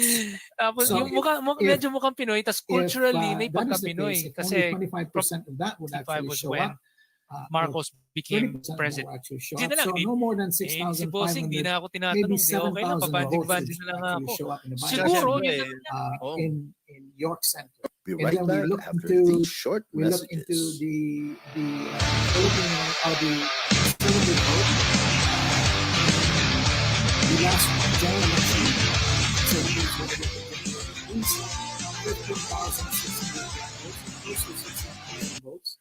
So in essence, if there's about 25 to 30% of that vote would actually come out, so you would have about 6,000, 6,500 votes. So we are not necessarily ahead of the Liberal Party if we are to go into a by-election, but how do we actually surpass that deficit of maybe 1,000, 1,500 or 2,000 votes? And so we work hard. We work hard in ensuring that we door knock, and my team of over 250, maybe 300 volunteers, all in all throughout the campaign, door knock in every single door in York Center. I visited almost, I would say, 90% of the polls in York Center. Door knock myself, thousands of doors, making sure that I get introduced as the candidate. All of the metrics in terms of a good campaign were all surpassed, and we were poised to actually win the riding, because if my estimate is if we can generate maybe 1,000, 1,500 more votes, we can surpass the Liberals, who would be potentially have between 7,000 to maybe 7,500 votes. And as I've said, we came very close. The Liberals were able to generate 8,200 votes, and we were able to generate 7,550 votes. So very close, very, very close. And that's the reason why, I would say to our kababayans that it is very important that if we make a commitment that we're going to vote and support a candidate, we should go out and vote. Because good intentions does not necessarily mean good results, right? Good intentions with actions actually would generate the kind of results that we would have in any election. And so, and that's the premise really of what the United Filipino Canadian Conservatives is all about. We wanted to make sure that we field, we prepare and field the right candidate. We wanted to make sure also that the Filipino Canadian communities across the GTA and across Canada are actually made aware of our goal to make sure that we exercise our right to vote in this country, because there are issues in this country that directly affects and impacts the way we live and the way we generate our own income, the way we make our living, the way we raise our families. And if we don't exercise our right to vote, we will be in a position where we might be regretting later, the kind of government that are ruling this country, particularly our province here in Ontario. Yes, yes. Well, I think it's a miracle, Tito Julius, because initially when you started, as you said, UFCC, there was no sign of any election. You're just sort of like getting ready in case an election is called, and you didn't specifically know that it would be York Center, which is very Filipino rich as well. So everything kind of fall in line, the stars align. All you need to do is to have faith and be ready. You didn't know that this will fall in place. So I think it's there's a divine plan as well in everything that you're doing. And we know that Justin Trudeau didn't care about the pandemic. He even threatened to call an election recently because of a motion that he didn't. Yeah, well, right in the middle of the campaign, actually, I think 3 or 4 days before the vote. Before the vote, yeah. So and more than ever, like you said, Tito, no, hindi ito yung mga panahon na kailangan we as Filipino Canadians cannot be complacent dahil maraming mga nabago, mga ating civil liberties, mga karapatang pantao na parang na overreach ng ating pamahalaan dahil ginagawang dahilan itong pandemya, itong virus sa ating maraming mga yung ating mga civil liberties parang willingly nating binibigay sa pamahalaan. Kung tayo nasa Pilipinas at tayong mga Pilipino, I know in our nature is we always question everything and we're really active politically. Pero dito sa Canada, parang medyo na-dampen, nabuhusan ng malamig na tubig yung ating fire. Ano po ang in a split second pwedeng magkaroon ulit ng election? Parang nararamdaman natin there's actually a climate right now where both sides are getting ready just in case of an election. Kayo po, paano natin tutulungan ating mga kababayang Pilipino? How do you, are you ready if there's an election, Tito Julius? And how do we help to get election ready? Bago ko sagutin yung mga katanungan mo, Joe, let me backtrack a little bit. Itong ating gobyerno dito sa Canada is called a constitutional monarchy, and this constitutional monarchy is expressed through the House of Commons or the parliaments, and we have two levels in that the House of Commons and then the Senate also as well. The Senate is appointed. These are appointed politicians, similar to the House of Lords, I think, in the UK. We are trying to pattern our government or our representation under the Westminster model in the UK. And so, yung House of Commons ay ini-elect natin yan.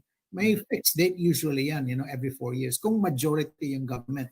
So, i-explain ko muna kung ano yung majority government, pati yung government. Dahil karamihan sa ating mga kasama o kababayan ay hindi nila naiintindihan. Ano ba ito? Dahil ang karanasan natin sa Pilipinas ay yung tinatawag na unitary system. So dito sa atin ay yung tinatawag na constitutional monarchy, pattern after the Westminster form of government, which is very British. So yung House of Commons is represented by members of parliament, and they are elected every 4 years. May fixed date po tayo niyan every October, fixed date yan. Kapag majority yung government. Majority meaning out of the 338 seats the government or the party that wins a minimum of 175 seats, actually, more than half, would have the right to govern. So yung pupunta yung leader kapag nanalo siya ng more than 175 seats, pupunta na yung leader sa representative ng Queen dito, yung Governor General. And then, she will give the right to the leader of the party that won the most seat to actually govern. Ngayon, sa panahon naman ng hindi niya nakamtan yung tinatawag nating majority, kagaya ng nangyari kay Trudeau, I think he only has 151 seats. So short siya ng mahigit 20 na seats or representation. Kaya ang tinatawag dito ay minority government. Although hindi siya majority, pero siya ang pinakamaraming na-elect na kasama niya sa partido niya sa Liberal Party.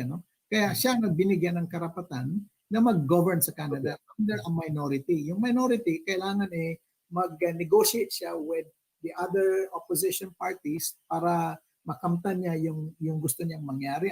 So let's say for example, ngayon, itong bagong live na issue ngayon, yung tinatawag nating economic update. So nagbigay ng economic update yung Finance Minister.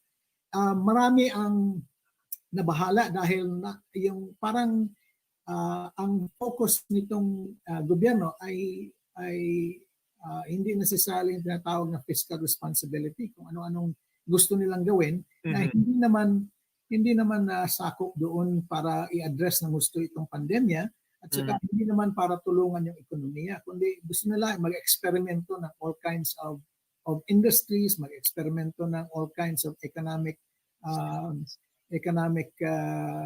way of governing our country. In other words, economic systems, So, nabahala ngayon ang Conservative Party. So sabi ng Conservative Party ay hindi namin susuportahan itong economic update nito. Pero kailangan kausapin ni Trudeau yung ibang partido. So may ibang partido na kaalyado naman ng Liberal Party, kagaya ng New Democratic Party, pati yung Green Party.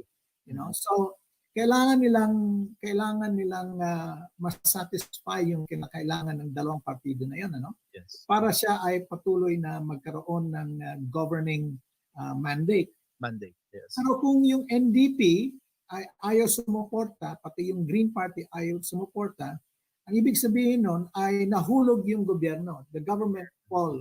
Okay? And the result of that ay magkakaroon tayo ng tinatawag na election or snap election.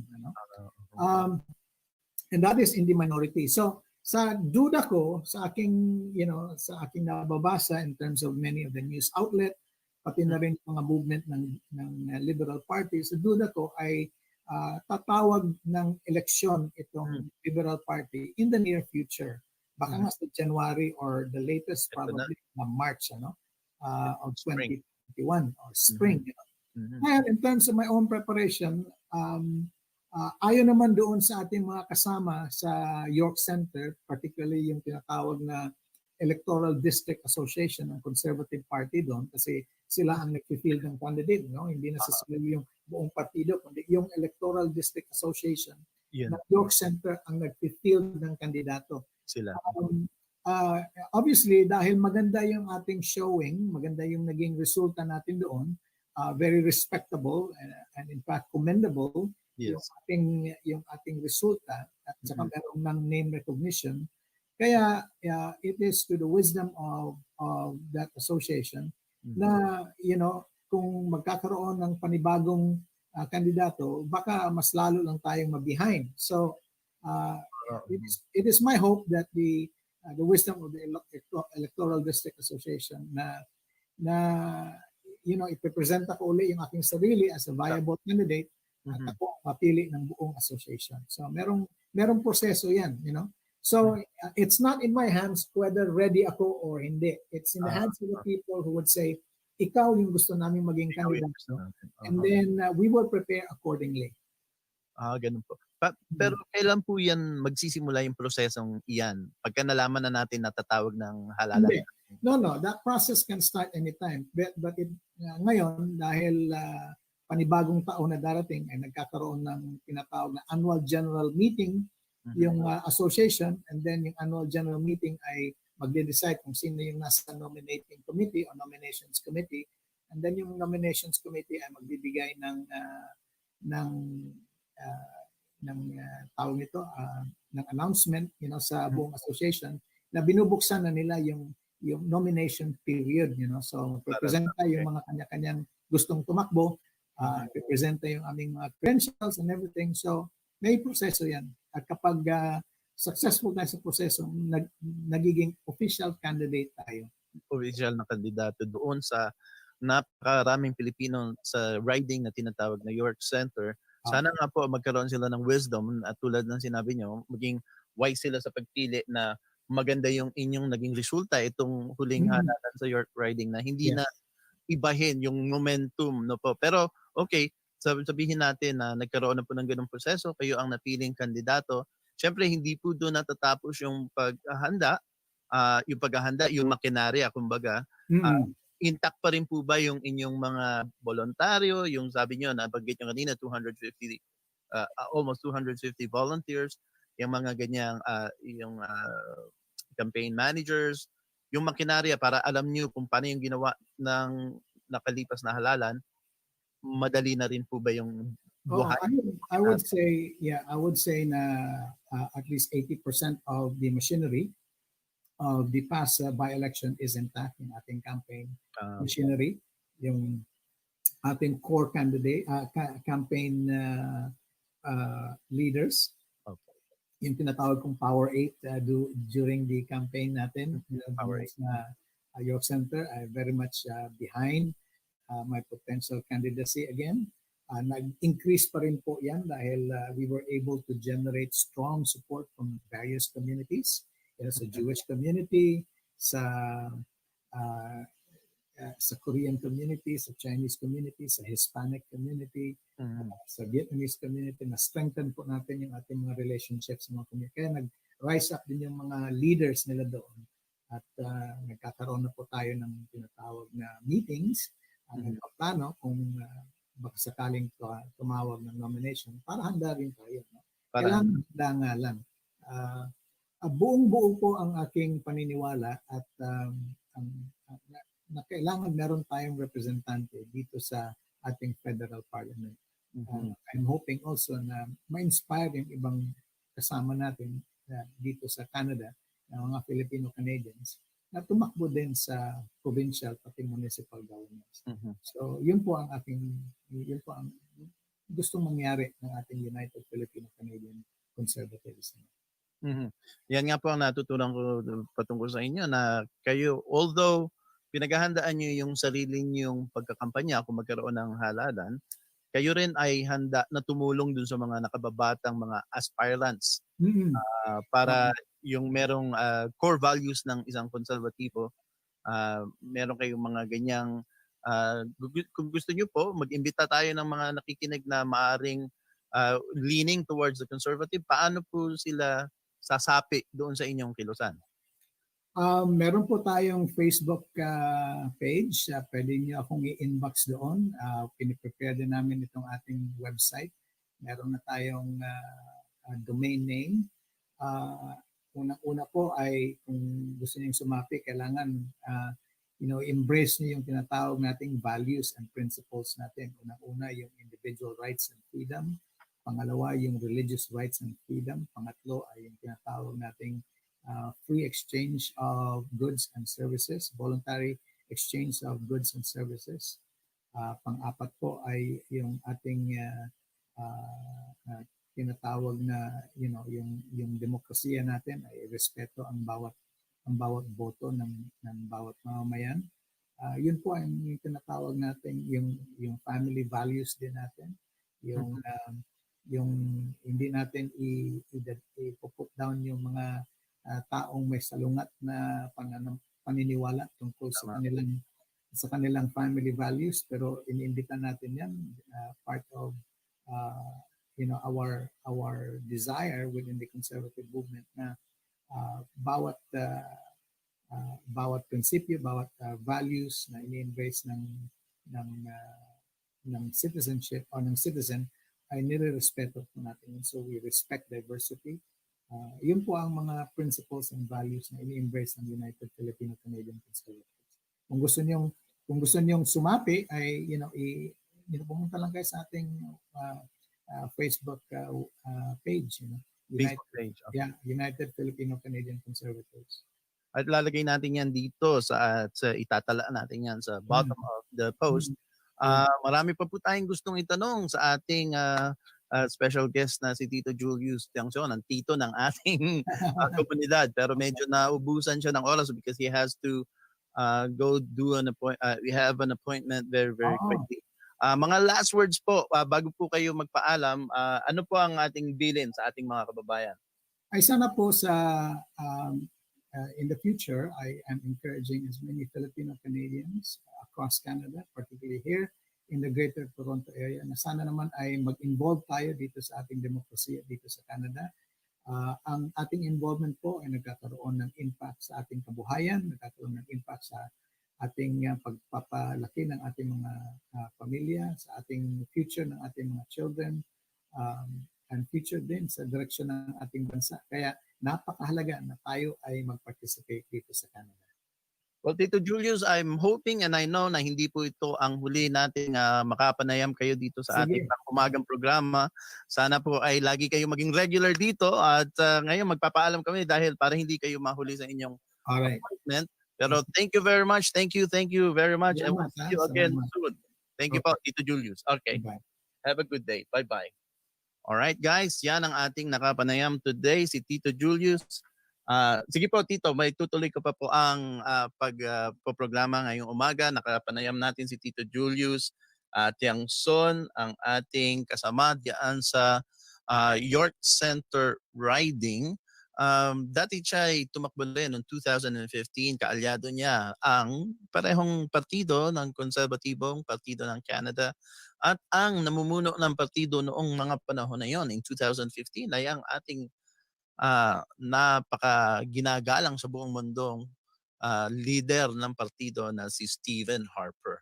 So manatili po kayo sa inyong pagsusubaybay sa mga ating pang-umagang palatuntunan because marami pa po yan tayong matutuklasan at matututunan kung ano yung mga patakbo ng pamalaan at saka ng sosyedad dito sa Canada, sa ating bagong adoptive home or tinatawag nating umampon sa ating mga migranteng Pilipino dito sa Canada. At sana po ay maging patuloy ang ating active, conscious participation sa mga larangan ng politika. At we'll take a short break. Wag po kayong aalis at tayo'y babalik. Don't go away. We'll be right back after these short messages.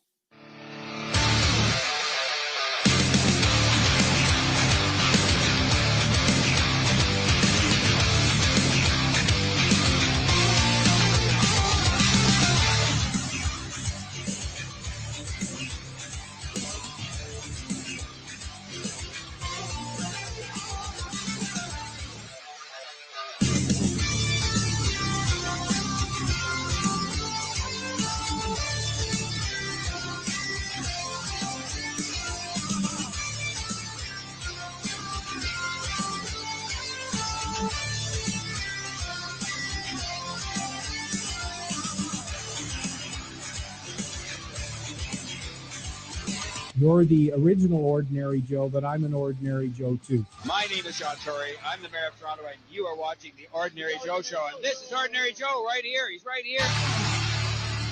Ako po ang iyong tagapag-ulat, Joey Salvador, at ito ang Filipino Canadian Daily on OJTV.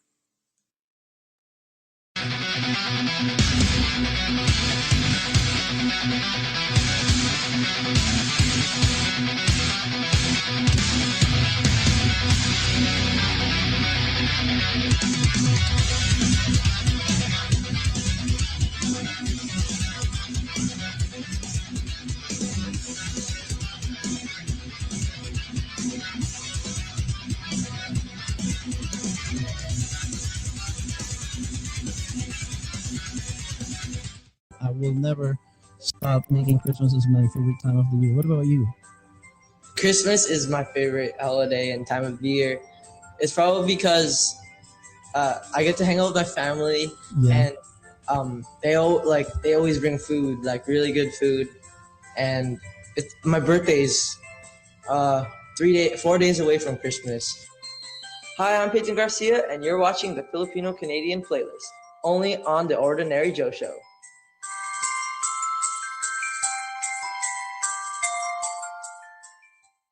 I'm like a rolling stone. Sing song when I'm walking home. Jump up to the top of LeBron. Ding dong, call me on my phone. I see and I game my ping pong. This is getting heavy. Can you hear the bass boom? I'm ready. Life is sweet. Shoes on, get up in the morning, cup of milk, let's rock and roll. King Kong, kick the drum, rolling on like a rolling stone. Sing song when I'm walking home, jump up to the top of LeBron. Ding dong, call me on my phone, I see and I game my ping pong. This is getting heavy.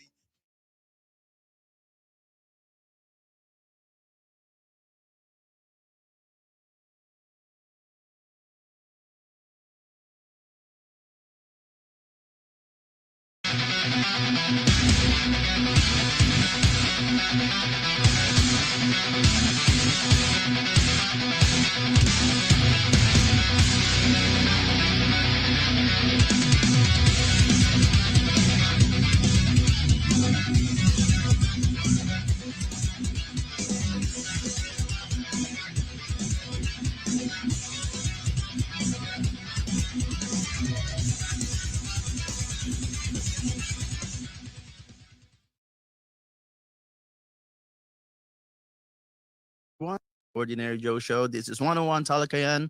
Only here on the Ordinary Joe Show. Every afternoon, we have a Talakayan with somebody important in the political sphere. And weekly, we have a political commentator, and you know him already, Richard Rupp, will be joining me today, not as a guest, but today as a co-host, because he will be introducing someone who is important in the political realm, who wrote a book, but she was also a part of the Justin Trudeau caucus just recently. But I will let Richard tell you more about that. Richard, please come in. Hi, Joey. Hello. Thank you for having me. So Go ahead. everyone, we have a very special guest today. Her name is Selina Caesar Chavan. She was the former Liberal MP in the riding of Whitby. And she has a new book coming out on February the 2nd called Can You Hear Me Now? You can pre-order it already from her website and from the publisher Penguin Random House. I've known Selina for a number of years. I have a great deal of respect for her. She has a lot of integrity. She's a strong advocate for mental health issues and for minority empowerment. So Selina, welcome to the show. Oh my goodness, I'm so excited to be here. Thank you so much for having me to Joey and Richard. Thank you so much. You're welcome. It's our pleasure. So let me give the audience a bit of a background about the riding so that people may know if they're not familiar with Whitby. Whitby, it used to be the riding of Whitby-Oshawa, and it was held by Jim Flaherty for a number of years. Jim Flaherty was the finance minister under Stephen Harper. Unfortunately, Jim Flaherty passed away in 2014. Those of you may know, Jim Flaherty is the late husband of Ontario's Minister of Health, Christine Elliott. So when an MP passes away in the middle of a term, there has to be a by-election held for someone to fill the seat. And Selina was the nominated Liberal candidate decided to run in the riding of Whitby. And she ran in 2014. Unfortunately, she did not win. The Conservatives held the seat. But she ran again in 2015 under Team Trudeau, and she won the seat for the Liberals. And she held the seat from 2015 until 2019, when she decided that she wasn't going to run again. So Selina, please tell us a little bit about your background and all about yourself before you went into politics. Yeah, so thank you for that very kind introduction. I'm actually broadcasting from my home in Whitby, and it's about 40 minutes east of Toronto for those who want some kind of perspective as to where I am. But before I got into politics, I owned a healthcare-based research management firm So really, I did a lot of clinical trials. As of course, right now with COVID, we're hearing a lot about clinical trials related to the vaccine. So I managed a lot of those clinical trials with various physicians. And then one of the bigger research studies that I worked on was Canada's first national epidemiology study on neurological conditions. So looking at risk factors, health services, impact and scope of 14 priority neurological conditions. When we think about neurological conditions across the age continuum, we're talking about Alzheimer's, Parkinson's, ALS, epilepsy, and really looking at the impact those diseases and conditions have not only on the person living with the condition, but also on their caregiver. So I owned that company for about 10 years and was the Toronto Board of Trade Entrepreneur of the Year in 2012. And in 2007 was named the Harry Jerome Award winner for the Black Business and Professional Association for the Young Entrepreneur category. So really had a good time in putting together the marriage of two things that I loved, which was business and research. That's really exciting. That's just amazing. So what made you decide then to pivot over to politics and want to become an MP? And what made you decide to run for the Liberals? So that is an excellent and very interesting story. And I hope your listeners could appreciate, because I usually get the question of, how could I get into politics? What do I need to do? Do I need to have a poli-sci course? Do I need to volunteer? Do I need to be involved in politics? And I would have to say the answer to all of those is no, no, and no, because I had none of that in my background. And it was interesting because in 2013, my company was coming up to its 10-year anniversary, and I wanted to just brush up on my skill set. So I did an executive MBA. And at the time, I was wondering if I would take the company international or leave the company and go into a private firm. So I did this executive MBA, and in December of 2013, for the first time ever, there was a politics component of the course. And I thought, this is very interesting. I was learning about it. And the professor was talking about how you could leverage your political capital to ensure that you're able to get certain things done for your business, whether it's funding or access to trade or other issues. And I thought, man, I don't have any political capital. I don't know anybody in politics. And so in February of 2014, which is 2 months later, I decided that I would just join a political party for the first time in my life. And I joined the Liberal Party because I'd always voted Liberal. I felt like their policies and platforms added enough of a safety net to our communities to be able to run with them or to join that party. And I was really interested in just not really running, but just being a part of it, going to probably some meetings or conferences or something like that. And then in March 8th of 2014, so 3 months after that first political science course, the Liberal Party had this strategy around inviting women to run. And I got an email that said, invite her to run. Do you know a woman who would be interested in running for our federal politics and would be interested in being a part of the change that we would want to see in Canada? And I said, sure, I'll do that. And I replied, and the rest is history, as you said, Richard, earlier.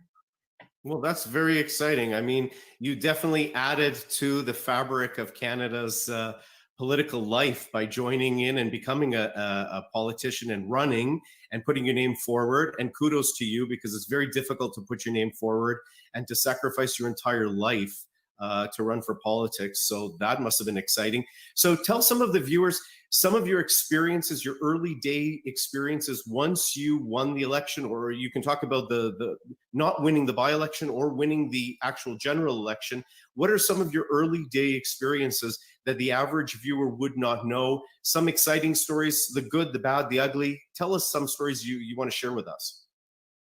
So, I mean, you know what, in running a campaign and running for election as someone who had never been quite familiar with our Canadian democratic process, the night of winning, so on October 19th at about 11 o'clock, when I saw that little check mark go beside your name as elected, that's when like the real sort of panic started. And I was like, oh my God, I actually won this thing. Now what do I do? And so I spent that first little while just really meeting with the mayor of Whitby, meeting with the local elected officials here, just of all levels of government. You have to understand, I'm not a hyper partisan person.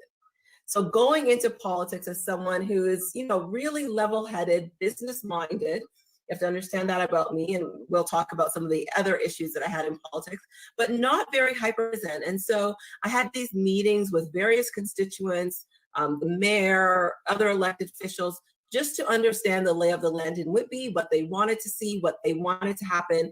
And then, of course, in December of 2015, so a couple months after I was elected, I got a call from the Prime Minister's office that I had been appointed as the parliamentary secretary to Prime Minister Justin Trudeau, which was very exciting. And for those who are not familiar, the parliamentary secretary is really like a tag team. If the Prime Minister cannot attend a meeting or event, either domestically or internationally, I would go on his behalf. So I had to be briefed on what he was briefed on. I had to know what he knew. Really had to catch up on my français, parle français, avec les personnes, tout le monde. And I learned French in 4 years.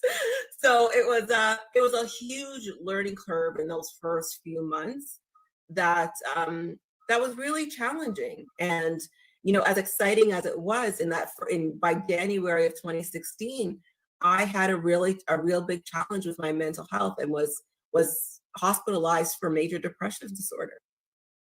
You've been very vocal about your depression. I really appreciate it, quite honestly, reading about it. I know it was written up in the newspaper at the time, and I've spoken to you about it.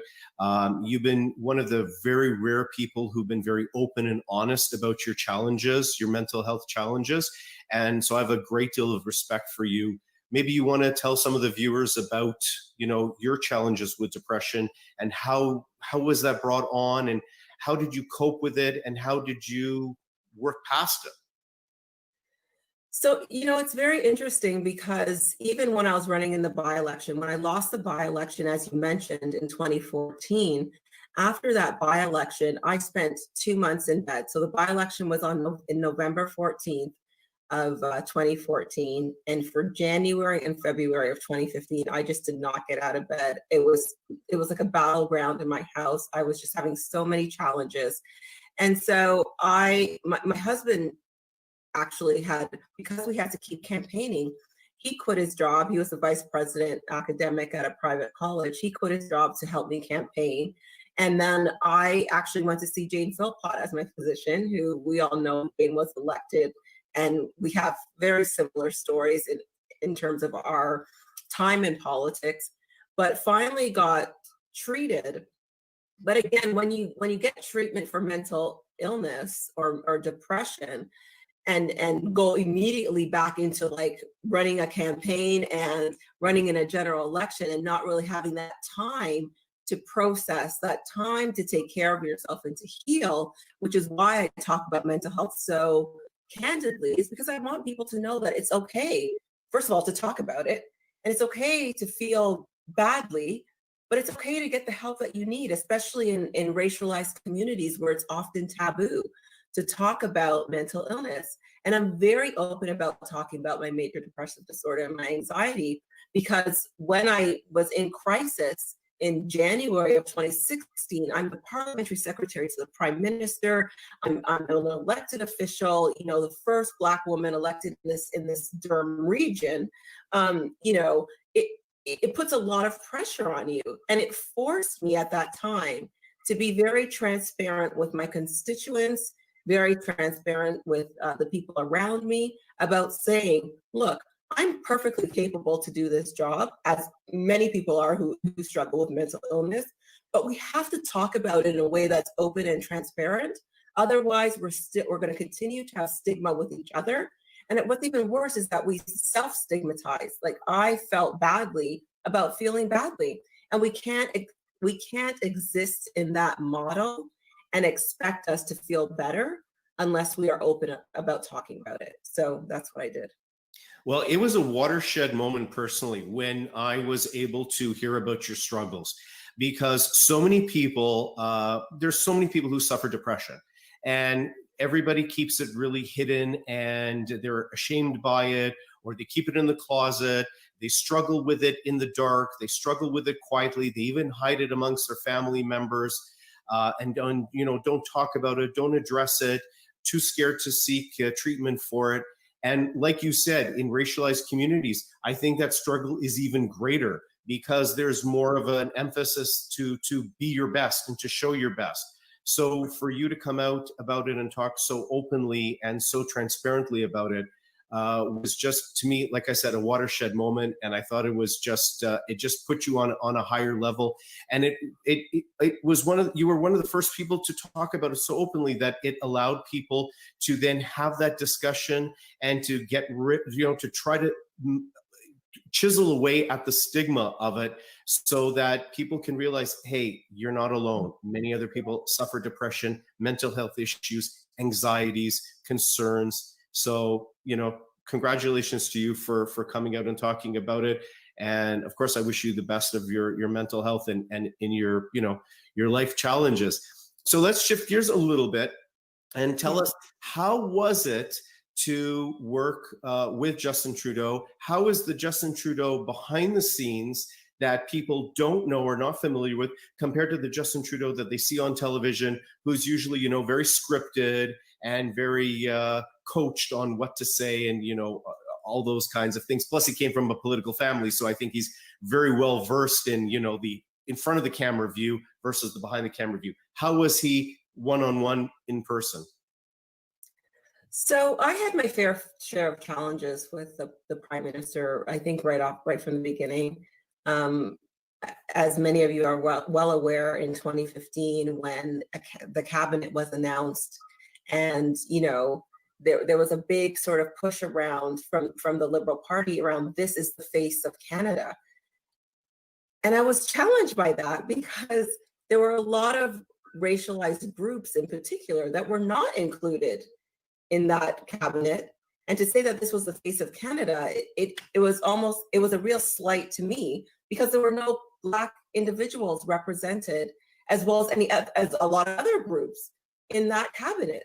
And so I felt like, at that point, I publicly said that I was disappointed. And I guess you're not allowed to do that. So I guess, Canadians got a taste of who Selena was in that moment, in the fact that I really did not back down to challenges. And I was going to say what I felt, because you have to remember, in 2015, when Justin Trudeau ran, he ran on the fact that diversity was his strength. He ran on the fact that he was going to be open and transparent. He ran on doing government differently, and he ran on being bold and transformative. And, in that moment, I thought, does that bold, transformative, open, transparent, diverse government include me and include a lot of other people with intersecting identities? So I think people often look at Selena and they see a Black woman and they think that I'm only invested in Black issues. And really, that's certainly not the case. I think when we think about people with multiple intersecting identities, we have to realize that if I'm at the table speaking about Black issues, I'm speaking about issues of racialized people. I'm speaking about issues, people with different sexual orientation, persons with disabilities, racialized religious minorities, and Indigenous people as well. And seeing that at that moment made me realize that maybe I was in for a little bit more of a challenge than I anticipated. And then even in that meeting that we had in December of 2015, the first thing I said to him was, Justin, if you have brought me in as your parliamentary secretary to fill any gender or racial gaps that you have in your cabinet, I don't want it. I don't want a tokenized position. I want to be here because I'm here. I have 2 MBAs. I have strong business acumen. I am quite accomplished, and I'm very strategic. And so I can help you in terms of some of these issues that our country is facing, but I don't want to be tokenized. And of course, he said, no, this is not the case. But to be very clear about why I think, you know, people were shocked by a lot of the issues that I had with the prime minister, was that at the end of 2016, in my first term, my first year as parliamentary secretary to the prime minister, I must have quit that job about 3 times. This is not public. You have to read my book to get the whole story on that. But I may have quit that job 3 times. I was denied it 3 times. But in December of 2016, 1 year in, not only was I moved to a different portfolio, there was no longer a parliamentary secretary to the prime minister. That title was removed. And so one thing I say to people is, I specifically said I didn't want to be tokenized. But the only 3 times that I ever attended an event, an international event on behalf of the prime minister, 3 times. The first was the state dinner in Washington, in which I was not invited to the state dinner. I was only invited to meet the president, President Obama, on the South Lawn. I had no responsibilities in that trip. I had no meetings. I did not attend the dinner. I only went to that one event. The second was the opening of the National African American Museum in Washington, D.C. And the third was the inauguration of President Akufo-Addo in Ghana, who recently won a second election. So congratulations to him. But those 3 events, the things that they all have in common is that they're Black events. Yeah. And I just thought, I told you that this is not what I wanted. So I'm out. And I never wanted to just be a title or a token. And I told him that. And I think me challenging him and actually keeping my word on my challenge set us off in a little bit of a tense sort of situation for the following 3 years. One which I welcomed most wholeheartedly, because I was not about to back down on the principles that I came into government with. I'm glad you challenged him. Sorry, I'm glad you challenged him, because I think Justin, being the eldest son of a former prime minister, has never understood that concept of being challenged. I don't think he's ever had, he's used to people saying no to him. People are usually kowtowing to him because of who he is. Personally, I've always felt, after getting to know Justin, that he's kind of the George W. Bush of Canada. You could take that either way, but most people would say George W. Bush would never be elected groundskeeper if it wasn't for his father being the president of the United States. And I felt the same way about Justin once you got to know him and see who the real Justin is. But I'm glad that you challenged him. I think politicians need to be challenged, and they need to be challenged by the people. It seemed so racialized. It seemed like he just took you to those events because they happened to be Black events. And when I was reading that, I was really concerned about that, because if you're the parliamentary secretary to the prime minister, you are you are representing the prime minister when the prime minister is not there, and that means you're the parliamentary secretary to the prime minister of all of Canada, not just a certain ethnic group of Canada. Right. And I was very concerned, because Justin always seemed, or this new liberal party that came in along with Justin, that was very different from the Chrétien and Martin years, seemed to have identity politics as one of their cornerstones. So it was like, okay, Selena ticks this box, she ticks this box. Okay, she doesn't tick this box.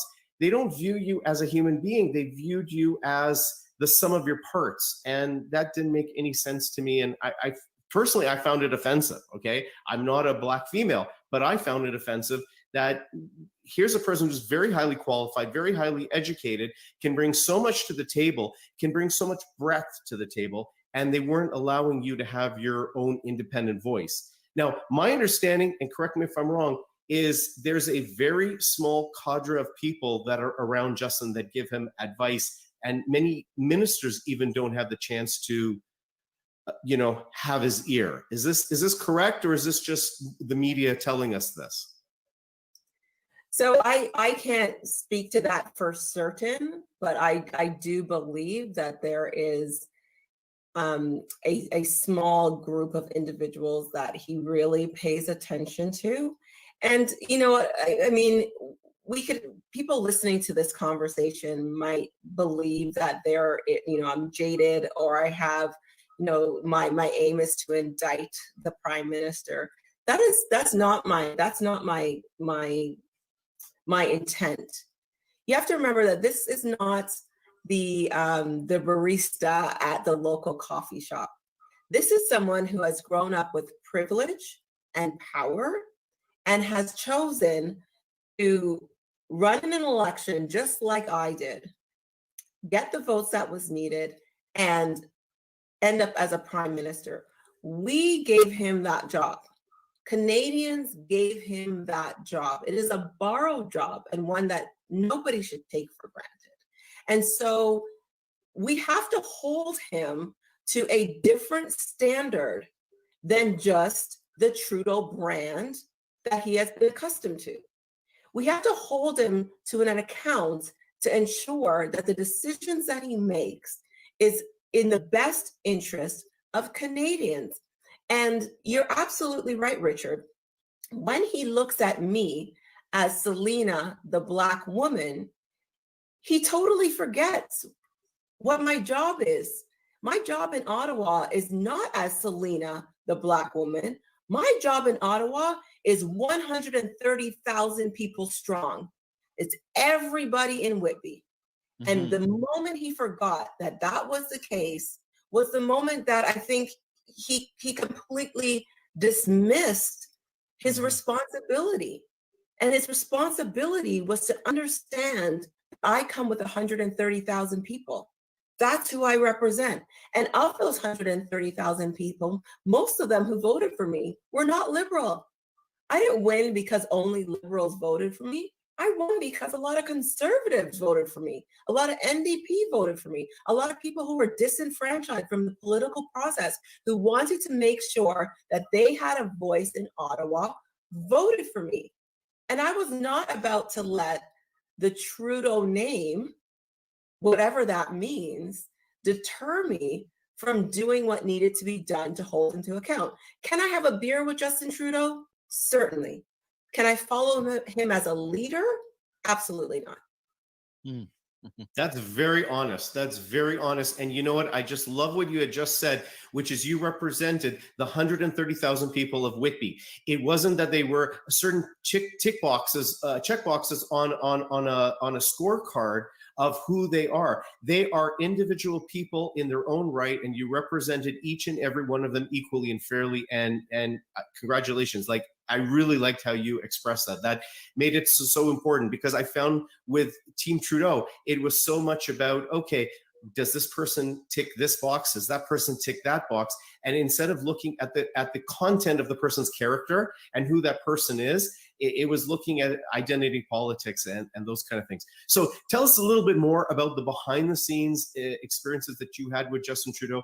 I know as a parliamentary secretary, you wanted to have more meetings with him and more FaceTime with him, and you were denied that. But maybe you could touch upon that and tell us some other stories and some other experiences, good and bad, that you had as the MP for Whitby in your term. I just want to say something, Madam Selena, before you answer that question, is that because this is now the season for many Filipino Canadians who wants to get involved in politics, and we just recently had also an election where a Filipino was a candidate. But when you were talking about being tokenized and in this kind of identity politics that Justin Trudeau is running, many in my community, Filipino Canadians, are attracted to Justin because of his personality, but not the character. So when people are given, opportunities and positions from the Filipino community, but it's tokenized, that is something we don't appreciate as well. Thank you for verbalizing that for verbalizing that for many Filipino Canadians. Go ahead, madam. And that's a very important point. I think there's a lot of blind sort of following of the Trudeau brand based on the fact that Pierre Elliott Trudeau opened the doors to a lot of racialized communities in the 70s. And even when I talk to my mother right now, my mother loves Justin Trudeau. Every time we just don't talk about Justin Trudeau. Like, we don't talk about him anymore because she just doesn't understand. And I say to my mom, I said, you know, you came to Canada and took a risk. You took a risk leaving Grenada with $100 in your pocket, came to Canada to better your life for your children. My job is to take the similar risk and challenge the status quo here to make a better life for my children. So the risks are the same, but we're doing things differently. And like I said, I'll have a beer with him, but I can't follow him. And I think, you know, some of the great things that have happened to me, to go to Richard's question, happened because he was prime minister, happened because I was there at that particular moment. But that doesn't mean I won't hold him to account. I will always do that, because that's what I believe. For great leaders to be better, they need people around them that are going to hold them to account. They need people around them that are going to push them outside of their comfort zone and allow them to think bigger and bolder. And so if you know, people in the Filipino community, if they're going to run, they need to take every single bit of experience that they bring, that their heritage, their culture, their identity brings with them. All of those things add value to an organization, to your community, and yes, to politics. So my Blackness is valuable to organizations because I've lived my life having to navigate spaces in a very particular way. And so I think when you're thinking about the Filipino community, you think about your culture, your heritage, the richness of that. All of those bring value, and I hope I'd see a lot of them running. But some of the great stories, I mean, I think when I was in international development, that was one of the best times. I moved from the parliamentary secretary to the prime minister to parliamentary secretary for international development. And that gave me a real opportunity to see the world and see how women and girls in particular are treated around the world, and how valuable Canada is to changing the narrative. Even though we have issues here, of course, missing and murdered Indigenous women, we have our own equity and justice issues here. But it gave an opportunity to have conversations, very direct conversations with people around the world about human rights, about women's rights, about LGBTQ2+ rights. And it was a transformational experience for me. But at the same time, in those same instances, you know, I was denied access to buildings on the parliamentary precinct because people didn't recognize that I could possibly be an MP. And I just want to clarify this, because a lot of people have said, oh, Selena, you act like such a diva. If they don't remember who you are, it's okay. But you remember the parliamentary precinct police. If there's ever an incident on the Hill, like there was a shooting a few years back, they are supposed to make sure that they know who all of the MPs are, so they could protect them and, you know, get them to safety. And there were often times when there was one time actually was I was walking behind Bill Morneau, and one of the security asked me if I was his help. And I'm like, no, I'm the parliamentary secretary to the prime minister. I come to this office every single day for the same meeting at the same time at 1 o'clock before question period every day. And up until June of 2019, so 4 years in, my husband was with me. I was denied access to my own building. And you have to really understand that the tone about that is set from the top. The tone is set from the top. When you are performative in your conversations about feminism or diversity, that it doesn't translate to the people who work with you, you have to really think that there's probably a problem with that. And I knew at one point, so in about September of 2017, I knew at that point that I really couldn't do a lot to change the minds of the people on the inside, to change the minds of the prime minister, to change their privilege and their power. So I started talking about things on the outside. And of course, I was in Oprah Winfrey's magazine. I went viral talking about my braids. I was talking about things that people wanted to hear. They wanted to know we were standing up for them on issues that may have been small, but important to them. And I call politics a painfully beautiful experience, because just like when I talked about my mental health, how painful that was, we ended up advocating in caucus and getting $5 billion put in the 2017 budget towards mental health. So you have the beauty and you have the pain, and it was a painfully beautiful experience for me. I mean, those are some shocking stories I did not know about, and it concerns me because some people may think it's small, but it's not. If you have a concern, if you are blocked from going to certain buildings, and they don't know who you are after the first few months, let alone the first few years, that to me is really shocking. And there was so much talk in the 2015 campaign about equality, gender equality, sexual orientation equality, ethnic equality. And, it's because it's 2015, all those kind of catchphrases. It seems that it was just catchphrases. It seemed that it didn't filter down the line. And, why do you think that was? Why did that message not get through, that we should treat everybody equally, just respect people as fellow human beings? Do you have any idea why it didn't come through? So I can't, I'm not really sure I could answer that specifically, like with evidence and fact. But what I could say was, and another important caveat of this story is that I was the one dark-skinned Black female out of 338 members of parliament, the only one. So when you look through all of them and you have to memorize them, you think you'd memorize the easiest one for how I was denied access to buildings on the parliamentary precinct because people didn't recognize that I could possibly be an MP. And I just want to clarify this, because a lot of people have said, oh, Selena, you act like such a diva. If they don't remember who you are, it's okay. But you remember the parliamentary precinct police, if there's ever an incident on the Hill, like there was a shooting a few years back, they are supposed to make sure that they know who all of the MPs are, so they could protect them and get them to safety.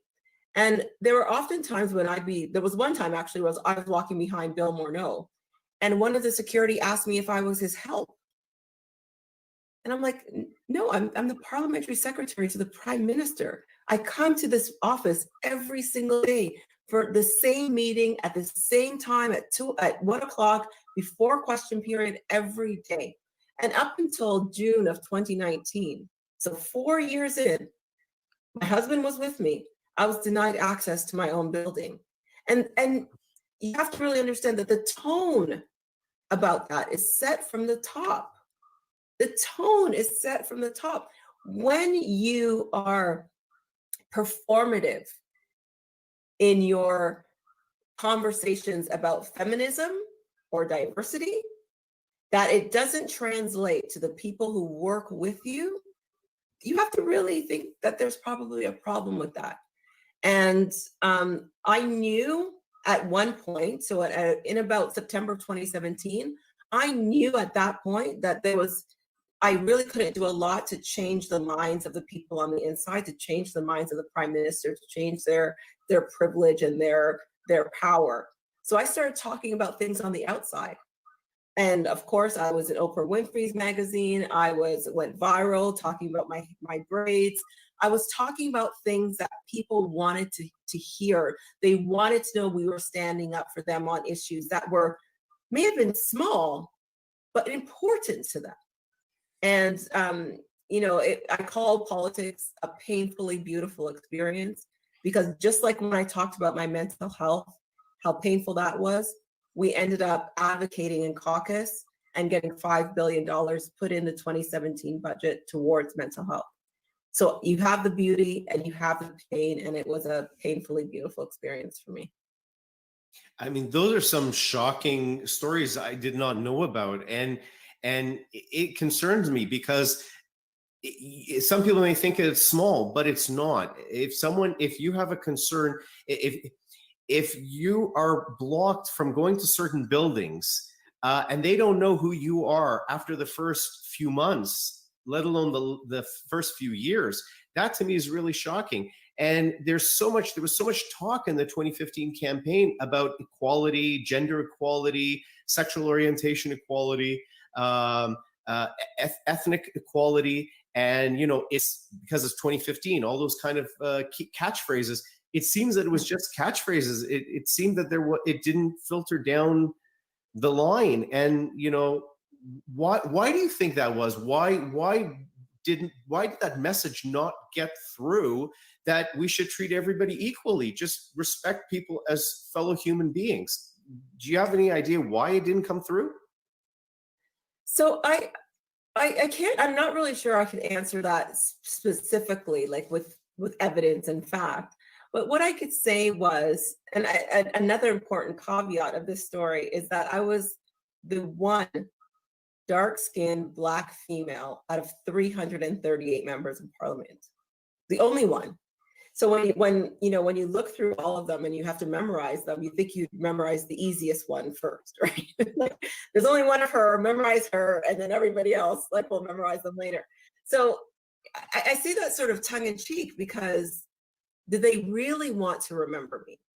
Did they really want to value that I was there? And I think the tone is set from the top when it comes to that. And I think this is a challenge that we need to put to Canadians right now, especially those in politics and in business and positions of power and leadership. When we're talking about, of course, the Black Lives Matter movement is happening now, and people are talking about racial inequality, and people are talking about ensuring that people of racialized backgrounds get access to various positions. Are we being intentional about it? Are we actually putting our money where our mouth is and saying, yes, we actually want this to happen? Because I could tell you that, in that time that I was in politics, there were a number of instances within our own government that I was not invited to meetings that I should have been invited to. I was not invited to participate in conversations that I could have lended great insight to because of my experience. And at the same time, as I said to both the Prime Minister and PMO, look, I'm not going to let my ego get in the way here and say that, because I'm not invited, I'm going to whine and complain. I'm not going to do that. But what I am going to say is that as a feminist government who believes in diversity, what you're doing is wrong in excluding me. But what you're doing for our communities, go ahead.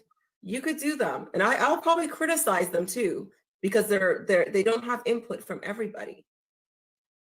But I think that tone is set for the top. When you don't see what you are preaching reach down or trickle down into the people that work with you, you have to, as the leader, take responsibility for that. And the responsibility for that lies at the foot of the Prime Minister. He is the elected official. He is the one, not the PMO, because people say, oh, the PMO around him and they did. No, they were not elected. The Prime Minister is the elected official. And so he has the opportunity to say, no, you know what? Even though Selena is bold and, she may be a little loud and she might want to push us out of our comfort zone, she should be in this meeting. He had the opportunity to say that, and he chose not to.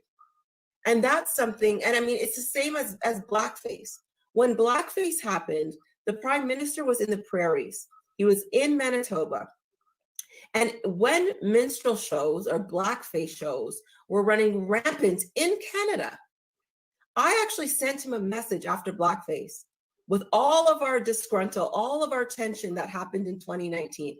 I actually sent a message and I said, not only do you have to apologize, what you should do is explain to Canadians why minstrel shows or blackface shows are so dehumanizing, how they were rampant in the prairies, because you are in Manitoba, you are speaking in front of the Museum of Human Rights. You could actually speak to context of these shows in the prairie provinces.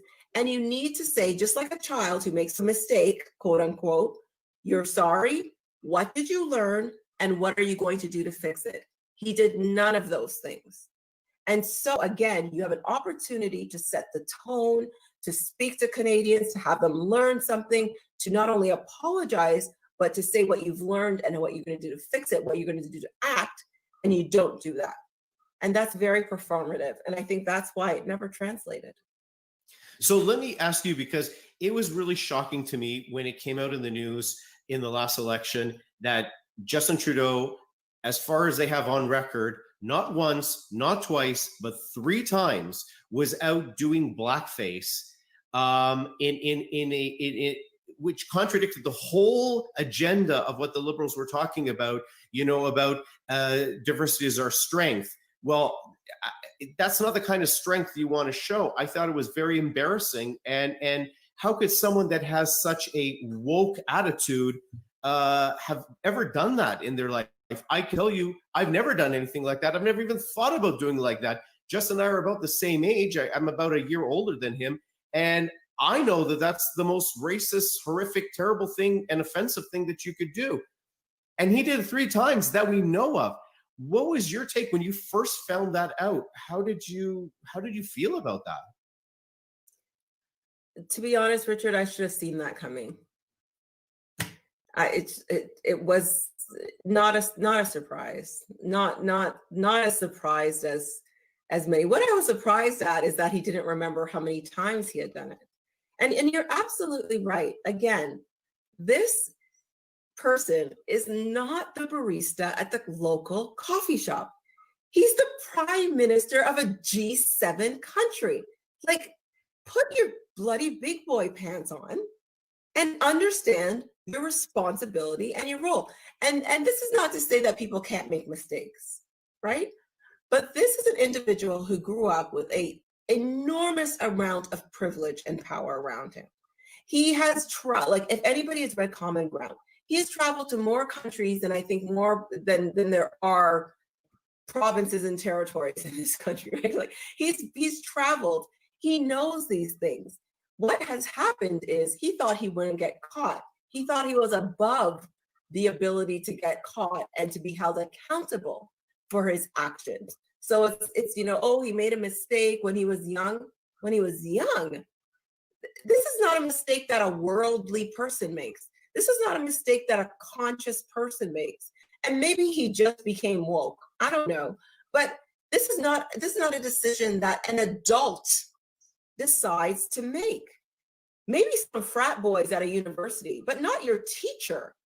So when you think about the context of what he did, in the context of the challenges that Black students, that racialized students have in our school system, Richard, and I mean Joey as well, like the context of the challenges that our children face in the school system, the fact that we're still looking to have more racialized teachers. You have this guy who has privilege that says, well, not only do I have privilege and I could get a job anywhere I want, but I could do anything I want when I'm dealing with a very vulnerable set of individuals, our young people. Now, you know what? Let me tell you something, Richard and Joey, and I'm gonna be very blunt, and I could say this about myself or any member of the Filipino community who would probably be listening. If I or any of them did that, we would never work a day of our lives in Canada again. Yes. Period. It would be a career-ending move, no matter how young people thought we were, or just a mistake. It would end our careers. We will never work a day in this country again, period. And that is what privilege looks like. That is what taking advantage of power looks like. And that's why I could never follow him as a leader, because he's not one. Well, I agree with you because I even viewed it and I can extrapolate it. Let's say, for example, if Andrew Scheer or Donald Trump had ever been caught doing blackface, when they already have that aura around them just because they're conservative or just because they're more right wing, it would be completely a death blow to them. It would be an end to their political career, a complete destruction for them if they were to ever be caught doing something like that. And I just can't believe what offended me in that election was how two-faced the average liberal voter was, where they a year before there was the issue about blackface, they would say, oh, absolutely, that's the most racist thing, it's disgusting, it's horrible, it's terrible, it's racist. But then when Justin does it, they kind of give him a pass. Well, he apologized for it. But he did it 3 times. He didn't just do it once. It was 3 times. Well, he apologized for it. And I'm still going to vote for him because he's so much better than Andrew Scheer. And I don't need to bring politics or parties into it. It's just I found that whole argument to be so questionable and to be so, it almost became like the Liberal Party was like a cult. No matter what Justin did, he could do no wrong. But if anybody else did it, they would be hung for what they did. But isn't it a cult though, Richard? Isn't it a cult?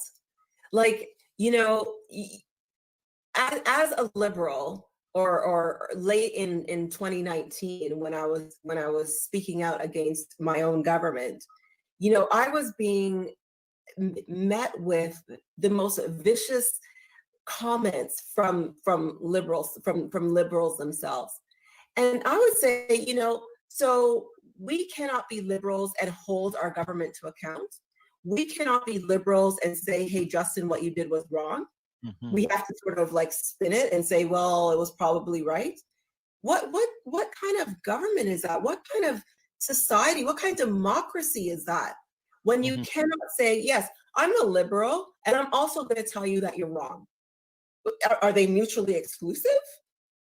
Only within a cult can you say, see something that is absolutely wrong and still not be able to talk about it for fear that you are going of reprisal. Only in a cult that could happen. And I don't have a herd mentality. I can't do that. I agree with you. I'm exactly on the same page. And I felt it was only when you stop drinking the Kool-Aid do you start to see things a little bit more clearly and in balance. And I think you have to speak truth to power, like you said, and you bring so much to the table. Why wouldn't a leader want to listen to your view, your life experience, which he hasn't had that same life experience? So he can only strengthen and deepen his own policies and ideas if he listens to your life experience, because now you bring something to the table that he would never have the opportunity of knowing. So let's shift a little bit to feminism, because I've always felt, I know many people have called him a fake feminist. And I know you were a strong friend of, like you said, of Jane Philpott, and I'm sure of Jody Wilson-Raybould. I was always a strong supporter of Jody Wilson-Raybould. I believe she really spoke truth to power, and she understood the role of her job, and she was not going to be bullied to do something that she didn't want to do. For example, the deferred prosecution agreement with SNC. Tell us some of your experiences with either Jody or Jane and that whole SNC period of time. Oh my God. May I ask Madam Selena something just before you go to that question? Sure. Is that all right?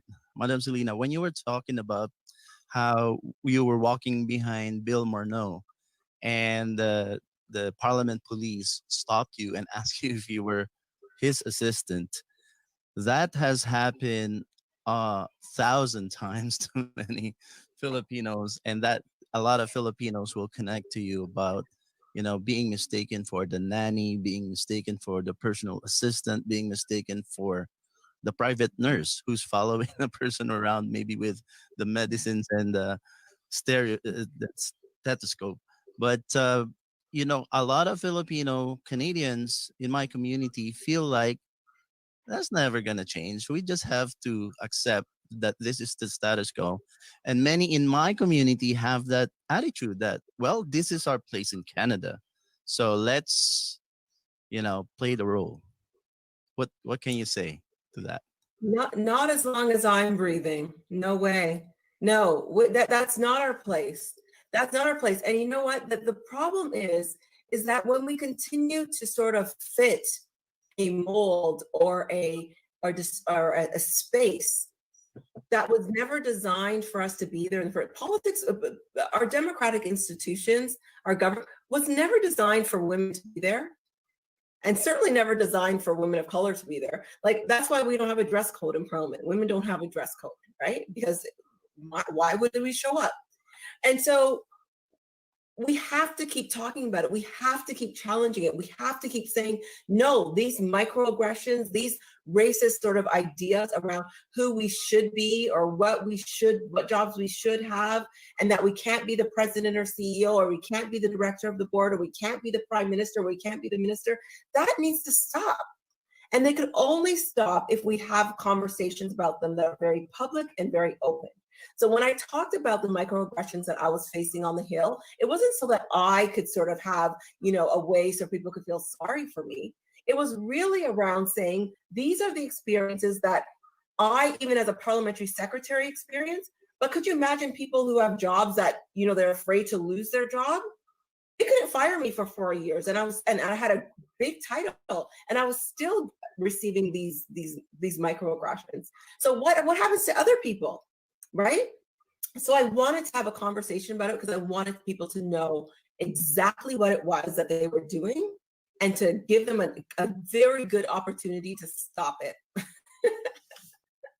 But to go to Richard's point about, I was actually texting with Jody this morning, and I had a meeting with Jane this morning, which was very nice.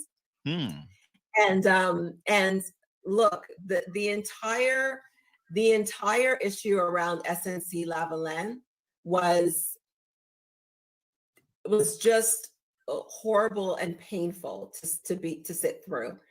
And there's one thing that I could say that sums up my entire feeling about SNC-Lavalin. A couple of years ago, the Me Too movement was really big. Everybody said that we should believe women. When women said they were harassed, when women said they were bullied, when women said that they had some kind of assault, we should believe them. Every single liberal, every single one, put #MeToo, #BelieveHer. But when Jody said that, Miss Wilson-Raybould said that she was being bullied by the prime minister, all of a sudden they changed their hashtag from believe her to leave her. Right? So you believe her when it's convenient for you, and you leave her when it's not convenient for you. And I'm sorry. I can't roll with that. And so it was easy for me to stand with Jody. It was easy when Minister Philpott said that she did not have confidence in the government. Now look how many portfolios Minister Philpott had in that 42nd Parliament. Minister of Health, Minister of Indigenous Services, President of the Treasury Board, Minister of Digital Government. 4 very important, very highly important portfolios. If she says, hey, Justin, I really don't trust this decision that you're making, don't you think he should pay attention? If you trust her to do all of these things, Canadians should have just known based on that demonstration that if she said she didn't trust his judgment, then maybe something was actually wrong with his judgment. And so for me, it was I could believe her when it's convenient idea and leave her when it's not. That, no, I didn't like that at all. And I decided to not only not run again, but to leave Liberal Party and sit the rest of my term, even if it was a couple months as an independent. And you know what? I can completely concur with what you said. Those who may not know me on the show, I was an official of the Federal Liberal Party for 7 years. I am now a conservative. I've left the Federal Liberal Party. But everyone who was, like, I can pull back the curtain on the Liberal Party and correct me if I'm wrong.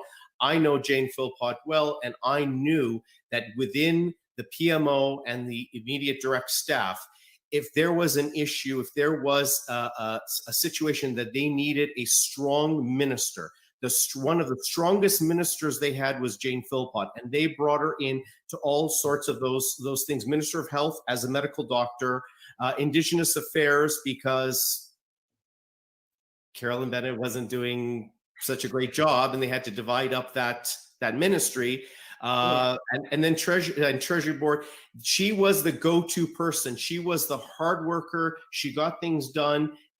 She was very well respected. But the moment she stood with Jody, and I believe Jody 110% with what she said, I believe she was put under pressure for so many different political reasons, not legal reasons, completely illegal the way they handled it, but for political reasons, they had to try to benefit SNC. I believe what Jody said, that she was put under pressure when Jane sided with Jody and sided with the side of right. They were so quick to throw her out like yesterday's garbage, both of them. It was, to me, just personally disgusting. Yeah, you know, you're absolutely right. I have nothing else to say because you're absolutely right. I'm very passionate about politics. I've been involved in politics since I was 14. My mom would drag me as a young teenager to go volunteer for liberal candidates federally and provincially. So, you know, to me, it's just something just in my blood. So when I see, and for me also, when I see something that is so obviously right and wrong, you got to stand on the side of right.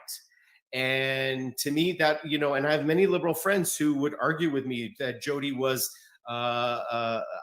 you know, she wasn't a team player, or she was wrong, and Trudeau, and you know what? It's so black and white to me. It's so obvious. If you look at the evidence that she brought forward, that she was being bullied and pushed to go a certain way. So I'm glad to see that you had sided with them.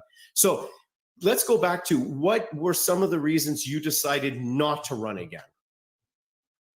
So if I could just hold on, if I could just pick up on that last issue around Miss Wilson-Raybould, you know, you bring up a really great point around her being bullied, and whether or not people believe it as right or wrong, good or bad, Richard, the fact that it wasn't even acknowledged is the problem. Again, with the Me Too movement, it was around acknowledging that what the women were saying was true. And I kept sitting beside Jody when, of course, she was kicked out and was an independent. And I said to her, if the Prime Minister were to just stand up right now and say, I acknowledge how you feel, I acknowledge that that's how you felt, we would look like chumps. But he never did that. He never had the will, the strength, the leadership to just say, I acknowledge you. And I think that was the most hurtful part. I believe like the humanity of that place was removed in those last few months. But to your question specifically, you know, I've alluded to some of the issues that I had with the Prime Minister, excluding my voice from a lot of very important conversations, especially conversations related to the Black community. I just knew that they were not listening to me anymore. And there was no point in staying in a situation where I was no longer respected, where I was no longer listened to, and where I was continuously being marginalized. And so why would I run again? Why would I run again under a leader that I couldn't follow? And especially at the end with SNC, why would I run with a party that completely went against its own mandate around feminism and around standing up for women? At that point, I didn't even want, never mind not running again, I didn't even want to be a part of that party anymore. So I sat as an independent on March 20th. Mm-hmm. Madam Selena, I just want to, Richard, just want to make sure that we have ample time as well to talk about Madam Selena's book, unless everything that we're talking about is exactly what the book is about. Is that, Richard? That's exactly the question. I was going to say, what made you decide to write a book? Yeah, and tell us more about your book. I'm really excited for it to come out. Yeah, so, you know, I think your listeners, Joey and Richard, will appreciate the fact that, you know, the book starts off with on March 21st, the day 2019, the day after I sat as an independent. And it gives sort of like a high level view of politics and some of the things that we talked about. But really, I then realized that I didn't need politics to understand that I'm an independent person. And so I reflect back on my entire life. So it is in memoirs. Chapter 1 through 9 goes through my entire life up until politics. And some of the lessons that I learned in business, some of the challenges that I faced as a young adult, some of the challenges I faced as an immigrant person, some of the lessons that I had, how I had success in business, how I had success in some of the things that I was doing. And then chapters 10 to 13 are the 4 years that I was in politics. And it's very transparent in that too, but it also talks about the lessons. And then the last chapter is, again, waking up on March 21st, 2019. And instead of looking backward, looking forward at the promise of Canada, the promise of our democracy, how people could not just, and the book is called Can You Hear Me Now, but not just how that, the world needs to hear Selena now, the world needs to hear us all now. We all need to use our voice. We all need to stand up, especially at this time. Stand in our authenticity, stand in our strength, stand in our power, but also stand in our mistakes, our flaws, our weaknesses, and understand that all of those things created the great person that you are today.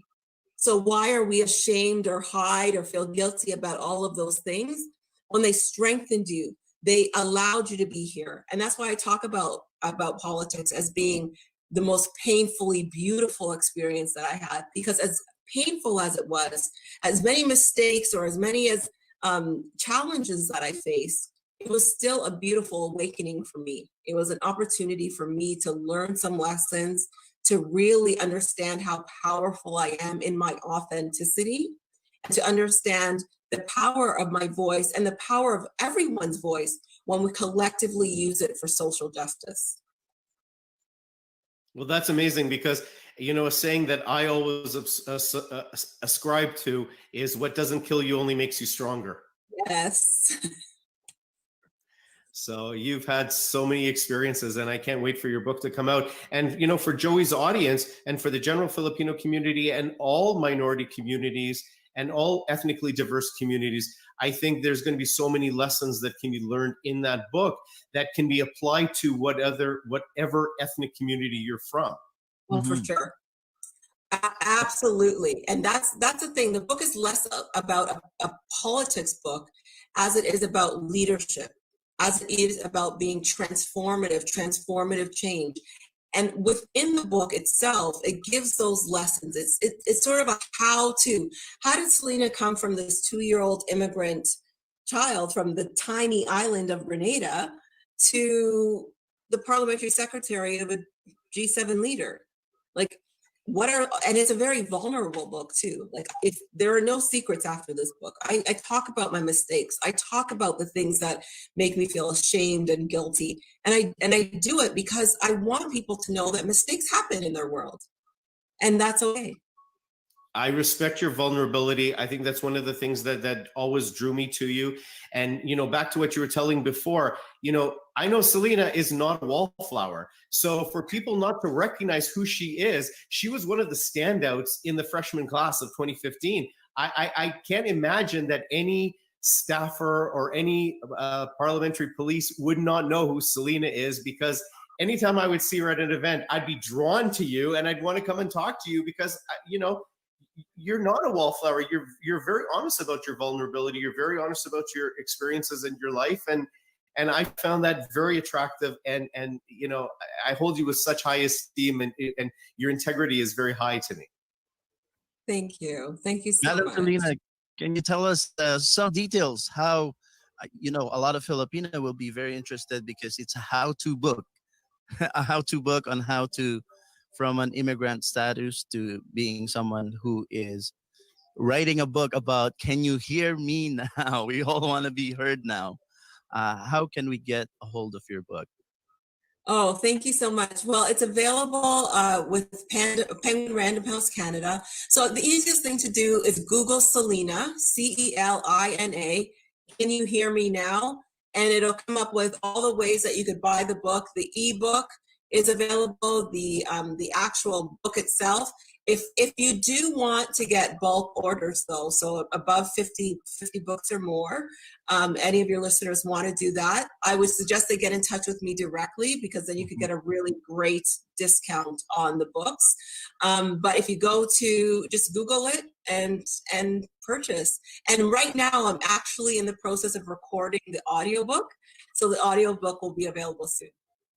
I'm excited for that because I love audiobooks in the car. Maybe I'm old-fashioned, but I like to actually listen as I'm driving to hear the book. It re-emphasizes, once I've read the book, it emphasizes, parts of the book that I might have missed reading. When I hear it on the audio, I get, both sides of it. So it's good. I'm excited by that. Me too. I would love to listen to the book. There are many female media, independent media in my community. Madam Selena, if it's all right, I would also like to refer you to some female leaders who wants to champion some of the things that you're talking about. For sure. Thank you so much. And I want to say to you and your listeners, Richard, Joey, thank you so much for having me on today. It truly is these platforms, these independent platforms that really allow us to connect as human beings, to reaffirm our humanity, to reaffirm how much more connected we are than we are disconnected. And allowing me this opportunity to have a conversation with your listeners is critically important. And I really thank you for that. I couldn't have said it any better, because I've always believed we have more, as human beings, we have more similarities and we have more things that unite us than what divide us. If we want to focus on the little things that divide us, we could spend our lifetime on that and just be negative. But if we want to be positive and lift up all humanity, we should just focus on all the things that unite us and that's similar to each and every one of us. So that's great. Thank you. Maybe let's go around and give some closing statements before I say a formal goodbye to all our audience. Madam Selena, any closing statement or inspiring words for our listeners? So, you know what? I just want to say thank you for listening. And I think at the end of the day, what has allowed me to be in this very, very important position that I am, this position of what I define as success. Success to me is defined as being happy, being joyful in my position in life. And that's where I am right now. But that's come because I've grown to a place of authenticity. I've grown to a place where understanding that my authentic self and my voice and standing 100% of the time in my principles and my values is more important than any dollar sign could ever bring or any title could ever bear. So to each and every person listening today, know that you are valued as your authentic self and that your voice really does matter. So thank you. Any closing statements, Richard? Well, first of all, I just want to thank your audience for listening. And I want to thank Selena for being our special guest today. I was really looking forward to this interview, very excited for it. When I heard that she had written a book, Can You Hear Me Now? Right away, I Googled it. Penguin Random House, coming out February 2nd. I can't wait to get a copy. I can't wait to read it. I think, like she said, she's a very authentic person. She has a lot of integrity. She has a lot of experience. She has a lot of depth. And I'm really excited for the book to come out and to read it. And there you go, folks. This is 101 Talakayan. I'm your host, Joey Salvador. And you can see this again on rerun. And on the rerun of this, we are going to put all the information. Madam, if you can, maybe your assistant can text me or email me some of those information we can put on this post, how to get a hold of your book, how to get a hold of you. I will. And again, our host for our guest for today is Madam Selena Cesar Chavan. Our co-host, Richard Rupp, always valuable political commentator, very valuable for our show. And I'm your host, Joey Salvador. And this has been One-on-One Talakayan, only here on the Ordinary Joe Show. God bless you all. Goodbye. And thank you again very much, everyone, for joining this show. Bye, Madam. Bye, Richard. Bye.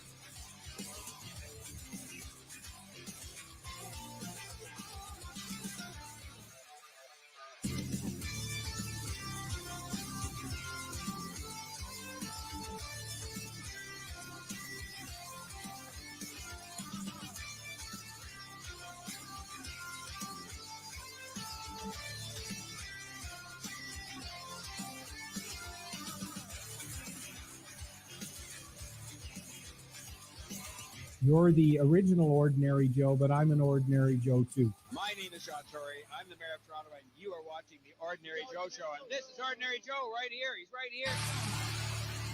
Ako po ang iyong tagapag-ulat, Joey Salvador, at ito ang Filipino-Canadian Daily on OJTV.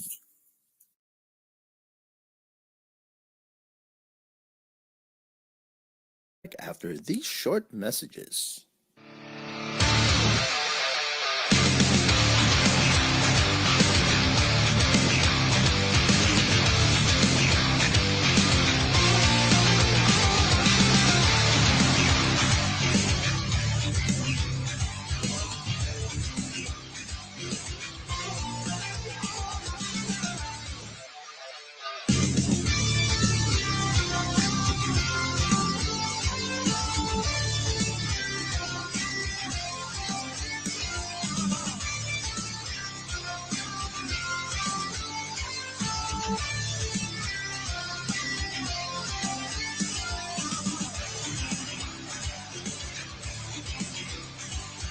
You're the original Ordinary Joe, but I'm an Ordinary Joe too. My name is Sean Torrey. I'm the mayor of Toronto, and you are watching the Ordinary Joe Show. And this is Ordinary Joe right here. He's right here. Ako po ang iyong tagapag-ulat, Joey Salvador, at ito ang Filipino-Canadian Daily on OJTV.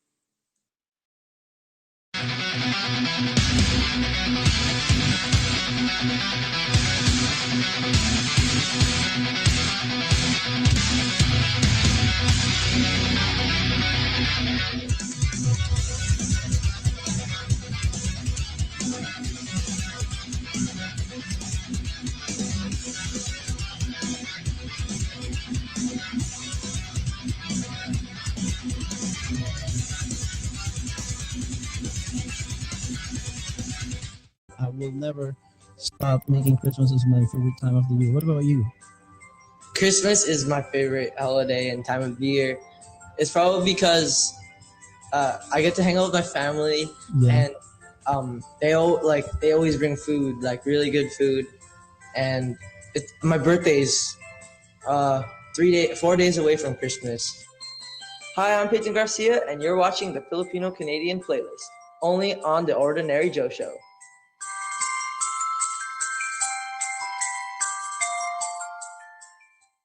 I'm like a rolling stone. Sing song when I'm walking home. Jump up to the top of LeBron. Ding dong, call me on my phone. I see and I game my ping pong. This is getting heavy. Can you hear the bass boom? I'm ready. Life is sweet. Shoes on, get up in the morning. Cup of milk, let's rock and roll.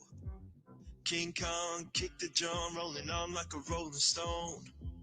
Sing song when I'm walking home, jump up to the top of LeBron. Ding dong, call me on my phone, I see and I game my ping pong. This is getting heavy.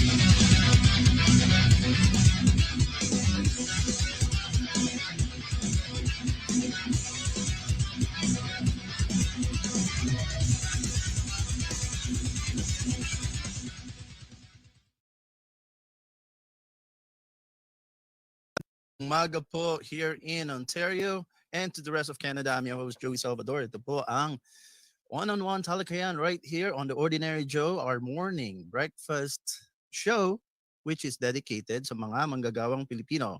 Kaya sa lahat ng ating mga manggagawang Pilipino all across the nation, magandang umaga po. Kumusta sa ating mga kababayan in Calgary, Winnipeg, all the way out in British Columbia and on the East Coast. Yung ating mga kababayan dyan. Today we have a very special guest.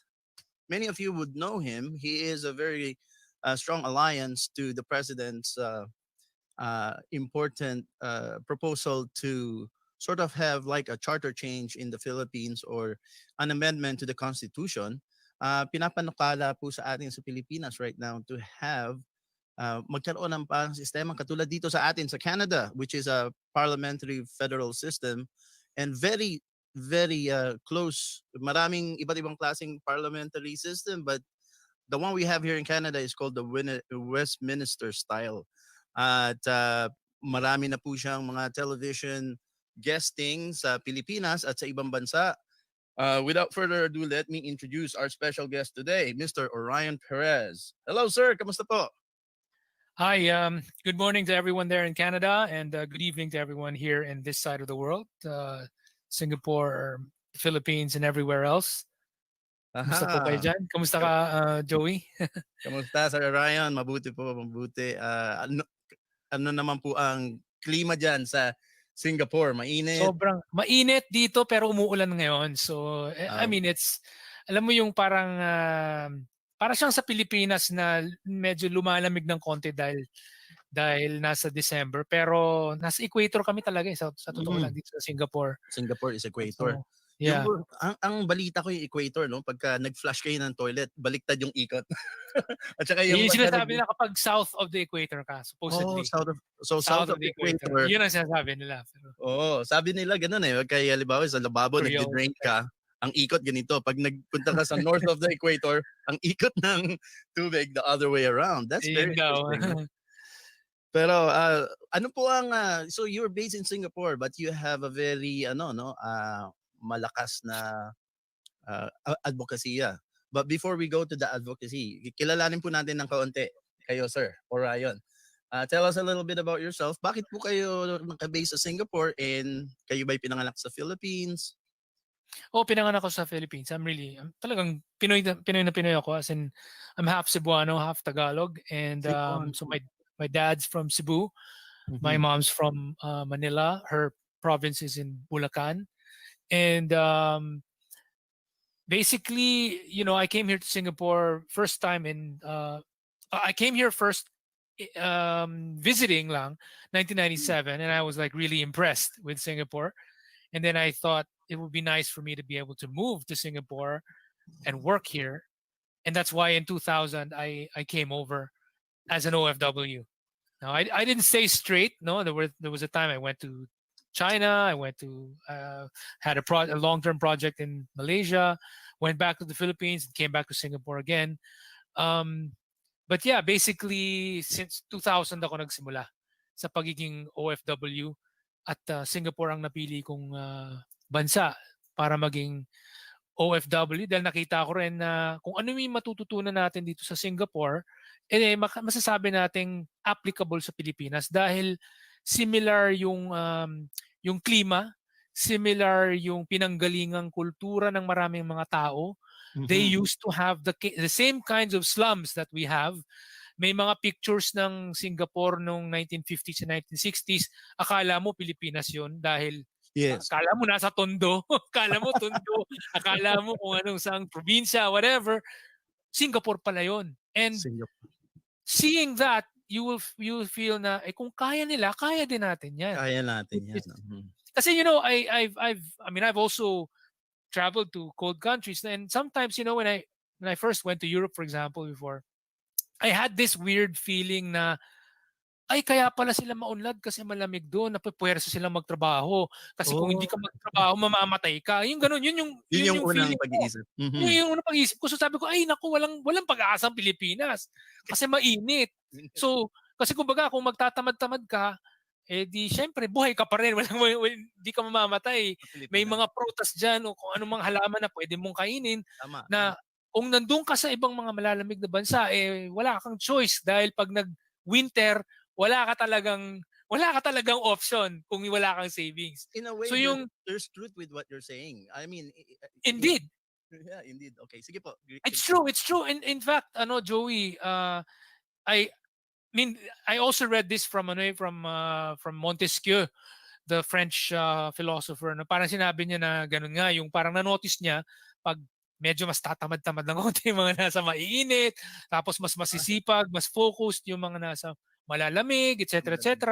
Tapos sinabi ni Montesquieu, pero sa tingin ko, yung mga maiinit na bansa, pwede pa rin umunlad basta't maging autocratic sila. Yun yung kanyang maging disiplinado sila. Yung parang magkaroon ng sistema sila na medyo puwersado yung mga tao maging autocratic, maging disiplinado. Habang sa mga malalamig na bansa, dahil kahit naka-autopilot lang, nandiyan naman yung lamig na mapepuwersa yung mga tao, they can basically take it easy, but the climate will force them to work hard. And when I came to Singapore, I saw with my own eyes a hot country that that is hotter than the Philippines, more tropical, pareho sa Pilipinas. Pero yung level of prosperity niya is first world status. At hinahangaan pa siya ng mga ibang taong nasa first world. And malaking story talaga dito sa Singapore. They always repeat it during their national day, no? Uulit-ulitin nila na do not forget that we came from poverty before. Do not take that for granted, because if we forget that we came from that before, magkakamali tayo, mag-easy-easy lang tayo, and we will end up going back to that. So they always repeatedly parang program themselves to remember now we once upon a time were poor, and we had to work hard and become disciplined to move up here. Ganon yung Singapore. Well, that's also biblical, no po? Kuya, if I can call you, Kuya Orion. Yeah, Kuya Orion. Kuya Orion, right? Kasi it's scriptural na yung building wealth, it takes time. But losing all that wealth, going back to poverty, mas mabilis yung slippery. Mabilis yun, oo. Mas mabilis maghirap kaysa Oo. dun sa build ng and I would probably say that Singapore is a lot bigger economy than right here in Canada, kasi kami dito shutdown na namin, almost isang taon na kaming shutdown dito. Ang Grabe. aming ekonomiya. Ang Singapore ata hindi nag-shutdown. You did social distancing, you're masking. Singapore, South Korea, Taiwan didn't really shut down because of the pandemic. Parang yun ang pagkarinig ko, tama po ba yun? Yeah, we didn't have like a hardcore shutdown, but we had very, very strict social distancing and all those kinds of stuff to make sure that even if you had to go out, mami-minimize yung tawag nito, yung pagkuha ng disease, no? So yeah, there was a lot of these precautionary measures that were taken. So ang Singapore po kilala sa I would think kayo po IT professional. Yes, I'm an IT professional. Yeah. Kasi yan po ang talagang dayo ng mga Filipino overseas worker, no? So either Singapore or the Middle East. Pag kung IT talaga, Singapore talaga. Yan ng mga kaibigan kong Singaporean dito. Sabi nila, we have a lot of Filipino friends in Singapore. Most of them IT. Ganun daw. Yes. At saka yung Singapore, kilala po yan dito because of Joseph Prince. Yes. Magaling siya na pastor. He's a good preacher. He's a good preacher. Kaya yan. Kuya Ryan, ang sigurong pagkakaiba ng Pilipinas at saka ng Singapore, Pilipinas is an archipelago and Singapore is an island within Malaysia, is it? Like it's a small It's a small island off the tip of the Malay Peninsula. The Malay Peninsula. Kaya Used to be a part of Malaysia. I know that there's diversity there too. Marami atang Indian, Chinese, at saka ano po maraming Filipino. And Malay, Indian, Chinese, Malay. And then there's also others. May sinasabi ng others.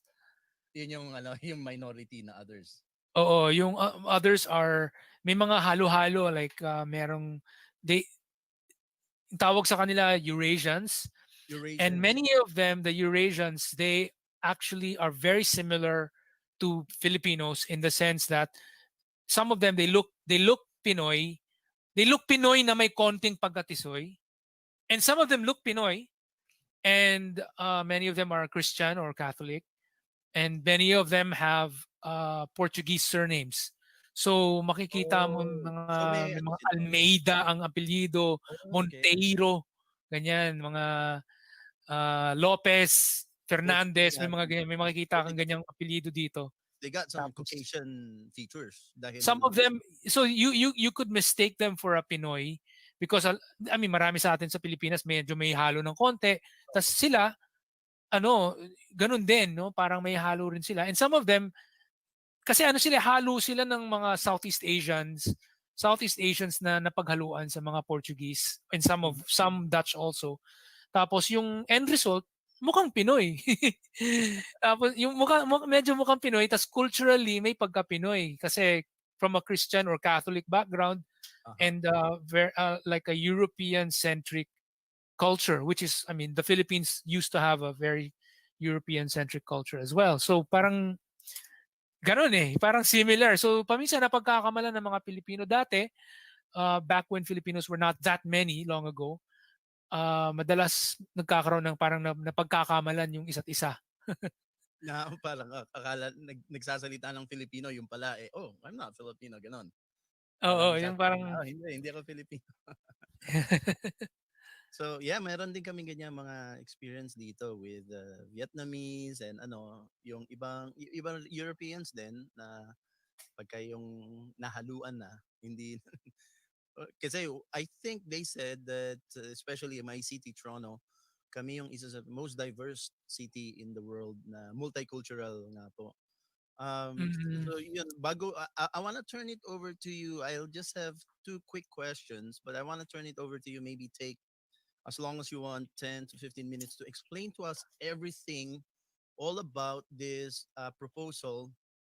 And you called your organization the Correct Movement, which is parang kapalit yung Correct Movement noong kung tawagin nating charter change, or ginagawa nilang acronym as CHA-CHA, which is a very not respectable kind of nickname for a very important task to do, no? So pero tanong ko lang po kayo ng mga not so in-depth question pa rin.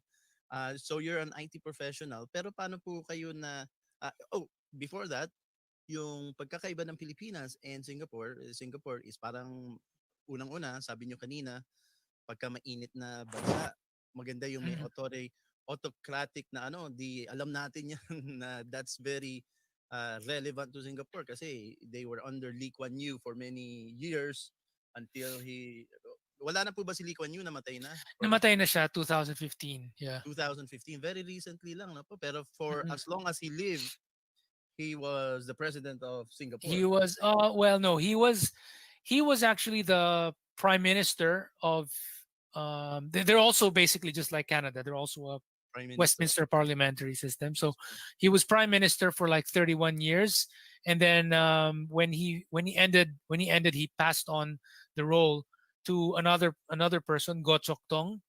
And during that time that he was no longer the prime minister, he was a what they call senior minister. So he was a para siyang cabinet pa rin siya. Nasa cabinet pa rin siya, and he was just basically going to give a lot of advice, but he wouldn't take care of the day-to-day stuff. So, and then later on, when Goh Chok Tong decided to retire from being prime minister, it passed on to someone na also magaling, and it happened to be anak ni Lee Kuan Yew na sobrang galing talaga. Parang sobrang galing na you can really say na it's not because anak siya, but because magaling talaga siya. Magaling siya. Kasi doon nga it's all on his own, and in fact, I mean, like he he has this reputation in ASEAN, parang the Google man ang tawag nila, kasi parang kung meron kang hindi alam dun sa loob ng ASEAN or even APAC sa mga discussions, parang may ano nga yung population ng ganito, gagayan siya, it's 5,362,000. Para siyang walking encyclopedia. Walking encyclopedia siya eh. So, he's sobrang galing. Parang ang dami niyang alam eh. So, siya, he's really competent. Very, very knowledgeable, very insightful guy. So, tayong mga Pilipino, meron din po tayong parte ng ating kasaysayan na pa sa ilalim sa isang autocratic na pamahalaan under Marcos. At mapapansin natin na ang kaunlaran ng Pilipinas sa mga time na yon, no? Very boosting. Would you say, at ang alam ko yung ama na si Lee Kuan Yew at saka si Ferdinand Marcos ay magandang samahan sila, meron silang pagkakaibigan. They had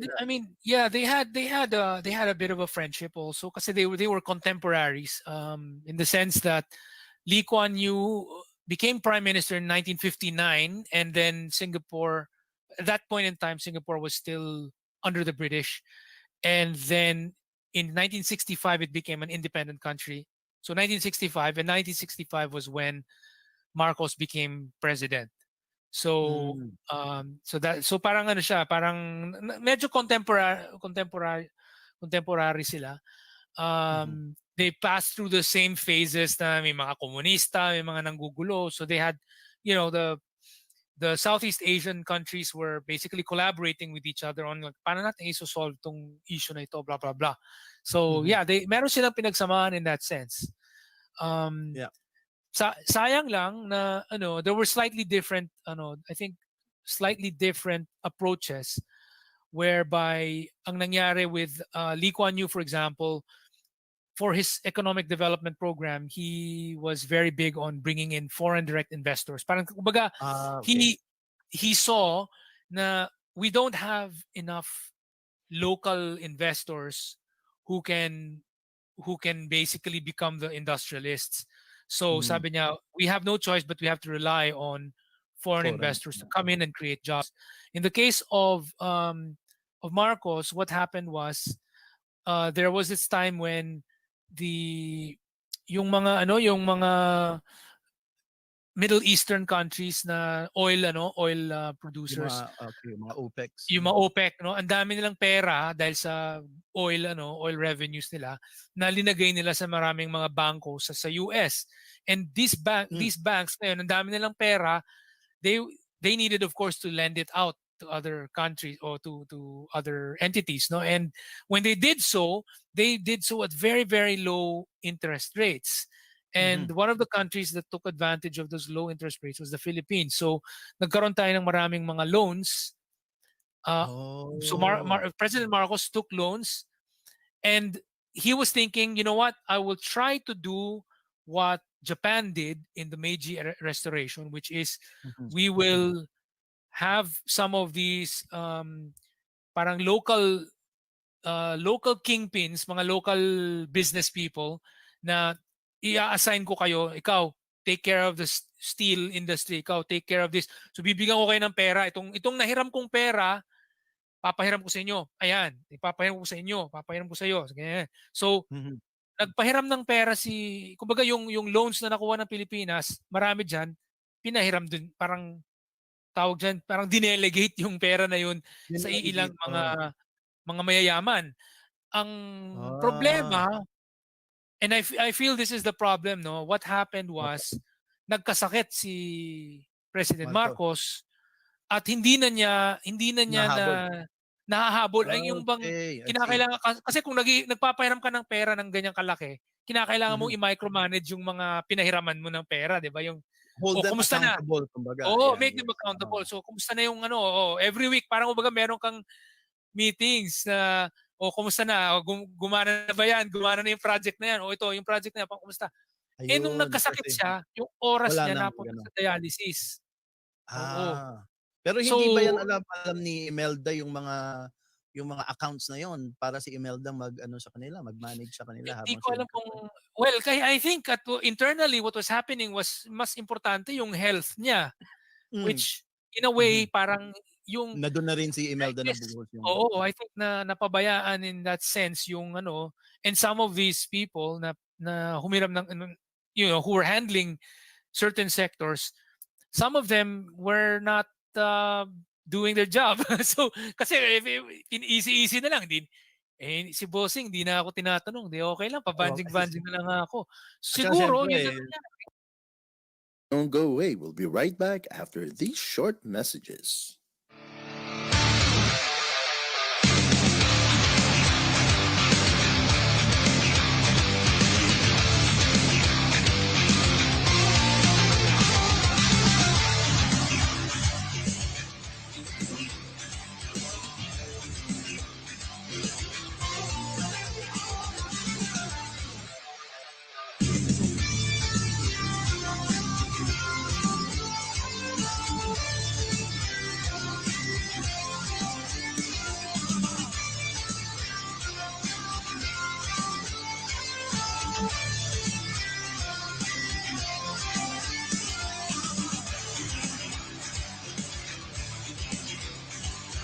You're the original Ordinary Joe, but I'm an Ordinary Joe too. My name is John Tory. I'm the mayor of Toronto, and you are watching the Ordinary Joe Show. And this is Ordinary Joe right here. He's right here. Ako po ang iyong tagapag-ulat, Joey Salvador, at ito ang Filipino-Canadian Daily on OJTV.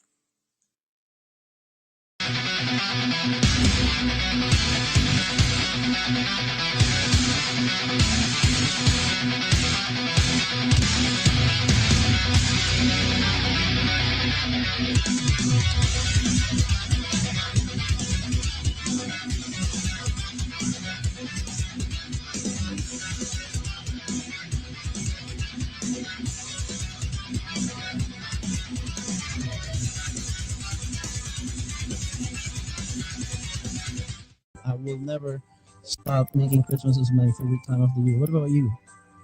Christmas is my favorite holiday and time of year.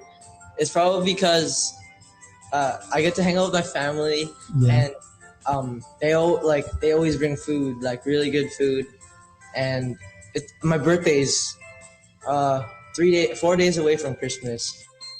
Hi, I'm Peyton Garcia, and you're watching the Filipino Canadian playlist, only on the Ordinary Joe Show.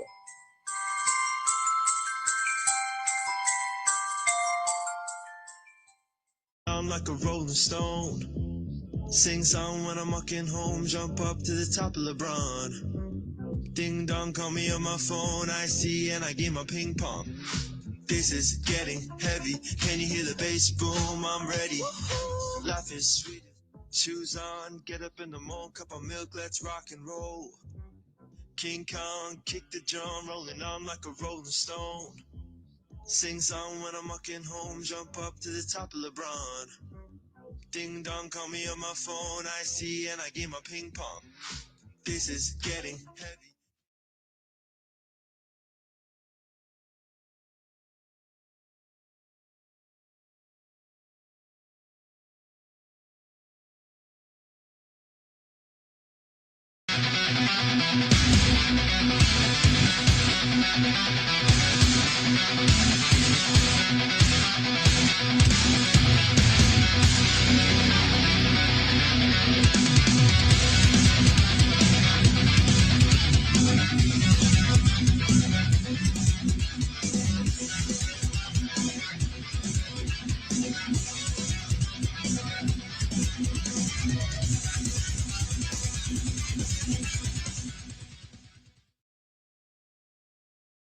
And now back.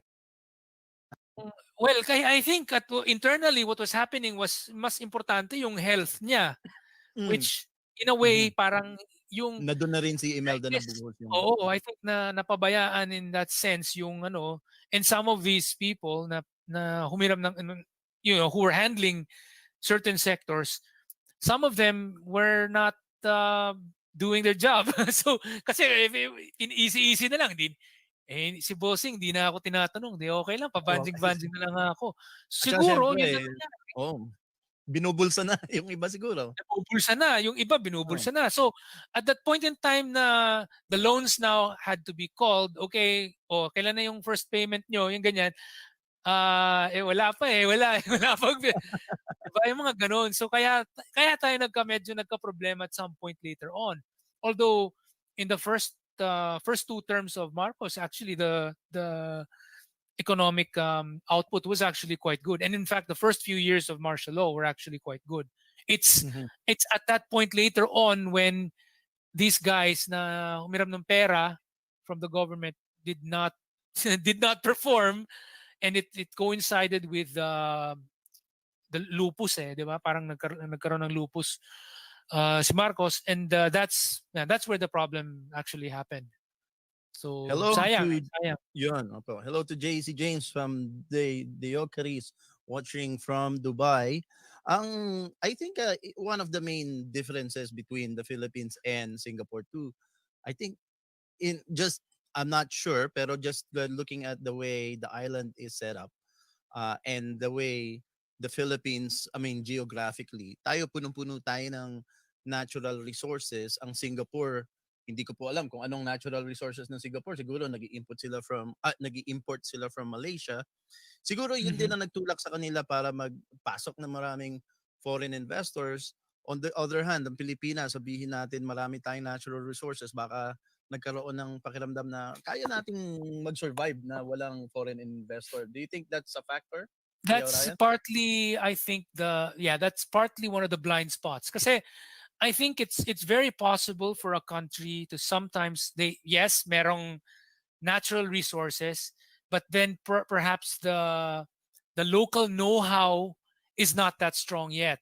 So parang it's very possible that you have all these gold deposits and all these other mineral deposits and everything else, but you don't yet have a large pool of people with high business acumen and high technical knowledge in how to exploit these natural resources for the benefit of the country, or how to make business out of it in an international setting.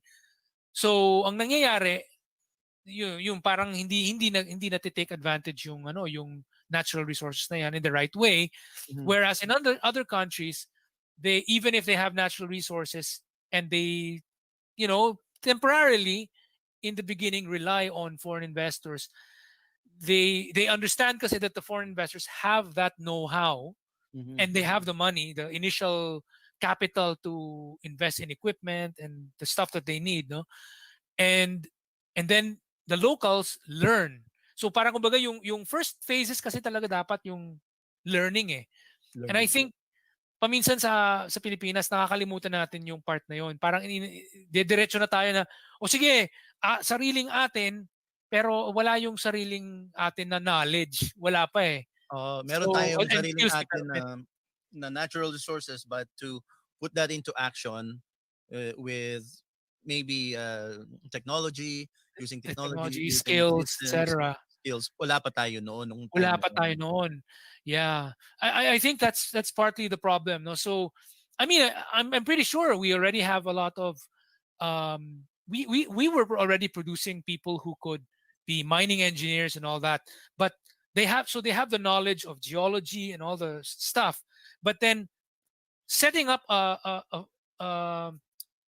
profitable mining enterprise that would really be parang world class, parang sometimes it requires relying on the know-how of some foreign company. So Canada and Australia, for example, when they started their mining industries, a lot of it was American and British and American companies were the ones who started these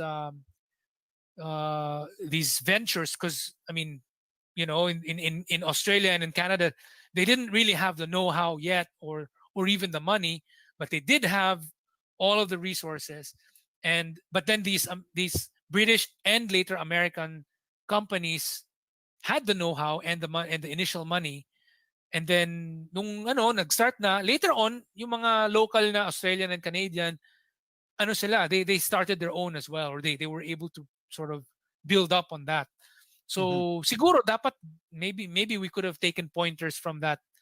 Kasi ang nangyari sa atin, we were trying to shut away foreign investors, thinking everything masama sila, sasakupin tayo niyan. Tingnan natin na Singapore, sobrang daming foreign investors dito, hindi naman sila nasakop. Lalo nga silang yumaman eh. Lalo silang yumaman. Pero meron po ba ang Singapore na tulad nung I really want to give you that keynote para maintindihan natin lahat yung tungkol doon sa charter change. I want us to focus on that, pero nagke-create na kaagad ng maraming questions in my mind. Just quickly, yung bang sa ating batas sa Pilipinas na hindi ka as a foreign investor, merong limitation ng ownership mo ng korporasyon, kailangan, I think, di ba po, kailangan 60% ng korporasyon ay Pilipino nagmamay-ari. Meron po ba silang ganung batas sa Singapore nung sila'y nagpapasok na maraming foreign investors noong time? Wala eh, wala. So in all these, in Singapore and Malaysia and all these other countries na naging bukas sa investors, wala silang ganon. Wala silang mga laws, wala silang mga constitutional provisions na nagsasagabal sa pagpasok ng investors. In fact, they may have had some small laws for very, very small sectors. Maybe they did, but like this hardly affected most of the Mhm. businesses. Whereas in the Philippines, parang may blanket blanket restriction tayo na sometimes, there are these companies na actually pwede pala silang pumasok sa Pilipinas, pero nabasa nila sa ligang batas na ay 60-40, ay wag na lang, doon na lang kami. Doon na lang kami sa Vietnam. Na Na-discourage. In fact, discourage. sometimes nangyayari diyan kasi it's just a perception. Mm. Parang hindi na nga nila in-explore na Oo, baka naman pala pwede. Hindi eh. Nakita Merong lang way nila around it, yeah, pero meron hindi palang na way nila around it. Hindi na lang nila tinignan. Marami diyan. Okay. Nakita lang nila yung text ng Article Wag 12 na, na ay wag na lang, diyan na lang ako sa isa. Wala silang ganoon eh. So Meron nga po sabi nila there's a financial law na money flows or money flows in a path with least resistance. yes, Di ba? path of Yun, least resistance. Yun path yung of least problema eh. resistance. Hindi naiisip ng ibang tao. And there are some people pa, may ibang Pilipino na usually nandun sila sa other side of the fence na medyo ayaw nila ng mga pagbabago. They will try to make up stories saying that ay hindi naman natin kailangan tanggalin yung 60-40 ano na yan kasi kahit nandyan yan kung gusto talaga nilang pumasok, papasok pa rin yan. Which sabi ko, oo, merong pumapasok pa rin pero tingnan mo iilan lang sila, ang kukonti lang.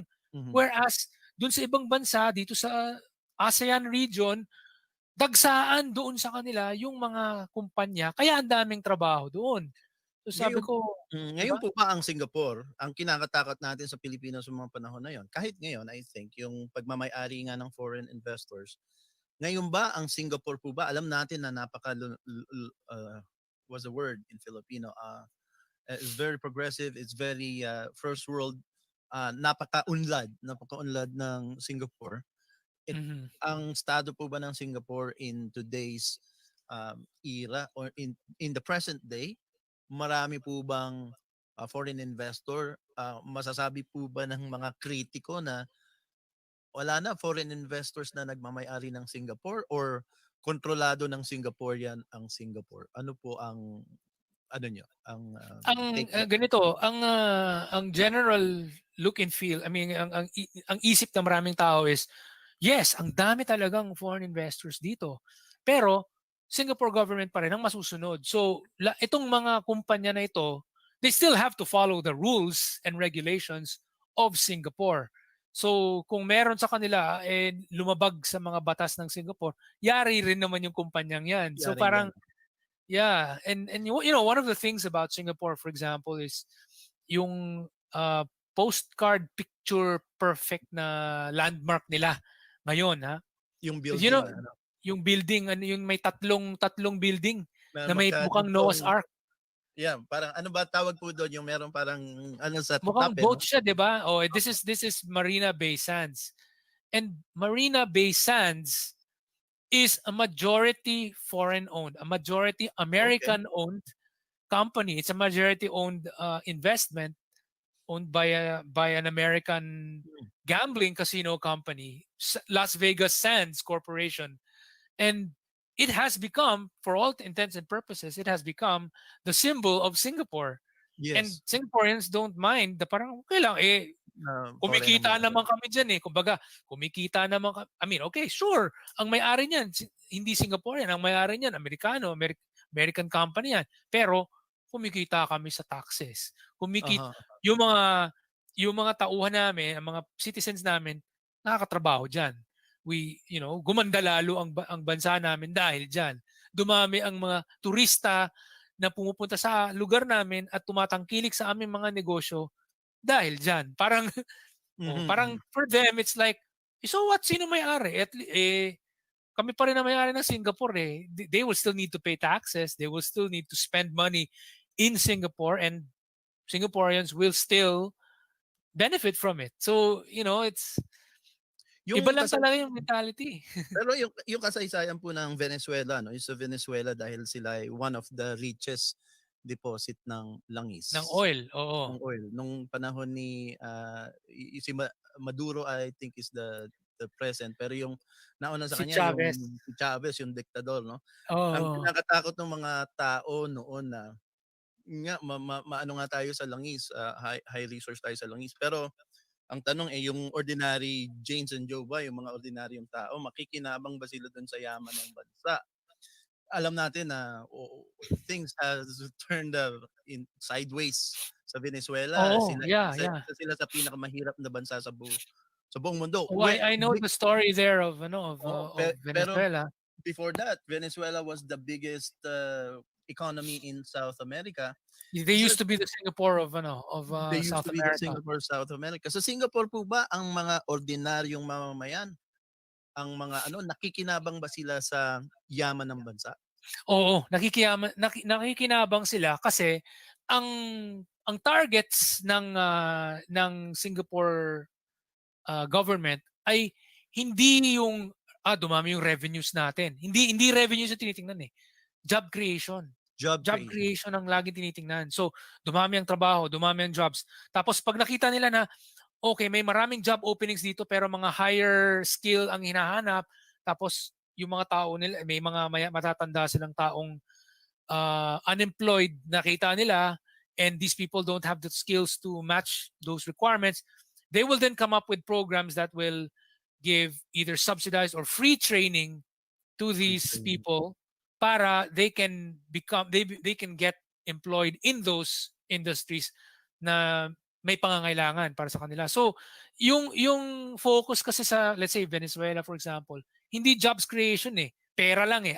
Dumami ang pera natin dumami yung revenues ng gobyerno sa taxes dahil sa oil. Oh, yun, sure.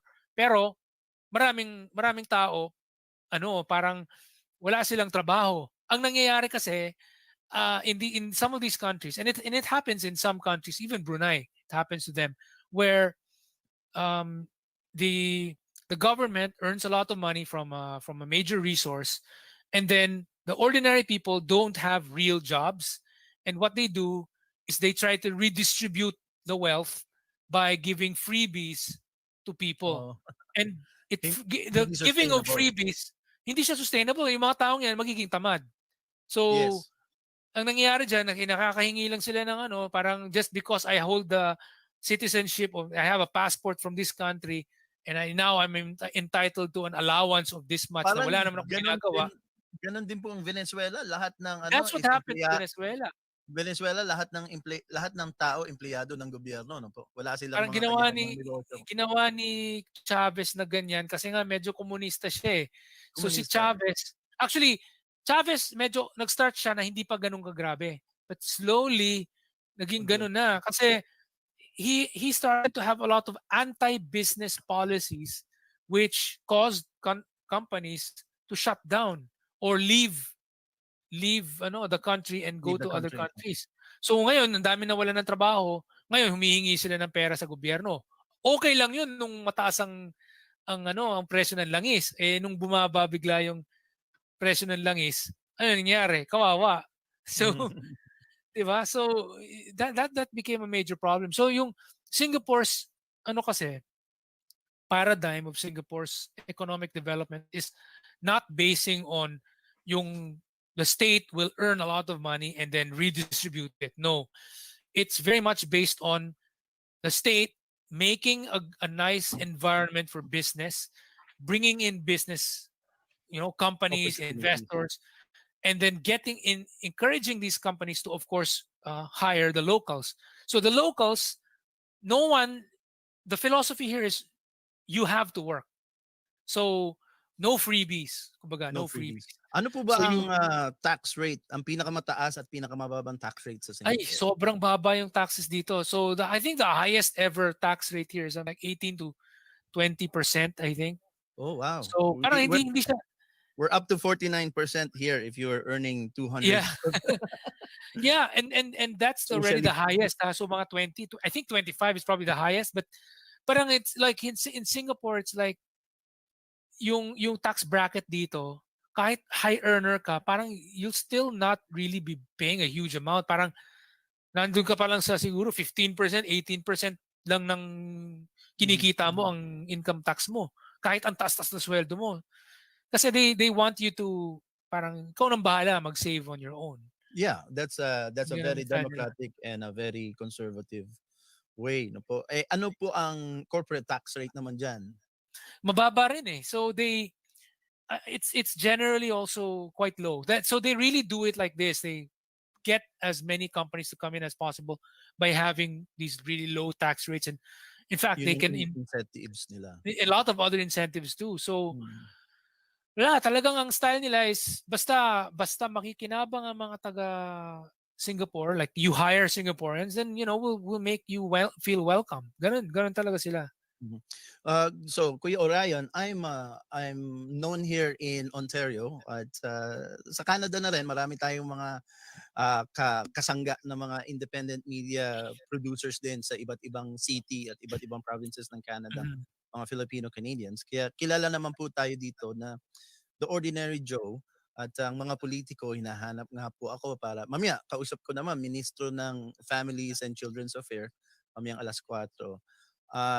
Kasi gusto nilang to level with the ordinary people.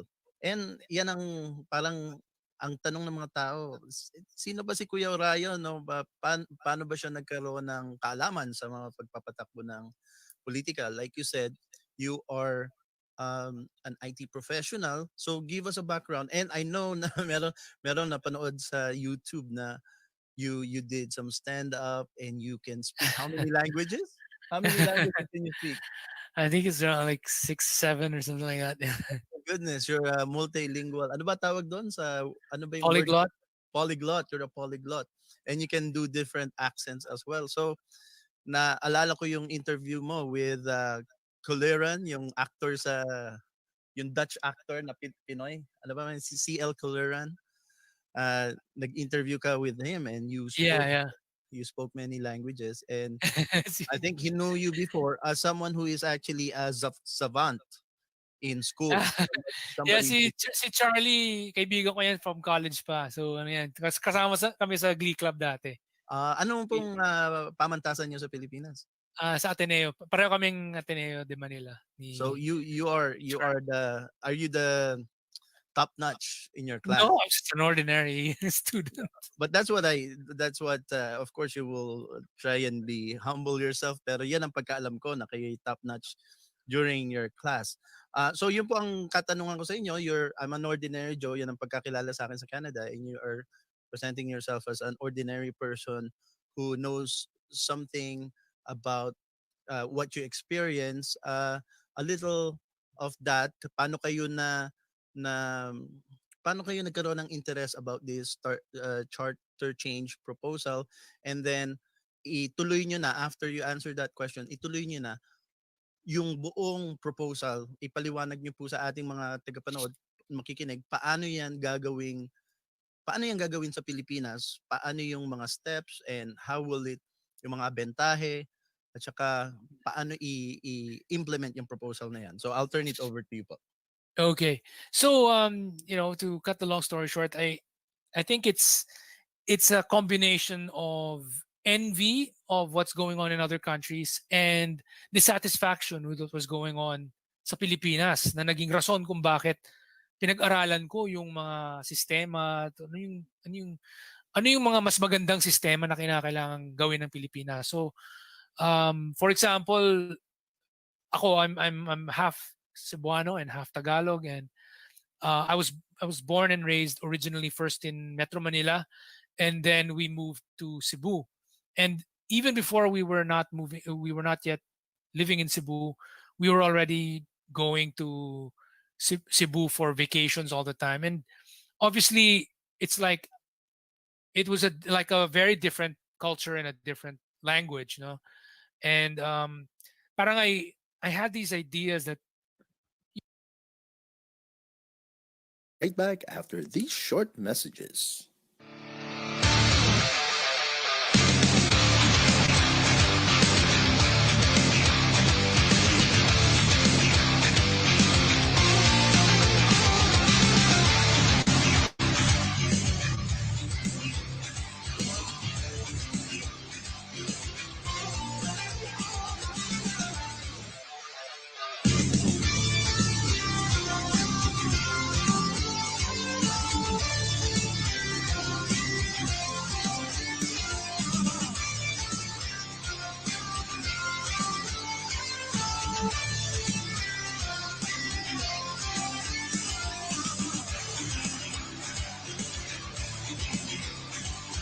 You're the original Ordinary Joe, but I'm an Ordinary Joe too. My name is John Tory. I'm the Mayor of Toronto, and you are watching the Ordinary Joe Show. And this is Ordinary Joe right here. He's right here. Ako po ang iyong tagapag-ulat, Joey Salvador, at ito ang Filipino-Canadian Daily on OJTV.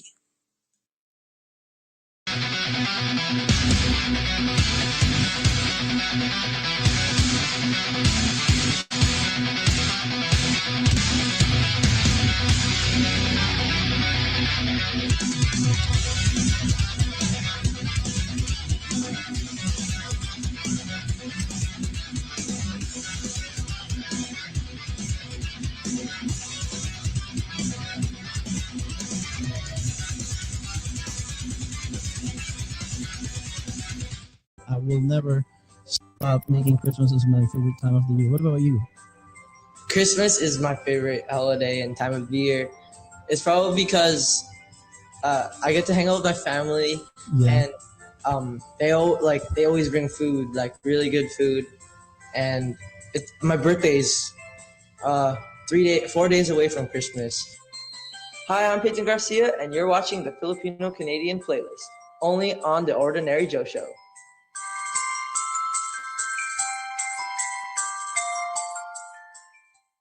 I'm like a rolling stone.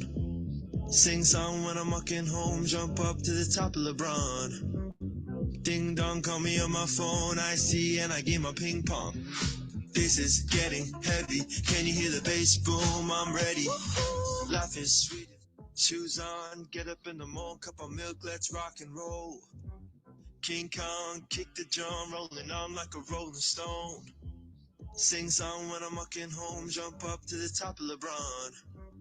Ding dong, call me on my phone, I see and I game my ping pong. This is getting heavy.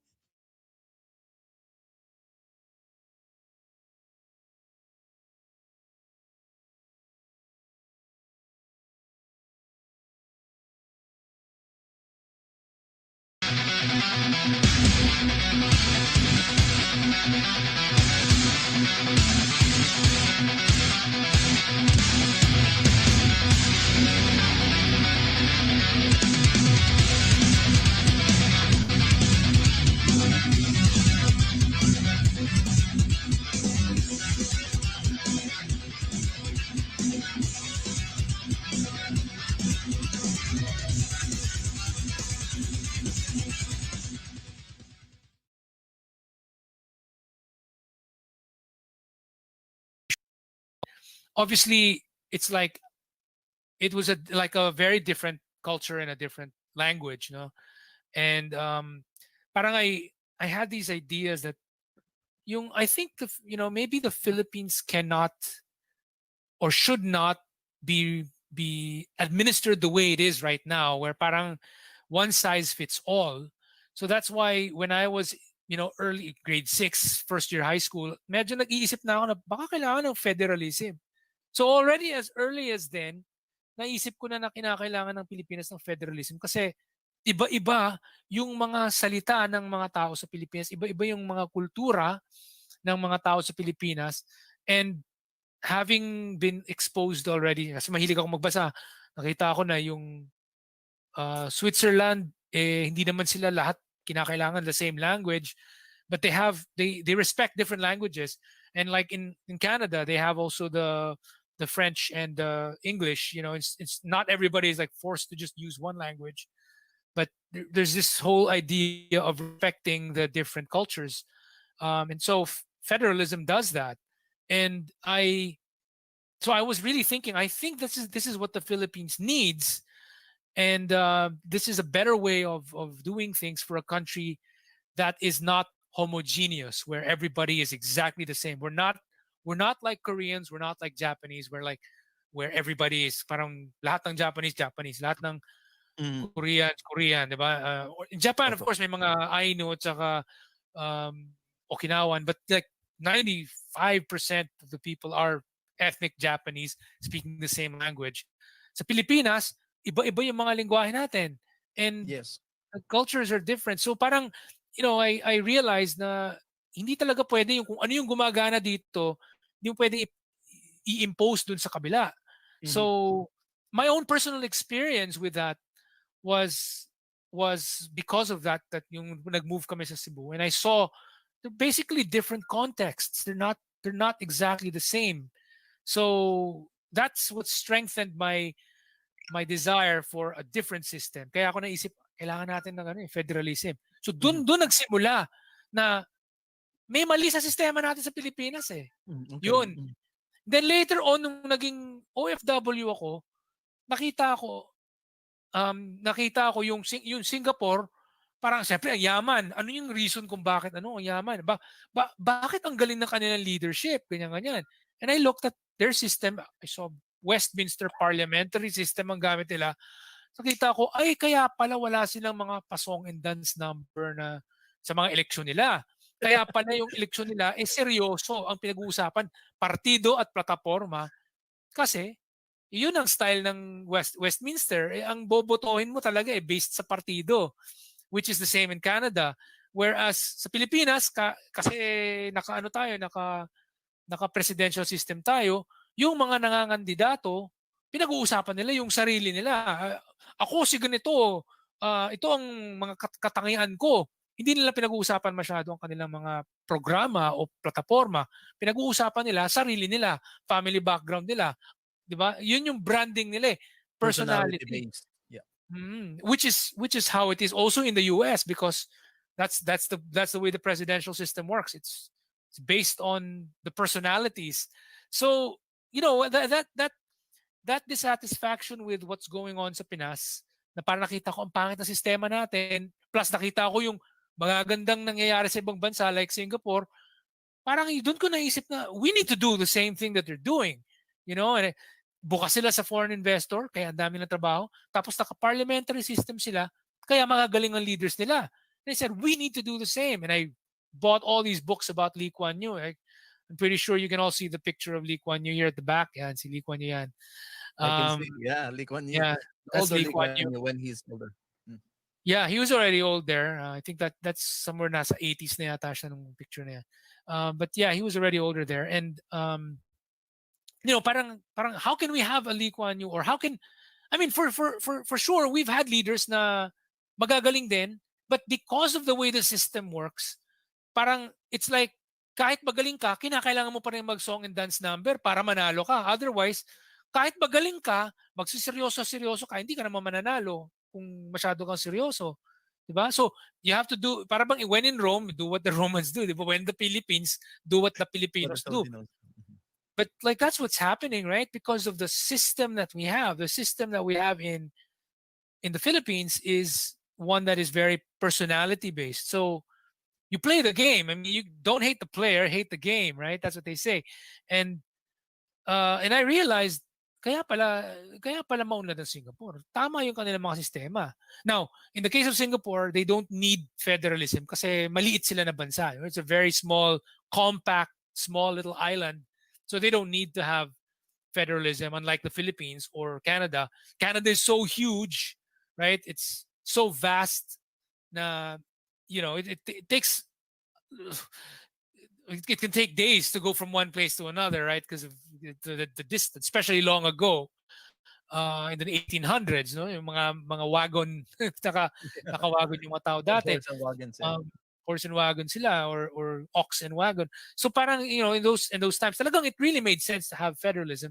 In the case of the Philippines, because we're archipelagic, plus we have different ethnicities, different language groups pa, talagang obvious na kailangan ng federalism.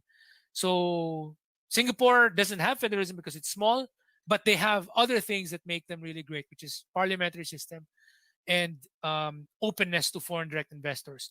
And that Singapore really opened my eyes to so many things. Like yung pagiging bukas nila sa foreign investors, yun yung naging rason kung bakit naging sobrang yaman nila.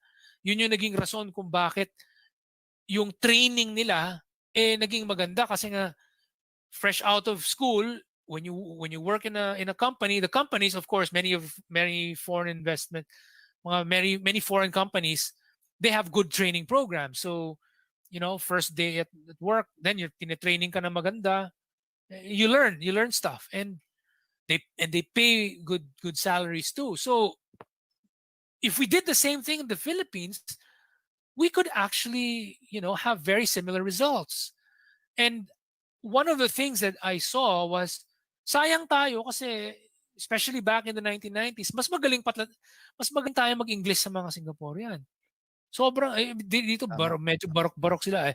I think it's very important. You know, a lot of the people how they talk like this, ganyan sila magsalita eh. No? Mali-mali pa yung grammar. Mali-mali pa yung grammar nila pero tayo mas magaling yung English natin, especially back in the 1990s. But we lost that advantage. Ang galing sana natin mag-English pero dahil sarado tayo sa pagpasok ng foreign investors, yung mga trabaho nandito sa Singapore, ang nangyari sa mga Pilipino na gustong magkaroon ng mga matataas na posisyon or magandang sweldo, pumunta sa Singapore as OFW. So, di ba? Sayang eh. We used to have the headquarters of American companies based in the Philippines. The Asian headquarters of Procter and Gamble used to be in Makati in 6750. The Asian headquarters of IBM in Southeast Asia, or I think in Asia generally, used to be the Philippines.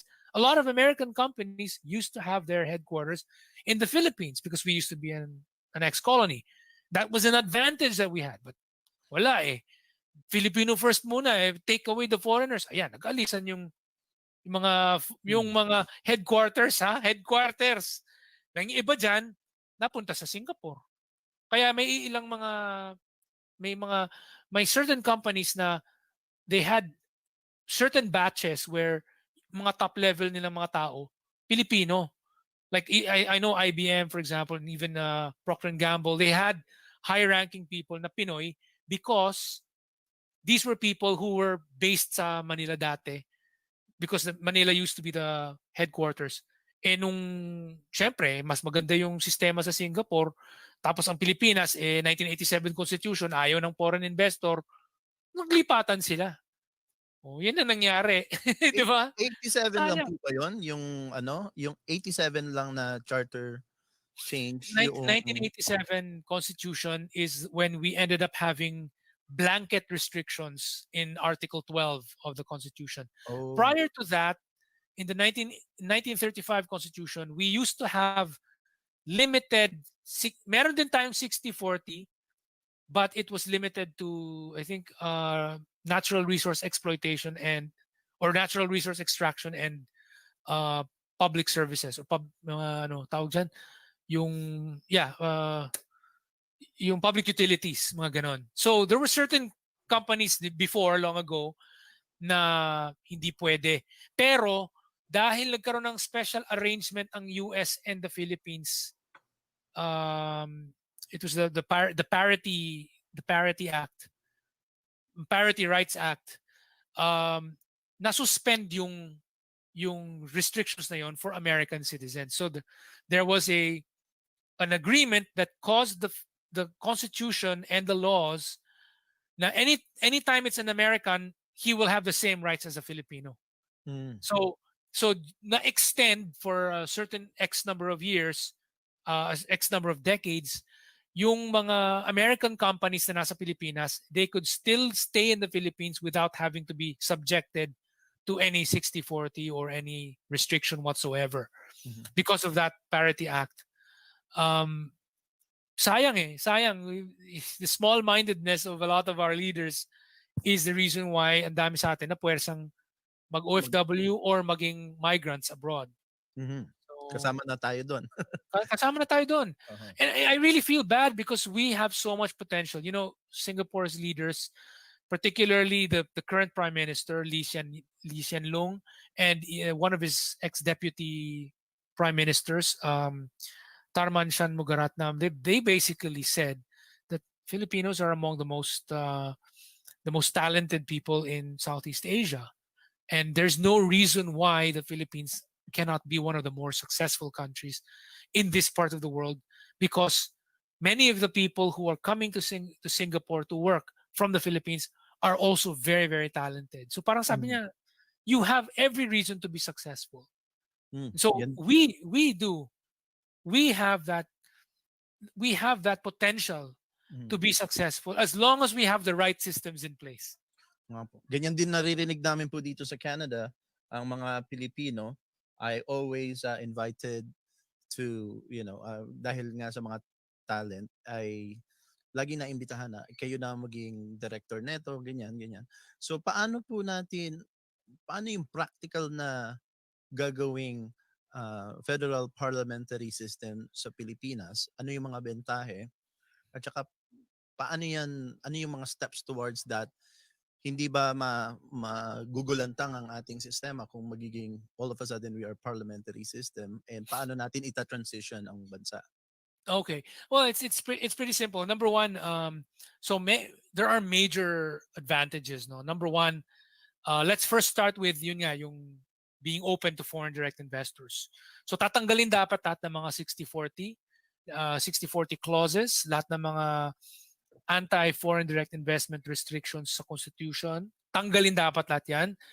And then that will be the reason why more companies will want to come to the Philippines and base themselves there and hire Filipinos to be their employees. So dadami yung mga yan. But we want to make sure na kapag nagsidatingan ng maraming mga investor, hindi lang sila sa Metro Manila pupunta. Okay. Good point. Gusto natin kasi nga, overcrowded ng Metro Manila eh. So gusto natin na mag-spread out ang mga yan sa iba't ibang parte ng Pilipinas. And that's why we need federalism. Federalism is what will allow the subnational units, the regions, to basically take control of their economic management. Kayo, since now you're going to be managing yourselves, kayo nang bahala on what you need to do to attract these investors. So kung gusto nyo babaan nyo yung taxes nyo, whatever, do so. Whatever, gusto nyo sabihan sila na, okay, 10 years free yung taxes nyo, yung regional taxes nyo dito, ganyan. They can do so. And many countries do that. Like in the States, for example, you have all these, like Nevada, for example, I think they don't have state tax or whatever, because they're trying to attract people to come over. I think it's the same in Canada. There are some provinces in Canada which probably really try to keep their taxes low to attract investors to come over. So, East Coast. I would say it's the same thing. If we do that in the Philippines, if we have federalism, mai-incentivize yung mga leaders ng mga regions na they will take the initiative. They'll take the initiative to invite these companies to come into their areas, tapos dun na sa kanilang area magkakaroon ng mga trabaho. Hindi na kailangan ng mga Pilipino na galing sa Region 1, Region 2, Region 3, Region 4, Region whatever, na magpuntahan sa Metro Manila. Diba? And that's what we want. We want to spread out the development. So federalism takes care of that, aside from taking care of the peculiar ethnic differences. Diba? Hindi naman lahat ng tao gusto ng ganito. So not all laws are going to apply to all people at the same time. So, some regions will have certain laws that maybe other regions don't, because culturally they're not always the same. And maybe it's possible for some of them to have their own parang home language or regional language, because they do have their own cultures and identities. So, that's one thing that's good with federalism. Mawawala rin yung rason na ay kalas na lang tayo, alis na lang tayo. So usually maraming studies. O yung secessionism, lalong nawawala yung desire na magsecede kapag pag gano'n. Actually nga, some people will try to say, dahil sa federalism kaya yung Quebec gusto umalis. No, it's because dating unitary ang Canada long ago before Confederation, which Confederation in was it 1862 or something? It was 2 years after the end of the U.S. Civil War, and in Canada it used to be unitary, and there was a lot of tension from the Quebec, the Franco-Canadians, right? So parang alis na lang kami. So parang the whole compromise was, sige, magpa-federal na lang tayo para kayo, parang kung ano yung nandiyan sa Quebec, you have your own, you can protect your culture, tapos ganon. It became federal in Canada because of the need to protect the different rights, and then all the more dun sa mga area na may mga First Nations and stuff. So Singit ko lang, Kuya Orion. Oh, sure. Recently kasi yung tinatawag naming speech from the throne ng punong ministrong Justin Trudeau, na nagkaroon yung kanyang speech from the throne na binabasa yan ng kahit na speech niya, ang nagbabasa ng speech niya yung Governor General, na-isolate yung mga western provinces namin. Kaya meron ngayong na alam mo yung sa UK yung Brexit. Yes. Ngayon nagkakaroon ng Wexit na Wexit. tinatawag. Yung Western Canadian parang gustong humiwalay dahil parang in-isolate sila doon sa mga speech ni Trudeau nung last speech niya na walang banggit, walang kahit man lang banggitin ang mga Saskatchewan, Alberta, at saka yung oil industries. Talagang walang plano about it. Parang gusto ng punong ministro mamatay na yung industriya na yan. Kaya nagkakaroon sila ng ganong Isingit ko lang po yun kasi nga na-touch niya nga yung... Please don't go away. We'll be right back after these short messages.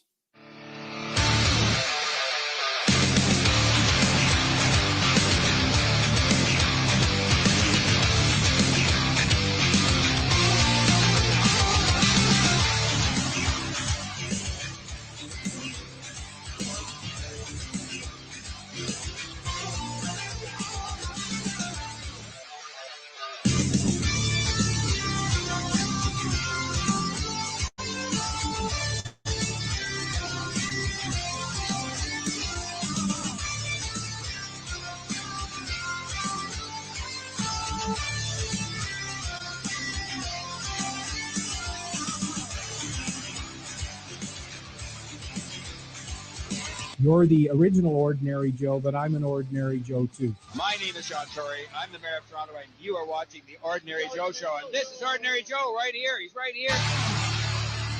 Ako po ang iyong tagapag-ulat, Joey Salvador, at ito ang Filipino-Canadian Daily on OJTV.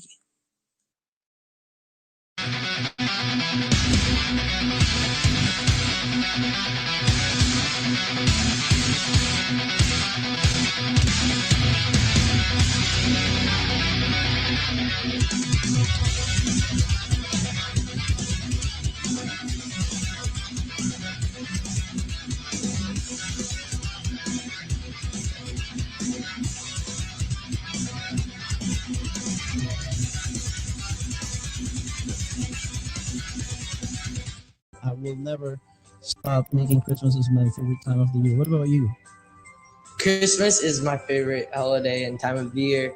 It's probably because I get to hang out with my family, and they always bring food, like really good food, and my birthday's 4 days away from Christmas. Hi, I'm Peyton Garcia, and you're watching the Filipino-Canadian playlist, only on the Ordinary Joe Show.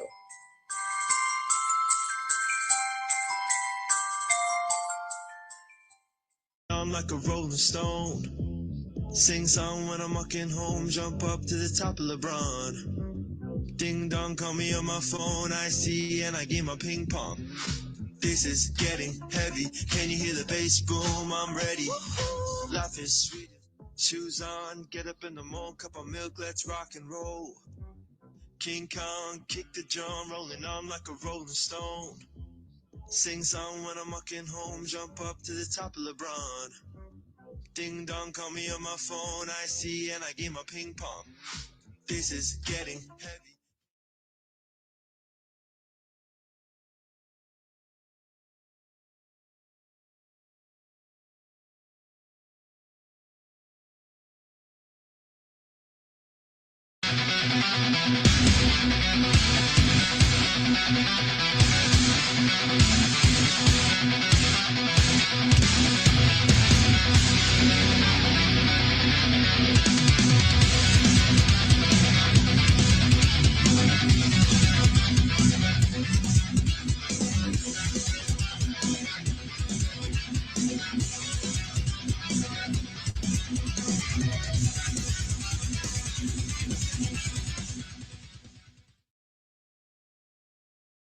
And now back to our So, yun, and that's why it would have even been worse if Canada was unitary. Kasi nga, the fact is these states, they do have their own ability to have laws that are different tax rates over there, and basically manage themselves differently from the states that say don't have oil or do things a little differently, no?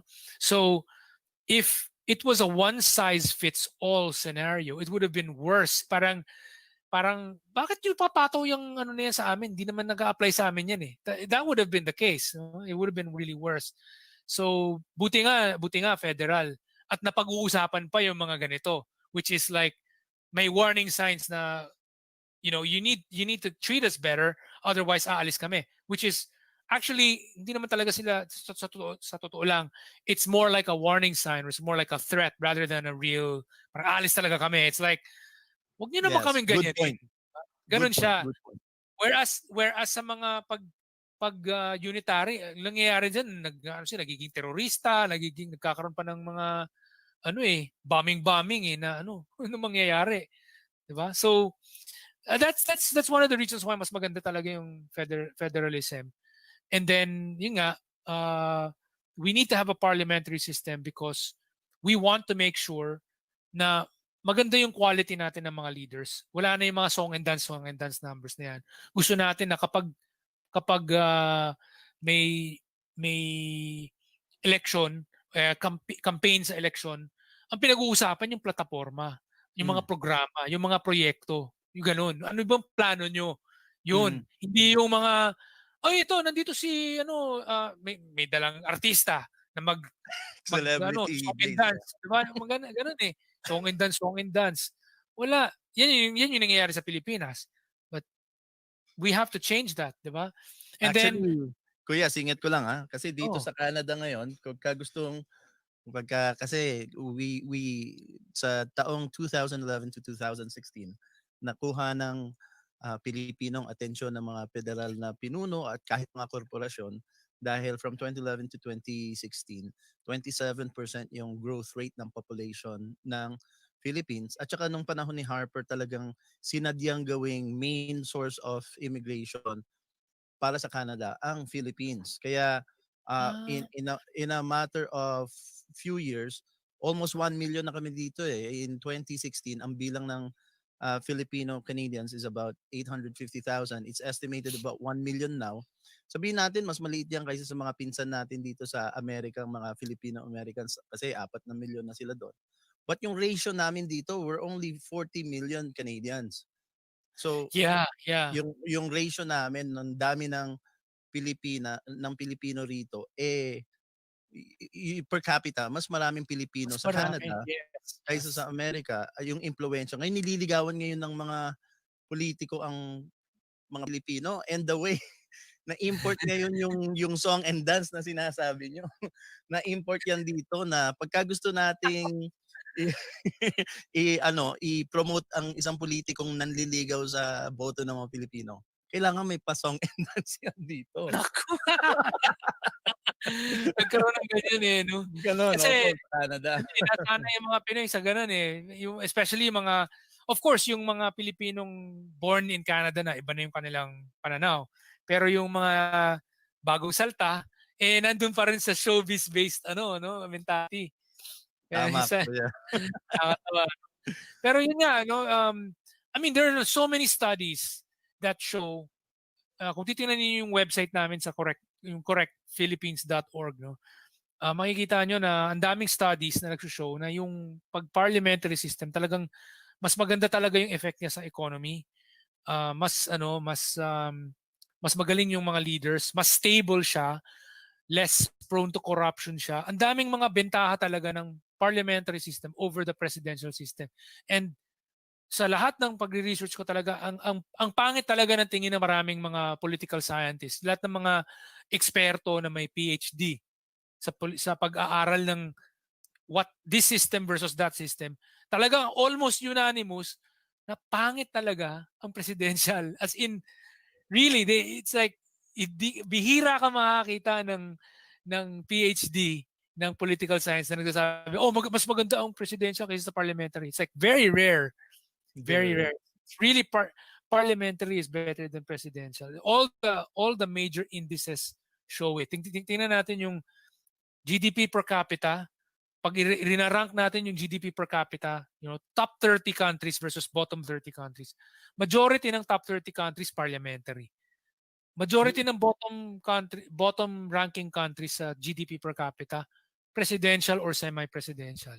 Ganon din sa Human Development Index. Tingnan natin yung mga level of education, standard of living, etc., etc. Sabihin natin top 30 countries in the world. Majority parliamentary. Bottom 30 in the world according to Human Development Index. Presidential and semi-presidential and dictatorship. Puro mga ganon. And then it's the same. Tapos high corruption levels. Yung least corrupt countries in the world, yan, tingnan niyo yung top 30 countries dun sa least corrupt. Majority ay parliamentary. Tapos yung mga most corrupt, presidential and semi-presidential. So parang meron talagang trend eh. Obvious yung trend eh. Kahit balik-balik mo, tingnan natin yung mga best countries in the world to live in. Yung makikita mo, top 10 lagi. Puro mga parliamentary yung mga country. Best cities in the world to live in. Ganun din. Meron ako nakitang listahan. Most crime-ridden countries in the world. Putya, lahat, mga nasa Latin America at saka US. Mga crime-ridden, ha? So, puro mga presidential countries. Sabi ko, grabe. Kitang-kita yung trend talaga. As in, like, ganun kalinaw yung trend na kapag nag-parliamentary ka, mas maganda.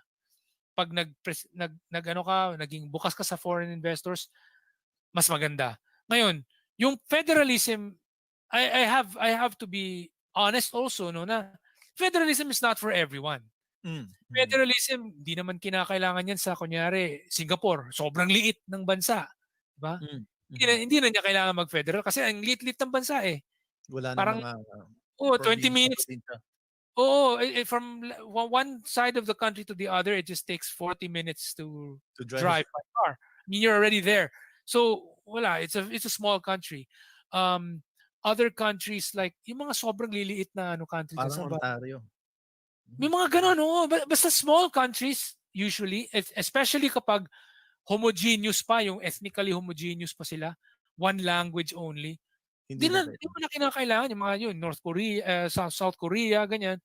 Hindi mo kinakailangan i-federal yan kasi medyo na sila medyo homogeneous na sila eh. But Singapore is federal, di ba po? Right now? No, it's not federal. It's parliamentary. It's parliamentary, but it's not federal because it's very small. It's a very small country. Okay, I see. Yeah. So it's not federalism is not for everyone, but it certainly is necessary for the Philippines to be federal because we are a geographically fragmented country and we are one ethno-linguistically and culturally and sometimes even religiously heterogeneous country. Singit ko lang, Kuya Orion. Isa sa parang itong tayong mga Pilipino na nasa iba't ibang bansa sa mundo. Pagka kinukwento natin ng Pilipinas, isa sa mga parang marami sa ating mga kababayan Pilipino, it's a sense of pride na sabihin, ang aming gobyerno ay pattern sa Amerika. Kaya parang naintindihan namin yung politiko sa Amerika. Kaya ang mga Pilipino rito hindi masyadong active politically, which is kahapon lang kapanayam ko yung isang tumakbo ng pagka-MP na Filipino, siya nga tumutulong paliwanag sa mga Pilipino natin dito kung ano yung plataforma ng gobyerno. Kasi hindi talaga active ang mga Pinoy dito sa politika dahil hindi naiintindihan. Pero yung parang ang presidential, hindi ba gumagana yan sa Amerika ng maayos? Well, it used to. Parang here's the story. The presidential system is worse than the parliamentary system, but there's one exception in which it seems to work. and that's the U.S. The US. So the U.S. for a time, and I say for a time, Mhm. it was working quite okay. Well. Mhm. Yeah, but this is the caveat. Had the USA been parliamentary, they would be unbeatable. They would be the Oh. USA. If nag-parliamentary sana ang USA, they would be unbeatable. Talong-talo ang China sa kanila. Kung Talong-talo. naging parliamentary. Kung Kasi parang parliamentary, dahil tumiwalag ang Amerika sa British rule, kaya siguro lahat ng patakbo ng Britanya ayaw nila. parang yeah, they had that idea. They had that ano na parang ayaw natin gayahin sila kasi kung ano sila, huwag tayong ganyan. Parang ganon. Opposite tayo. O opposite tayo. But one of the things about the American system is they did not actually fully abandon the parliamentary style ideals, because when they came up with their version of the presidential system, they retained a parliamentary feature in their system, which is Electoral the college. electoral college. So the electoral college acts like a parallel parliament in the sense that the parliament basically makes laws and also chooses who is the head of government, because the prime minister, diba, is basically chosen by the majority in the parliament. In the same way, the president of the USA, who is also their head of government but also at the same time head of state, in the US, he is chosen, or he or she is chosen by the electoral college, which is actually a parallel Congress. It's a parallel Congress. But it's only, kumbaga, parliament in the Westminster style, the Westminster Parliament does two things. It chooses who is the head of government and also makes laws. In the US system, they split it in two so that there will now be two Congresses. One Congress that makes laws and one Congress known as the Electoral College, which is tasked with choosing who will be the head of government. And that's what happened. They split the roles into two. Quick question, Kuya Orion. Kung dito, ang pagkaalam namin, ang punong ministro ay ang punong leader ng partidong mananalo na sa halalan. Tapos siya ay binabasbasan ng Governor General. Eh wala naman tayong ganun sa Pilipinas na Governor General. Wala naman tayong affiliation or hindi naman tayo sakop ng ibang bansa. Paano 'yon? Sino ang magbabasbas or sino ang Governor General ng Pilipinas? Well, Hindi natin kailangan. so hindi tayo magkakaroon ng Governor General sa Pilipinas pag nag-parliamentary tayo. Mangyayari sa atin, magkakaroon tayo ng President na ceremonial, which is like what they have in Germany, in Austria, in Ireland, in Singapore, and also in India. So all these countries, they are parliamentary systems, but they are republics. They are parliamentary republics rather than monarchies. So Canada kasi, just like Australia, Canada is a constitutional monarchy, which is still connect in personal union with the Queen, with the British monarch. So we're still subjects of the Queen. Yes, still Mga subjects. commoners pa rin kami. And you still have that idea that the Governor General is essentially a appointee, so appointee of the Queen, the representative of the Queen. So Parang everything. mas makapangyarihan pa siya sa punong ministro ng Canada. Yes. Actually, so this is where the chess analogy comes in. No? In chess, what we now what we recognize to be the Queen is actually originally in Eastern Europe, in Persia, in Arabia, in original chess, it was supposed to be the punong ministro. The king. The Queen is the punong ministro. Okay. Yes, the Queen is called the vizier. The vizier is the prime minister. So Okay. ang makikipaglaro ka ng chess sa isang Hungarian, ang tawag niya din sa piyesa na yan ay vizier. Vizier, hindi queen. Oo. Pagkausap mo yung taga-Turkey, ganyan din, vizier. Yung mga Arabo na maglalaro ng ano, tawag din nila dyan, wazir. Ganyan, wazir. Parang yung ano, yung Ottoman Empire na may Yun, vizier. yung parang Ottoman Empire. O yung Yes. sa Aladdin, di ba, na si Jafar. Si Jafar. Si Jafar, yung parang yung intro eh. Tapos yung king, yun yung monarch. Di ba? Yun yung Now, monarch. in chess, the most important piece in chess is the king. Right? Because that's the ceremonial ruler. He's the head of state. But who is the most powerful piece in chess? It's The not queen. the king, diba? Yeah, the vizier or the queen. It's the vizier piece. Yes. The vizier piece, which we, of course, based on Western European languages, refer to the vizier as the queen. Mhm. But you talk to an Eastern European, like the Russians, they will refer to it as vizier. That is a vizier. That's fairs. Fairs. vizier. Ang tawag na fairs. Or kausapin mo yung mga Arabo na naglalaro ng chess. Yan, tawag nila vizier or wazir. So, parang ano yan, punong ministro talaga ang tingin nila dun sa vizier. sa piyesang yan. Which is, it makes sense because the king, wala naman masyado siya talaga ginagawa, di ba? Symbolic But the game ends when the king is taken. On the other hand, the one who is the most powerful of them all, the one layo ng mga rich niya, yung queen piece, which is actually the vizier or the prime minister piece. So chess actually has a lot to do with the parliamentary system. So in our case, if the Philippines becomes a parliamentary system, we will not have a ceremonial monarch. We will have a ceremonial president. Just like Symbolic Germany, just like in India, just like in Ireland, just like in Singapore also. So ganon. Parang yung presidente dun sa ganong parang symbolic lang, wala silang powers na po. Wala silang powers. Meron siyang yung mga formal by the book na parang just like what the Governor General does. The Governor General naman wala naman siyang discretionary powers na sa ayaw o gusto, meron siyang decision. Hindi eh.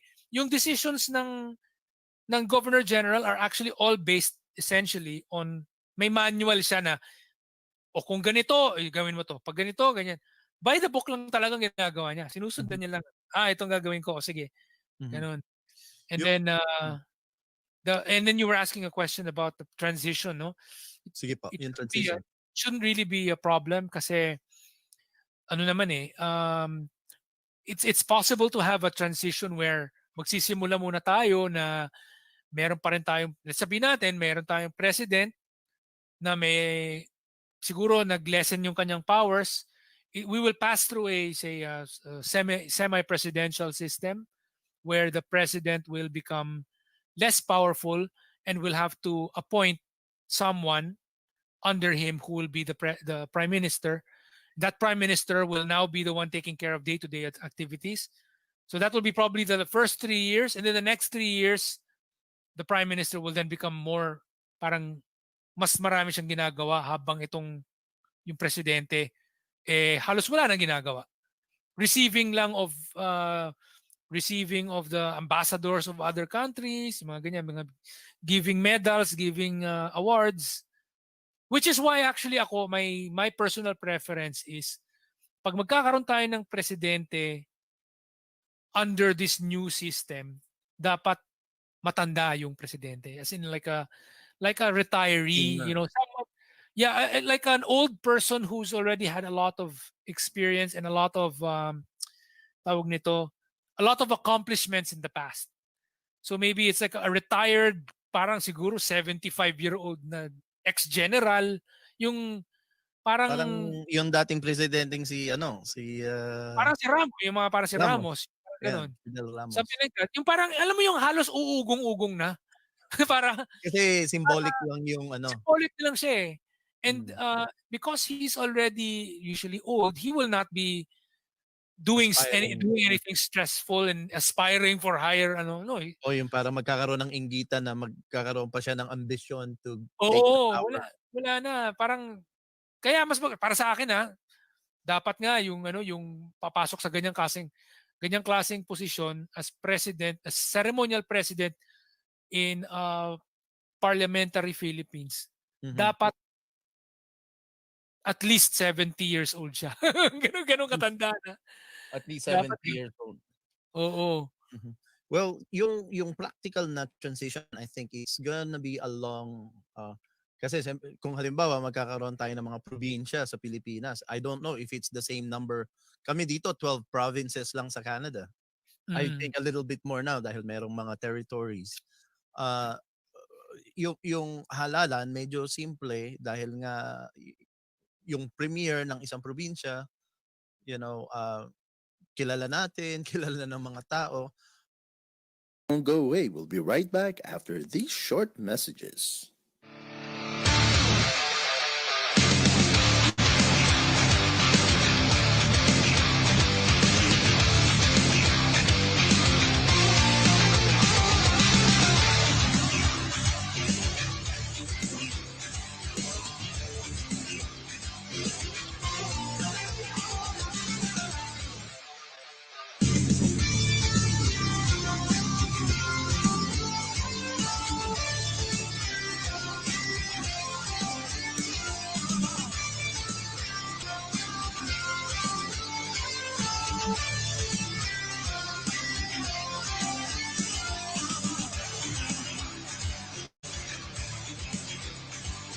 You're the original Ordinary Joe, but I'm an Ordinary Joe too. My name is Sean Torrey. I'm the mayor of Toronto, and you are watching the Ordinary Joe Show. And this is Ordinary Joe right here. He's right here. Ako po ang iyong tagapag-ulat, Joey Salvador, at ito ang Filipino-Canadian Daily on OJTV.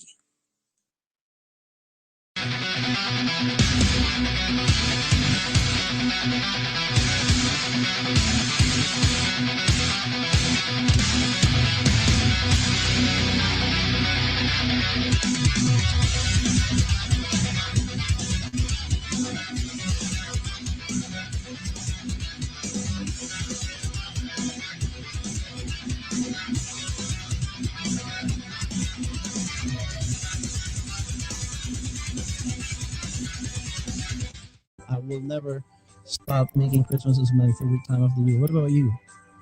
Christmas is my favorite holiday and time of year. It's probably because I get to hang out with my family, and they always bring food, like really good food, and my birthday's 4 days away from Christmas. Hi, I'm Peyton Garcia, and you're watching the Filipino Canadian playlist, only on the Ordinary Joe Show.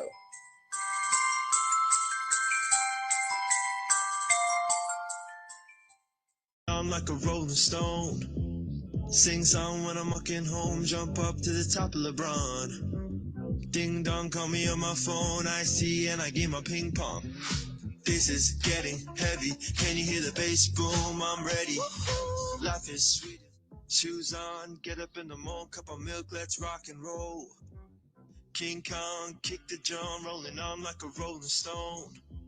Sing song when I'm walking home, jump up to the top of LeBron. Ding dong, call me on my phone, I see and I game my ping pong. This is getting heavy.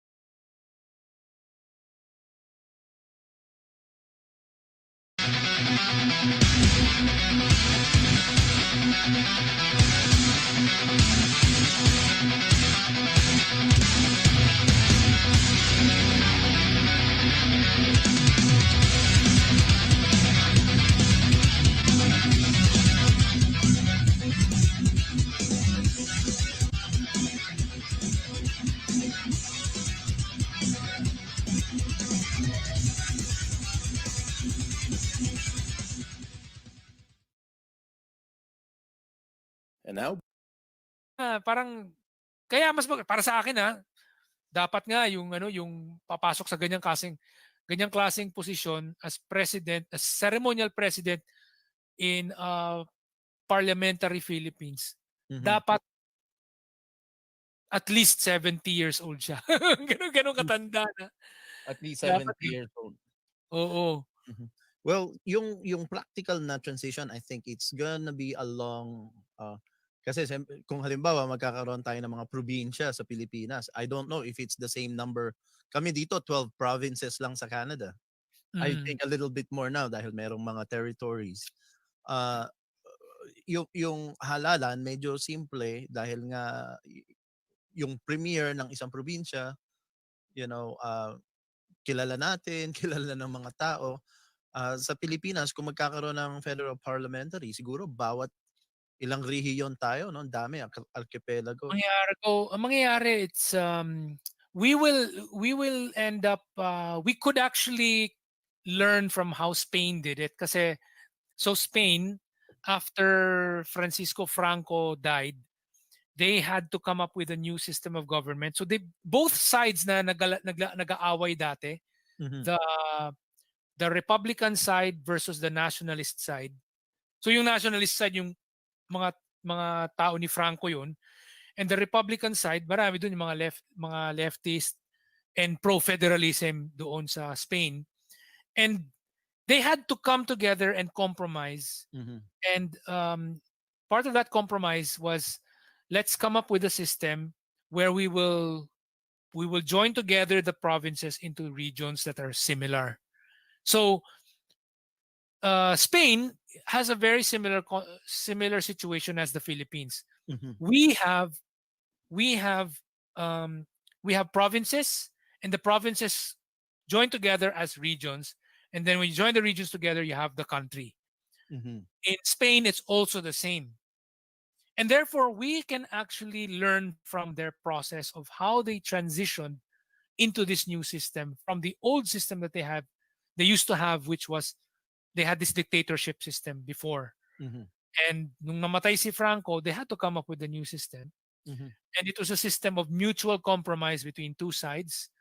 And it's a very, very good system actually, what I can say.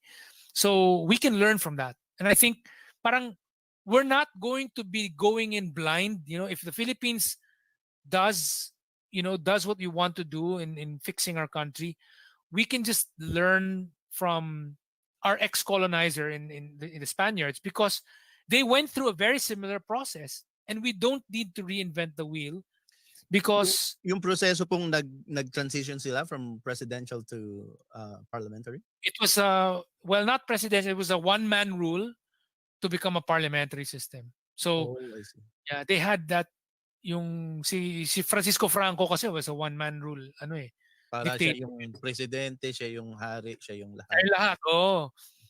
So they came up with this system, and it was basically a mixture of two systems na parang yun, naging federal parliamentary sila na pero to appease the meron kasi yung mga nationalist yung mga ayaw nilang magkaroon ng federalism. Parang they ended up having federalism in all but name is what they called it. So Oh, parang okay. Ayaw when lang you nilang ask, tawagin.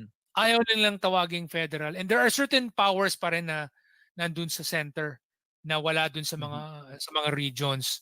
But yeah, they're very much close to becoming considered federal, but Mhm. they are not defined as federal. Parang it's a weird compromise system. So Spain, Kuya my Ryan. point is Mhm. Spain can be a source for us to learn from. Spain. Yeah. Mukhang marami kang, hindi ko alam, I'm very new to StreamYard, hindi ko alam kung ang mga followers, marami kang fans. Hopefully they're from Canada. Kanina nakita natin merong from Dubai, all the way from Dubai, no? Tapos meron. So, marami pong question. Hindi ako nakapagpaalam sa inyo na napansin ko medyo nilagpasan ko na yung isang oras na hiningi ko sa inyo. Hindi ako nagpaalam na kung pwede tayong magtagal ng ganito. Marami po akong question. Pero before I ask a couple of my questions, sabihan ko yung ating mga listeners and our viewers, kung meron po kayong tanong kay Kuya Ryan, please jot it down. I think automatically mag-a-appear yan dito sa aking chat. Hopefully kasi this is shared in various pages. Hopefully it will appear here and ipapakita natin para makita ni Kuya Orion yung questions nyo. But before that, Imbitahan muna ulit kita for part 2, Kuya Orion, ha? Part 2 nga. movie. No You know, kasi mukhang hindi natin mako-cover lahat, ang daming question eh. Ako kasi ang question ko talaga yung transition, no. Syempre hindi sanay yung mga tao, mag-iiba ba ang kung para sa isang mamamayang Pilipino, ordinaryong mamamayan, yung expectation sa isang mamamayan sa ngayon, syempre ewan ko kung naiintindihan ng mamamayang Pilipino kung anong expectation sa kanila, other than, you know, sumunod sa batas, sumunod sa magbayad ng buwis, yung ganyan. Pero yung behavior ng isang mamamayan, kailangan ba mag-iba yung kanyang behavior, yung kung paano siya susunod sa isang pamalaang, kung ang Pilipinas ay magiging parliamentary government, paano mag-iiba yung kanyang buhay, yung lifestyle niya sa isang Well, ordinaryong mamamayan? I think mangyayari diyan, para sa ordinaryong mamamayan, ang makikita niyang pagkakaiba ay dun sa during the election campaigns. So for example, ngayon puro song and dance number. Pag nagkaroon tayo ng bagong sistema, siguro overnight meron pa rin konti pero nagiging nagle-lessen na siya kasi parang yung selling point kasi ng mga partido ay yung kanilang plataforma. So because in a parliamentary system, what you're trying to sell to the public is not you, the person, but the party. So therefore, yung selling point mo is yung plataforma. So you will see less of the I think the kinds of tawag nito, the kinds of posters that you will see will have more maybe party emblems, party name, rather than yung nakikita natin yung mukha ng tao at pangalan niya. So, meron pa rin siguro 'yan, pero mas may malaki ng may malaking portion ng poster yung emblem o yung logo ng party at saka yung pangalan ng party. Magiging mas malaki yung print dun sa kanilang sa kanilang mga poster. campaign materials. Oo, campaign material. Mas makakakita tayo ng mga ganong klaseng pagbabago. Well, other than the election season po, yung pang-araw-araw na buhay, halimbawa, kinasanayan ng mga Pilipino ngayon, pagka meron silang problema, pupunta sila kay barangay captain. Magkakaroon pa rin ba ng mga barangay at meron pa rin bang kapitan na malapit? I think barangays will probably might still be around, but there will be a point in time where the MPs will start playing much more active roles than they do currently under the congressional system that we have. In the congressional system, you hardly ever get to see who is the congressman of your district in the Philippines. You just hear about them for the election, but you never really get to see them and get to talk to them or like parang nami-meet mo sila para sabihin mo yung problema mo. Under a parliamentary system, it's like magiging mas importante yung mga MP para sa mga day-to-day problems mo, mga walang tubig dito sa amin o yung laging namamatay ang electricity dito sa lugar namin, kailangan mong kausapin yung MP mo. MP? So, oo. Kasi so dito Kuya Orion sa amin sa Canada ang aming pagkaintindi ng aming pamahalaan dito. So meron kami municipal, provincial at saka federal na levels of government, no? So yun sa mga nawala ng tubig or merong pipe burst, yung ganyan, municipal jurisdiction, municipal lalapitan mga konsehal ng munisipyo. Pero yung katulad nitong meron kaming pinaglalaban na umaaklas doon sa maaring kinakatakot ng mga tao, yung mandatory vaccine. Ang may ano niyan, may jurisdiction niyan, yung provincial naman. Tsaka yung mga eskwelahan, yan ay sa provincial. Ang federal na pamahalaan dito, yun ang mga foreign relations, yung mga militar, yun yung kanilang papel. So sa Pilipinas, kung magiging ganyan, ang tawag namin dito sa miyembro ng legislatura ng MLA. provincial, MLA sa MLA. sa Alberta at saka sa Winnipeg sa MLA. Dito sa amin sa Ontario we call them MPPs. MPPs. Oo. MPPs. Oh. So sa Ano, Pilipinas, member of provincial parliament. parliament, 'yan yung MPP. Sa Ontario 'yan. So Yeah. kung sa Pilipinas 'yan, magkakaroon ba tayo ng ganyang MPPs? Yes, magkakaroon tayo ng ganyan. We will, so each region they will become parang MRPs or Ano po ba yung MRP? member of regional parliament. Regional parliament sa Pilipinas 'yan. Pilipinas. It'll be like that. Yes. Now I do think though that what will happen is, even for some mundane stuff, there will still be a situation where people will still talk to the MP, the federal MP. Like, para bang patulong naman din kasi baka hindi rin kaya ng regional namin. Baka kailangan din namin ng tulong dun from the federal part. So, especially at the early stages of development, like the Philippines still being a relatively poor country, mangyayari dyan, I think the first 30 years of this system, I think a lot of people will still talk to both the regional MP and as well as the federal MP. They will also talk to the federal one because they know that kung hindi kaya ng funding or ng tulong lang ng regional, they'll also need help from the federal. So they'll bring up these issues na parang tingin namin hindi kaya lang ng regional na MP namin. So we also need your help na i-bring up ninyo doon sa federal. Parang ganon. And I think it's going to be like that for the first few years. I'm trying to remember yung aking social studies sa Pilipinas. Nakalimutan ko na yung Araling Panlipunan. Meron tayong 12 po ba rehiyon? Region 1 to 12? Tama ba?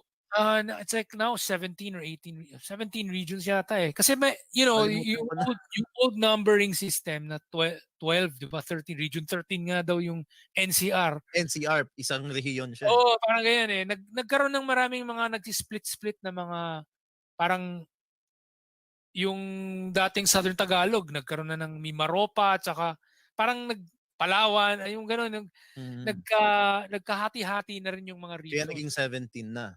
Naging 70 kasi yung Region 4, which is Southern Tagalog, nahati kasi Region 4 dati, nakasama dun yung Calabarzon.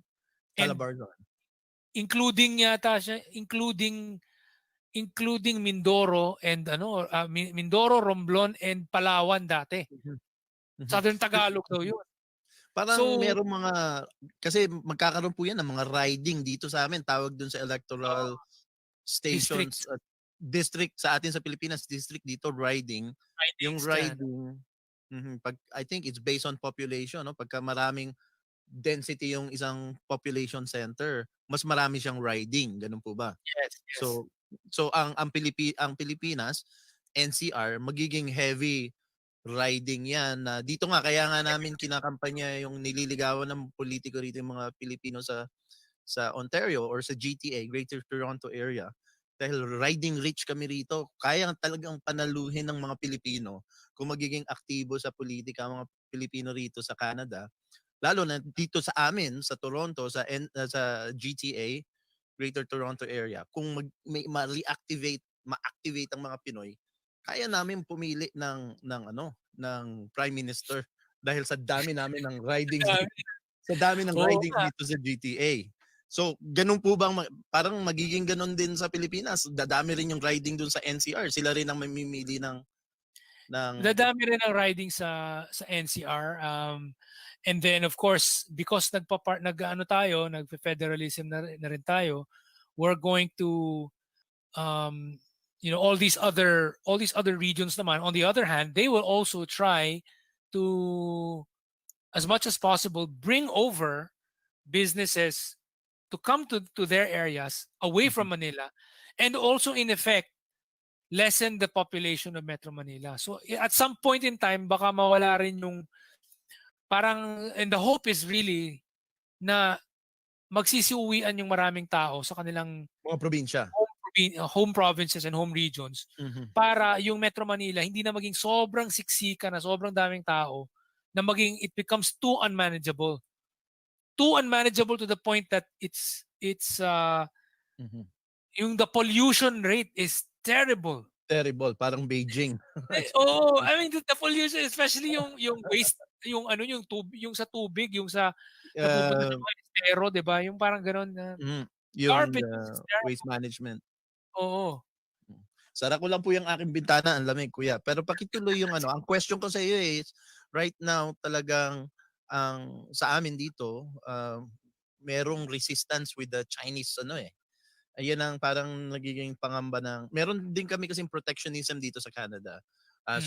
Certain trades I think pagdating sa mass media yan ang mga hindi pwedeng pakialaman ng foreign entities. Pero everything else is up for grabs kung gusto ng mga foreign entities na ano, ngayon parang nakikita namin yan ang nagiging problema nila sa Estados Unidos na maraming alos ang 6 big studios ng Hollywood pagmamay-ari na ng China. So yung mga ganong pangamba sa panggagrab ng China at ngayon talagang lumalapit ang China sa Pilipinas. Ang takot ng tao, baka naman pagka nag-open tayo sa foreign investor, gagrabin lang ng gagrabin ng mga incheck ang lahat ng mga core industry sa Pilipinas.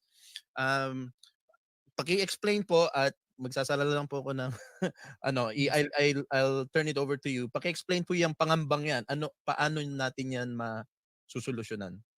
Well, unang-una kasi ang gagawin lang naman natin, itatanggalin natin yung restrictions na nandun sa Constitution.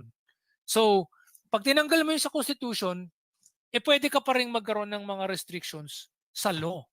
So, yung iba kasi yung law kasi, yung legislation, pwedeng baguhin yan as and when kinakailangan baguhin. Ang problema ng mga constitutional restrictions, mahirap siyang baguhin. Constantly nagkakaroon ng pagbabago. There's constant change that happens all the time, right? So, when certain things change, you have to change the laws as well. Now, if your laws cannot change because they're in the Constitution, medyo may problema ka. Inflexible ang sistema. So, kailangan talagang baguhin yung sistema para yung mga restrictions natin, wag dun sa loob ng Constitution ipapasok, kundi doon na lang sa legislation. So, pwede pa rin naman tayo magkaroon ng mga restrictions, pero nandun sila sa legislation. Diba?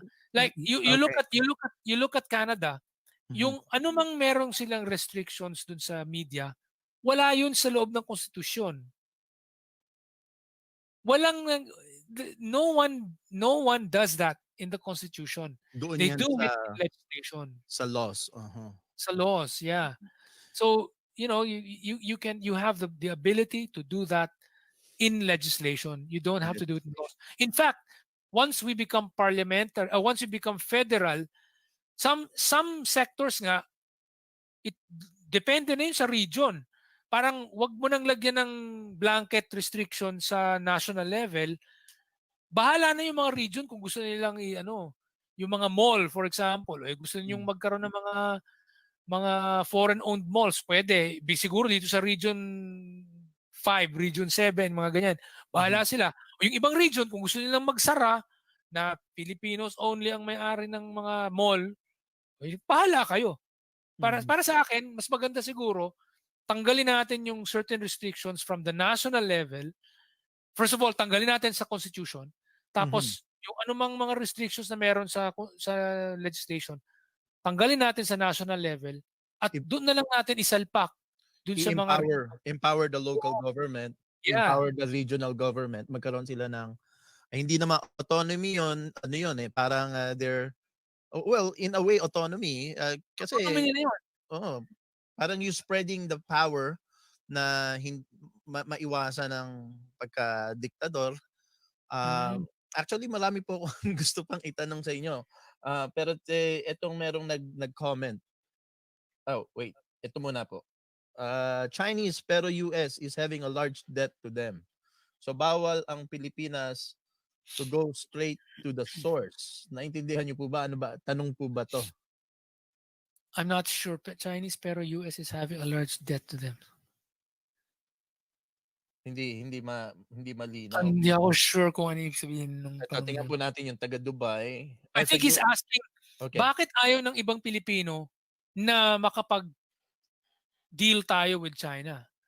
Ang US nga umutang sa China eh. So lubog na nga sila sa utang sa China. Yun ang medyo yun narinig niyo na po yung Chinese debt trap, di ba? Oh, yeah. Talaga ng mga incheck yan. Sabi sa maraming African countries, pati ang isn't it Malaysia or Vietnam? No, it's no. None. These guys haven't had that, but Sri Lanka. One particular port they had that. I mean, it's really all about kasi made-debt trap ka if you also make a mistake na humiram ka na hindi ka sure kung kaya mong bayaran. So nasa bansa rin yun. I mean, why would you also you yourself go into a situation na hindi ka pa sure kung kaya mo talaga o hindi. So to be sure, wag ka na lang umuo sa lahat ng bagay. 'Di ba? So umutang ka sa mga alam mong kaya mong bayaran, doon sa mga area na hindi mo sa tingin mo baka hindi mo kaya, wag kang umutang doon, baka ma-debt trap ka doon. Pero sa tingin ng iba kasi magaling talaga mga in-check mang debt trap. Parang sa negotiation pa lang eh. Right back after these short messages.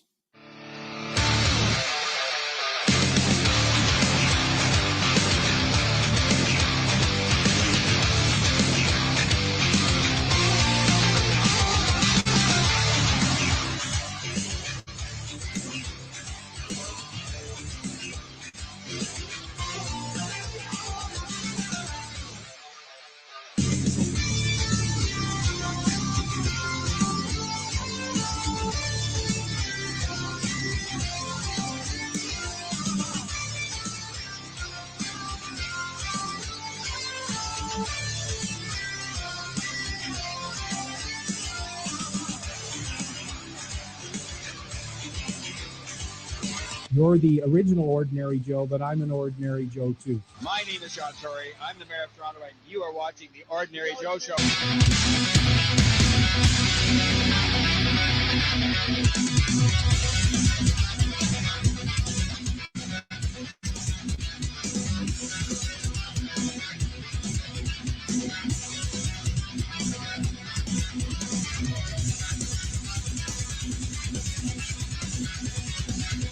I will never stop making Christmas as my favorite time of the year. What about you? Christmas is my favorite holiday and time of year. It's probably because I get to hang out with my family, and they always bring food, like really good food, and my birthday's 4 days away from Christmas.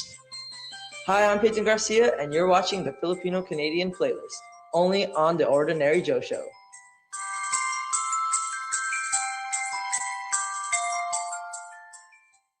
I'm like a rolling stone. Sing song when I'm walking home. Jump up to the top of LeBron. Ding dong, call me on my phone. I see and I game my ping pong.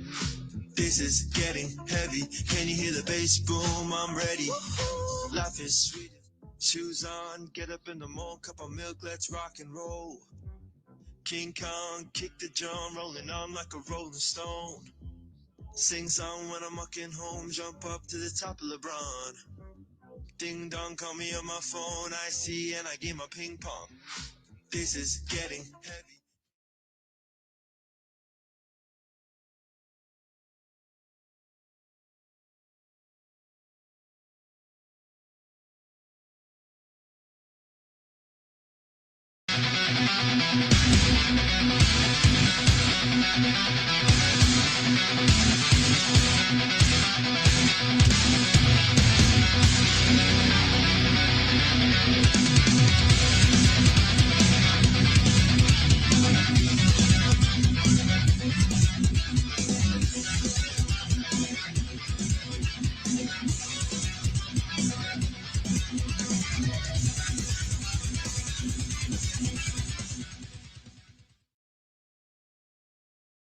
And now back to our regular.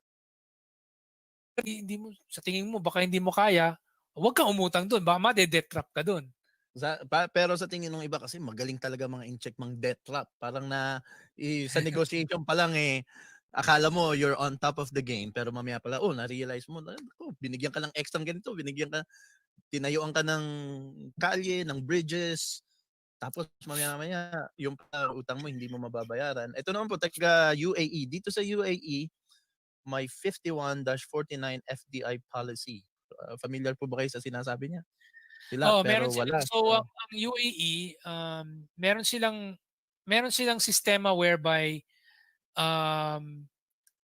para bang everywhere else outside, para bang they have this parang clause, but it's not actually in their constitution, it's actually in their legislation lang. Yeah.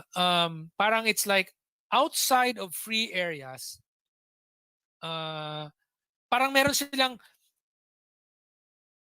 so businesses must be 59 must be 51% owned 51-49 51% owned by locals unless otherwise para bang unless they are in a free zone, parang ganon.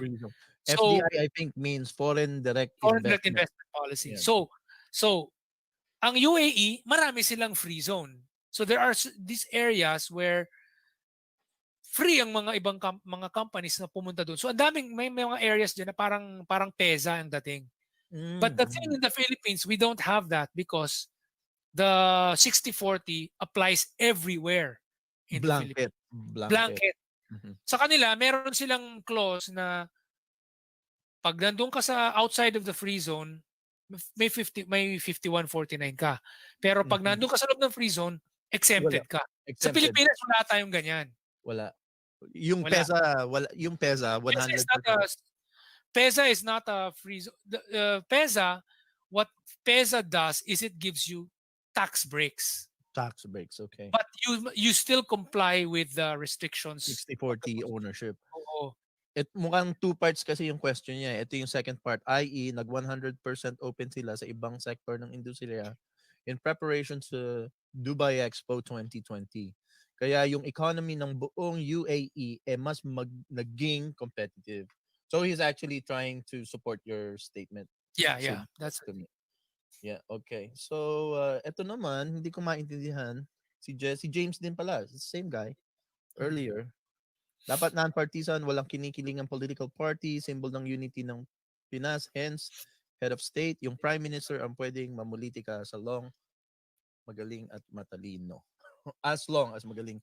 Yeah, so I think the biggest concerns right now na sabi nyo nga sa inyong ibang panayam sa ibang network, sa mga television, ilang television programs na po kayong naging guest, no? Kahit sa Bloomberg. At meron nga ako ditong mga local na Canadians who wants to interact with you in one of our English language shows in okay. later on. Kasi ito pong pang-umaga ko, talagang dapat to nagpipilipino ko. Nakakalimutan ko rin minsan mag-Pilipino. Nahaluan ng English. Pero yung aking mga local Canadian na gusto kayong makapanayam dahil nga meron kami mga concern sa aming sistema sa Canada. Parang in a way, marami po kasing umaaklas na rin sa patakbo ng aming punong ministro, lalo na itong pandemya. Anyways, marami pa pong gustong itanong sa inyo. Maraming, I think the question is not coming only from Filipinos abroad. Tayong mga nandito nasa labas ng bansa, medyo I would say, medyo malawak yung ating pag-iisip dito dahil nararanasan natin. Kami dito sa Canada, we can feel the actual effect of Westminster style federalism. Kayo din dyan sa Singapore. Pero yung ating mga kababayan sa Pilipinas, ang gusto lang malaman, paano sila yung sila yung sa kanila yan i-implement Sila yung subject niyan. So siguro yun yung mga fears na hindi nila naintindihan. Yung transition yan, you think it's about 6 to 7 years bago maging I think it can be as short as 3 to 6 years. It doesn't really have to be that long, because and it can be packaged in a.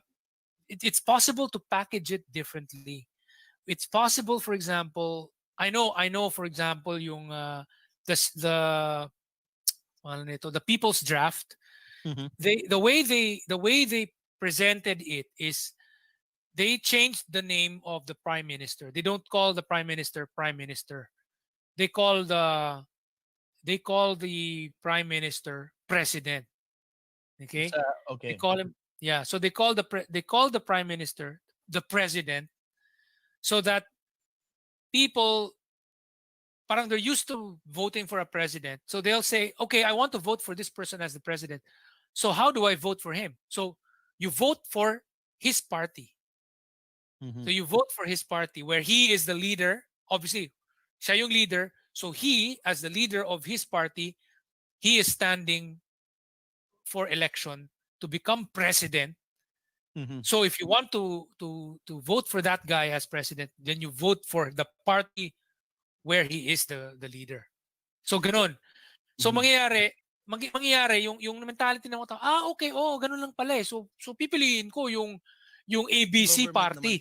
Kasi si ganito, gusto ko siya, ABC party siya. So pupustuhin ko yung mga ABC party. ABC party ilalagay ko sa balota. Ganon. So ngayon yun yung president, kasi sanay sila sa president. Pero actually prime minister yun. Tapos magkakaroon din sila ng panibagong mas mataas na ano. Ang tawag nila is either you can call him lakan ng tawag, lakan. Or sabi ko, chairman, supremo. Supreme chairman. Supreme chairman, or that's a chairman of the board or something like that. You give a special name for this old person who will act like the governor general, who will act like the so-called head of state, or the ceremonial leader. So this person will not be called president, he will be called chairman. You can call him that. And parang kasi yung kasanayan ng mga Pilipino na pumili ng president, ilalagay mo dun sa prime minister. Okay. So yung prime minister, tatawagin mo na lang siyang president. Because in fact, the whole system is still gonna yung be mga videos, the kasi parliamentary. actually it's still a parliamentary system. General In fact, question. wait, I'll just also add, no? In fact, in other countries like Italy and Spain, They call president. they call them president. The prime minister is not called, they don't call him primer ministro, they call him presidente del gobierno. Or in the case of Italy, it is presidente del Conseil pinapanood namin yan. Consigli de Governo. Yes, something like that. President Macron. Oh, that's in France. That's in France. Macron is president. And yeah, there's a prime minister below him. But in Spain and in Spain and Italy, their prime minister, parang pag sinabi mo sa mga English na news report, nakasulat the Spanish prime minister, pero ang tawag talaga nila sa tawag presidente del gobierno. Presidente del gobierno. Merong quick question para sa akin. Sabi, marami na nag-question. Para sa akin, meron nag-question. Sabi, question for Ordinary Joe, dito ba may political dynasty rin kayo sa Canada? Sa mga Trudeau lang. Trudeau lang. Actually, sila lang yata eh. Sila lang. Tapos 3 to 5 years ang transition kasi election, kick out. Ang mangyayari, these are just comments. Presidente del Consiglio, del Ministry de la Repubblica Italiana. Bang si Polo Tara is from Italy.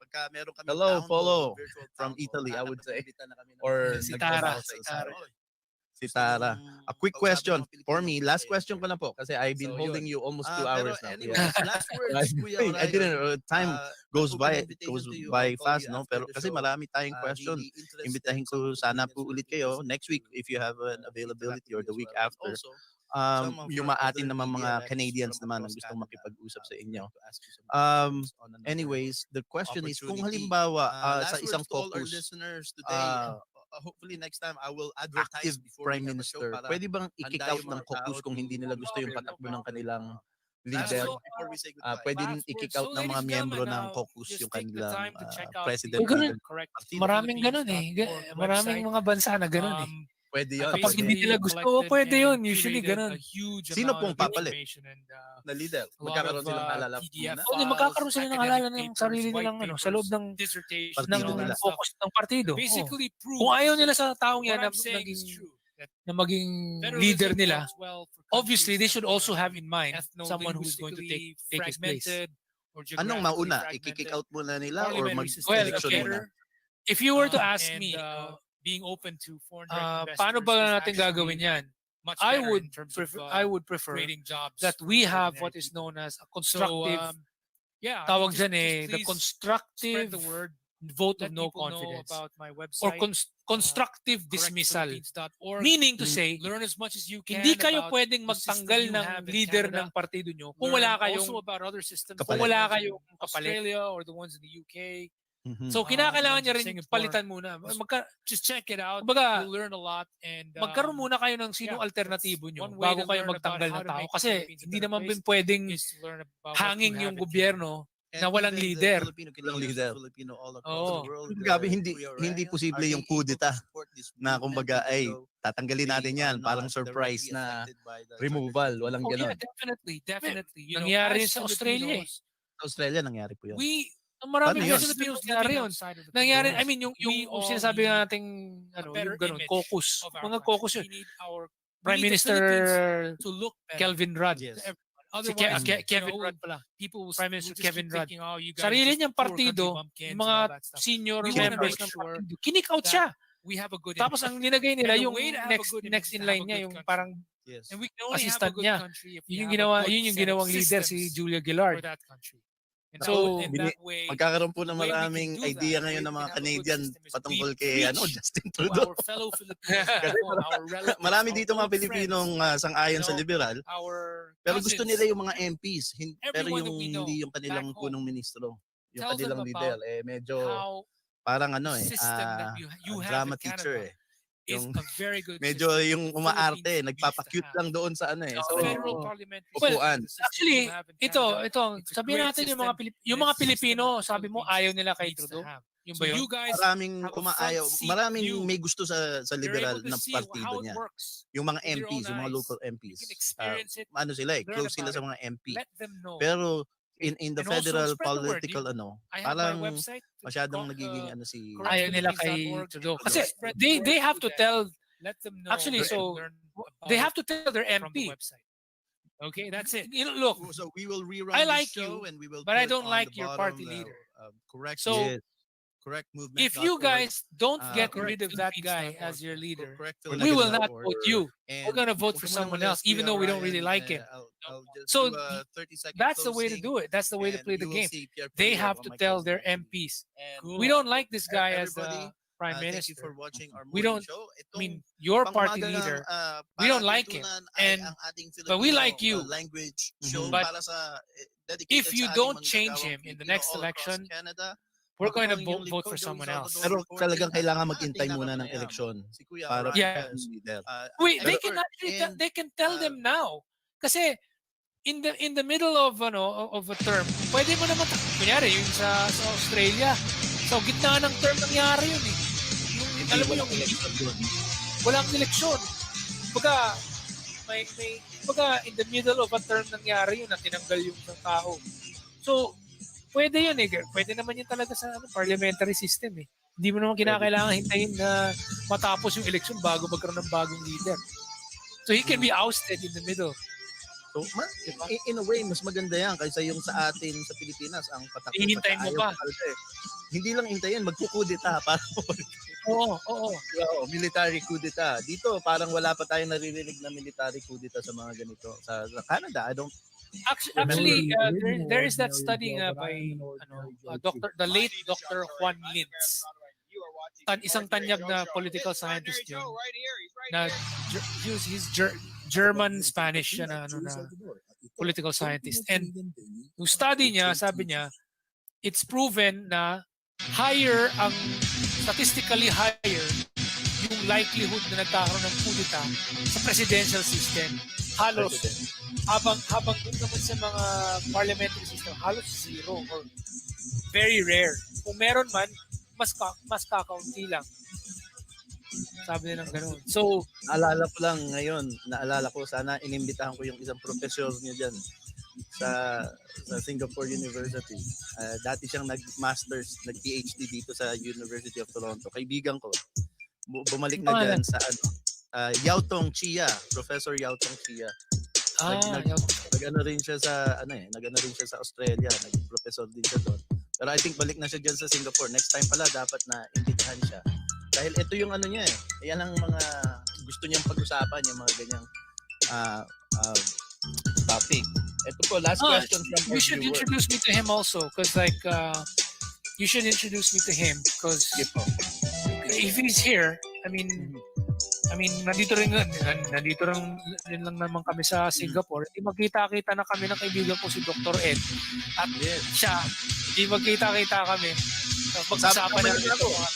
Pag-usapan niyo na po dito natin sa show, pag-usapan yung mga usapin. Meron pong isa pa rito, I don't know if this is a commentary. Si Orios, Sir Orion.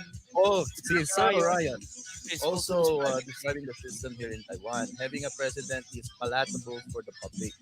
It's like presenting a perfect democracy. However, one votes for the party. The advantage is there's a party parliament, they would choose first their leader in the party, their respective leader. A respective leader would only be the one to be able to partake in the presidential. Parang sinasabi niya is parang representative election to. Parang electoral. Yung nangyari sa Amerika, maraming hindi naniniwala na nanalo si Biden. Sa tingin niyo po ba, marami ngayon nagsasabi kasi baka nabili yung na sinertify yung mga votes doon sa mga questionable na estado, Pennsylvania, yung mga yan. Tapos, sa mga ganong klaseng baka pwedeng bilhin or yung mga mayayaman, bilhin yung mga electoral college votes. Nabibili ba yon? Pwede ba? Yun ang parang negative noon sa tingin niyo. Ang nangyari doon talaga sa hindi nila ma-change yung yung sa electoral college. Ang nangyayari kasi boom, and just like that we're on. The way their system works in the States is kung sino yung nanalo kahit hindi siya naka-majority. Kahit konting lamang lang, pero siya yung pinakamaraming votes. Yun yung panalo dun sa state na yun. It was very nice, and then, in that it's state. It's a lockdown Tapos yung Christmas, states, so the states will have a certain number of electoral votes based on their population size. But we make the best out of it. So maraming salamat Kuya Orion. Medyo I hold you for a long time na hindi natin naasahan. But I really appreciate the time that you spend with us. Sana nga makabalik kayo and meron din mga as one household. She lives with us in the weekend. Caucasian na mga so she was here over for nabanggit kong Christmas. magiging guest ko kayo today. Meron akong isang co-host dito every Wednesday. And she stayed na until very politically active sa bawat sa parehong partido. Dati siyang consultant doon sa parehong partido na yun. Gusto niya kayo makapanayam. Anong party siya? Ngayon nasa conservative siya eh. Actually hindi na pala. Dati siyang liberal, lumaki siya liberal, punta sa conservative. Ngayon, kaming dalawa, pareho kaming libertarian. Libertarian. Okay. Pero hindi yan, walang strong libertarian party sa Canada. Parang dalawa lang, parang ding parang America, Republican and Democrats dito. Conservatives and liberals. Pero merong pangatlong malakas yung NDP, New Democrats. Looking up the storm. Well, I thought that there will be, I like what you just said there. Jagmeet Singh. Jagmeet Singh, okay.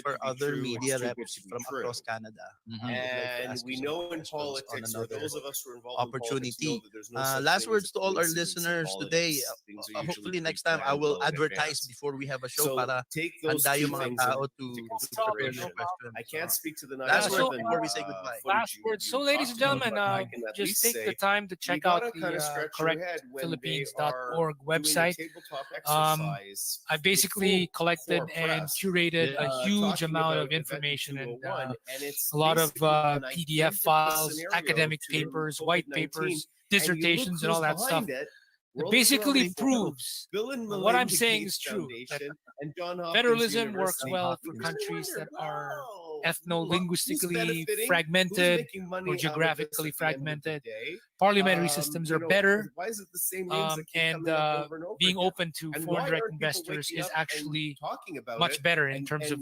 asking for creating government and being jobs very for vocal ordinary about it? And people. even if the media So, and social media yeah, try I mean, and just shut please down spread the word. public's outcry, Let people know why about aren't my people website, going out and speaking more correctphilippines.org. vocally about it? Because Learn this as is much your as you freedom and can your about liberty the that's at system stake you right have now. in Canada. You know what? Learn triggered my also about other memory systems like the when ones you in did your little Australia or welcome the there, ones in the welcome to the UK, new normal, when you said the that ones in triggered my Singapore. memory to Just bring check that it out. video up You'll learn a lot. from, And simulation or yeah, exercise that's 201 or one way to pandemic learn 201, I about think how is to make the what it's Philippines a called better place by is the to learn about what Hopkins you have in University. Canada.